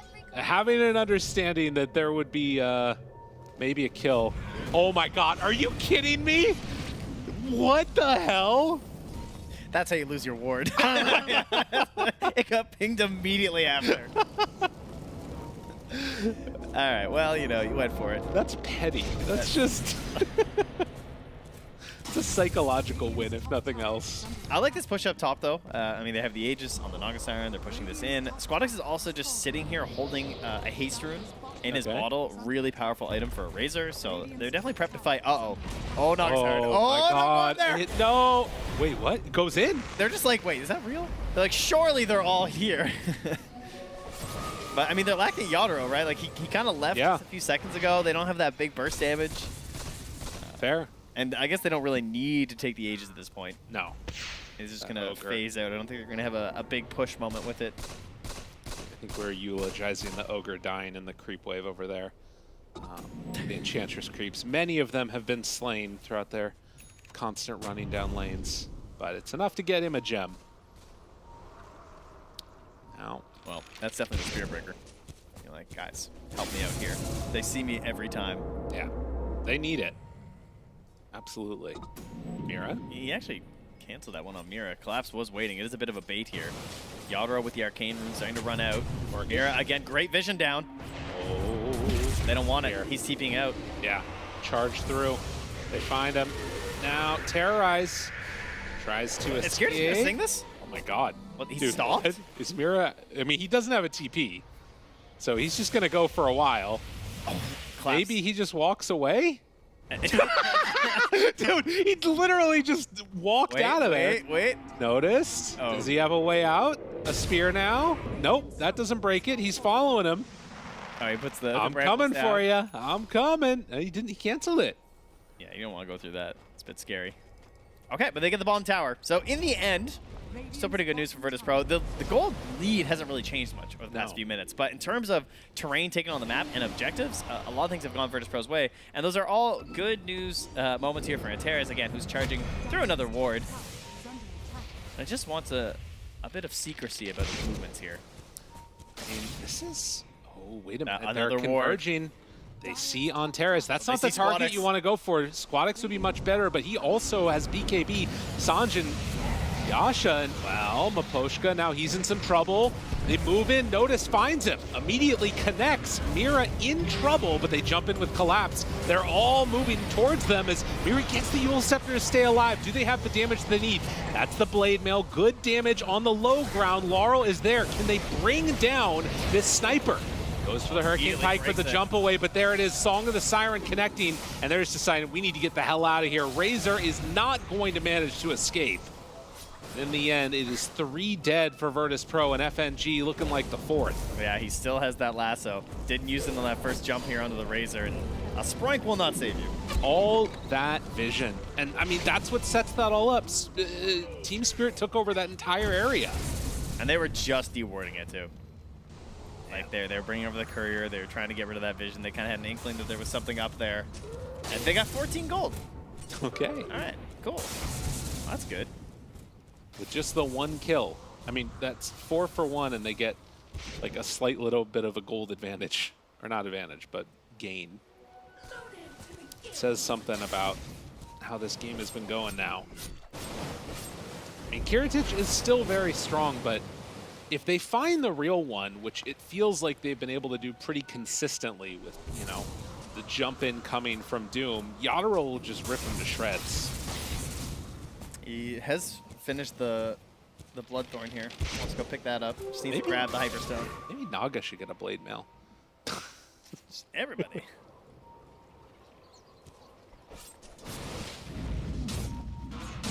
Well, 8,000 gold lead now, and another Wind Waker rush for Noticed this time around instead of Collapse in the last game.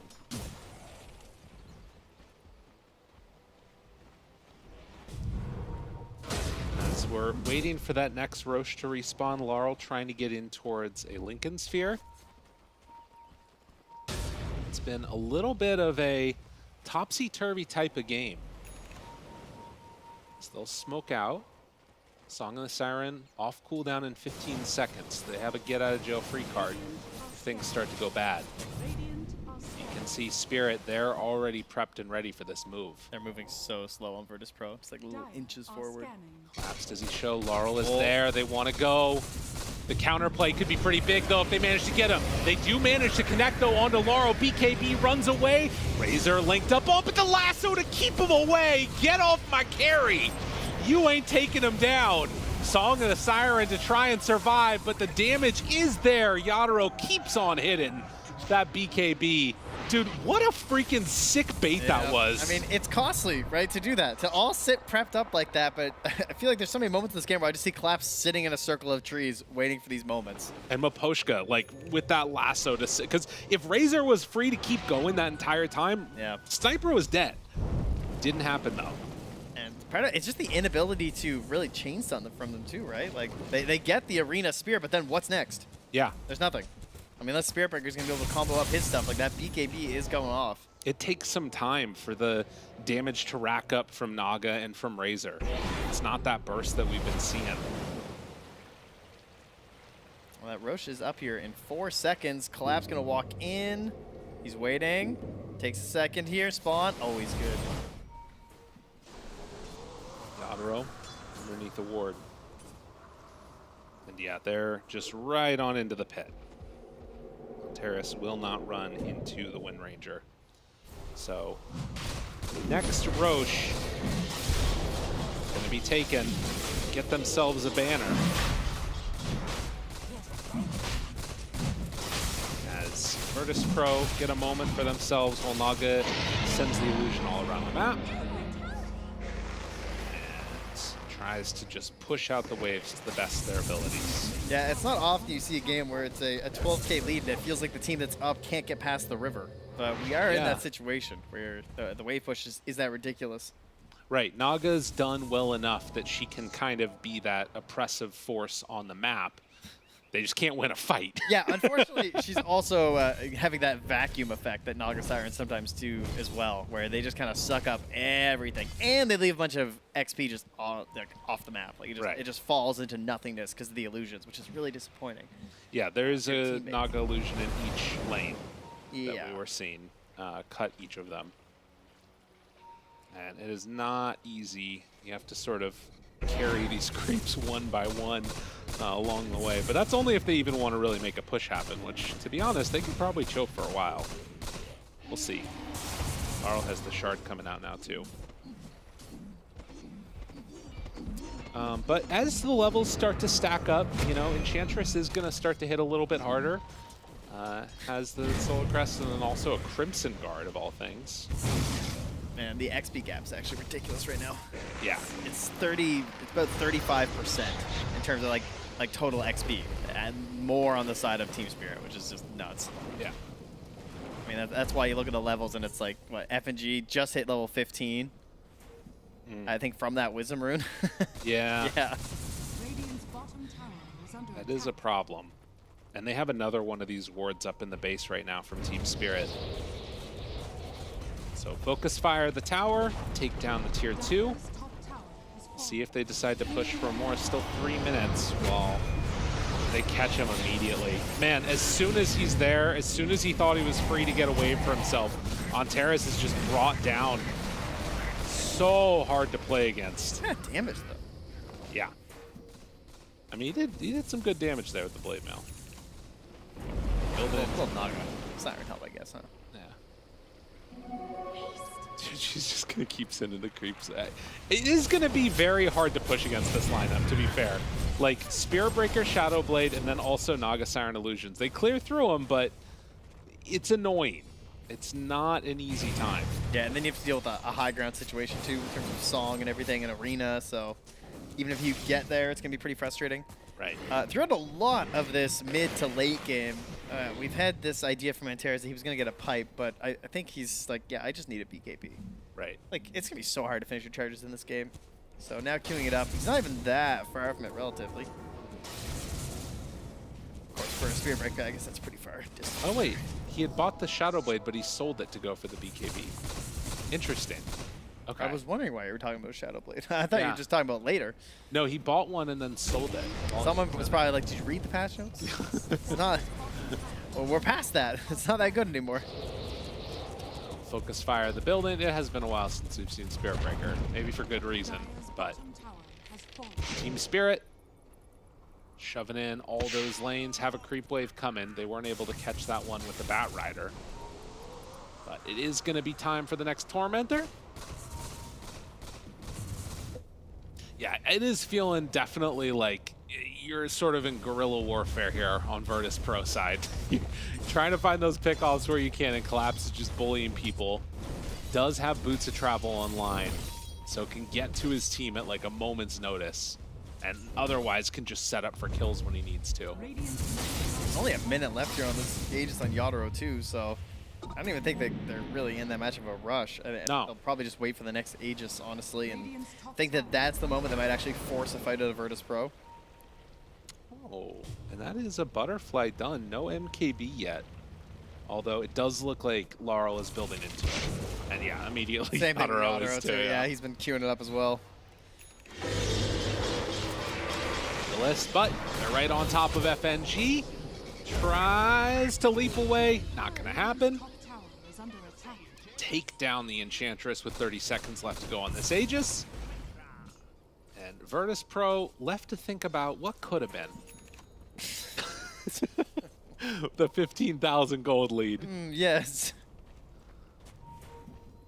My goodness. All right, they're moving through here. Going to find Kiritich going down the lane, slithering his way down. I wonder if it's some, like, because, I mean, nobody's back at home. They're going to have to deal with this eventually. Not. Collapse runs in down bottom. They're going to try and catch this man, but Wind Waker now backs out. They spear him back and go for the kill and get him. Base race, quick, do it. Poshka, he's starting to die. I mean, they have taken the tier 3 tower, but this is a huge win. If they can find more, in fact, Mira, I mean, they're losing racks for this, but can they get anything in return? Sniper's shown up, have to back away. Antares retreats. The entire time that this is happening, though, they did get a ton of damage, and I think Rax, they still have their melee. I mean, that might be worth it. I don't know. It is if they can make something happen in this next, like, 60 seconds, right? I mean, they don't know that there's no buyback. Right. From Collapse here, but maybe they can just play a little bit more aggressive on the map, try and take that risk. That's what you need to do. You gotta try and like hem them back in right now. I mean, if nothing else, Team Spirit's lanes are going to be like really messed up now for a while. Oh, they're trying. Here we go. They're thinking about it. They want. There's Laurel. Can they get him? Lincoln's already popped. Jumps forward, finds him. BKB reaction. Right on time. And now Yadro is in on top of Squadex. Squadex is dead. Can they bring down Yadro, though?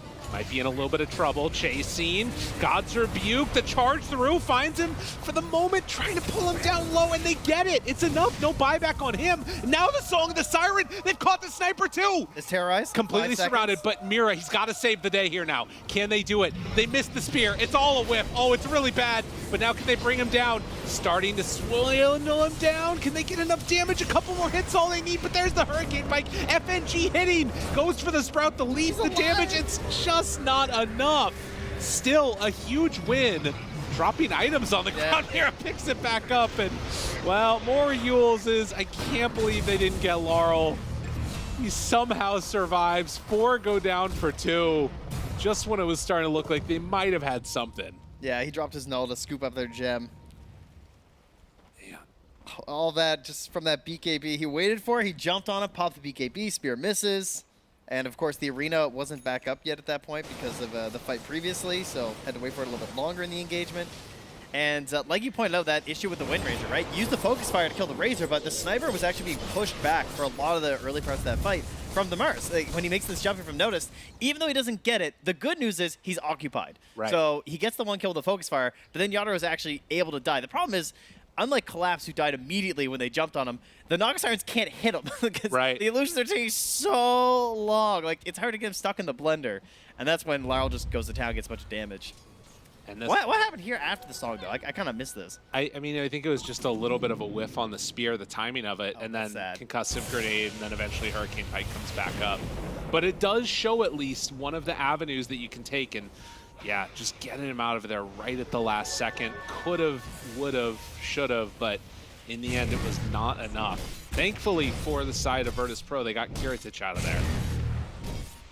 But it does show an avenue for how you might be able to win these fights if you're Virtus.pro. Can they do it, though? That's a big help here for Antares. Gets the 400 damage barrier with the bulldoze. Right. That's nice, definitely. I mean, he's starting to get into, you know, some territory of being relevant in the fights, right? Like, obviously, lowest net worth by a mile, but it's less about the net worth and more him having everything that he needs. The Lincolns break and the Doom. Squadic shows up, but realizes he can't really do that much. Now, the lasso, the fear is there. Oh my God, the stomp, the chain stun is perfect. Team Spirit looking clean, and no TP for Kiritich means no fight. Oh, and how about another Doom if they want it? They got that refresher orb finished up here. Kiritich still playing pretty far up there. Nobody is coming back to deal with this, so Team Spirit, they got a free Rax. Antares goes in and goes out. Yules collapses there now. They're focus firing the tier 3, and Terrace is going to die as they chase down the Spirit Breaker. Well, Yule Scepter again. Charge, getting out. Oh my God. Wait, no, it's burning. Yeah, the DOT, it's too much. And at the same time, like, Yataro's just free hitting Rax. Like, they don't have answers for this. Team Spirit, they're winning fights and then also taking the base. Being highly efficient at this point. Kiritich goes in. They don't have a way to lock down Yatoro. He just walks away. And it's only 15 more seconds till double Doom here from Collapse. He doesn't really want to go anywhere. And, I mean, all the Lincoln Spheres in this game is just making it impossible. BKB pop from Collapse. Okay. Whoops. Oh, fat finger on that one. Got a bit excited. Because they can't even set up onto Yatoro because they can't get the charge started. Game is very hard right now for Virtus.pro. Yatoro also buying refresher. Yeah, why not? Refresh the Lincolns. And another Wind Waker. Also finished here for Mira. If he makes his way over to the secret shop here. Well, let's say he wants to keep his buyback. You know, Team Spirit, they put out a blog that said that they had just got in yesterday. They had to do media day, got done. Probably didn't get a chance to play a bunch of pubs, but maybe they got to play some Overthrow. And that is the item for Overthrow, the Wind Waker. So it's all coming together. 20,000 gold lead now. 5 heroes grouped together. Team Spirit. Why does Laurel have 3,000 HP? What have we become? away, collapse livid. Yeah, Sniper should not get that. Number big. Yeah, why does Sniper not have lower strength gain? How did we get here? I mean, 2, it's not much, but it's more than Sniper should have. Are they going to try and just take this right in front of them? Oh my god.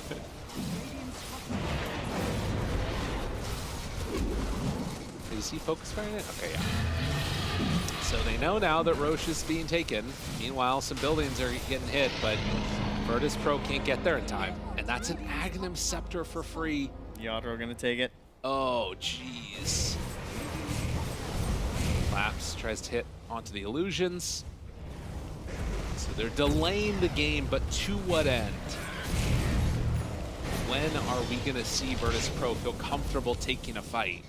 This really feels like some kind of vintage Naga Siren gameplay, doesn't it? Like the Resident Sleepers should be in the chat, you know? Like they're up 25k, yet all 3 of their towers are being hit right now. Yep, it's true. We're back. I mean, the only way we're back is if Virtus.pro somehow find a way to win this game. Like that's yeah. If they can win this game, then we're officially back. Yeah, then Naga Siren could be a real problem again here, but they're gonna have to think long and hard about that one here. Refresher for Razor would be pretty cool. He still needs a lot of gold for that one. I mean, he's 9,000 behind the next core on the enemy team for him. Oh goodness. Yeah, they're very broke. Moshka found. Okay. Yadro goes in kind of, but they don't have detection. They didn't see him. So he gets out of harm's way. Are they going in right now? No Bat Rider? Dude, oh, they are crazy. They do have the jet back. Charge. They see him. Ewells lift up. Realize I don't want to be here anymore. BKB doomed. Trying to get away. FNG TP's out. Bring your courier out quickly. Gotta do it. Gem on the ground. But they're not going to pick it up. Yeah, courier's coming out. It's going to get the gem back. Nicely done. Oh, okay, good save. So now they have both then, because they took the one off of Poshka. Right. Although there might be 3. Yeah, there's 3 no, in no, play. they have it on Because Mira. Mira has one as well, so we got 3 total right now. Well, Yadro, he wants more buildings. What Yadro wants, Yadro gets. 250 left on the Aegis Refresher Orb in the backpack. FNG. Lincoln's crazy angle. Breaks. Meanwhile, Naga Siren Illusions pushing in down bottom, trying to get what split push they possibly can. Jump in, spear back, connects, that's good! That's what they need, but Wind Waker Collapse comes in for the save. Do they have enough to bring down Yadro, though he's starting to die, and that will be Aegis down once. Doom connecting on to the Mars killing. Does have buyback, are they gonna use it? Yes, they do. Yadro still BKB'd, hitting right away onto him, pops the refresher, but they're gonna back away from him. He didn't get his BKB off. I think you still die if you go in there. Oh, they missed the spear again! Just like that, turns, wants to fight. Yadro linked, but they don't have enough damage. They only have 3 heroes left alive for Virtus.pro versus the 5 of Team Spirit. They do not quite have what it takes to get on top of Laurel. Yadro thinking about chasing, but they don't have to. Eyes on the prize. Team Spirit gonna take the last racks. Try and close this game out and this series out. And an easy 2-0 if they can do just that. Want to pull him back in, pops the refresher. Okay, Lincoln's back up, but Squadix still in trouble. Meanwhile, saved for the moment by FNG. The stomp comes out. Kiritich taking so much damage, is going to get stunned. They have all the hits onto the Naga Siren. She is going to die. Forced to buy back. No Mars for 70 seconds. In the meantime, Squadix just getting ripped to shreds. They do manage to get away from him there. Kiritich, if he dies now, it's all coming down. They don't have enough to keep him alive. The charge is just a bit too late. 2 minutes, no Naga Siren, and GG is gonna be called. Team Spirit still remaining supreme. Looking good.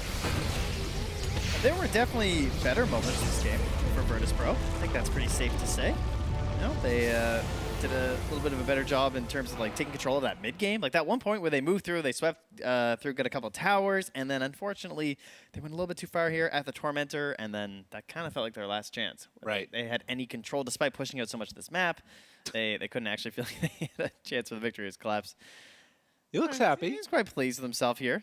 Very serious though. I know they all are. I mean, you won. They did. Did anyone tell them? I mean, we should let them know. Panel, let them know they won. They won the game. They heard. There they go. Oh.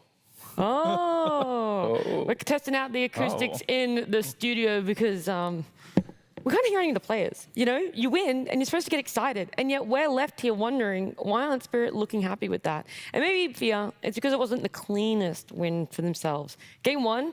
I'd say you can chalk that one up to a pretty clean win. But game number 2, there were a lot of back and forths. Team fights that I'd say does like not... this one. That's exactly it. This team fight, what I was about to describe, but you'll do in better detail. Sure. I mean, basically, they fed one by one. That's the clearest That's the great detail? Yeah, I mean, no, basically what happened here is they smoked out. This began, actually, by Spirit smoking, and they lassoed an illusion. And then Virtus.pro was like, all right, we're going to counter smoke. They have no lasso. They end up catching the sniper there, and then Team Spirit make the call to go back in. And the Collapse just goes in by himself there, gets caught, dies. Toro joins. They kind of go in one by one. This is like the one big hiccup of the game I think they had, but you're allowed a couple. Yeah, they did manage to kill the Naga in the end, and I really like what you just said. They were allowed a couple, and that's something that every draft needs. I feel like there are drafts like in, I'm not sure if it's this series or the one before, there was one mistake, and you saw that one mistake and the game is done. Like, you can't make a comeback. I think that was the series before. Yeah, it was the series before, of course. It wasn't the case here for Team Spirit. Team Spirit, they were allowed to make a couple of mistakes and still make a comeback later on in the game. Does it make the game much more interesting for us and much harder for them? Definitely it does, but in the end, they did manage to clean it up. A couple of team fights after that one as well had some hiccups here and there. Naga Kiritic, he had a couple of nice songs to set things up, but in the end, Team Spirit, they just played the cleaner game. Like even in this last fight when the high ground was being defended, a couple of hiccups here and there for Virtus.pro missing some very crucial spells. Yeah, I will go back to what you guys are saying with Spirit, you know, not being able to execute team fights as cleanly as we saw in game number 1. There's that flip side to it where it's props given to drafting that way for yourself. You know, the fact that you have all of these second, even potentially third win conditions where it's like, okay, that team fight doesn't go well, that's cool. We can just refocus on something else. We can take it a different way for us. Massive for them, and I think whilst it wasn't a clean win, it is still something that you can look at and go, we did that well. Virtus.pro, though, bit sad for them. I think I don't know exactly how I wanted to say that, because every game really matters in this group stage, right? It's a modified Swiss stage, which means the way that it's all done, there's some maths involved. But what you really need to know is if you lose 3 series, you're out, you're done, okay? It's not you're going through and you're... It's simple. It's very simple. All you need to know is if you lose 3 series, you're done. If you win 3, then you make it to playoffs. Right now, they have 1 out of 3 losses for themselves, and you're kind of pulling apart where exactly was the biggest breakdown, because the draft really should have been in their favor for you. Yeah, well, I think there's a lot of things you can consider there, but for sure, like, losing is big, and in the FNG interview as well, they didn't seem very confident going into this one as well. It makes me worry a little bit about, like, mentality and, like, how they're going to be doing after this one, but you can easily come back. It's still only 1 loss. You're allowed 2 more, or 1 more, actually, sorry. You're allowed 1 more loss, so you got to start winning some games now, and maybe for them, Team Spirit's their hardest opponent because they come from the same region, and this is a region where if they play in qualifiers against Spirit, Spirit would usually win, right? Yeah. So, like, maybe they'll have a better matchup than in their own region. Yeah, it's definitely something that I wanted to talk about as well, because Team Spirit, you can lose to these other teams, these Falcons, these Chinese teams, whatever, but in the region, you're still the king, and you need to be playing well against these BetBooms, and it's a regional pride, after all. Yeah, that's true. We always talk about when you face up against someone within your region, there's like this little own meta that you have, the way and intricate details in which you know each other. But at the end of the day, it was a 2-0. Spirit do get that win for themselves, which does put them 1 step closer to playoffs, but also means that they're going to have an interview. Tsunami is joining one of our players over there. Thank you very much. Yes, I am standing by with Laurel of Team Spirit, who I have to congratulate on a hell of a sniper performance, because I feel like I don't really see you on sniper that often. You're more of like a Spirit player, and during Birmingham, I didn't see any sniper. Yeah, but I play a lot of sniper in my previous team, like BetBoom. I like to play sniper. But in Birmingham, maybe I don't rate him that much. But in this game, last pick sniper against Naga, Razor, it's just good and not that hard to play against these heroes. Maybe just Spirit Breaker, good. Only here, but he have bad game and post 4 not that much, I guess. So sniper easy game. Okay, then how about the other non-spirit mid heroes that are trending these days? What are your thoughts on like Zeus, for example, that we're seeing pop up a lot? I guess I like Zeus when I was noob. I like to play Zeus. But today I don't like to play against Zeus and play Zeus because it's so easy to play on here and you don't do a lot of in game. You just use 2 buttons, waiting and just buy a Manta, Actarin, split push all lanes and waiting. If you win, you win. If you lose, you lose. Like you don't like give a lot of impact in the game. Just Zeus is a Zeus thing. What about the before it was the right-clicking Zeus, when it was the only press R Zeus? See, now he's a little bit more complicated than that, right? I guess Zeus was strong when he was have this passive good third spell. He gives a lot of damage, like he can kill anyone. Only magic build with good passive. But now it's like 0 damage, only farm, like this. Maybe damage before 20 minutes. Then you don't deal damage, just farm. So then the mid pool for you in general, do you feel it's like compatible with what you like to play? Because we're looking at Spirit. You guys are an incredible team, and yet for the past few months, it's not been that special from you guys. And so we're trying to figure out like what is going on. Does it have anything to do with the patch or other things? No, I guess it's not about patch. We like to play this patch, and it's just about how we play the game. Like maybe our condition, like players. So we need to play more and better, like team. I guess it's not about our strategy or patch. It's just about how we play like team. Yeah. I guess this is. That's fair. I respect that you're not blaming the game. It's just internal. Well, so far you're off to a great start with this victory. So congratulations on your first series win, and best of luck in this event as we pass it back to Nat T in the panel. Thank you so much, Tsunami and Lal. Lal talking about Zeus in a way that I would not think many pro players would, in the sense that he doesn't want to play it. Everyone else is willing to play Zeus because it feels almost like a free win for them. I liked when he said that. I used to enjoy Zeus when I was a noob. That's what he said. I feel like it's one of those noob-friendly heroes, and it's also true. I play it, and it's also one of those. It's also one of, I mean, complete beginners, you know, people that haven't touched Dota. Like when they start up, Zeus, he has this cool ulti, you press that ulti, you kill someone on the map instantly. It's just so satisfying. It's one of those satisfying quintessential Dota things. So like the sniper with the ulti or the Zeus with the ulti, it's all this noob stuff. But I do like what he talked about, like the fact that you had more impact previously, and now with the Zeus, you're just waiting for something. You're just waiting eventually for some power spike. Like you're almost there, but not quite. Like you can never really grasp it. You get the Moon Shard, you get the Manta and everything, and then you still fall off super late game, or you just get jumped and killed off. So you're just bound to split push forever. What I don't really understand is how he'd be like, Zeus is a noob hero, noob-friendly hero, coming out of a game where he just played sniper. You know? Like, that's actually really valid. This man talks about like, oh yeah, Zeus, this is something you play as a noob, but we always talk about sniper. You just stand there, you press R. Sounds good to me. Yeah. That's what happens. That's the cogs that turn in a sniper's brain, is somehow defend this hero as a high skill hero at all costs. I feel like both of these heroes got even more noob friendly recently, because you get mobility now, right? Like you get to jump on Zeus and you get the shard on sniper. So both of them became even easier to play. And well, look, it's a lot that we're seeing picked up in pro, both of these heroes. And you talked about those power spikes making an impact. The one that really had a massive power spike and impact was Mira on his Dark Willow. I think you guys had a very specific play that he made early in the game that really projected Team Spirit into this win. Yeah, I mean, this Mira 2 games in a row here, his great laning stage. Obviously, Collapse has a lot to do with this as well, and VP in general just not having the strongest laning stage.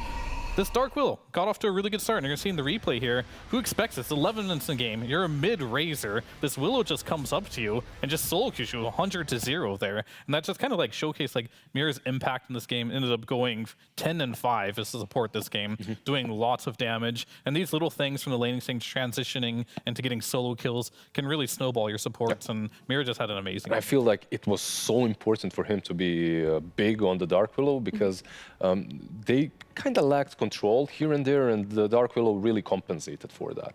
So if you're able to constantly be in the middle of the fight, if you have all the necessary items, some MOUZ versus the Spirit Breaker, the Brambles are always there. Like it's the Shard as well. Like it's really important that he was off of a good start, like that he had a good start. Yeah, we always talk about like, oh, you know, you need a core that runs around with these supports, or supports that are able to core to run around. And honestly, you just get Mira and playing Dark Willow, and you don't need any help from anyone else. You do just go in, you 1v1, maybe even 1v5, really help out your team. And with that one, getting a great start for Team Spirit. They take their first series one step closer to making it into playoffs, making it out of group stage. And it does take us one step closer to our final series of the day. We're going to jump to a break. When we do come back, it's fourth final series, Falcons up against Heroic. Now, maybe the biggest favourites, certainly the most dominant team right now is Team Falcons, and I've got Skidder joining me here. Welcome to the Wallachia Season 1. How are you feeling? Because you're just coming off the back of another great win, so things must be feeling, I don't know, you're on cloud 9? I mean, I wouldn't even say so, because this tournament people might call us favorites, but we have a stand-in playing with us, my old teammate from Tundra, 9, instead of Malrain, because he has visa issues, as always. But you know, because of this, we also have like little to zero practice, also similar to Birmingham. So you know, we kind of lucked out in that one, and I don't know how it's gonna be. You know, we might be last place, we'll see. So you have to play like this no matter what. This is the whole way through. What has that looked like for you guys? Because expectations obviously very high, but this changes things massively. The thing is, we don't have any expectations because we kind of understand that we have no practice. We didn't have any chance to play any scrims. But one kind of positive thing about this whole thing is we played with 9 before, so he kind of understands our core beliefs and fundamentals we have in the team. So I don't think it should be too hard for him to slot him into our team, but it's just more about not playing too much together. And how much practice time have you had since, obviously, because there's not even much time from Birmingham to now, so what have you been able to do in that short amount of time? How many days have you had together? Literally 0. Oh wow, we played nothing at all? No, nothing. We only so you just got here and this is it? Yeah, we played like individually, like some ranked games, but like, but team-wise, literally 0, nothing. And does that mean this is more about having some fun and just enjoying it and doing the best you can, or? No, I mean, we usually would always aim to have as much, like we actually have one of our fundamentals is be like the hardest working team on every tournament. Okay. But since we kind of worked so hard for all the previous tournaments and did get pretty good results, we kind of told ourselves, like, you know, if there's a time to take it a little bit easier, it might as well be now. When I was doing my homework about you, people kept saying in comments, and other people talking about it, you were carried to TI win. Now everyone says the other players on your team here at Falcons are so good, but I don't think that is true when it comes to it. So do you just have a lot of haters? Is there just a lot of these people saying stupid stuff? I don't know. I don't usually look at the comments, so probably smart. So I don't know why it happens, but you know, I just think like my role as a carry, I feel like I play a little bit different than the most conventional one. So I think that's why people like kind of don't really. I'm not sure what it is, but I don't think people like my playstyle as much as the other carries. Is that because one of the other things I read was about you not being as flashy? Yeah, exactly. But so you would slightly agree with that, but it's working, you're winning, so why would you not do it? I just don't like, usually like when they say flashy, I think it comes with a lot of risk, and I don't think, you know, in such a team game as Dota, you necessarily need to have this. I think it just introduces more of a chaos and more variables, and I don't think it's very good. What would you say you spoke about or you thought about as an expectation here? Still playoffs, still a chance to win? I mean, I really don't know. I mean, hopefully we get passed through the Swiss stage, maybe. Well, this is a very weird situation for you guys to go into, but you still sound quite positive. You've set my expectations on a reasonable level. Let's see how far you go, mate. I mean, hopefully we go far, but you know, you never know.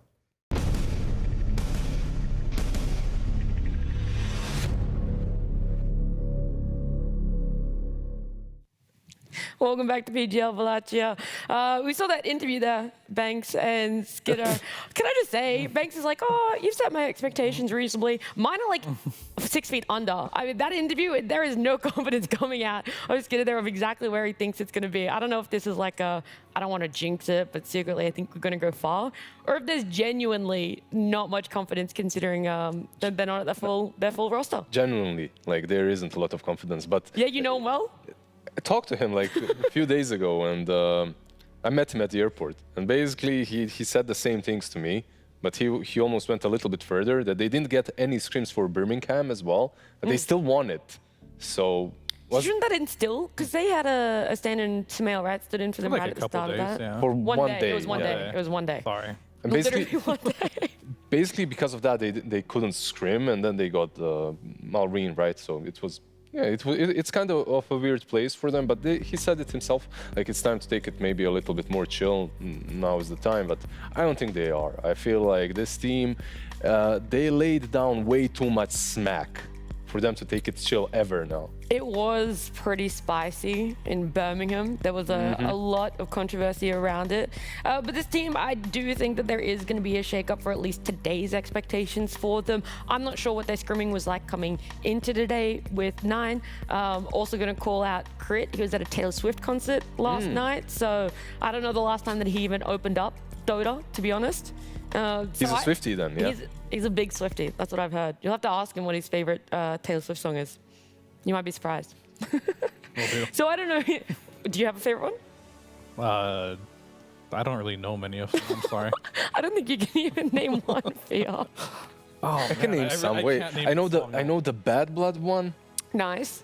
I love how Fia could name literally every ability. And some summer Dota. thing, like Cruel Summer. Cruel Summer, yeah. That's it, yeah. Look, I don't want to dwell on it too much. Like I said, buff, hindrance, who knows exactly what it's going to be for Falcons. But a team that has not a lot to prove and definitely not a lot of pressure on them is Heroic. I feel they are the underdogs, but they have performed not consistently, but at a number of events in previous months, Lizard. Yeah, they're a weird one for me because they come into a tournament, they play versus some really strong teams, they win games, and they set up a stage that you kind of start expecting a lot from them, and then they lose every single match afterwards. Even in interviews, like I talked to them in Elite League, and they were like, after a couple of days where they went 2-0-2-0, like they were just winning, I asked them, yeah, like this is the thing, I feel like. They go into a tournament, they start picking Keeper of the Light, they win a lot with him, then everyone bans Keeper of the Light against them, and then the win rate is sub 50%, as you can see, so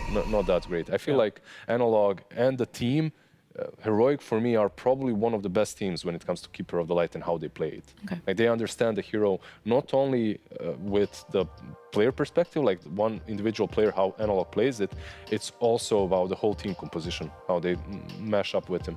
Yeah, it kind of shows like the dynamic of the team a lot. If this one hero does so much for their team, and it kind of just shows that, yeah, Caudle's a hero that likes to move around the map, Chiseled, right? And make chiseled things job. happen, yeah. And if you don't have that hero in the mid lane for Analog, they look like a different team. It shows you that Devi Llama, when he's playing in the off lane, for me it's been very hit or miss. Either he has a great laning stage or he takes off, but most of the time he is in a position where they pick his hero early and he struggles a little bit and has to recover a lot. So if Analog isn't able to make rotations across the map and make that space, and everyone knows K1 Hector, he likes to farm. So he's not going to be super active in the early game either. So it really is a lot on Analog to make things happen, and Caudle is one of those heroes this patch that can make things happen on the map pretty easily. So that is definitely going to be something that they probably won't hit, but maybe it'll sneak in a game or two and people experiment against it. I'm super curious as to why it's Caudle that changes their playstyle, because there are heroes that can change how a team plays, whether they want that front to back, how they exactly want to execute team fights, how early they even want to engage in that. There's a lot of heroes that make that dependent on when they get picked, but Caudle for me doesn't change it as drastically as some of those other heroes potentially do. Yeah, I feel like you don't lose the lane with him. You always have farm post laning stage, and if you get travels fast enough, if you have these kill heroes on the sidelines heroes that can set things up for your travels, like you get pickoffs and then you snowball off of that. And he just plays it amazingly. Like the amount of work that he does on Keeper of the Light is not matched by most players that I'm watching at the moment on the mid lane. So he really brings out the best out of the hero. Yeah, I also think his itemization every game, like he's one of the few people that you can tell that has played this hero before it became popular, and his itemization every game is like point spot on. So it'll get banned, so we won't be seeing it this game. Not really surprised. Not to say he's only good on Coddle, because this team has surprised me a lot, and KJ, their position 5 player, has been playing amazingly too. He's one of the standout players for this team.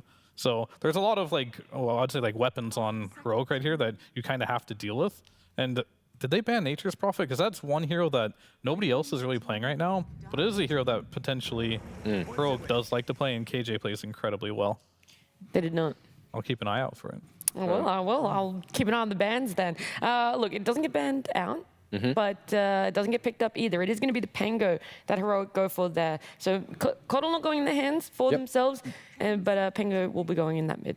Yeah, picked 5 times, 0% win rate. Now they're played versus Bloodseeker and Bane every game, I think. And there is a caveat here to the Pangolier. They pick it on offlane as well. Like they switch it up, and that's something that they actually. I've seen them play the Pango a couple of times on the offlane, and they would crush that lane. Like they would play some lane that looks kind of difficult for the Pangolier, and then they would end up having 4-0 on the offlane, 4-0 on the position 4, just completely dominating. We'll see if they can do that versus Falcons, of course. Yeah, and did crushing the lane transition into a win? Yeah, they won those games. Okay, so. That's the other thing that you have to, you can't cherry pick information here, Lizard. You can't just say they had a great lane, but then they lost. I'm watching way too much American politics. You just got to stop looking at a certain point.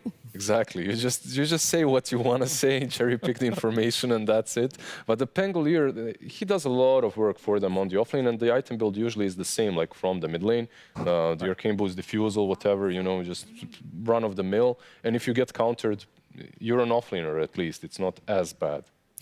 Let's talk about this Razor pick and the fact that you don't really have to ask the same questions of exactly where it's going with this stand-in for Falcons. Thanks, Theo. That's. I feel like it. That's a great conversation. No, whenever I see Razor, you have to like think, because I know Skeeter can't play it on the safe lane, but we know Amar loves it. Yeah. Like and of course Malloryne loves it too, but those two probably just love it more than Skeeter loves it, so he never gets to play it. Yep. He's like, this is my time, please, please let me have it, guys. Malloryne isn't here. Yeah. Please, Amar. So maybe they potentially could give Skeeter it, but This is the guy that's gonna play it. Come on, let's be real. Like, for sure. He's already bored with it. Like, yawning. He's like, I don't need to say anything else in this draft. My hair has been picked. He's gonna buy that Midas, and if he loses the lane, he buys the Midas, goes in the Mighty Mines or whatever they're called, and he cuts your wave and farms there for like 15 minutes. He ends up having more farm than your carry. In the end, it doesn't even matter. And they ban out the Faceless Void, which is one of the better heroes against him. Yeah, this is very Falconish, right? Like you get the Chen, you get the Razor. I'm surprised Chen went through, by the way. Same, actually. I was gonna say, how many Chen games have you guys even seen on this patch? Considering it feels like it's banned literally every I've seen official. Snaking play a pub yesterday with the Chen. Yeah, but officials is what I'm saying. Yeah. I saw one. How long ago was that? Last month. Yeah, I was gonna say it felt like a while ago. Yeah, but I think it was actually Heroic who played against it, and they beat it. And they did it with a Primal Beast. And it's in the pool. It's in the pool. And it was like first pick Chen, and they answered with Primal Beast. So that is something they potentially could go down. I feel like maybe not. This is another kind of an answer to the Razor, right? Like you get a lot of them built in the lane. But there is another Amar hero in the pool that is very, very good versus the Weaver, which I wouldn't be surprised they pick, and that'd be Mars. Weaver is like almost unplayable against Mars. So I would like to see Skeeter play the Razor. Or, I mean, we were talking about 9 as well, right? This guy, he has not played a single professional game since last TI. He's just chuck him on the Razor. Here you go. But what he is really good at, and this is like one of his specialties, he'll play like any hero from the mid lane. He has like a crazy versatility. So I would not be surprised if he can pull that out in the mid lane if they want to as well. But we'll see what they're going to do here. But when you play versus Weaver, you need lockdown. Faces Void ban. Bloodseeker is also out of the pool. They're trying to like save themselves. So Mars is another hero that can do this, which I'd be surprised if they don't take it. But if they don't take it, then they do need to answer with some type of control, whether it's a puck or something around that. The puck on the mid lane into Pango as well is really nice, right? Like, what do you think about some Shaker and Pangolier might be a problem? Naga as well, something that they like to roll and play. I also like the fact that they took the Weaver away from Falcons. Like I think they played Weaver versus Heroic as well. I'm not sure. In Elite League, Skitter played a lot of Weaver too. Yeah, he did actually. I mean, there was a couple games in Birmingham as well where he played Weaver. I do remember the one against OG in the lower bracket, and that was a really rough performance. Is the only thing that sticks to mind when I think about the Weaver. How do you like the Shaker, by the way? It's the hero that I think Schofield wants to play, most likely. It could be a core. I know they can play on Divide Llama as well, and if they really want to, they can throw it in the mid lane. But I think it's a very simple answer. It's just you're playing Risk Gen. Like, pick a Shaker, do lots of damage. I think Schofield does play these roaming heroes just really, really well.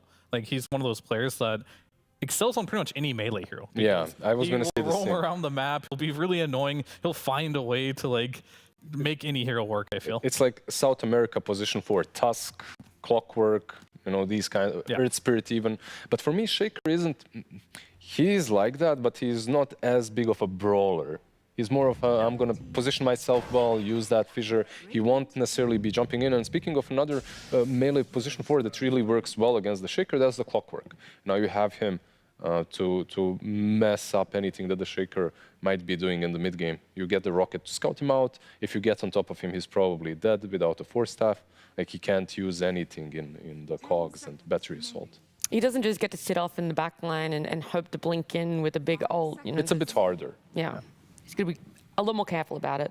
And there's been also something very stereotypical that the Falcons love for themselves. Doesn't mean, unfortunately, for you won't be seeing Skitter picking up Razor. That's okay. Are you sure? You look really hot. I mean, I like Sven too as well. I mean, Sven in this game, pretty decent. You want to buy a BKB hero playing with Shaker. You're going to go in there, do all your damage, try to kill the hero right away. The longer the fights go, Shaker likes those fights because eventually your BKB is going to be down, then he's going to find the Echo Slam. So picking a burst damage hero is definitely good for that. They got their 2 cores is here too, and now they have some more lockdown as well. So kind of fits like what they needed. Chen Razor, no lockdown, pick up a Sven and a Clockwork. Looks pretty good here. Now we're going to see what happens here for the other side, but I am still very curious for Falcons. Are they going to flex this Razor even further? It's definitely a possibility. I feel like you have this Clockwork Razor lane. You're already happy with it. Right. You don't have to flex it way too much. What's 9 going to play then? I remember he used to like the Wyvern mid. Yeah. What does he have? Wyvern Coddle, right? Like, that's what he was playing. And they banned out the Coddle themselves, so not going to be able to pick it. Winter Wyvern as well. Pretty solid into the Chen, into the Sven as well, right? Like, the Curse works pretty damn well against them. Also, the heal. There's a lot of physical damage coming from Falcons, so that heal from Cold Embrace from Winter Wyvern will be handy. Yeah, definitely pretty good for sure. And there's 2 secret heroes 9 has been playing. I tracked his profile for pubs. Yeah. He's been playing some of the Skywrath mid, potentially versus That was the for Pango. tokens. Probably. And the Clinks. Other than that, he plays a pretty normal hero pool right now. And I want to see 9 play some of... This is when he's always been at his best, when he's playing something that isn't meta. He does pretty well on it. Other than that, he might pick Timbersaw. Yeah, we've seen so many times him bring what feels like a post 4 hero into the mid lane. A lot of times. I remember that pretty consistently in DPC last year.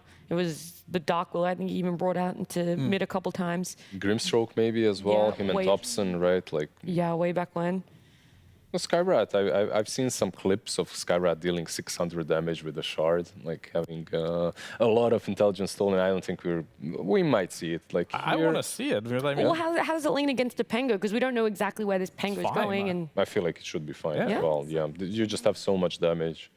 You have a nice silence into the Weaver. Cold Embrace becomes impossible to use properly. So overall, it might be a thing that they could pick out, but also there's just a lot of options for them. Puck for me is, but Puck for me is a no-brainer here still. Yeah. Just so much catch versus the Weaver versus the Pangolier. Dream Coil is just the perfect spell for them. I will say yet again though, he does play Puck, but he's losing with it in his pubs. He's winning with Skywrath. maybe pick the heroes you win with. Oh, yeah, it's been I mean, 6 yeah. months. 6 months since we last saw his, since we saw him last play officially. 6 months, right? That's not to say he's been having a break from Dota for 6 months, but when it comes to official games, which are very different, sure, he's no stranger to it, but you really have to wonder what sort of foot forward do you want to put when you come back after that much of a break? And as a stand-in, it's an official... I don't know, there's a lot of hate towards Falcons right now because of the old chatting and stuff. That's why they brought Nine in. And now Probably you one bring... of the most quiet mid laners. Yeah, but now he's going to take all this flack for no reason, you know? He starts losing, enemy team is all chatting him. He's like, what the hell did I do, you know, if it happens? So I don't know, I just want him to have a good game. And They're going for a rebrand this tournament. I don't know, I like it. I wish that they stay the same for as long as possible, because all this old chat is just making the game more interesting inside and out. As long as we don't see anyone throw hands outside of the game, you know, it's all good. There's a line. The line also feels like it's drawn at Penga being mid in the eyes of Falcons, because they only banned off-laners. But Viper is actually going to be picked up to round out that heroic draft. Yeah, I mentally called that one. Oh, really? Yeah.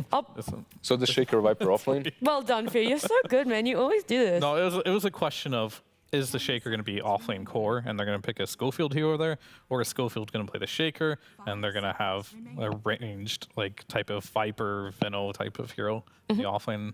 And it makes sense. That's definitely a hero that Sven doesn't like playing against, but you are playing versus Chen, which isn't the greatest matchup for Viper, especially if you can get one of those purge creeps for yourself. Then later on, once you get 2 creeps, you can just throw it on the Viper himself, and he doesn't really respond well to summon units. So it's not necessarily a free lane. They're going to have to play it really well. And if they mess up once or twice, I could see this Viper feeding pretty hard, especially if Schofield does a lot of there, yeah. Literally played this matchup last night with the Chen, by the way. But yeah, the Purge creep is just way too strong against him. You get the Zeus. Okay, that's a 9 hero. The boring option. Yeah, the noob option. You know, he hasn't played in a while. Give him the Zeus. I can't blame him. I can't blame him at all. I do wonder about this Viper when it gets into the later part. Let's say, you know, the lanes don't even, right? Let's not say a certain team comes out on top either way. Is it a hero that needs to be protected a lot? Are you worried about what map movements can come out? Yeah. No, definitely. Like, it is a hero that is very slow. The items that you build are mostly like that as well. So maybe you get a pike eventually, but D-lands, couple of raid bans. Like, the power of this hero is if he stands in a spot and he dishes out damage without dying, right? Yeah. But the way you deal with him is with early ganks, with some rotations. If you can ruin his lane, you ruin his game most of the time. So I like that. The focus is on him. Okay, so the momentum for Heroic is really lane dependent then. I would say for the Viper lane always, right? That's always going to be important. Well, Razor is a similar type of hero where you can dominate lane, but you have more comeback with potential on a Razor, right? You're definitely a lot faster. You can move on the map. So yeah, Divide Llama, he's always been for me like one of those players where he goes ham or kind of just feeds. So this is you did say that even before we saw the draft. This is a very risky hero for him to play. So it's going to go one way or the other for him. He's either just going to destroy the game or he's going to be like 0-11. Well, you're going to have to unfortunately give me your choice. Is it going to be one of the games where he destroys, or you think that the tempo of the Falcons draft and how they are in lanes might be too much for Heroic to handle? He's going to destroy this game. I flipped a coin, so... Yep, mentally you've If he flipped a coin, I can't go against that. I feel like they do have what it takes to take this game. I like Schofield on Shaker. I think he's really strong on the hero. So overall, it's hard to go against Team Falcons, but... You're going to do it. I'm going to do it. Yeah. Both of these guys are going to go against Team Falcons. They're going for Heroic, so it's only fair that we let Falcons defend themselves. So we've got Tsunami joined with Owie to talk about that draft. Thank you very much. Yes, I'm standing by with Owie, who I'm very happy to see the Tundra reunion. Getting 9 back on the team, does it feel like old times quite yet? Yeah, no, it's good. We've solely had a plan to just introduce more Tundra net members. We're going to bring in Sox and Nix. We've already started asking Neta, but he won't join us. But slowly and surely we'll get there. So you had a master plan all along. It wasn't 9 coming out of retirement or anything. It was just like, all right, let's phase 2 time. Yes, it's time. It's like, so how much has he been playing Dota recently then? Did you know, like, who was in charge of recruiting him for this? Well, our plan has been in the works for a while, but he basically hasn't played at all. So, I mean, he played on and off, and then he played a bit more once we needed a stand-in. But honestly, like, we don't have the highest expectations for this tournament because, you know, stand-in and we didn't practice very much, but we'll just do our best. Yeah, you say that every time, and then you end up winning. Owie. It's happening. It's very weird, honestly. Well, it's working out in your favor. I'm happy to see it work out, and hopefully this is game number 1. Let's see how it plays out. Back to the casters. Thank you so much, Neil. Trent, always lovely to hear that, the master plans of the people doing things. And they give him Zeus, which, by the way, I was offended that Lizard said that's the noob hero. That's my mid hero. I play that hero when I have to play mid. And when you ever say when I have to play mid, that's we call that a self-report. Yeah, that's true. It's not so great. We did have a pause here, folks, so don't worry. You haven't missed anything yet. Teams just leaving the base here as they're all smoked up. They were already all chatting. Let me tell you what. I think it was about, I saw the word levels. Yeah, so they tipped it, and then Devi Lama said, what level is your Viper? And then Amar said, 300 experience to 29, Monka S, impossible to get 30. So the all chatting starting good, and you know, we've had multiple levels of it. I think we should start all chatting. Like when somebody messes up in the game, we can just type out, "Oh, that was bad," or something. Just like yikes or something. Yeah, exactly. Like that. That's pretty good. Not like they're over here. Yeah, you don't want to do that yet. That's the next level. We'll wait on that one. All right, sounds good. But out across the map, and we'll see how this one works out. Yeah, K1 Hector, he's going to be playing on the Weaver this time around. We'll see how everything sorts itself out. Now, the big dynamic here, we talked a lot about it, and the panel taking Heroic to win this, a little bit surprising, but Schofield playing on his Shaker does have to contend with a Clockwork. That one always hurts. It does. Yeah, the last time, or maybe not the last time they faced off, I know at least recently when they faced off, they did get the win in a 2-game series over Falcons, and that was courtesy of the Shaker, but yeah, Clockwork is traditionally seen as the worst counter pick for a, Clockwork's the worst for a Shaker to have to deal with because, like the panel said, you just, you know, if you get a hook shot, you're just done. You know, like you have to get that 4-staff, and then oftentimes Clockwork might have a 4-staff too, so it's pretty hard to handle this hero. You need a lot of help, and got to make sure you don't get scared at first. But we have some more tools to deal with that in the game. Maybe get like a ninja gear or something. Yeah, get found out. There could be nice. It's also, you know, Shakers aren't as dependent on the Blink Dagger anymore either, so sometimes they play fights a little bit differently now with like the Shard and stuff. So still pretty brutal, but you know, it's a bit of a signature hero for him here. And at the very least, nowadays, when it comes to, oh, they might actually catch the Shaker up there if he's not careful. When it comes to like rotating towards mid, Zeus not as like worried about a fissure block off, since you're oftentimes going to have that leap available and everything else. Yeah. But definitely in terms of this game, if all have missed the matches that have come out from Heroic and Falcons, 2 big personalities in the off lane. Amar, obviously notorious for his antics, but likewise Devi Lama, definitely the type of player to, you know, draw attention to himself, both in terms of how he plays and also how he carries himself. Yeah, this room is like lightly soundproofed, and I think we would probably hear him if he manages to score, like pick up a rampage or something, even over here. Because he's definitely someone who gets loud and bangs that table. Many a webcam have shaken and fallen when I watch a Heroic game. Fissure block there to try and keep the wave under. Can Skitter block the creep wave well enough? Oh, it's going to be close. Oh my God, he did it. Dude, that's so good. All right, it's not going to be pushing out now. That's a tough one. And yeah, like another thing though, of course, this draft, the Chen, right? Snaking's playing Chen. Not a hero we get to see all too often anymore because he's banned out in the first phase every single time. And Heroic, they have let it through before. Fear, and you actually said it right before Fear did, because I think you guys were casting one of those games together in terms of getting the Primal Beast to try and counter it. They went for a couple other heroes this game, though. They definitely have some good Chen answers between like Shaker's decent, Weaver, and Pango, though, also very solid. Right, good at ways to... And Wyvern, obviously. Right. One of the absolute best ones. For KJ. I'm going to be curious to see what he's able to do. You can see already out of the mid lane, Analog 4-2 versus the 5-3. If there's one thing that Zeus does do well, it's put that pressure on, shove the wave into you, make things annoying. Bottom lane, they just got a ton of harass onto K1. Ooh, got him trapped inside the cogs. That is crazy. I mean, it is the level 1 Shukuchi that you always try and punish on a Weaver, but it's rare that you actually find that punish, especially with just cogs.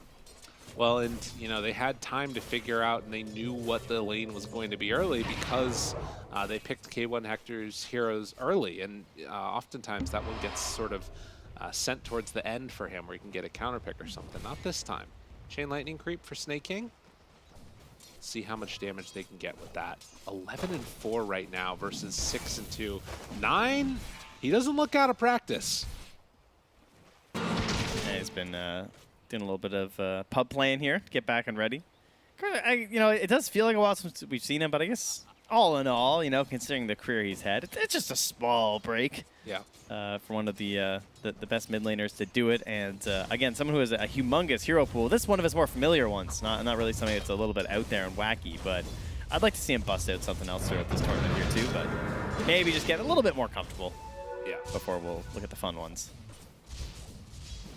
At least for now, having a good time. The other lane, man, Sven really taking him out. Snake King not going to be blocked off there, does get the deny on his creep, but it's bottom where the real problems are going. 13-7 right now. Sven, or excuse me, no, top. That's my bad. Sven is owned. Up, down. Down bottom, hard, it's where it's also going bad for Hector, where he only has 7 last hits so far in this Weaver. Really not having a good time at all. And, you know, dying. But there's a lot of creeps here right now, so you know, he's going to clean these up. Look, you're going to get that flag bearer. Gets the range creep too with one Chikuchi. Gets the link broken. Important. A solid 4 seconds there, I would say, to get him back in the game here for K1. Yeah, he's needed. The other big hero of this game, the Viper, right? Dvailama, going to be very dependent on how his lane goes. How his lane going? 5 CS? You know, lane winner? I don't know. So good. That's not necessarily lane winning, I don't think, right there. But get the poison on the field here now, so she'll be able to scoop up a lot of these last hits. Snake King doing his best to try and deny them out, but can't quite get them. Bugs onto Omar. Forces him back slightly. Well, they're going to try and maybe put some pressure on here if they can. I mean, if nothing else, at least they're, you know, still getting some levels under Heroic. Doesn't feel like they're out of the lane. Just definitely not getting a ton of CS for their trouble. Snake King's hitting them with the roar. Yeah. Yeah, reduce that hero, that intimidate. The Giant Wolf's ferocious roar, reduces all nearby enemies' total attack damage. It is pretty cool. You just run that thing in there, make it so he can't last hit 4 seconds. It's super annoying. Yeah, lane's not going good out of the gate for Heroic. Skeeter? That's a lot of damage they just got with that fish. Oh my god. If they could bring Dimir down here, it would be really big. Oh, body block? Oh, DOT, it's not quite going to be enough mist on the Blood Grenade too, and that is not going to be a kill. Now Schofield getting chased down by Crit. Fissure, well played. That's going to be enough to get him away. Unless they can make it Wait. run from the trees. There's another Blood Grenade here, but I don't think the movement, the movement speed is just too much. The Wind Lace helping out. Dvailama no more mana on this Viper, bringing out mangoes for himself. That has helped out Hector though, right? I mean, now he's back up to 22 CS. You pull away this clockwork. Partially that's just because of the levels. Like, it's going to be harder and harder to actually just punish this Weaver once he's like Swarm and Gemnate up here. He can actually bully a little bit. Do need to be careful coming up soon now as well. 9 about to hit level 6. Yeah, Analog pretty low here too. Yeah, if he can get one more creep. Oh, he just gets level 6 before him.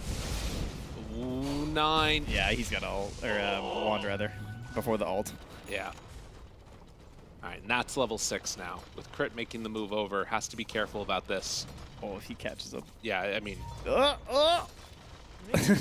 any battery assault, he's going. Yeah, he thought there was a ward because of the way he was moving, but he almost got away with it. Yeah. All right, it's down bottom, the rune, and it's going to be a haste. KJ makes the move all the way over. 9 will get this one himself. Does he try and go in for this play? He has a lot of mana. It's going to be enough. Oh, it's so close. Oh my god, but the save. The Blood Grenade, everything thrown in. Analog still living. Hogs push back. Analog in trouble and is going to die. Crit also will go down. Yeah, at least you forced the sacrifice there, but it is still getting the enemy mid. Right. Schofield only 1 point up in Fissure. But the 2 supports are going to soak the experience in the mid lane now as they head on off to pick up the Wisdom Runes. So only a 1,000 gold lead here out of the lanes. But there is that slight advantage that they've got going. You can see down bottom here, it's now 3 points up in the Shikuchi, so virtually impossible for Mara to get any sort of a real punish onto the Weaver. He should not be dying in that situation. So the farm should be fine for him. Still have to find a way to try and improve the life of Divine Llama, though. It's quite bad right now. Right. He's still only at 14 last hits. He's neck and neck with KJ's Wyvern. Yeah, that part's not great. You can see Snaking is starting to catch up to him now, too. And the levels are like a pretty significant differential also. Your Sven is almost level 6. And by the way, Skitter farming up like these little stacks that have been built up along the top side of the jungle. So this is starting to feel a little bit spooky. If Sven can get off to a hot start, he will eat through these heroes. Yeah, of course, this is before like Chen even comes online, you know, but towards that mech, and now he's getting the levels where you can actually move through the jungle, get all this farm for yourselves here too, so. The clock is ticking right now. They still haven't gotten any use out of this Rolling Thunder either. I think that's what they were trying to do here with like maybe a Fisher into it, but can't find a connection here. They're doing a good job, I mean, of securing these runes now. Yeah, that was good. You're not able to secure a kill into an ulti or something like that, but just get that regen away from the Zeus. It's going to slow his game down a little bit there. Now he's going to come up top. He really wants to use his Rolling Thunder. A1. Oh my god. I think he's just... Ooh. If Kurt was able to get that one, that would have been huge.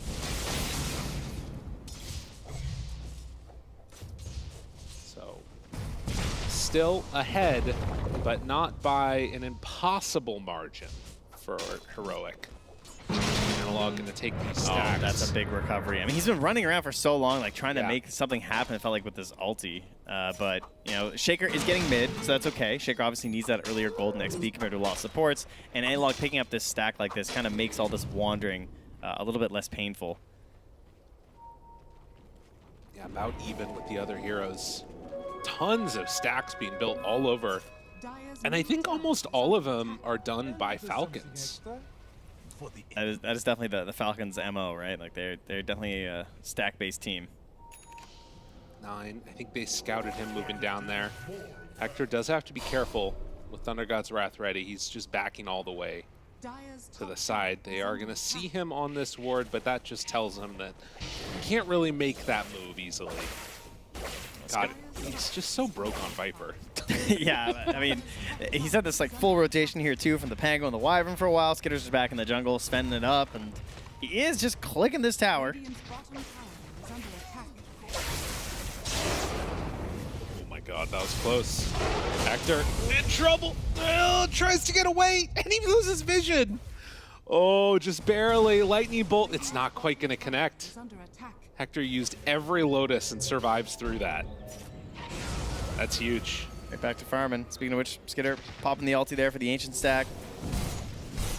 Lyra just here. And look at Analog. Despite wandering around the jungle, he's actually taken so much of this farm that he is still ahead of these other two cores here from Falcons. This is really impressive. Yeah. He has taken a lot of net worth away from this Sven. This Sven should be up like almost to 6K, I would say, by now. Not going to happen. So a good job of sort of managing the pressure that are coming in. Even Clockwork's out there taking a stack. There is a cost to that, unfortunately, because it's your mid laner kind of running around playing like anti-carry style, and your side lanes, like the Weaver's like kind of okay, but we've seen him bullied and forced back, and he can't just sit in lane and farm. Your Viper, sort of the same thing. It started out so poorly. Now he's just in total catch-up mode. But Analog, he's the mustard, you see. I don't know what you mean by that, but that sounds great. Because he's spicy. Oh, okay, yeah. Cool. Yeah, and he doesn't quite get it done. That's why mustard always needs a second condiment. They figured it out. Got it. Solved. Where's the mayo? Give us the mayo. We are in Europe, yeah. The fries come with the mayo here, which, gotta say, big fan. Sick of me. Schofield wants to run in now. See if they can get this guy. Echo drops it down, and just barely enough. There was no damage coming from K1 at all. That was all Schofield finishing the job. Yeah, it just starts healing you after a certain point. Yeah. Crit, unfortunately, here a little bit too late with the hook shot. He gets jumped on here. They're even going to use the curse. Okay. 9's coming. His Courier's just hanging out there, but Crit, does end up getting the return kill on the Schofield. Tries to drop this one down. Thunder God's Wrath will be enough for the finish. Gets one, not the other. And K1 manages somehow again to just barely escape. Well, Nine's rotations working out here again. 3-0-0, 69 last hits here. And Phylactery done, Okay. I think. Yeah, on its way. Radiant's middle tower is under attack. Sven has hit a lot of creeps, though. No doubt Sure about has. that. All right, bring me a salve, Schofield. Radiant's bottom Nice. tower is under attack. Back to work. Dire's middle tower is So under we'll attack. see how these next couple of minutes play out, but I will say that, you know, you look at the heroic heroes, they have some scary team fight potential. If you catch a good curse around a Sven, everybody's gonna die. Yeah, the curse can go crazy this game. I like the fact that he has the Blink Dagger queued up already. I don't know if he'll actually get it first. He might go for the Glimmer to begin with, but you can just see the positioning. Like, there's a Razor, a Sven, and then just Chen, right? Between like all the creeps and the potential that can happen there. You can find something pretty miraculous, but it's going to come down to that positioning. So, Blink Dagger, the only way you can try and secure something that's really game-changing for this hero. Smoke down bottom. They want to try and connect here and find a kill. Now, Crit backs away, so too will Nine. He's going to play the bodyguard for the moment. But Analog makes the move, and he can get right on to 9 here if they want. They feel safe with their ward, but I mean, the there's Fissure neck to and start hand wants to jump away. Roll up. Oh, that's scary. That's time to get out. Oh, and the hook shot connection. But there it is. Winner's Curse to save the day, and he already soaked up all that damage. So thank you so much for saving me, Crit. Oh, the Chen creeps, man. They just whooped him. They bring down that Clockwork. But yeah, it was all them. Not very much damage done by that. Beat him up. Team. One of the issues. All right, nice save there. I thought that was going to go a little bit poorly, getting so aggressive. Dry Llama pops the ulti here onto Amar. Broken, slowed. Do they have enough damage, though? Trying to bring them low.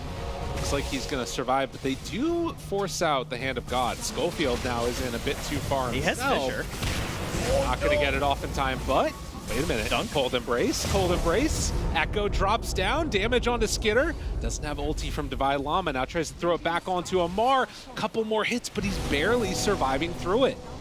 I mean, they're just playing them back and forth like a fiddle here. Bottom tower is under attack.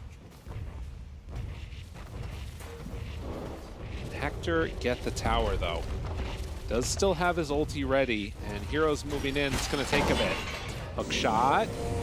Hector tries to get away. Does have time lapse. Yeah, Uses but it look where it now. puts And you.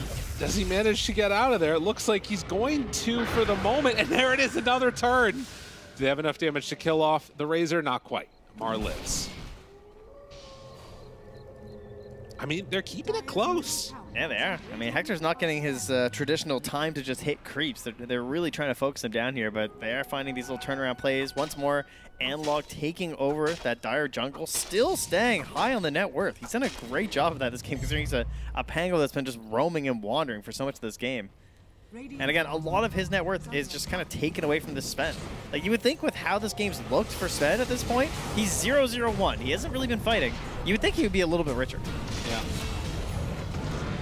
Not the case at all. And they do see that that ward was dropped on down there. Sentry.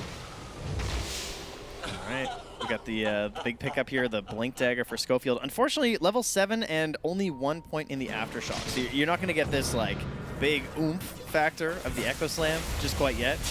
He needs a bit more for that one. Going again, over to the side, trying to bring down this Razor. Do they have enough for the kill? It looks like they will.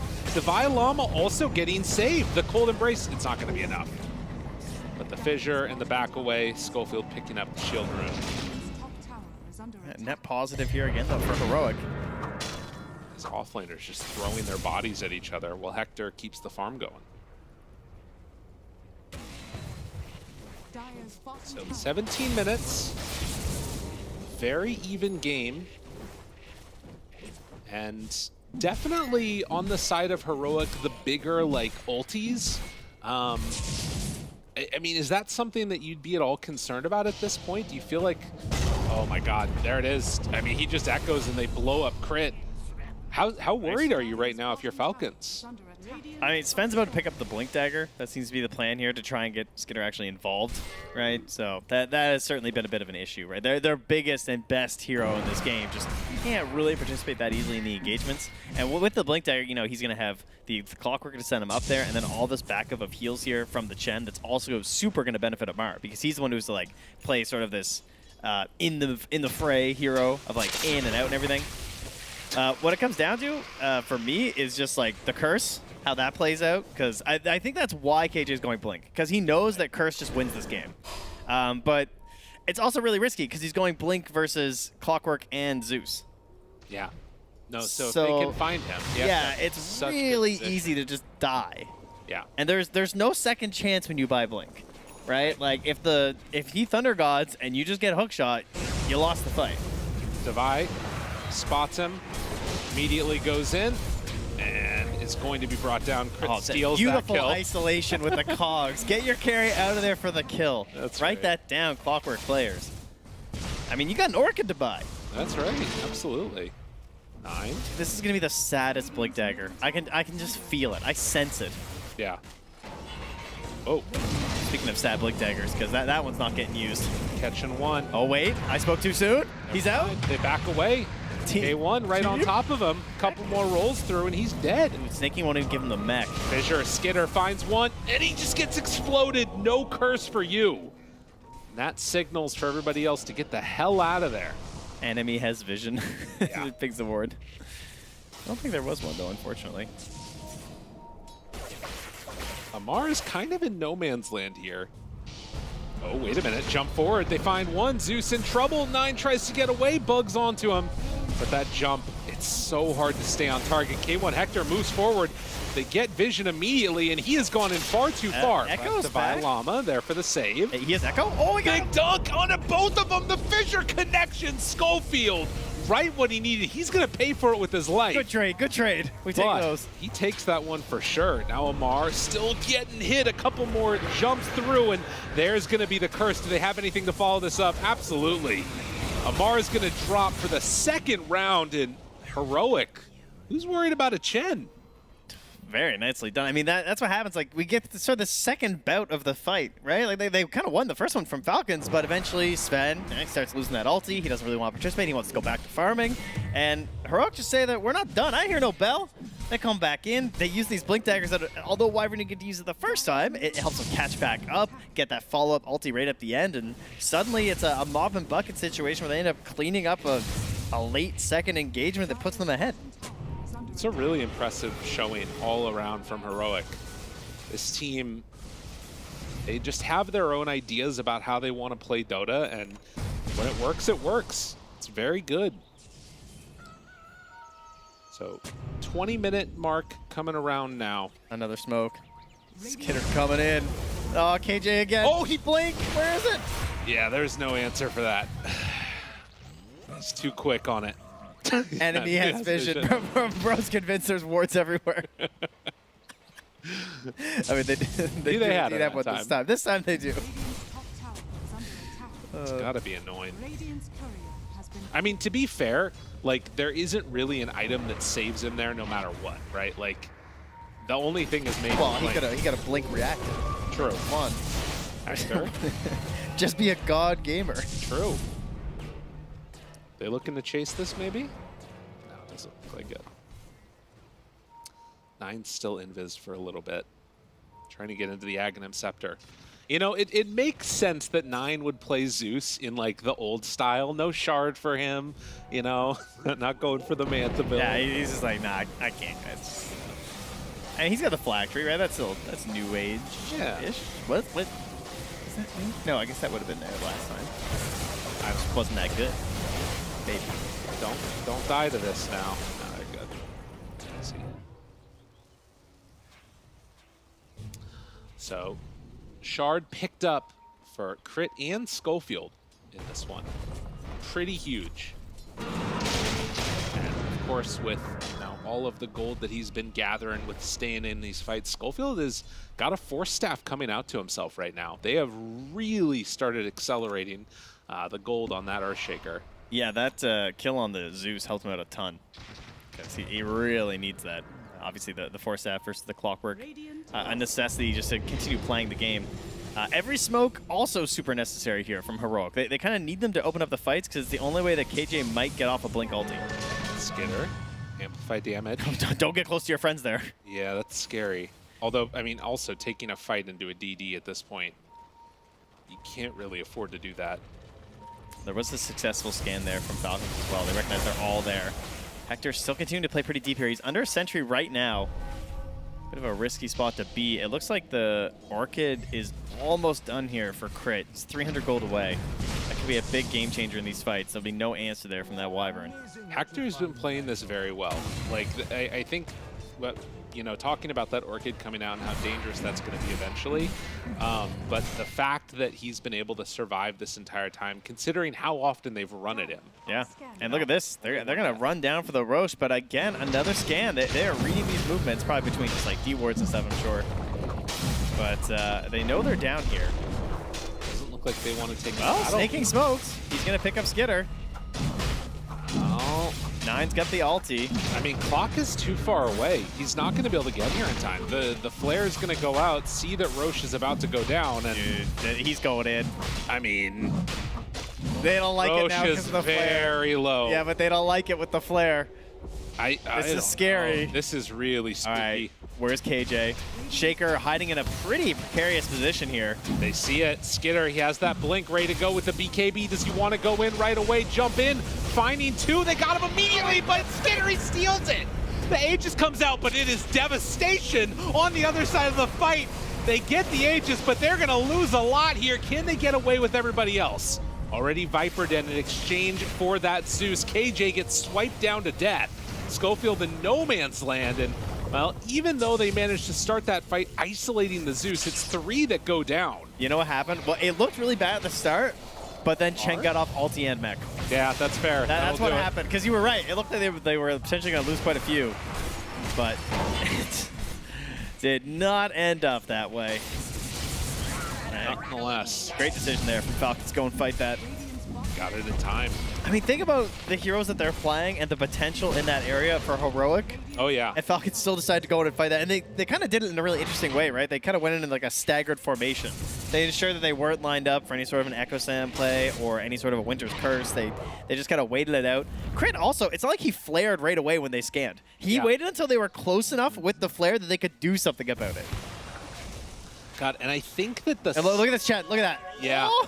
God, if Snake King does not get that off, man. Yeah, because then the ulti doesn't get off from the Zeus either. Right. Yeah, huge. Absolutely huge. And of course, the cleanup of the rest of these heroes. Thankfully for the side of Heroic, they did end up getting the Razor kill eventually on the back side of this, but still very strong moment for Falcons in this game. Now having that Aegis, and Skitter can just sit on it. Level 20 now. And by the way, I also saw during all that happening, Greaves completed on Chen. Yeah, and he went and picked up a great healing Lotus as well that was sitting over there in the old Lotus pool. So even harder to burst him down. Right, and even though they have team fight, like amongst the spells, items-wise, there is nothing. There are no auras, there's no, you know, it's 4 staffs and blinks. Like, the strength of the lineup of Falcons with the Chen auras is gonna be nutty.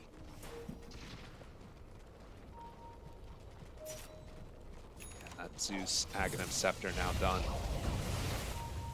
But finding Snake King right at the start of the fight would be pretty huge for them. Thundercut's wrath. Oh, good Cogs pushback. That ensures the kill onto Hector. Very well done. Yeah, at the same time, it also just gave the save down there to Snake King because he was in a pretty rough spot there. Looked like he might have got caught out, but vision given and saved.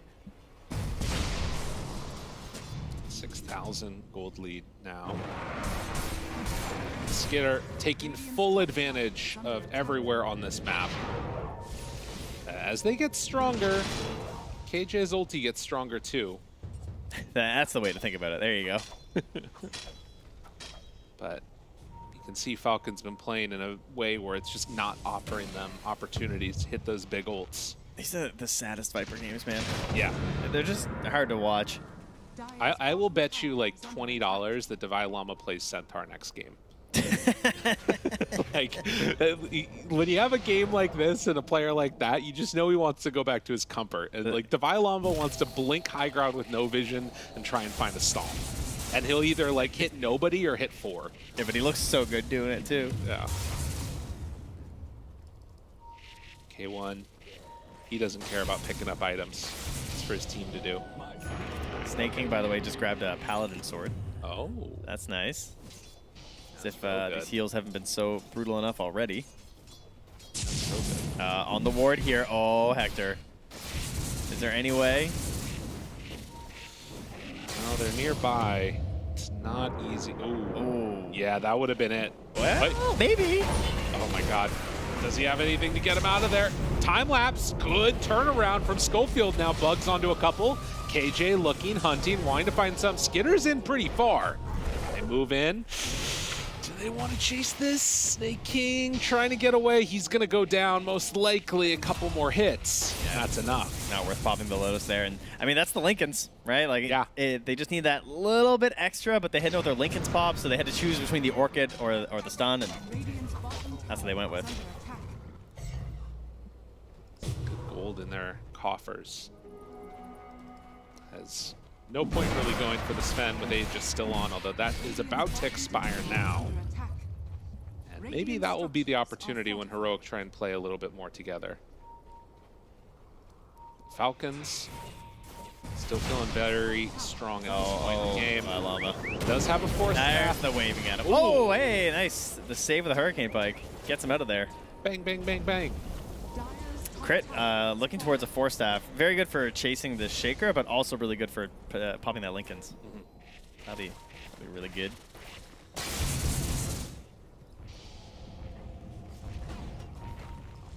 In the meantime, Snake King, a lot of his creeps dead.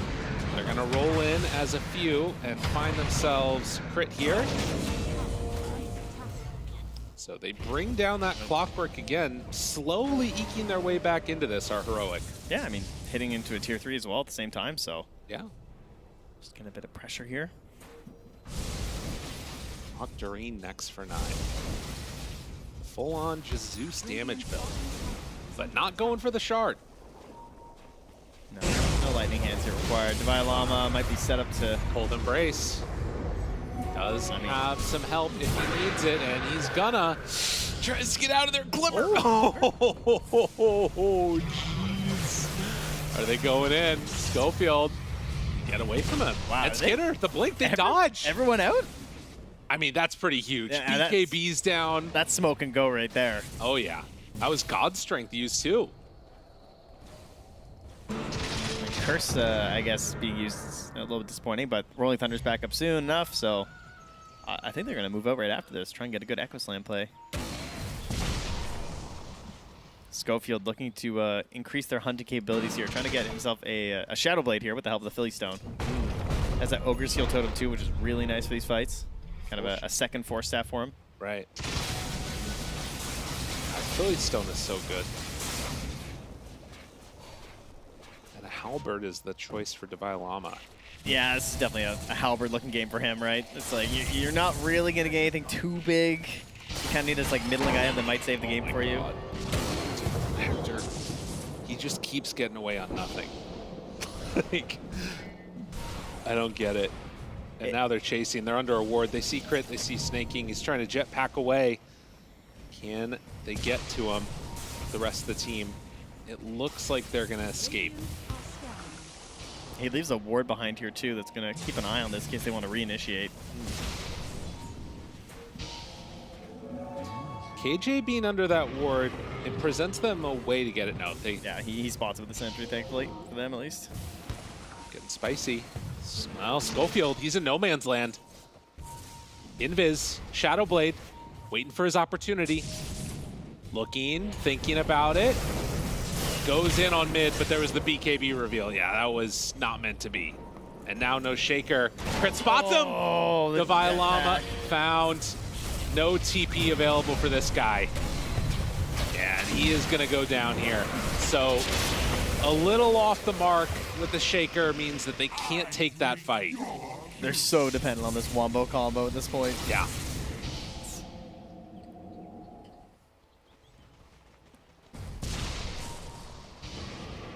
In the meantime, Skitter just keeps getting larger and larger. KJ. Smoke's still going here. Will they find him? Skitter just waiting. Wants any excuse to go for the jump right now. Yeah. Good discipline being shown, though, by Falcons. Yeah, probably looking towards the next Roche. Yeah. As we often see teams do. But the Roche, once more, it's the playground for Heroic. Curse, Echo Slam, Pangolier, Rolly, Poly, Oli. But again, it comes down to the vision that they're going to have from the Zeus. That's really what matters the most. So, smokes. Like, they have to have a smoke for the Roche fight. I think you cannot win a Roche fight without a smoke. Crit going to drop down another ward here. Don't think that was spotted from where Schofield was standing. No. I don't think Crit was visible. They do have sentries, though, which, oh, man, all under vision. Schofield. And look, he's checking. Walking out. He's going to check the top two and not down there. Thinking about it. Yeah, they don't drop one in that area. Oh, is it just out of range? It's just out of range. This is really good for Falcons. If they can set up on this.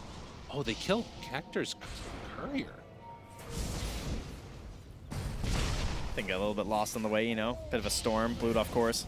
I mean, so the dangerous thing here too, though, is that Heroic do have amazing vision. And yeah, they actually got the D ward now, so they'll have this. There's still flares, though. Yeah, that's scary. Clockwork stonks. Crit. Spot him, he's in trouble. Gleipnir out, tries to jetpack away, hook shots in instead. Fissure not where they need it. No buyback on this Earthshaker, and now trying to roll away, but Amar's right on top of him. Crit is in trouble and going to die. While Analog saved for the moment by the Cold Embrace. Will it be enough to get him out of there? It looks like it is for the moment. Well, Divine Llama, he pushes back and able to kite Skitter away from this. Hector, time-lapse, runs away, needs to back out. There's still a curse here. He might be forced to just drop it. Oh, he tried to, but he couldn't get it. Amar shuts him down. Oh, it's just working together in perfect concert. Well played. He's mid-animation for the cast. Yeah, he's trying to turn, flap those big old wings, but nothing there. Despite being kited the entire fight, it looked like for Skitter, still to get at the big damage. Just like that, they're going to move on in, and if they need to, take it out. A sad way to go, man. Yeah. All lightning. Pretty much. This guy needs to get grounded or something on the Wyvern. It's just Zeus and Razor taking him down. Are they not going to rush? Okay. Guess it takes too long. Well, if he Wait takes for the other roach, side. then they won't come back to it. Yeah. You know? And then you just want to kill them again there every time. It's like a honeypot trap. Radiant's middle tower is under attack. Why not? No. Just wait for it to come on up to the top side, and then you get the cheese instead. Who wants a Roche's banner? All right, the Radiant, we're scanning it. It does turn red at the last moments there. So, drawing. They've got some ideas, what they want to do. Now they have all their abilities up. Will they get tricked by this? Mara trying to be sneaky. No, they kind of realize. No, that's not real. Crit. All right, and then spot him. Tries to get away. Fissure is out. Couple more punches. Crit in trouble. Does he go down? It looks like it. Divine Llama's right there, and they get him. Analog still being walked all the way around, but they have one caught. That's a good one to get. That's immediately there. The Echo, but he got interrupted. He was right inside of it. A couple more hits. Chen going down low, and they do manage to bring down Snaking. Still dies in the midst of the Cold Embrace, but look at the damage coming from Hector. Amar gets the link off. It's good deeps, but they have the winner's curse for the moment now on to Amar. They have enough damage to bring down this Razor. He's very tanky. He's hard to kill, and now they also catch on to Hector. He doesn't have any saves. Oh, but the Sakuchi got him caught! That might have gotten him killed, or it's enough to stay alive. There it is. Sakuchi runs away. Amar, he's still getting kited, but the Manta in the back away. Everybody at such low HP. And it does look like Falcons will leave this one. Yeah, he's just too low on mana there. On 9, he doesn't quite have it left. Let's go back to the fountain. Dude. Yeah, there are so many moments. How scared do you think Hector was of dying when he got Cold Embrace trying to scooch you out of I don't know who'd be more scared. Yeah. Him or KJ. I mean, they're sitting next to each Yeah. other. He could lay some hands there if he needed to. Wyvern and Shadow Demon are much more dangerous to play on land, you know? Oh, yeah. And it's just an 8,000 gold lead. And once again, Roche survives. Flare comes through to confirm his survivability here, and now they're all here, so all right. There is no spend. And this feels pretty comfortable here for Heroic. They did smoke out with 3. I mean, surely. I don't know. They're making the move. Surely Crit wouldn't take an item out of his inventory right now and go for this steal, right? I think they're too far away. Surely. Oh man, why does it keep taking so long? They have that vision, that ward there too. But yeah, they're gonna get it. So Cheese to Llama. Really close. I mean, he's still in the area. They're gonna have the Sven TB. They want this fight. Shadowblade, they see him more. They see him. The Shadowblade. Oh, the Shadowblade is what they needed. Got him. 3 seconds right on top. Immediately there. Fissure is out now. Clockwork, he's gotten onto the Earthshaker, but they get away. BKB out. Now Hector finds one, wants to kill him off. Will there be enough to take down Clockwork? It looks like it will, but Analog, he got stuck to the side and is kind of in no man's land. Divine Llama completely out of mana. He too, well, wait, pops the cheese. Now he starts to beat into him. The disarm, doing good work. KJ right on top of him also. Right. The Mud Golem's getting in on the action, but Skinner, he says no. Way too strong. And they kind of just get eviscerated. Yeah, remember that fight started on Razor? His damage must have been insane that fight. Oh, wow. I definitely did not get the full numbers. 5,000 damage dealt. Eat through the entire cheese. Yeah, it's pretty bad.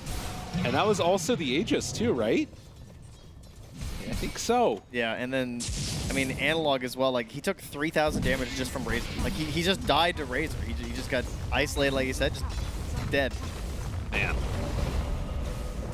Well, we've seen, I think the panel was talking about as answers to Pango, the Bane, we've seen the Batrider, now the Razor as another answer. And yeah, you can see right here after this roll-up, the BKB reaction, it was just nowhere to go. He got absolutely wrecked.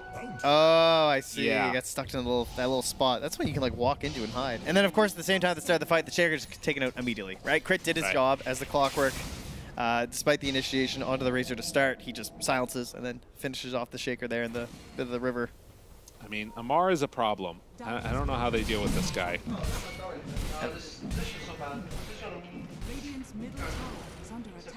Actually so bad. I heard so bad. That's what I got. And maybe it's because they got another fight here where unfortunately no curse, no echo, right? Like, if you can't get those off, there's no way you're going to win an engagement at this point. Lincoln's broken. Fissure, get away. Nice protection here. Schofield making sure his buddy gets out of there. So 40 minutes in now. And already? I know, right? Time flies when you're having fun here, folks. Well, we're averaging about 2 kills, or no, excuse me, a kill a minute. That math there took a back seat. But MKB is going to be the next option after that Butterfly is already finished. So Weaver, survivability, but not for that much longer. I just want to see 9 get this E-Blade. I want to see the damage he's pumping out with his refresher. Speaking of which, another one picked up here from Amar. We've had so many refreshers in our 3 games now so far today. It's true. It's the new item. I mean, remember when it was the broken item and then it got really nerfed? Now it's just back. We're just doing it again. I still think refresher shouldn't refresh BKB. That's what I want to see. Yeah, but BKB's trash now anyway. Who cares? That's a good point. All right, fair enough. But no, you're right. It's still obviously a major component of why it's good. Especially for 2 heroes like Sven and Razor. Yeah. Another Link. Get away from me. Don't want to see it. Walk Terrain Core. Scooped out here from Analog. Hopefully it makes it home. Courier is flying back. Hector's just pushing. The split push is real. Skitter shows for a second. Hector back to farming. Yeah, I mean, his heat map would just be bottom lane, you know, like this whole game. Honestly. All right, Radiant scan. They know that they're up here. Amar is going to spot him immediately. I don't know if he gets out of this one. Force Staff gets away. And now Crit, he's down in a bit too far, and Analog's rolling back and forth over here. They're still trying to stay on to him. Amar with that BKB just walks in undeterred. KJ, he does manage to get it. Oh, that's the way that you kill Amar. Make him do it. No damage. It's not going to happen. Oh, God. And Hector, he's in trouble. Ultra kill Amar. Oh, he's not stopping. He's not stopping. Get that man his rampage. GG is called. Get me some more. Dropping the mantles, dropping it all. As GG, they finish him off. Gets in there, plants the flag in front of the fountain, says, Amar was here. I came, I saw, I conquered. And I saw Line's Amar. like, oh, that was fun. Yeah, look at him. I missed this. What a guy. Looks happy. Happy to be back. Oh, jeez. I mean, there were a couple of moments there where it felt like there maybe would have been an opportunity for them to turn it back around with Heroic. But, man, Falcons, once the fight started going their way, and particularly, like, they had such a good answer to Pango, which I believe still has a 0% win rate. Maybe we finally solved it. Pango's not good anymore? Oh, it's good. It's over, huh? We're finally done. I think just identifying the advantages that they had from Heroic, that was key, right? They just broke down how the fight has to work for Heroic to win. Wyvern Shaker eliminated them every single time. Really, really well played. They made it too hard for the supports. Well, Falcons take it down, and the panel will have to answer for their transgressions of not believing in them. What do you got to say? Hey, look, I would never doubt. That's not for me to, justify. However, Fear...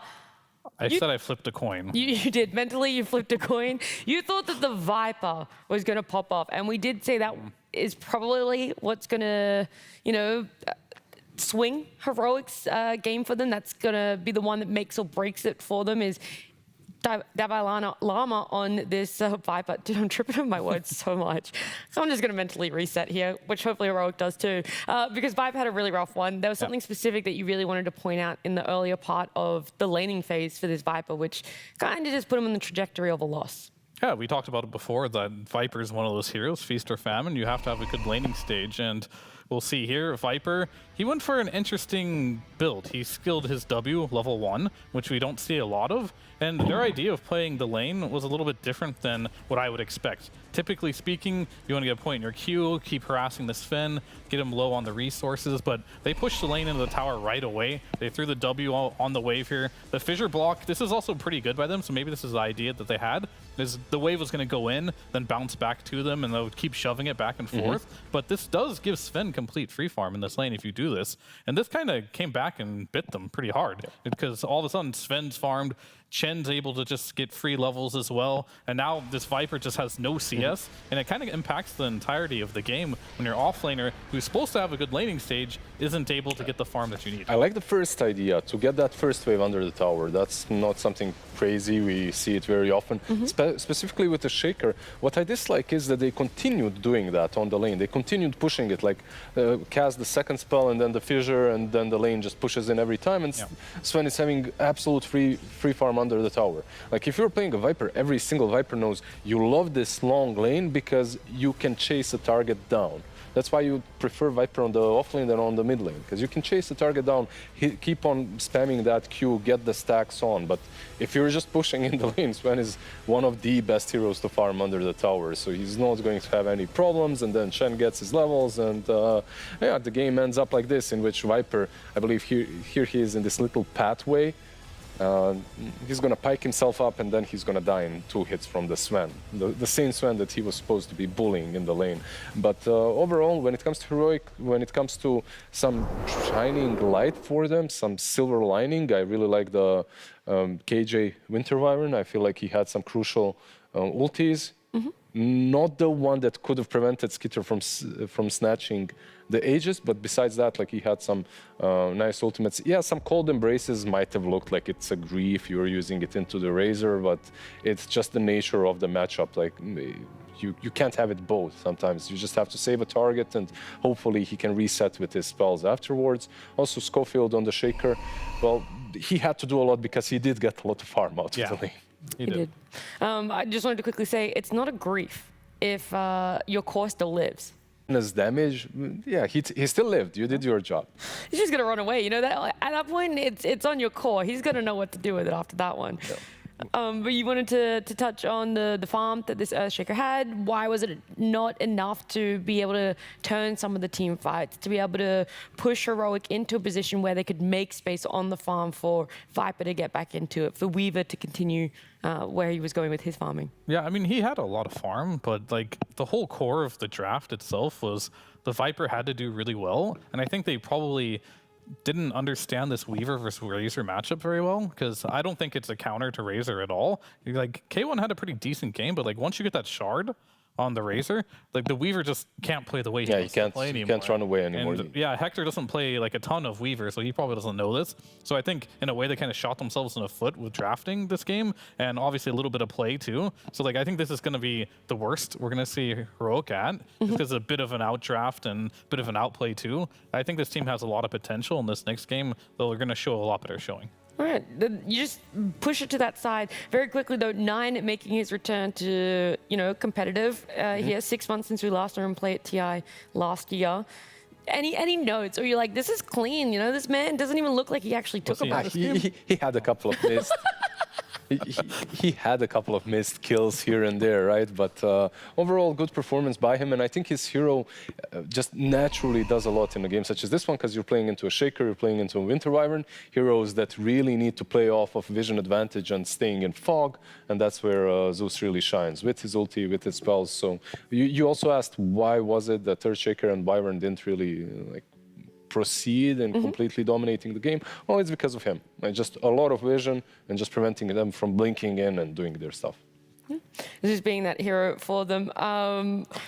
I was going to say something else, and I've just kind of completely blanked here. Oh, it was about the fact of the Tundra reunion, because Tsunami had that small interview very quickly with Aoi at the start. He's like, that was the plan all along. We slowly just feed more of our ex-Tundra players back into it. And that's why it's no surprise that, the communication between them, the way that they're able to move on the map together was pretty flawless. Nine really actually seamlessly slipping in there. Yeah, I mean, he's played with a lot of these guys before. Played with Skater, played with Snaking. Dota's a universal language, playing Dota with someone isn't very difficult if you're good at the game. And Nine is very good at the game, so having one stand-in typically doesn't really hinder a team very much, especially if you have some history. Yeah, they do have a long history for themselves. Let's see if that history is enough to carry their first series to a victory. It's going to be game number 2 just after this break.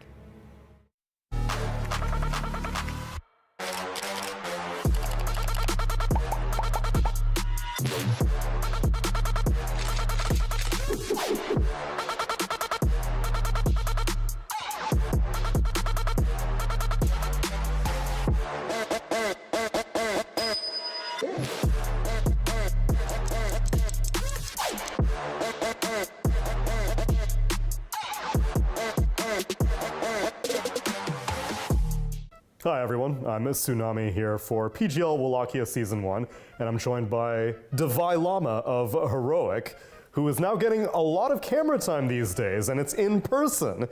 Because I think most people's introduction to you was in the days of the NA DPC, where you were grinding your way up from Div 2 to Div 1, and now you're seemingly comfortable in a LAN environment. I really enjoy playing the LAN. I enjoy playing on stage and in front of the crowd. I think it helped me focus, and I played above my standard in most of the LAN games, so it was awesome. It was a blast, and I'm very satisfied with how I played. I have to imagine that you were braced for certain aspects of it just based off the fact that you were exporting yourself to a different region. Of course. I mean, I'm very happy what I do, and I made the conscious choice to go to a South American team, and I knew there was going to be a lot of boot camping. But I love this team. It's a great team to be in. I love playing. I have a lot of freedom, and the atmosphere is great. So it's all worth it. Did you have any apprehensions about going to South America initially that were now at this point quelled, or new things that you learned about coming to a different region that you're like, oh, I didn't think that this would be an issue, but it kind of something I need to get used to? I mean, there's like 3 things. Like one, South America is famous for having like discipline issues and everything. Sure. But everybody on the team really wants to try, and Heroic is a very professional organization, so they push us to, to be very professional and not slack and be disciplined, so that helps. Okay. Over is the language barrier. Of course. So I to properly communicate with the team, I knew from the start I had to speak Spanish. And I had 1 year of Spanish in high school, which gave me just the basics, not much more than that. Some donde esta biblioteca type thing. Exactly. About that. Okay. But I had some private lessons, so I managed to improve my Spanish, and especially since Birmingham, in Birmingham, I hit that spot when you just start being able to like understand almost everything, and you're able to like express most of your emotions. So I managed to be able to speak a lot more, and I've gotten a lot more close with Schofield, who doesn't speak English. Okay, so then it was 3. It was the discipline, the language, and what was the third one? Well, the travel. Yeah. It's a lot of traveling because we're in a SA team. So every time we have to play qualifier, we have to travel to Brazil or Peru, and then when the tournament, we have to go back. And if we want to boot camp and we want to play EU teams, we also have to go to EU. And it's we've been flying so much. We spent I think a full day of traveling every month, or more than that even. But you get used to it, I guess. The reason we're traveling so much is because we qualified to tournaments like this, so it's a good thing in the end. It's a good problem to have. And then has your result from Birmingham, a top 8 finish, given you guys new energy looking forward into an event like this, or are you still maintaining the same motivation throughout? I'm personally, I've gotten a lot more motivation when I really start believing in myself as a top player. Davai Lama, thanks so much for taking the time to speak to me. Thank you very much, Sonali. It was a pleasure.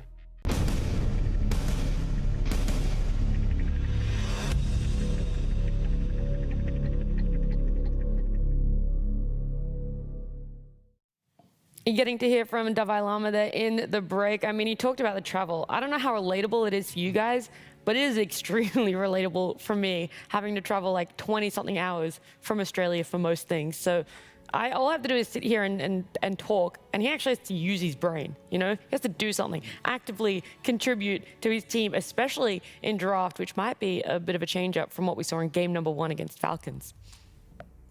At least he has confidence, by the way. It is difficult. Like in those answers, you could see that he is burnt out a little bit. It was the travel. I'm pretty sure they arrived on like the 8th and then did the meteor on the 9th and then playing today. So it's not that quick to adjust. So I'm sure maybe it was a bit of jet lag, maybe more energy today than what was shown in the interview. I can't relate as much as you guys, like flying from Australia, but I fly over Istanbul the most, and I get my flights canceled very often because my city is in the mountains, and if there is a fog or something, they just cancel the flight. So you're used to sleeping in airports? So I just sleep at the airport, very often. So it's not as much time wasted. I guess it's as much time, but not as hard because I'm not flying all the time. But I think he still contributes a lot in the drafts as well, and I think that it's important. Like he seems like a guy that will really put in all the effort to improve in every aspect of the game. Specifically because he answered that he's learning Spanish. Like he's improving in a different language just so he's able to compete on the highest level with the team. So there is nothing that's really stopping him. There is nothing that really is preventing him from playing his A game and also the team to perform the best. Viper might have prevented them in that last game from performing the best, but we'll see. Maybe they switched up in game number 2. Yeah, I mean, he has to learn 2 languages, Spanish and Portuguese. So it's quite a tall order. That team is very diversified and like where the players are coming from. So, but he mentioned, I think most of it has to do with Schofield, because I think Schofield is the one player who just doesn't speak very good English. Right. And you got to be able to communicate with your position 4. You're laning with a guy, right? Yeah. So True. you have to find a way to make it happen. And I think it's mainly for his relationship with Schofield. And that's how laning partners should be. You should be very tight with your laning partner, be able to discuss things, small things that happen here and there to always keep improving. That is why some people say if you had to have a substitute, a stand-in for your team, the mid lane is where you'd It's want. probably the best. Yeah. Well, luckily for Falcons, that's exactly where their stand-in is. It's 9 being on our screen here, right there. Obviously, slotting in very seamlessly because they won game number 1 in this best of 3. We're going to see exactly how they continue it in game number 2. I'm wondering if many of the bans do change up, especially from Falcons' side. I'm always intrigued when a team wins, what are the changes they make in that opening, if anything.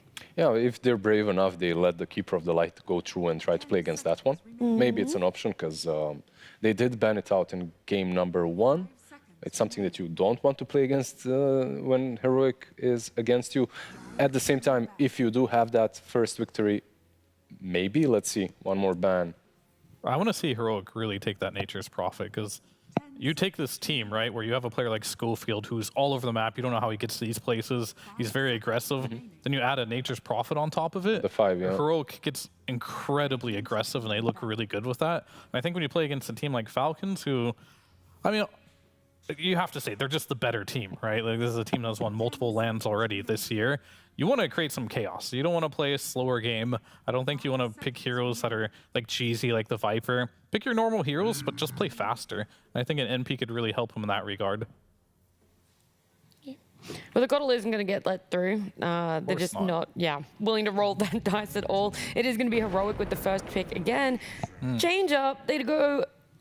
maybe the 0% win rate Pango as a first pick isn't our thing, but the Razor, that could be something that we can work with. Make sure Falcons don't get their hands on it. Also, just not enough bans for them right now, so they do pick it up instead of feeling that it belongs in the ban section. Now it's Amar's time to take the Viper. The Viper, yeah, and then win with it. It's the worst feeling ever. He would do something like that. Oh. But once again, Chen is in the pool and they pick it up. Doom is banned out, so we're not going to see that one. If you pick up the Clinks, I already kind of dislike the duo. It's playable, of course, if you have some mid laner with control and supports with control, but Clinks and Razor, not my favorite. So you have to find a way of dealing with the Chen and his creeps. Like, what happened with good old Crystal Maiden? Where did she go? She just disappeared. That's what I'm wondering. Yeah, right? She was played on this tournament already. But it's like a... In the last 2 games, where did she go? Oh, I see. I just My games, Fear. All that matters is what we're watching. Exactly. Come on, man. I mean, I would like to see maybe Schofield potentially pick up maybe a Clockwork and just keep running at the Chen. Do what he does. The extra damage on battery assault to the creeps is pretty good for the first couple laters. Obviously, this matchup gets a lot worse later on, but we saw the Shaker. It honestly wasn't a bad response to Shaker. It didn't look too bad. It's just you were playing versus Clockwork and Zeus. It's almost impossible in the later fights to get the Echo Slams off. So we'll see what they do, but might as well just take Falcon strat from them. Take the Clockwork, take the Razor. And it's even if you do get one Echo off, right? Like you're gonna die afterwards 100%. Yep. There is no getting away. You need like 3 items to be able to survive through the fights. If this Razor is your offlaner, if you're putting this on the Vi Llama, I'd like to see some position 4 on Schofield. That's any position 4 that he usually plays, really. Just all of these bulky frontliners. Name them all. For who? All of them? For Schofield, yeah. I mean, he plays a couple of range. He loves Grimstroke. From and most Rubik. played to least. Okay, most played is probably Clockwork. I don't know it so. And then Tusk, and then Tiny, and then Shaker, then I just had the dream that I'm back in high school, you know, and I don't... Pop quiz! Exactly. Nailed it. I aced it. I think you actually did, Fio. I know. I know I did. Not I think, I know I did. Well, look, Lifesteal, we've mentioned it quite a number of times already in games today, and it's been ignored. No pickup, no bans, but this time around, the ban is coming out from Falcons. They think that that's what their one ban needs to go towards, and then the Shadow Demon can be played, no doubt, as their +4. This is very meta. Yeah, would you like to elaborate on that? Shadow Demon is picked a lot.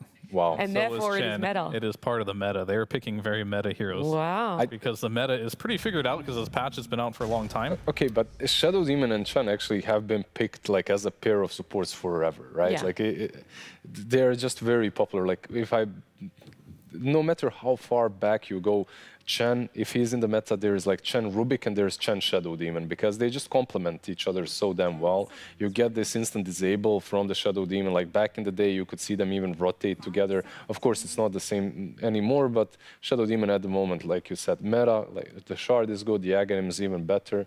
You get some save into, I don't know, Faceless Void if you're playing against him, which is very popular at the moment. So get stacks too. You get stacks, yeah. It's just overall a pretty solid support. What comes first, the team or the meta? That's a very interesting question. I will generically answer the meta. Thank you. Absolutely no explanation required. That's also a passing grade right there for you. Second pop quiz, second pass. Perfect. Perfect score. I need to keep up. But I like the Phoenix here, by the way. Like two supports that don't really deal with the egg that well or do anything to it. Of course, you can buy a lot of utility on Chen, and you will, and your ulti is good against the dots. But, you know, like the egg, it looks like a good game for you. You have the Earthshaker with the Fissure to follow up, and you need some cores that deal with it now on Team Falcon. So if you're committing a core to killing the egg, it's fine, it can work. It's just the moment I see these two supports, I'm like, okay, it looks like a good Phoenix game. It looks like I mean, my only issue right now is like Heroic feels like they're doing the same draft with slightly different heroes. Like the Razor's like the Viper, the Shaker's the same, the Phoenix is kind of like the Winter Wyvern. Okay, I kind of see where you're going with that. And for the Razor, you mean like also very dependent on this like lane. No stun what sort laning, of, yeah, tempo is he going to bring as well to the team fights? Same thing with Phoenix. Sure, you can get in there, maybe slow their attack speed. Your ultimate is just this big team fight, either zoning off or trying to get them all locked down together. Yeah, I mean, Phoenix and Wyvern are similar heroes in a lot of ways. Big team Both fights. have wings. So, yeah, they both are birds. So. One ice, one fire. It's the only difference I see. The only difference. I'd like to see maybe a Kunkka for Heroic, something that can deal with the Stampede as well. Okay, Shaker Fissure is nice, but you also like the. I'm surprised Kunkka is still in the pool even. Like you're playing into a CK, you get your Aghanims, it's nice. You get the X Marks versus Stampede. By the way, we didn't touch on the Centaur. It's a pretty decent Centaur game. You band out the Lifestealer. The matchup, whatever, it can go Centaur's way, but still, you band out the Lifestealer, you have Shadow Demon and Centaur, you get this setup for the stun in the lane. Like overall seems good. Timber as well, right? Like he's left in the pool. Again, you're talking about that for Heroic, yeah, I feel like, I mean, I see the CK and Centaur Timber sounds good. Yeah. Sure. They go with the Sven. I thought they'd go more of a Naga route because you'd have Naga against very little AoE. Centaur is decent in the laning stage, but not later on. And you're picking CK against a Shaker and a Phoenix. It's a little bold there from Falcons there because, yeah, it's good versus the Razor. Not really in the laning stage, but later on because you have delusions, you can burst them. But playing doesn't feel that great. Yeah, playing into Phoenix Shaker though is Why is that? CK. It's not easy because you have like a bunch of illusions. That's your main source of damage on CK, and you can't really BKB them. So Shaker's always gonna get like a big stun on them, and that stun rate is percentage-based damage as well. This big tanky strength hero, and you can't hit the egg. This hero, like illusions count as 0, like. Charges towards the egg, so like even if they hit it, it does nothing. So it's very difficult. They don't have an answer for killing the egg right now, which makes their team fight superior right now for Heroic. And I was thinking Naga, but it's Hector. He's gonna go for his tried and true, the Sven. I like this a lot more. This is definitely a hero that can get kited a bit in this game, but it's Hector. Give him a hero that farms really quickly and comes out with like 4 items, he'll carry the game. But potentially you could just Centaur ult as well if you see the egg, try and disengage as much as possible. Same thing with trying to kite the Sven, maybe even a Shaker ult as well if you can see it coming, if you have the vision for it too. Well, no, it's on Shaker to have that good control, and you have an additional stun from the like a Sven. Puck or something. Yeah, you could go for something like a Puck. Timber is the one they banned out. Puck is another idea, yeah, that's pretty nice. I feel like Kunkka as well is still pretty solid for them. A lot of AoE damage. I would like the fact is you have a lot of AoE damage already from the heroes, and on top of that you're building like your most natural builds are good against their heroes. Like the Vessels, the Shivas on the Phoenix are really good against the CK, are good against the Centaur as well. So overall, I do think that their draft is superior at the moment, but There's still two heroes, one on each side to be picked up. there's still some leeway here, some room to play with. Yeah. It's the mid lane on both, right? Like we need most likely at least, Razor will be the off lane, Razor Shaker. Yeah, is that just more your read based on how you want the lanes to go for Heroic, or also what the players pick up for themselves? What they like to play normally?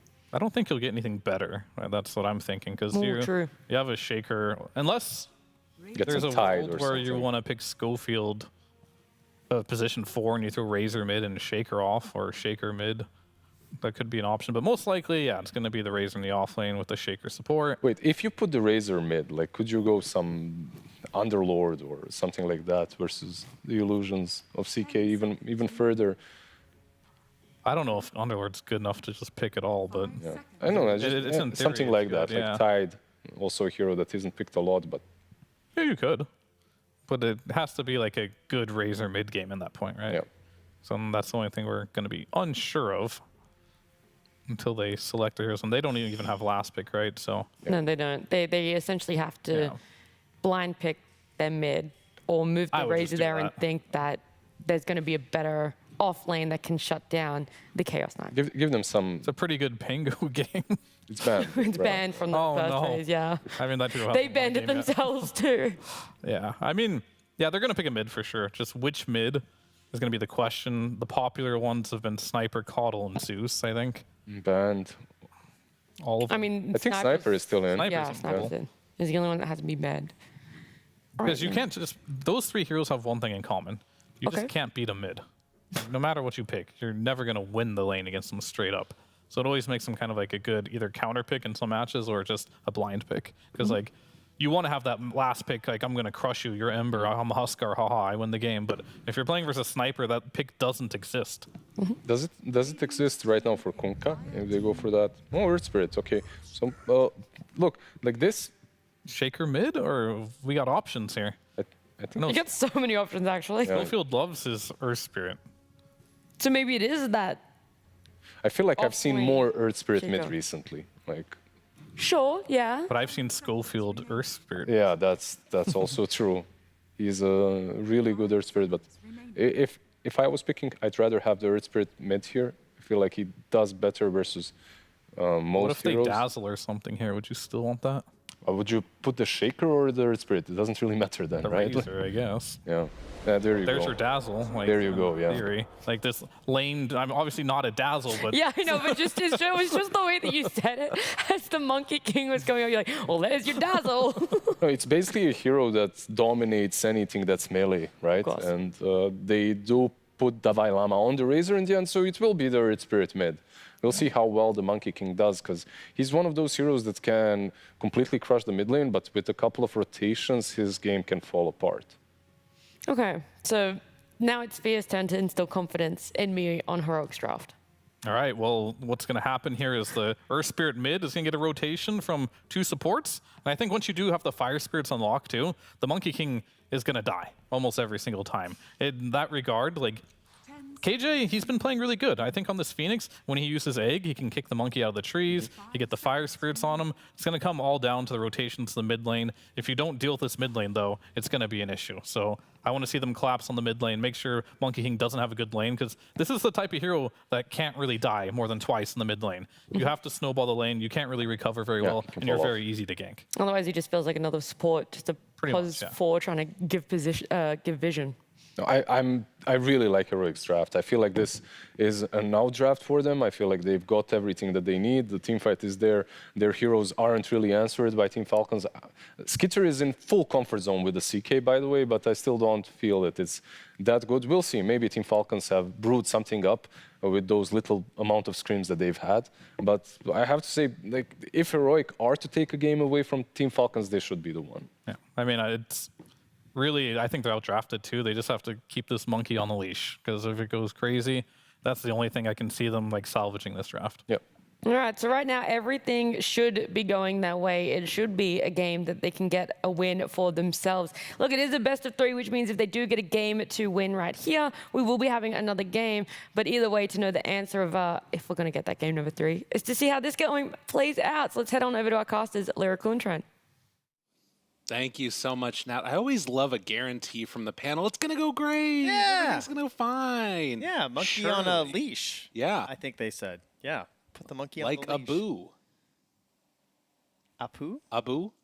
Abu? I can't No? remember. It's from Aladdin, right? The Yeah, monkey? that's the one. Yeah, okay. No, but we're going to actually have a quick coach interview. Oh my God, we got some news. Let's hear from him.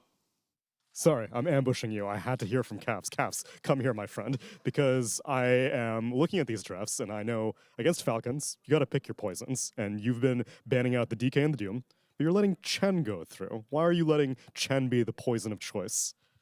My team's the only one in the world right now that has been playing against Chen.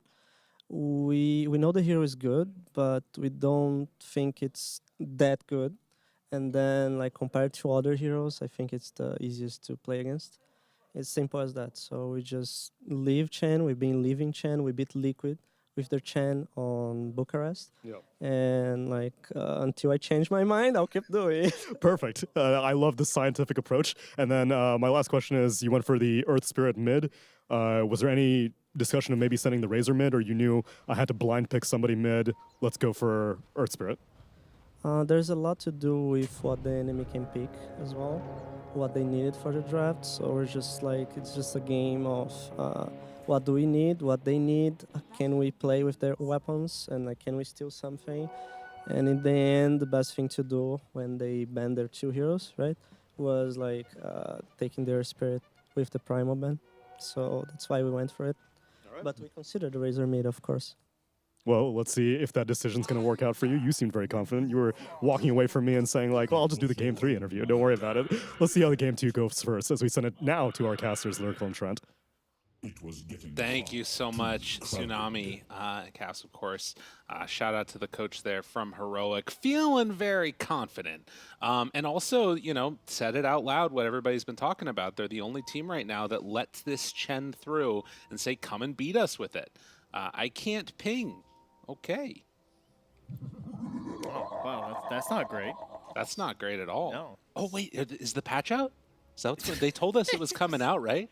Yeah. Every time this guy's, you look over, he's Arnu. Like, playing games the other day, it lags for half a second. Oh, patch! We got the patch? Patch is here. Ready for it. It's coming. It's not going to happen. Yeah, so I'm curious how this is going to work out. In the last game, there were definitely some issues that were going on. Are those? Oh, those are donkeys on the minimap. The I dire didn't realize donkeys, that. indeed. Why they look evil? They are evil looking. That's the dire. That's true. That's fair. Look at that. Yeah. Look at his red eyes. Oh, menacing. Terrified. Vicious. Get it out of there. Wait, can I see the Radiant ones now too, just real quickly? Much friendlier. It's kind of Do like, they actually? Oh, my look, God, look at the they way are. it trots. Dude, I didn't know that. What do you mean? I didn't know there was an evil donkey. Wow, cosmetics have corrupted. It's true. You don't see very many default donkeys anymore, do you? No, but they're good. You know, you should do them. They're great. Anyways, back to this game. So we talked a little bit about the Chen a bunch, but that mid matchup is going to be the other thing to watch. How does Analog deal with this Monkey King? Fear and Lizard were talking about just sending heroes mid to try and kill it. We'll see if that works out for him.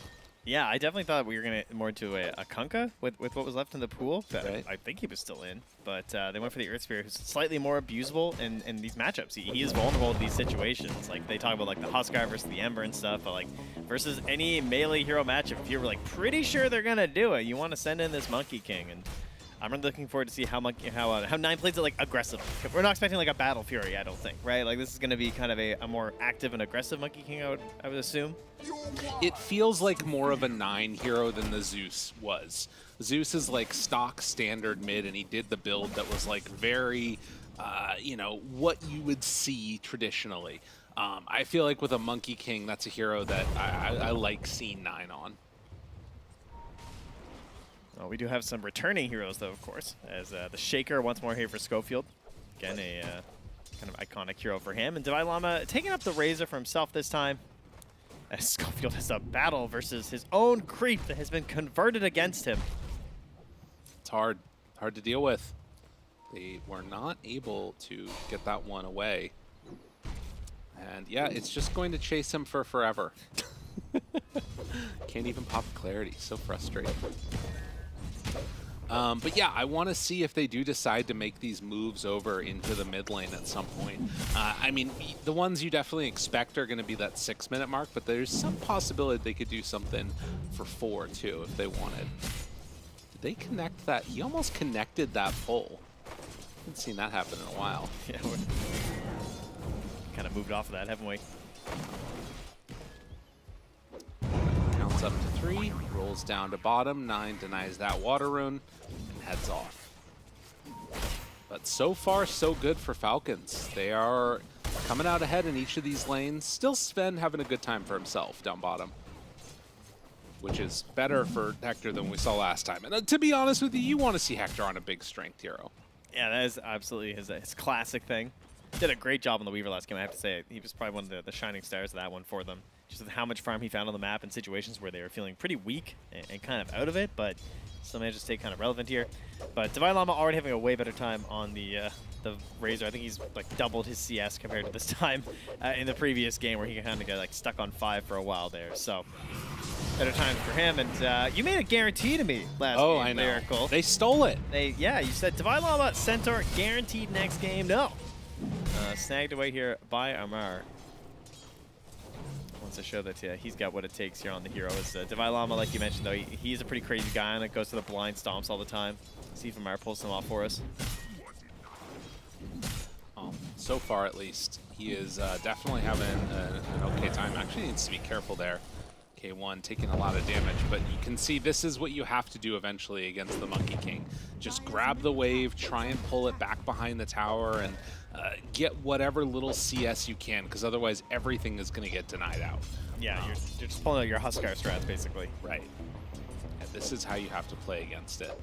So this wave will push in, but Analog should get something out of it at least. As down bottom, K1 in trouble, nowhere left to go, and is going to be killed. Crit drawing that first blood. That is huge. Shadow Demon loves to get that one. Yeah, I was going to say the same thing. One of those heroes that those items start stacking up. The boots as well, just for getting those early disruption setups is really powerful. Wow. Up top side. Divine Llama just getting hit by these Chen creeps. Now, they will eventually clean that one up. All that damage for 30 gold, though. I know. You know, it's got to be more. I mean, that might be one of the ways that you could nerf Chen, is if you start upping the amount of, like, you know, gold that you get from him, it'd be pretty huge. We got rid of Brute for like 2 years after we did that. That was great. 9 still chasing. Wants to get onto Analog here. Can he connect up the creep wave that's coming in? Doesn't look like he's going to do it. Snaking, linked, damage out. That's enough. They get the kill. So Vi and Schofield pair together for that one. Yeah, quick bit of vengeance here, but I mean, look at this wave mid for 9 right now. That is just so much gold in XP that what can Analog do, right? He basically is just trying to take advantage of the fact that he's so busy farming to maybe grab the wave himself. Right. To be honest, though, in terms of levels, it's only about half a level difference. Gets the courier kill now. Okay. Can go for the kick roll if he needs to, or just go for the straight up roll. That's fine also. Getting like one last hit of wave. I mean, this is where you kill him, I think. Yeah, this should be big. Magnetize out. Reapply. Keep the damage moving. Crit is there to try and salvage this. Disruption. Fissure, waiting, can reapply again. 9, still taking a lot of damage, but that's 4 stacks now of the poison. Analog, he's gonna pop to this one almost. Takes a lot of damage there. Well, managed to get the kill. And unfortunately, at the same time, they lose their Razor up top. Divine Llama goes down. Oh, man. Yeah, it's pretty rough. I'll say it was just Penitence and CK. KJ, in the meantime, making the move over to try and steal this Wisdom Rune. We'll see Amar. Now, they did scan, and they didn't see anybody over there onto the Wisdom Rune. As Divine Llama He goes down right here. Link tries to walk away, but Fissure, it's not going to be enough to keep him alive. And yeah, just a little bit too late on Analog. Amar is there for the Wisdom Rune, so they can't even sneak that one from him. That's a back-to-back death there. That's going to be a walk of shame right now. 40-second TP by the time he's back up on that Razor. Yeah, that is, that one's painful. Not what you want to see. Oh, he actually got the damage dodge on that? Yeah. That feels so hard because it rolls kind of, like it moves kind of slow, you know what I mean? I wouldn't have expected him to be able to get that. Very nicely done. Schofield maybe in some trouble here. Crit is right onto him. Disruption. Moving in with the Chen creeps. God, 9 just shows up yet again. Oh, does he have enough to get away? Doesn't quite. No, they get the poison kill. And I mean, Divine Llama's just there, but they can't really do anything to him. I mean, whose side of the map are we on here? It doesn't look like it's the Radiant side, I know. does it? I mean, everybody is off just on the other side farming, and he might die to this. 9 Not chasing again. in. All right, no, he didn't have boundless. He can't die this step. It's fine. God. He's 19 last hits, though. I know. It's. Remember when I said his lane was going better? It's not. It's actually, I think, worse now at this point than it was on the Viper. That's pretty bad. Skitter is huge. The panel is sweating in the green room, man. Did they say heroic again? Is that what it was? Oh, yeah, that's right. Well, I mean, to be fair, they said outdrafted. That's a good point. You know, they didn't say necessarily they're going to win. They just like their draft, which I can agree with on some elements of that. Yeah. But the monkey is unleashed. That's the problem. That's right. Didn't stay on the collar. K1. It's 5.5 right now. He keeps on hitting crit. I don't know if he saw him there with that cosmetic. Definitely sees him now. And it is a mech done at 9 minutes. Yikes. 5,000 gold lead. Oh, that's really scary. Wait a minute. Banishment. Schofield does not have 6. Roll in from Analog. Can they bring these heroes down? They only got the magnetize onto crit. So he will go down to that over time. So they reapply, add the fire spirits, call it good, but they couldn't get the monkey. Well, at least there's some punish for going in there. True. Very least. But they did leave some vision behind here. That ward planted by 9. Give him an idea of who's moving through here. And of course, that is the hunting ground here for this Monkey King, who's now going to spot Divine Llama with that ward that crit placed earlier. And with the help of the Chen, they're going to try and go for this. And it was spot on the ward, though. Yeah, they're going to back out. Aware that bad things could happen. I mean, to be fair, the other thing is that, like, with Monkey King having a... I mean, he's not that... Whoa, armlet done. CK coming. Oh, they're going to make a move. Oh, Divine Llama. He's so surrounded. I mean, they have Earthshaker. He can maybe stop them going up the cliff. Waits for it and tries to get out. Okay, 9's onto him now, too. They get the net. All right, somebody was dying there. Yeah, he gave his life up. I mean, if he doesn't go for that play and kind of get in the mix of it, then surely he's just going to lose his Razor. So I'm not sure who's more valuable to get gold on this point anyway, considering they are next to each other in the net worth chart. Oh, sorry, crit now has fallen down a little bit to get in between. Like, the other problem that I'm seeing is it's not just that, like, you know, Chen has this mech and all the rest of it, but it's also the damage sources that you see on Heroic. Like, KJ is going to be one of the most important parts of it, and he doesn't have, he's obviously maxing fire speeds. He doesn't have the levels that he needs to be doing, like, the damage when these guys get all tanky. No, I mean, they have 2 cores that are looking more like support values right now on the Earth Spear and the Razor, so... Yeah. The ability to make plays is rather low right now for Heroic. They got to find an overextension here from Falcons where they just go a little bit too deep, too aggressive, and they get this punish. They get a Fissure block or something, or you manage to find a moment where Hector actually gets to utilize the spend damage pre-blink, which who knows when he's ever going to get one of those. Right, that doesn't help him farm. Trying to get into the Echo Saber. But yeah, the otherwise damage is just not really there for them, which feels pretty tough. And you can see, like, they're giving KJ this lane. They just want him to have whatever levels he can possibly get. Amar's just denying range creep right in his face. That is gross. It's poor Phoenix.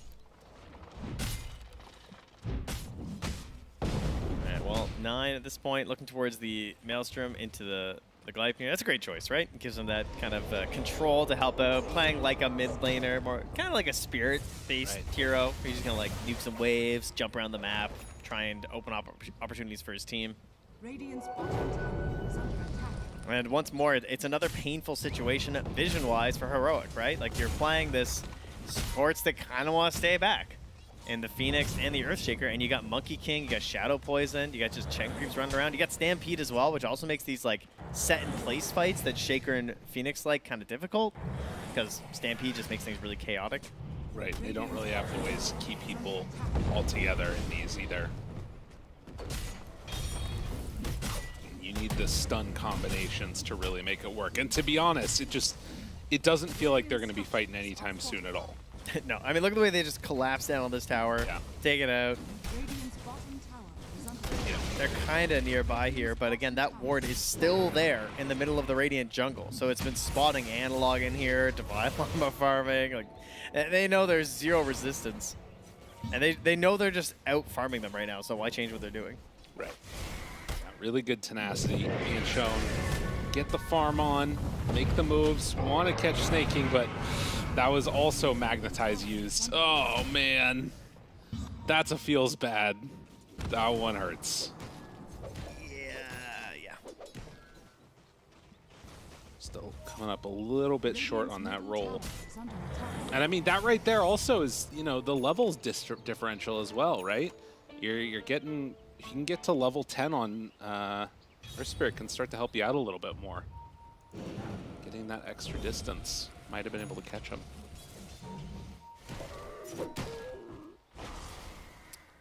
But down bottom, a lot of heroes on the side of Falcons. They keep on making these little incursions into the area, trying to set up for the rune. Blink Dagger reveal here from Amar. Analog went in, he wanted it, and they don't have Magnetize now either. Egg up on the high ground, that's pretty good. That's a great Fisher. He somehow managed to save Analog. 9. He's just going to TP out. Now Divine Llama gets hit. Okay, never mind. He's going back in. Who needs to TP when you can just walk in and fight? 5 heroes get together. Just explode these guys down. Schofield wanting to escape, but he is not going to be able to get away as Falcons get a double on 9 and keep the party rolling. No plans on stopping here for Falcons. Kind of a bit like these previous tournaments they've been at. They've kind of been on this thing where they win a lot of them. Not all of them. They have them. I mean, they've also been dropping at least a couple games in the group stages here too. But I mean, you heard them. They haven't been like scrimming a whole lot. They got a stand in here. I was just kind of chilling, but pretty damn good right now at Dota. Absolutely. 9 spots Divine Llama. And it looks like they are going to Wukong's. Okay. Wukong's baited. Yeah, no, this is just a zoning Wukong's. True. Roll in now, finding 1. Snaking. Echo onto 2. That's pretty good as well. Mech Pop tries to run away. Will they be able to chase after him and get him? It looks like the answer is yes. Samar also hit by this Magnetize. It's pretty good damage. They can get their abilities off. It's feeling a bit better, but Hector, he's not quite going to be so lucky as they pull back in and kill that Sven. Nothing comes free. Such a nice grab from down bottom, too. Actually getting a bit of momentum on their side. And a great Echo Slam early, of course, for Schofield. The help of that neutral camp that was nearby. I think that juiced that up a little bit. And might have a shot at actually getting a Blink Dagger. I thought he was going to be way longer on this, but he got quite a bit of gold from that engagement. We have Monkey King chasing here. A frightening Clarity. That's right. It's probably the scariest Clarity. Yeah, I would say so. Unless there's like a poisoned one in the shop or something. But I think that the hasted one that turns into a Monkey God is probably the more frightening one. Scanning next year from the Radiant. They have successfully identified that they are indeed at their Ancients again here. Hector, apparently no cares though. It's like, dude, I would rather die. Oh, okay. Cutting him, bringing him down. Hand of God, damage out. Fisher? They get him. Oh, well played, well played. Can they take down Skitter now afterwards? TP away. Ah, it wasn't enough. That would have been sick if they would have kicked him into that, but not meant to be. What? That was crazy. The scan into I'm going in. Actor's like, you are not taking my ancients without my saying something about it. That was huge. I mean, they needed a way back into this game. That was a little bit crazy. He gets the cut down tree stun into the follow-up there from the Shaker that miraculously gets a benefit of charging into the enemy. Yeah. It would have been huge if they could have afterwards gotten that CK2, but no such luck. So greedy. No. Can't you just be happy? No. Look at Devi desperately trying to heal him. Oh, Egg doing some work. Not enough, though. Oh, and now Hector kind of baited a little bit here. He thought, oh, maybe I can finish off that Monkey King. Schofield's nearby. They throw out one stun, try and run. It looks like they'll be able to escape. No more fun? Not today. The fun has left the building. The fun has entered the building because Crit has a Blink Dagger now and Shadow Demon. Schofield almost has his too. Oh no, that's pretty bad. Jump in, kill off Analog, and now they also find him. Oh, he's so close to his Blink. Give him his gold. Leave him alone. Echo it. Quick, run away.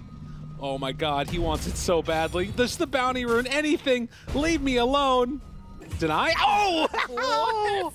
Yo, that was sick. Well played.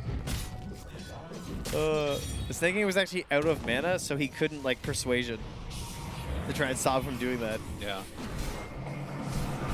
K1. Oh, the rest of the team's coming.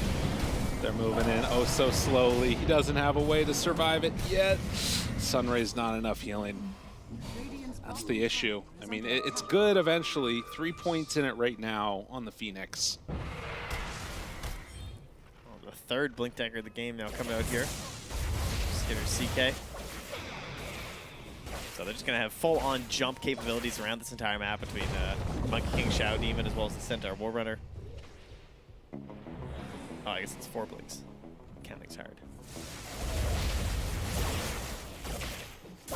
We'll see how much it ends up making a difference. I feel like, in theory, the blinks seem good.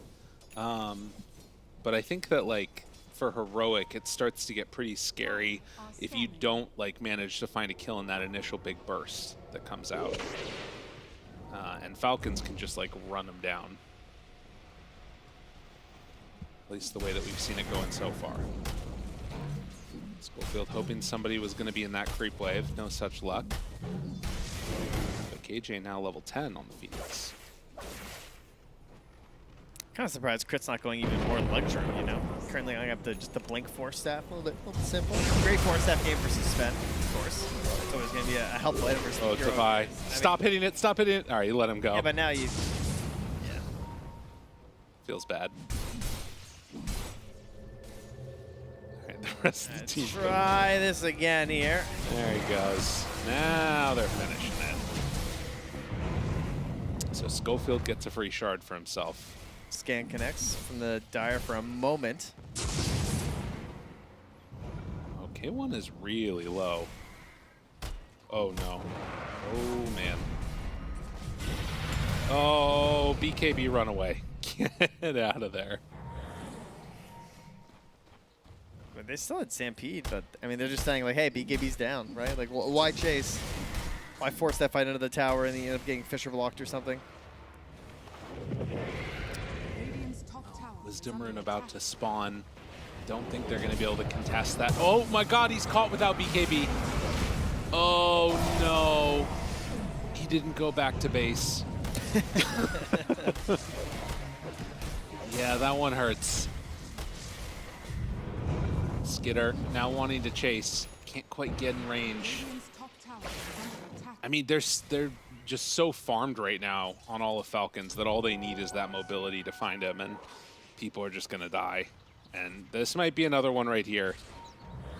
Devi Llama, does he step back in? It looks like they actually want to fight and make use of this Earthshaker Blink Dagger. Like, it's not going to be an easy fight for them without the Sven, but maybe you can do something, getting this vision in the area. might not expect them to be just like so grouped up still, right? Because sometimes if the enemy team has lost a hero, you kind of spread out, maximize GPM, but if they had jumped in there, that would have gone pretty poorly for Heroic. Now they're going to group up again here. Sven is up top, so they could maybe try and like find a fight a little bit closer to him, or they just kind of YOLO into the enemy agents. Well, a bottled amplified damage is pretty big. We'll see what Earth Spirit's able to do with that one. I mean, I do feel like even though they're so far ahead, if they can find like a quick pick or something onto the Chen at the start of this, there could be something working there. And of course, Schofield wanting to make good use of this Echo Slam. See Skitter, if they go on him, Crit's going to be right there, right behind him. Oh, they're pretty pumped for a second there. No chance. Someone made the call of just back away there. That could have been problematic. They smoked. K1, they find him. 2 seconds, stun follow-up, already so low, gonna go for the stun, TP, nope, just turn, burn, try and bring him down, do what damage you can, but it's more than enough from the CK. They're smoke ganking Chen's creeps though. I mean, they got them, but, ooh, that was close. Divine Llama, TP broken, does still have friends nearby to help him out. They're not even gonna try and push that here. Just knowing there's probably many Radiant heroes back there and it's not worth it. They get the bigger prize there and take out the Sven and head towards the Roche. I mean, in spite of 5 deaths, it is kind of crazy that Sven is kind of keeping up in farm. That's true. But I feel like it's going to come back to haunt him here as Falcons are ready to take this Roche and put the clamps down on this game. I mean, you say haunt him, but he's the one who's died 5 times. So if anything, he's the one haunting other people. Because he's a ghost so often. Haunting his team. He's got time to walk around behind them. He's dead so often here on land, you know? Yeah, that's a good point. What's going on over here, huh? Where were you when I was up there? My TV was on cooldown, just like walks over. I mean, they are really, really rolling here. Falcons have come up with all of the answers.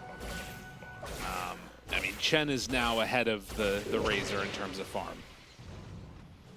And that's bad. That's not good. We're gonna say at the very that's least. not good. Okay. At the very least. Okay, but now hear me out here. Tell me. Spirit Vessel. Yeah, true. Okay. You know, Monkey King's BKB runs out. Yeah. Spirit Vessel on there. That's pretty good. That's a good point. Catch him off guard. Echo Slam. Now, last game the Echo Slam couldn't save it, but now that he's practiced it and he's warmed up for the day, right? Maybe he'll hit some bigger Echo Slams. Well, he needs to get level 2 Echoes. So trying to get to that level 12. That would make it better. Yeah. Stampede. Ooh, roll. He got it off. In spite of the Orchid still chasing. Meanwhile, they spot 9. Back on the other side, the Blade Mail. Will it be enough to stop them? Well, yeah, actually, the combo of that and the Fissure. It's so good. Hector. Okay, 9. Getting drained. Jump forward, Echo! On to 3, but they have the follow-up. Where is he? He got stunned. Sven wasn't there for the follow-up.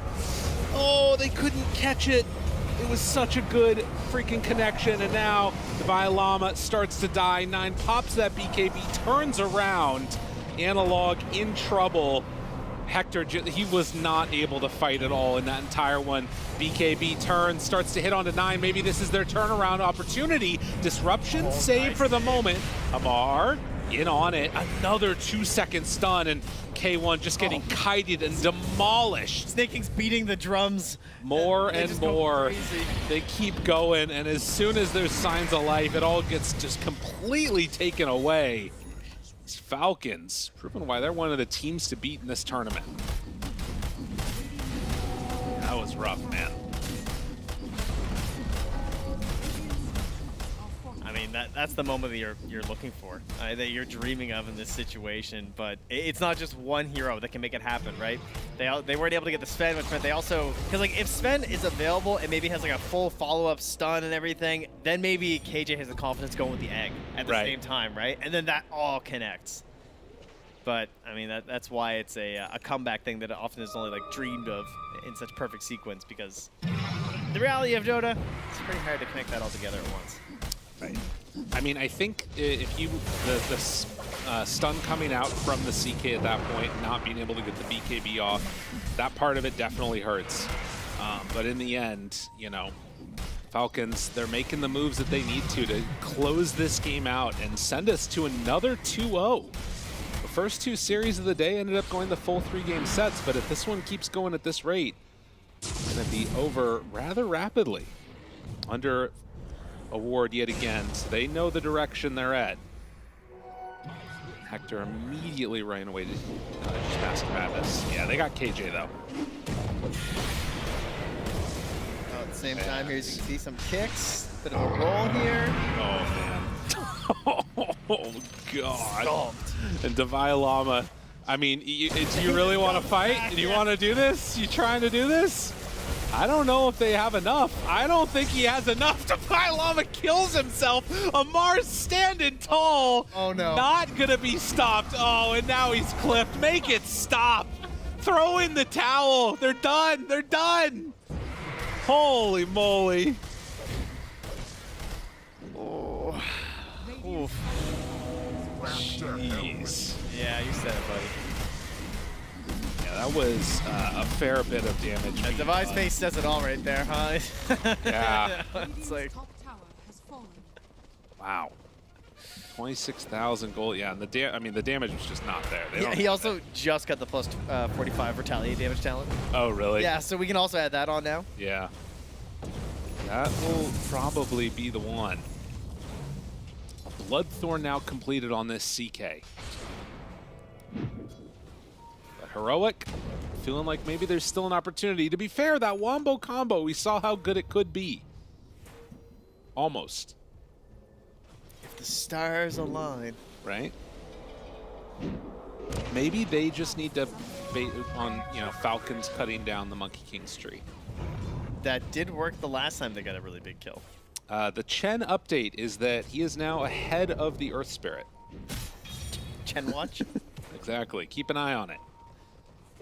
Also, Crit. Getting close to the same. They're monsters. And, well, 2.5 minutes till Roche, but with that same ward there, Hector found yet again. He's BKBing, he's turning to fight. The blade mail's there, he's gone. Game is hard. Skeeter's godlike. Yeah. Guess everyone's gonna start building up some pretty big streaks when there's only 5 kills in the enemy team, huh? Yeah, that'll happen. Boundless. Connection. Silence. Disruption. Every time you think you're gone, you ain't gone. Has to pop the BKB to run, and then Amar jumps in, finds KJ, just up on it, and actually Davai Lama, he's killing himself again. The blade mail, he ends up taking him down. You can't stop the pain. Every time you hit him, just taking more back in the other turn, and now they're up on the high ground. Now they pull in, they're gonna kill off KJ. There are not that many places left to go. Trying to kill Amar, linking him. Stop hitting him. It's not doing what you think it's doing. You're just hurting yourself. Davai Lama, don't do it. Don't do it. There's so much more to live for. Oh, God. And now Skidder there on to K1 Hector. They're going to pop the ultimate. BKB this time from Skidder. 9 is going to connect onto Analog. GG is called. I need to look at how much damage Blade Mail and Retaliate did this game, because Amar was big. Yeah. Yeah, he was man, he was pretty unstoppable this whole series, honestly. Like, he played incredibly well throughout this, and the game one, just doing his typical Razor stuff, right? Making the hero look absolutely busted and broken. Oh, yeah. The breakdowns are there. They're already loaded. Tell me, what were we looking at like there? I mean, let them talk a little bit about their thoughts, because Falcons win again. The panel, you know, they liked the draft. It wasn't quite enough in the gameplay, but let's hear from MOUZ. We get ready to close out day number 1. Thank you so much, Lyrical Trent. Yeah, there's I sort of baited you guys into really hyping up Heroic, and it was there. It could have been there if we had a different situation for the Razor. I feel like he had another rough lane over there for Davai Lama. I was just really caught off there. The 9 turned around. It was actually PGL admin. He was trying to fist bump him after the win. but the PGL admin wouldn't fist bump him back. It was pretty funny. He forgot. He didn't compete for a while. You know, he's just happy he's back. He's winning. He's fist bumping everyone. Yeah, but this was a rough game in honestly a draft that could have been played. A very playable draft from Heroic just didn't work out at all. They were just feeding across the map. The mid lane, okay, the Monkey King was the last pick. It was picked because it's good versus a lot of melee heroes. I still believe that it's a pick that could have been punished. It's a pick that should have been rotated on a little bit earlier. They rotated like minute 6 or something, but Crit was already in position. Monkey King survives, and every single egg that they made was way too passive. I feel like that's something that bugged me a little bit, but it is like that because you lost your lanes and you're kind of getting all these scruffy fights instead of having a fight on your own terms in which Phoenix goes in, eggs, and then you have a follow-up of this Shaker or of this Sven. With the amount of stuns that you've got, like you can play more aggressively. But usually you put the egg somehow. What happened here is they put the egg somehow on the cliff. Everyone runs away from the egg and then they re-engage afterwards. I still want to see the damage done by Retaliate and Blade Mail, by the way, because I don't see a Razor killing himself, buying back, and then killing himself again with Static Link. Going 1-8, this is... I mean, it's not only him. He's 1-8, 1-9, Sven as well. This was just a very difficult game for them. I do want to change what you said just a little bit. You know, you said that you wanted to see Heroic playing aggressive. I think I want to change it a little bit to like being committed, right? I want them to commit when it comes to a team fight. We saw a lot in those highlights, them disengaging a lot of the time. And you said it already with this egg, like it should be something that initiates, but everything about their lineup screams to me, engage. It just screams to me, commit to it. You get a Sven that doesn't want to get kited. You don't want to run back. And Earth Spirit as well wants to roll in. Same with a Razor as well, wants to be able to just run down the heroes. The Shaker blinking in, the dive into an egg, everything says just go, but they're not playing like that. They're playing so scared. They're not ready to commit fear. Yeah, it definitely stems from the laning stage you mentioned, because like it's hard to commit when you feel like you're behind, which you are.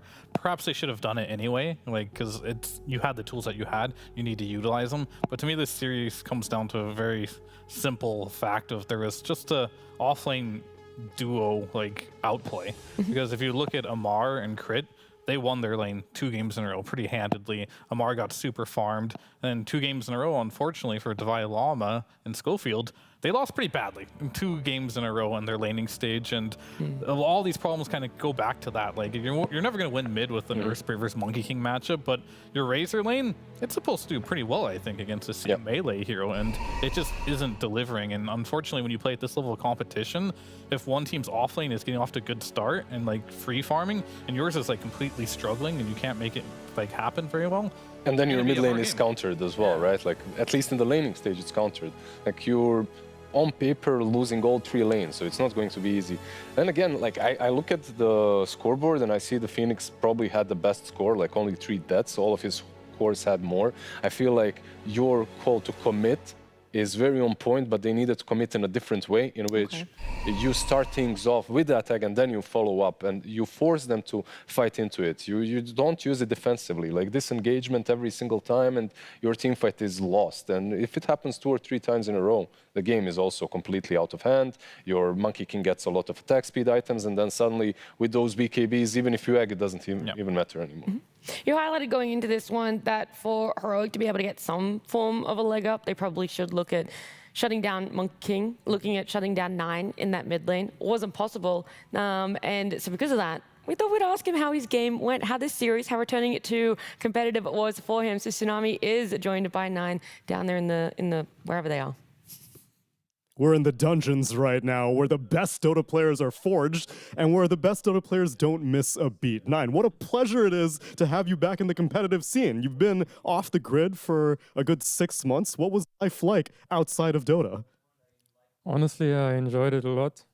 Not playing at all for a couple of months, but you know, once in a while I was like, oh, maybe it's time to come back. I was playing for like 2 or 3 days and decided, no, not yet. Now, a week ago, they just asked me if I can stand in because they didn't find anyone else.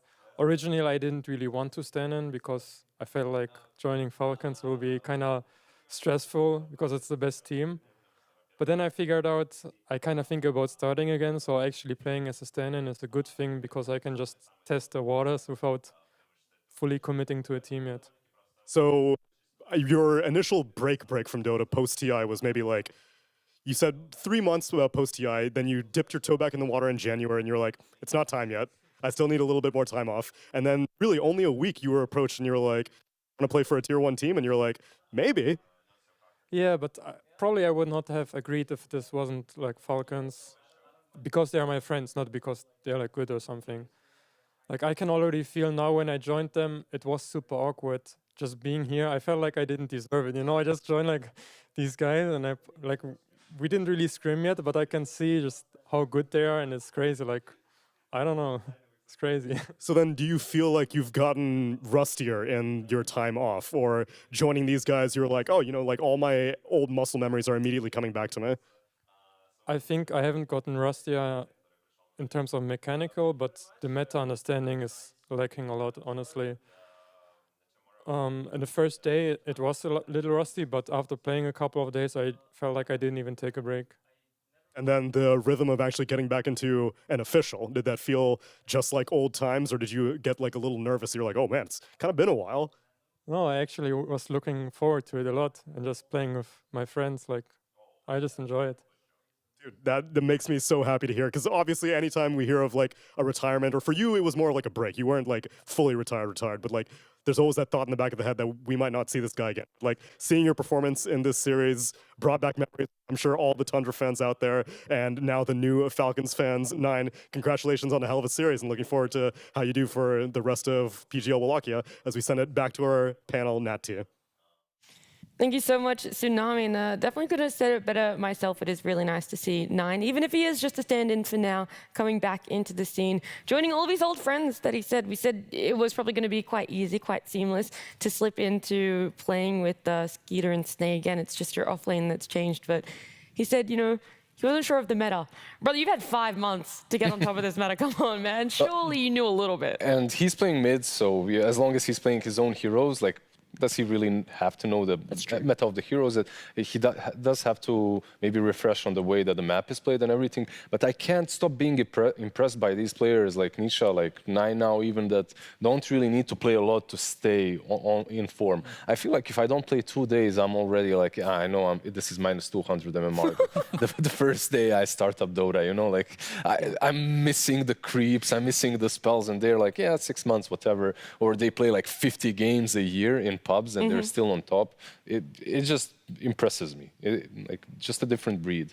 Yeah, and it's nice to see him succeed in the interview as well. I know sometimes that's really tough for a lot of players. So a lot of things just to have, you know, become muscle memory for Nine. But Falcons getting a win. It was our final series for today. So let's have a look at what happened in day number 1 of PGL Wallachia. Let's check out stream number B.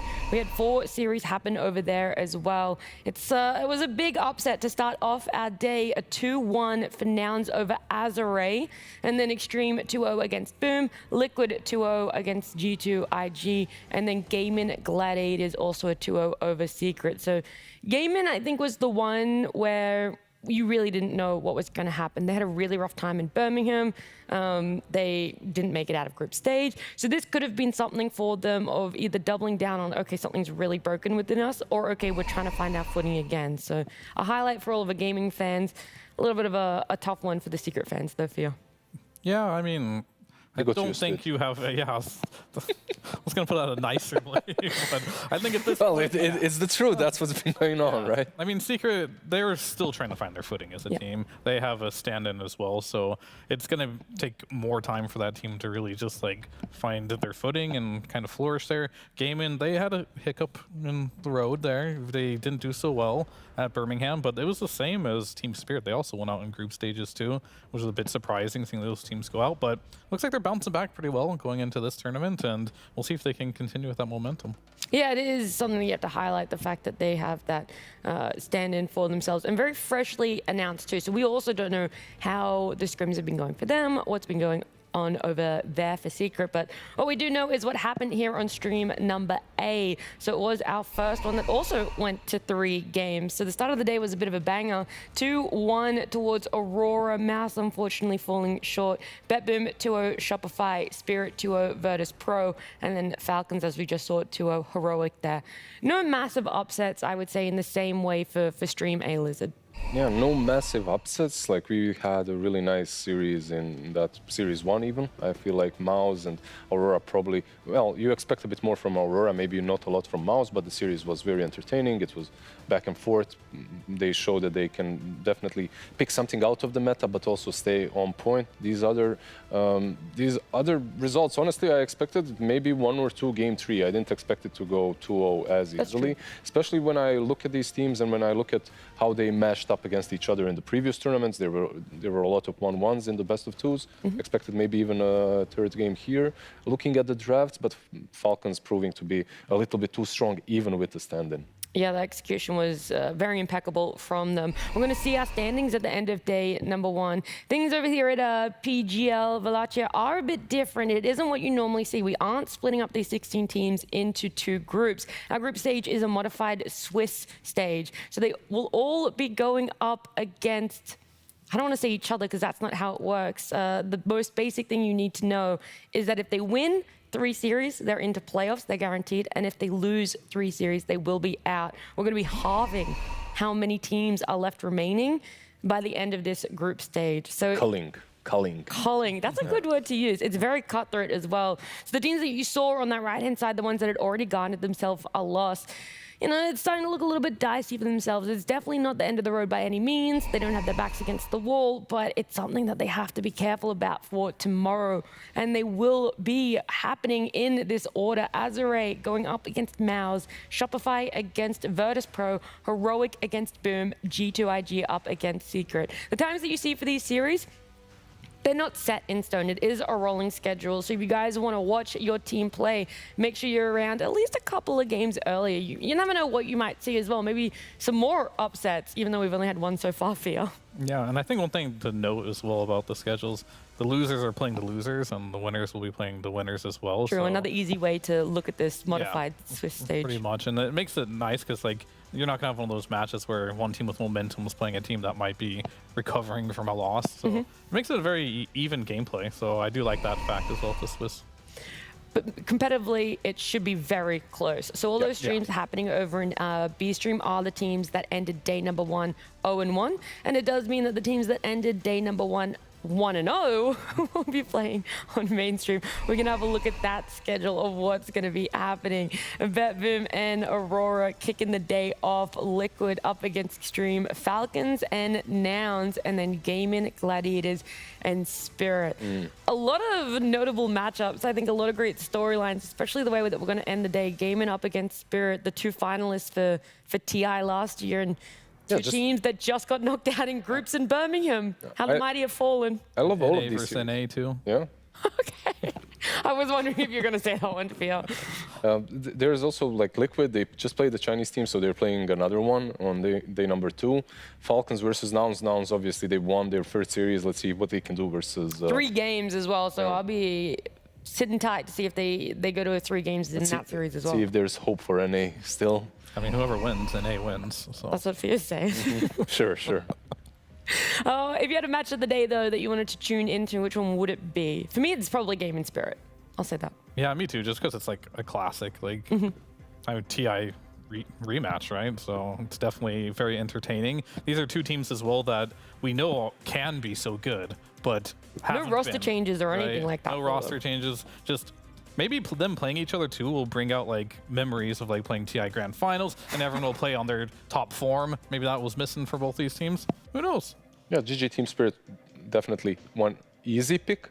Also, Liquid and Xtreme Gaming are for me. Oh, really? Yeah, of course. Like Liquid, they just came off of a really good game versus, I believe, Azure Ray, right? Did they win against? No, they 2-0. No, G2IG. They won versus G2IG, and Xtreme Gaming as well have been recently in.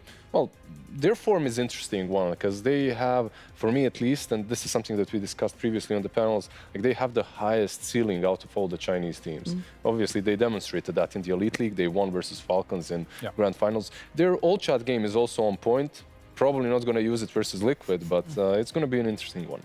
Look, we'll dive into all of that tomorrow. There is plenty of information to come your way, plenty of Dota as well, but not today. We will be tuning in, or we'll be starting tomorrow, same time as we did today. So we'll make sure that you guys tune in, and we'll see you then.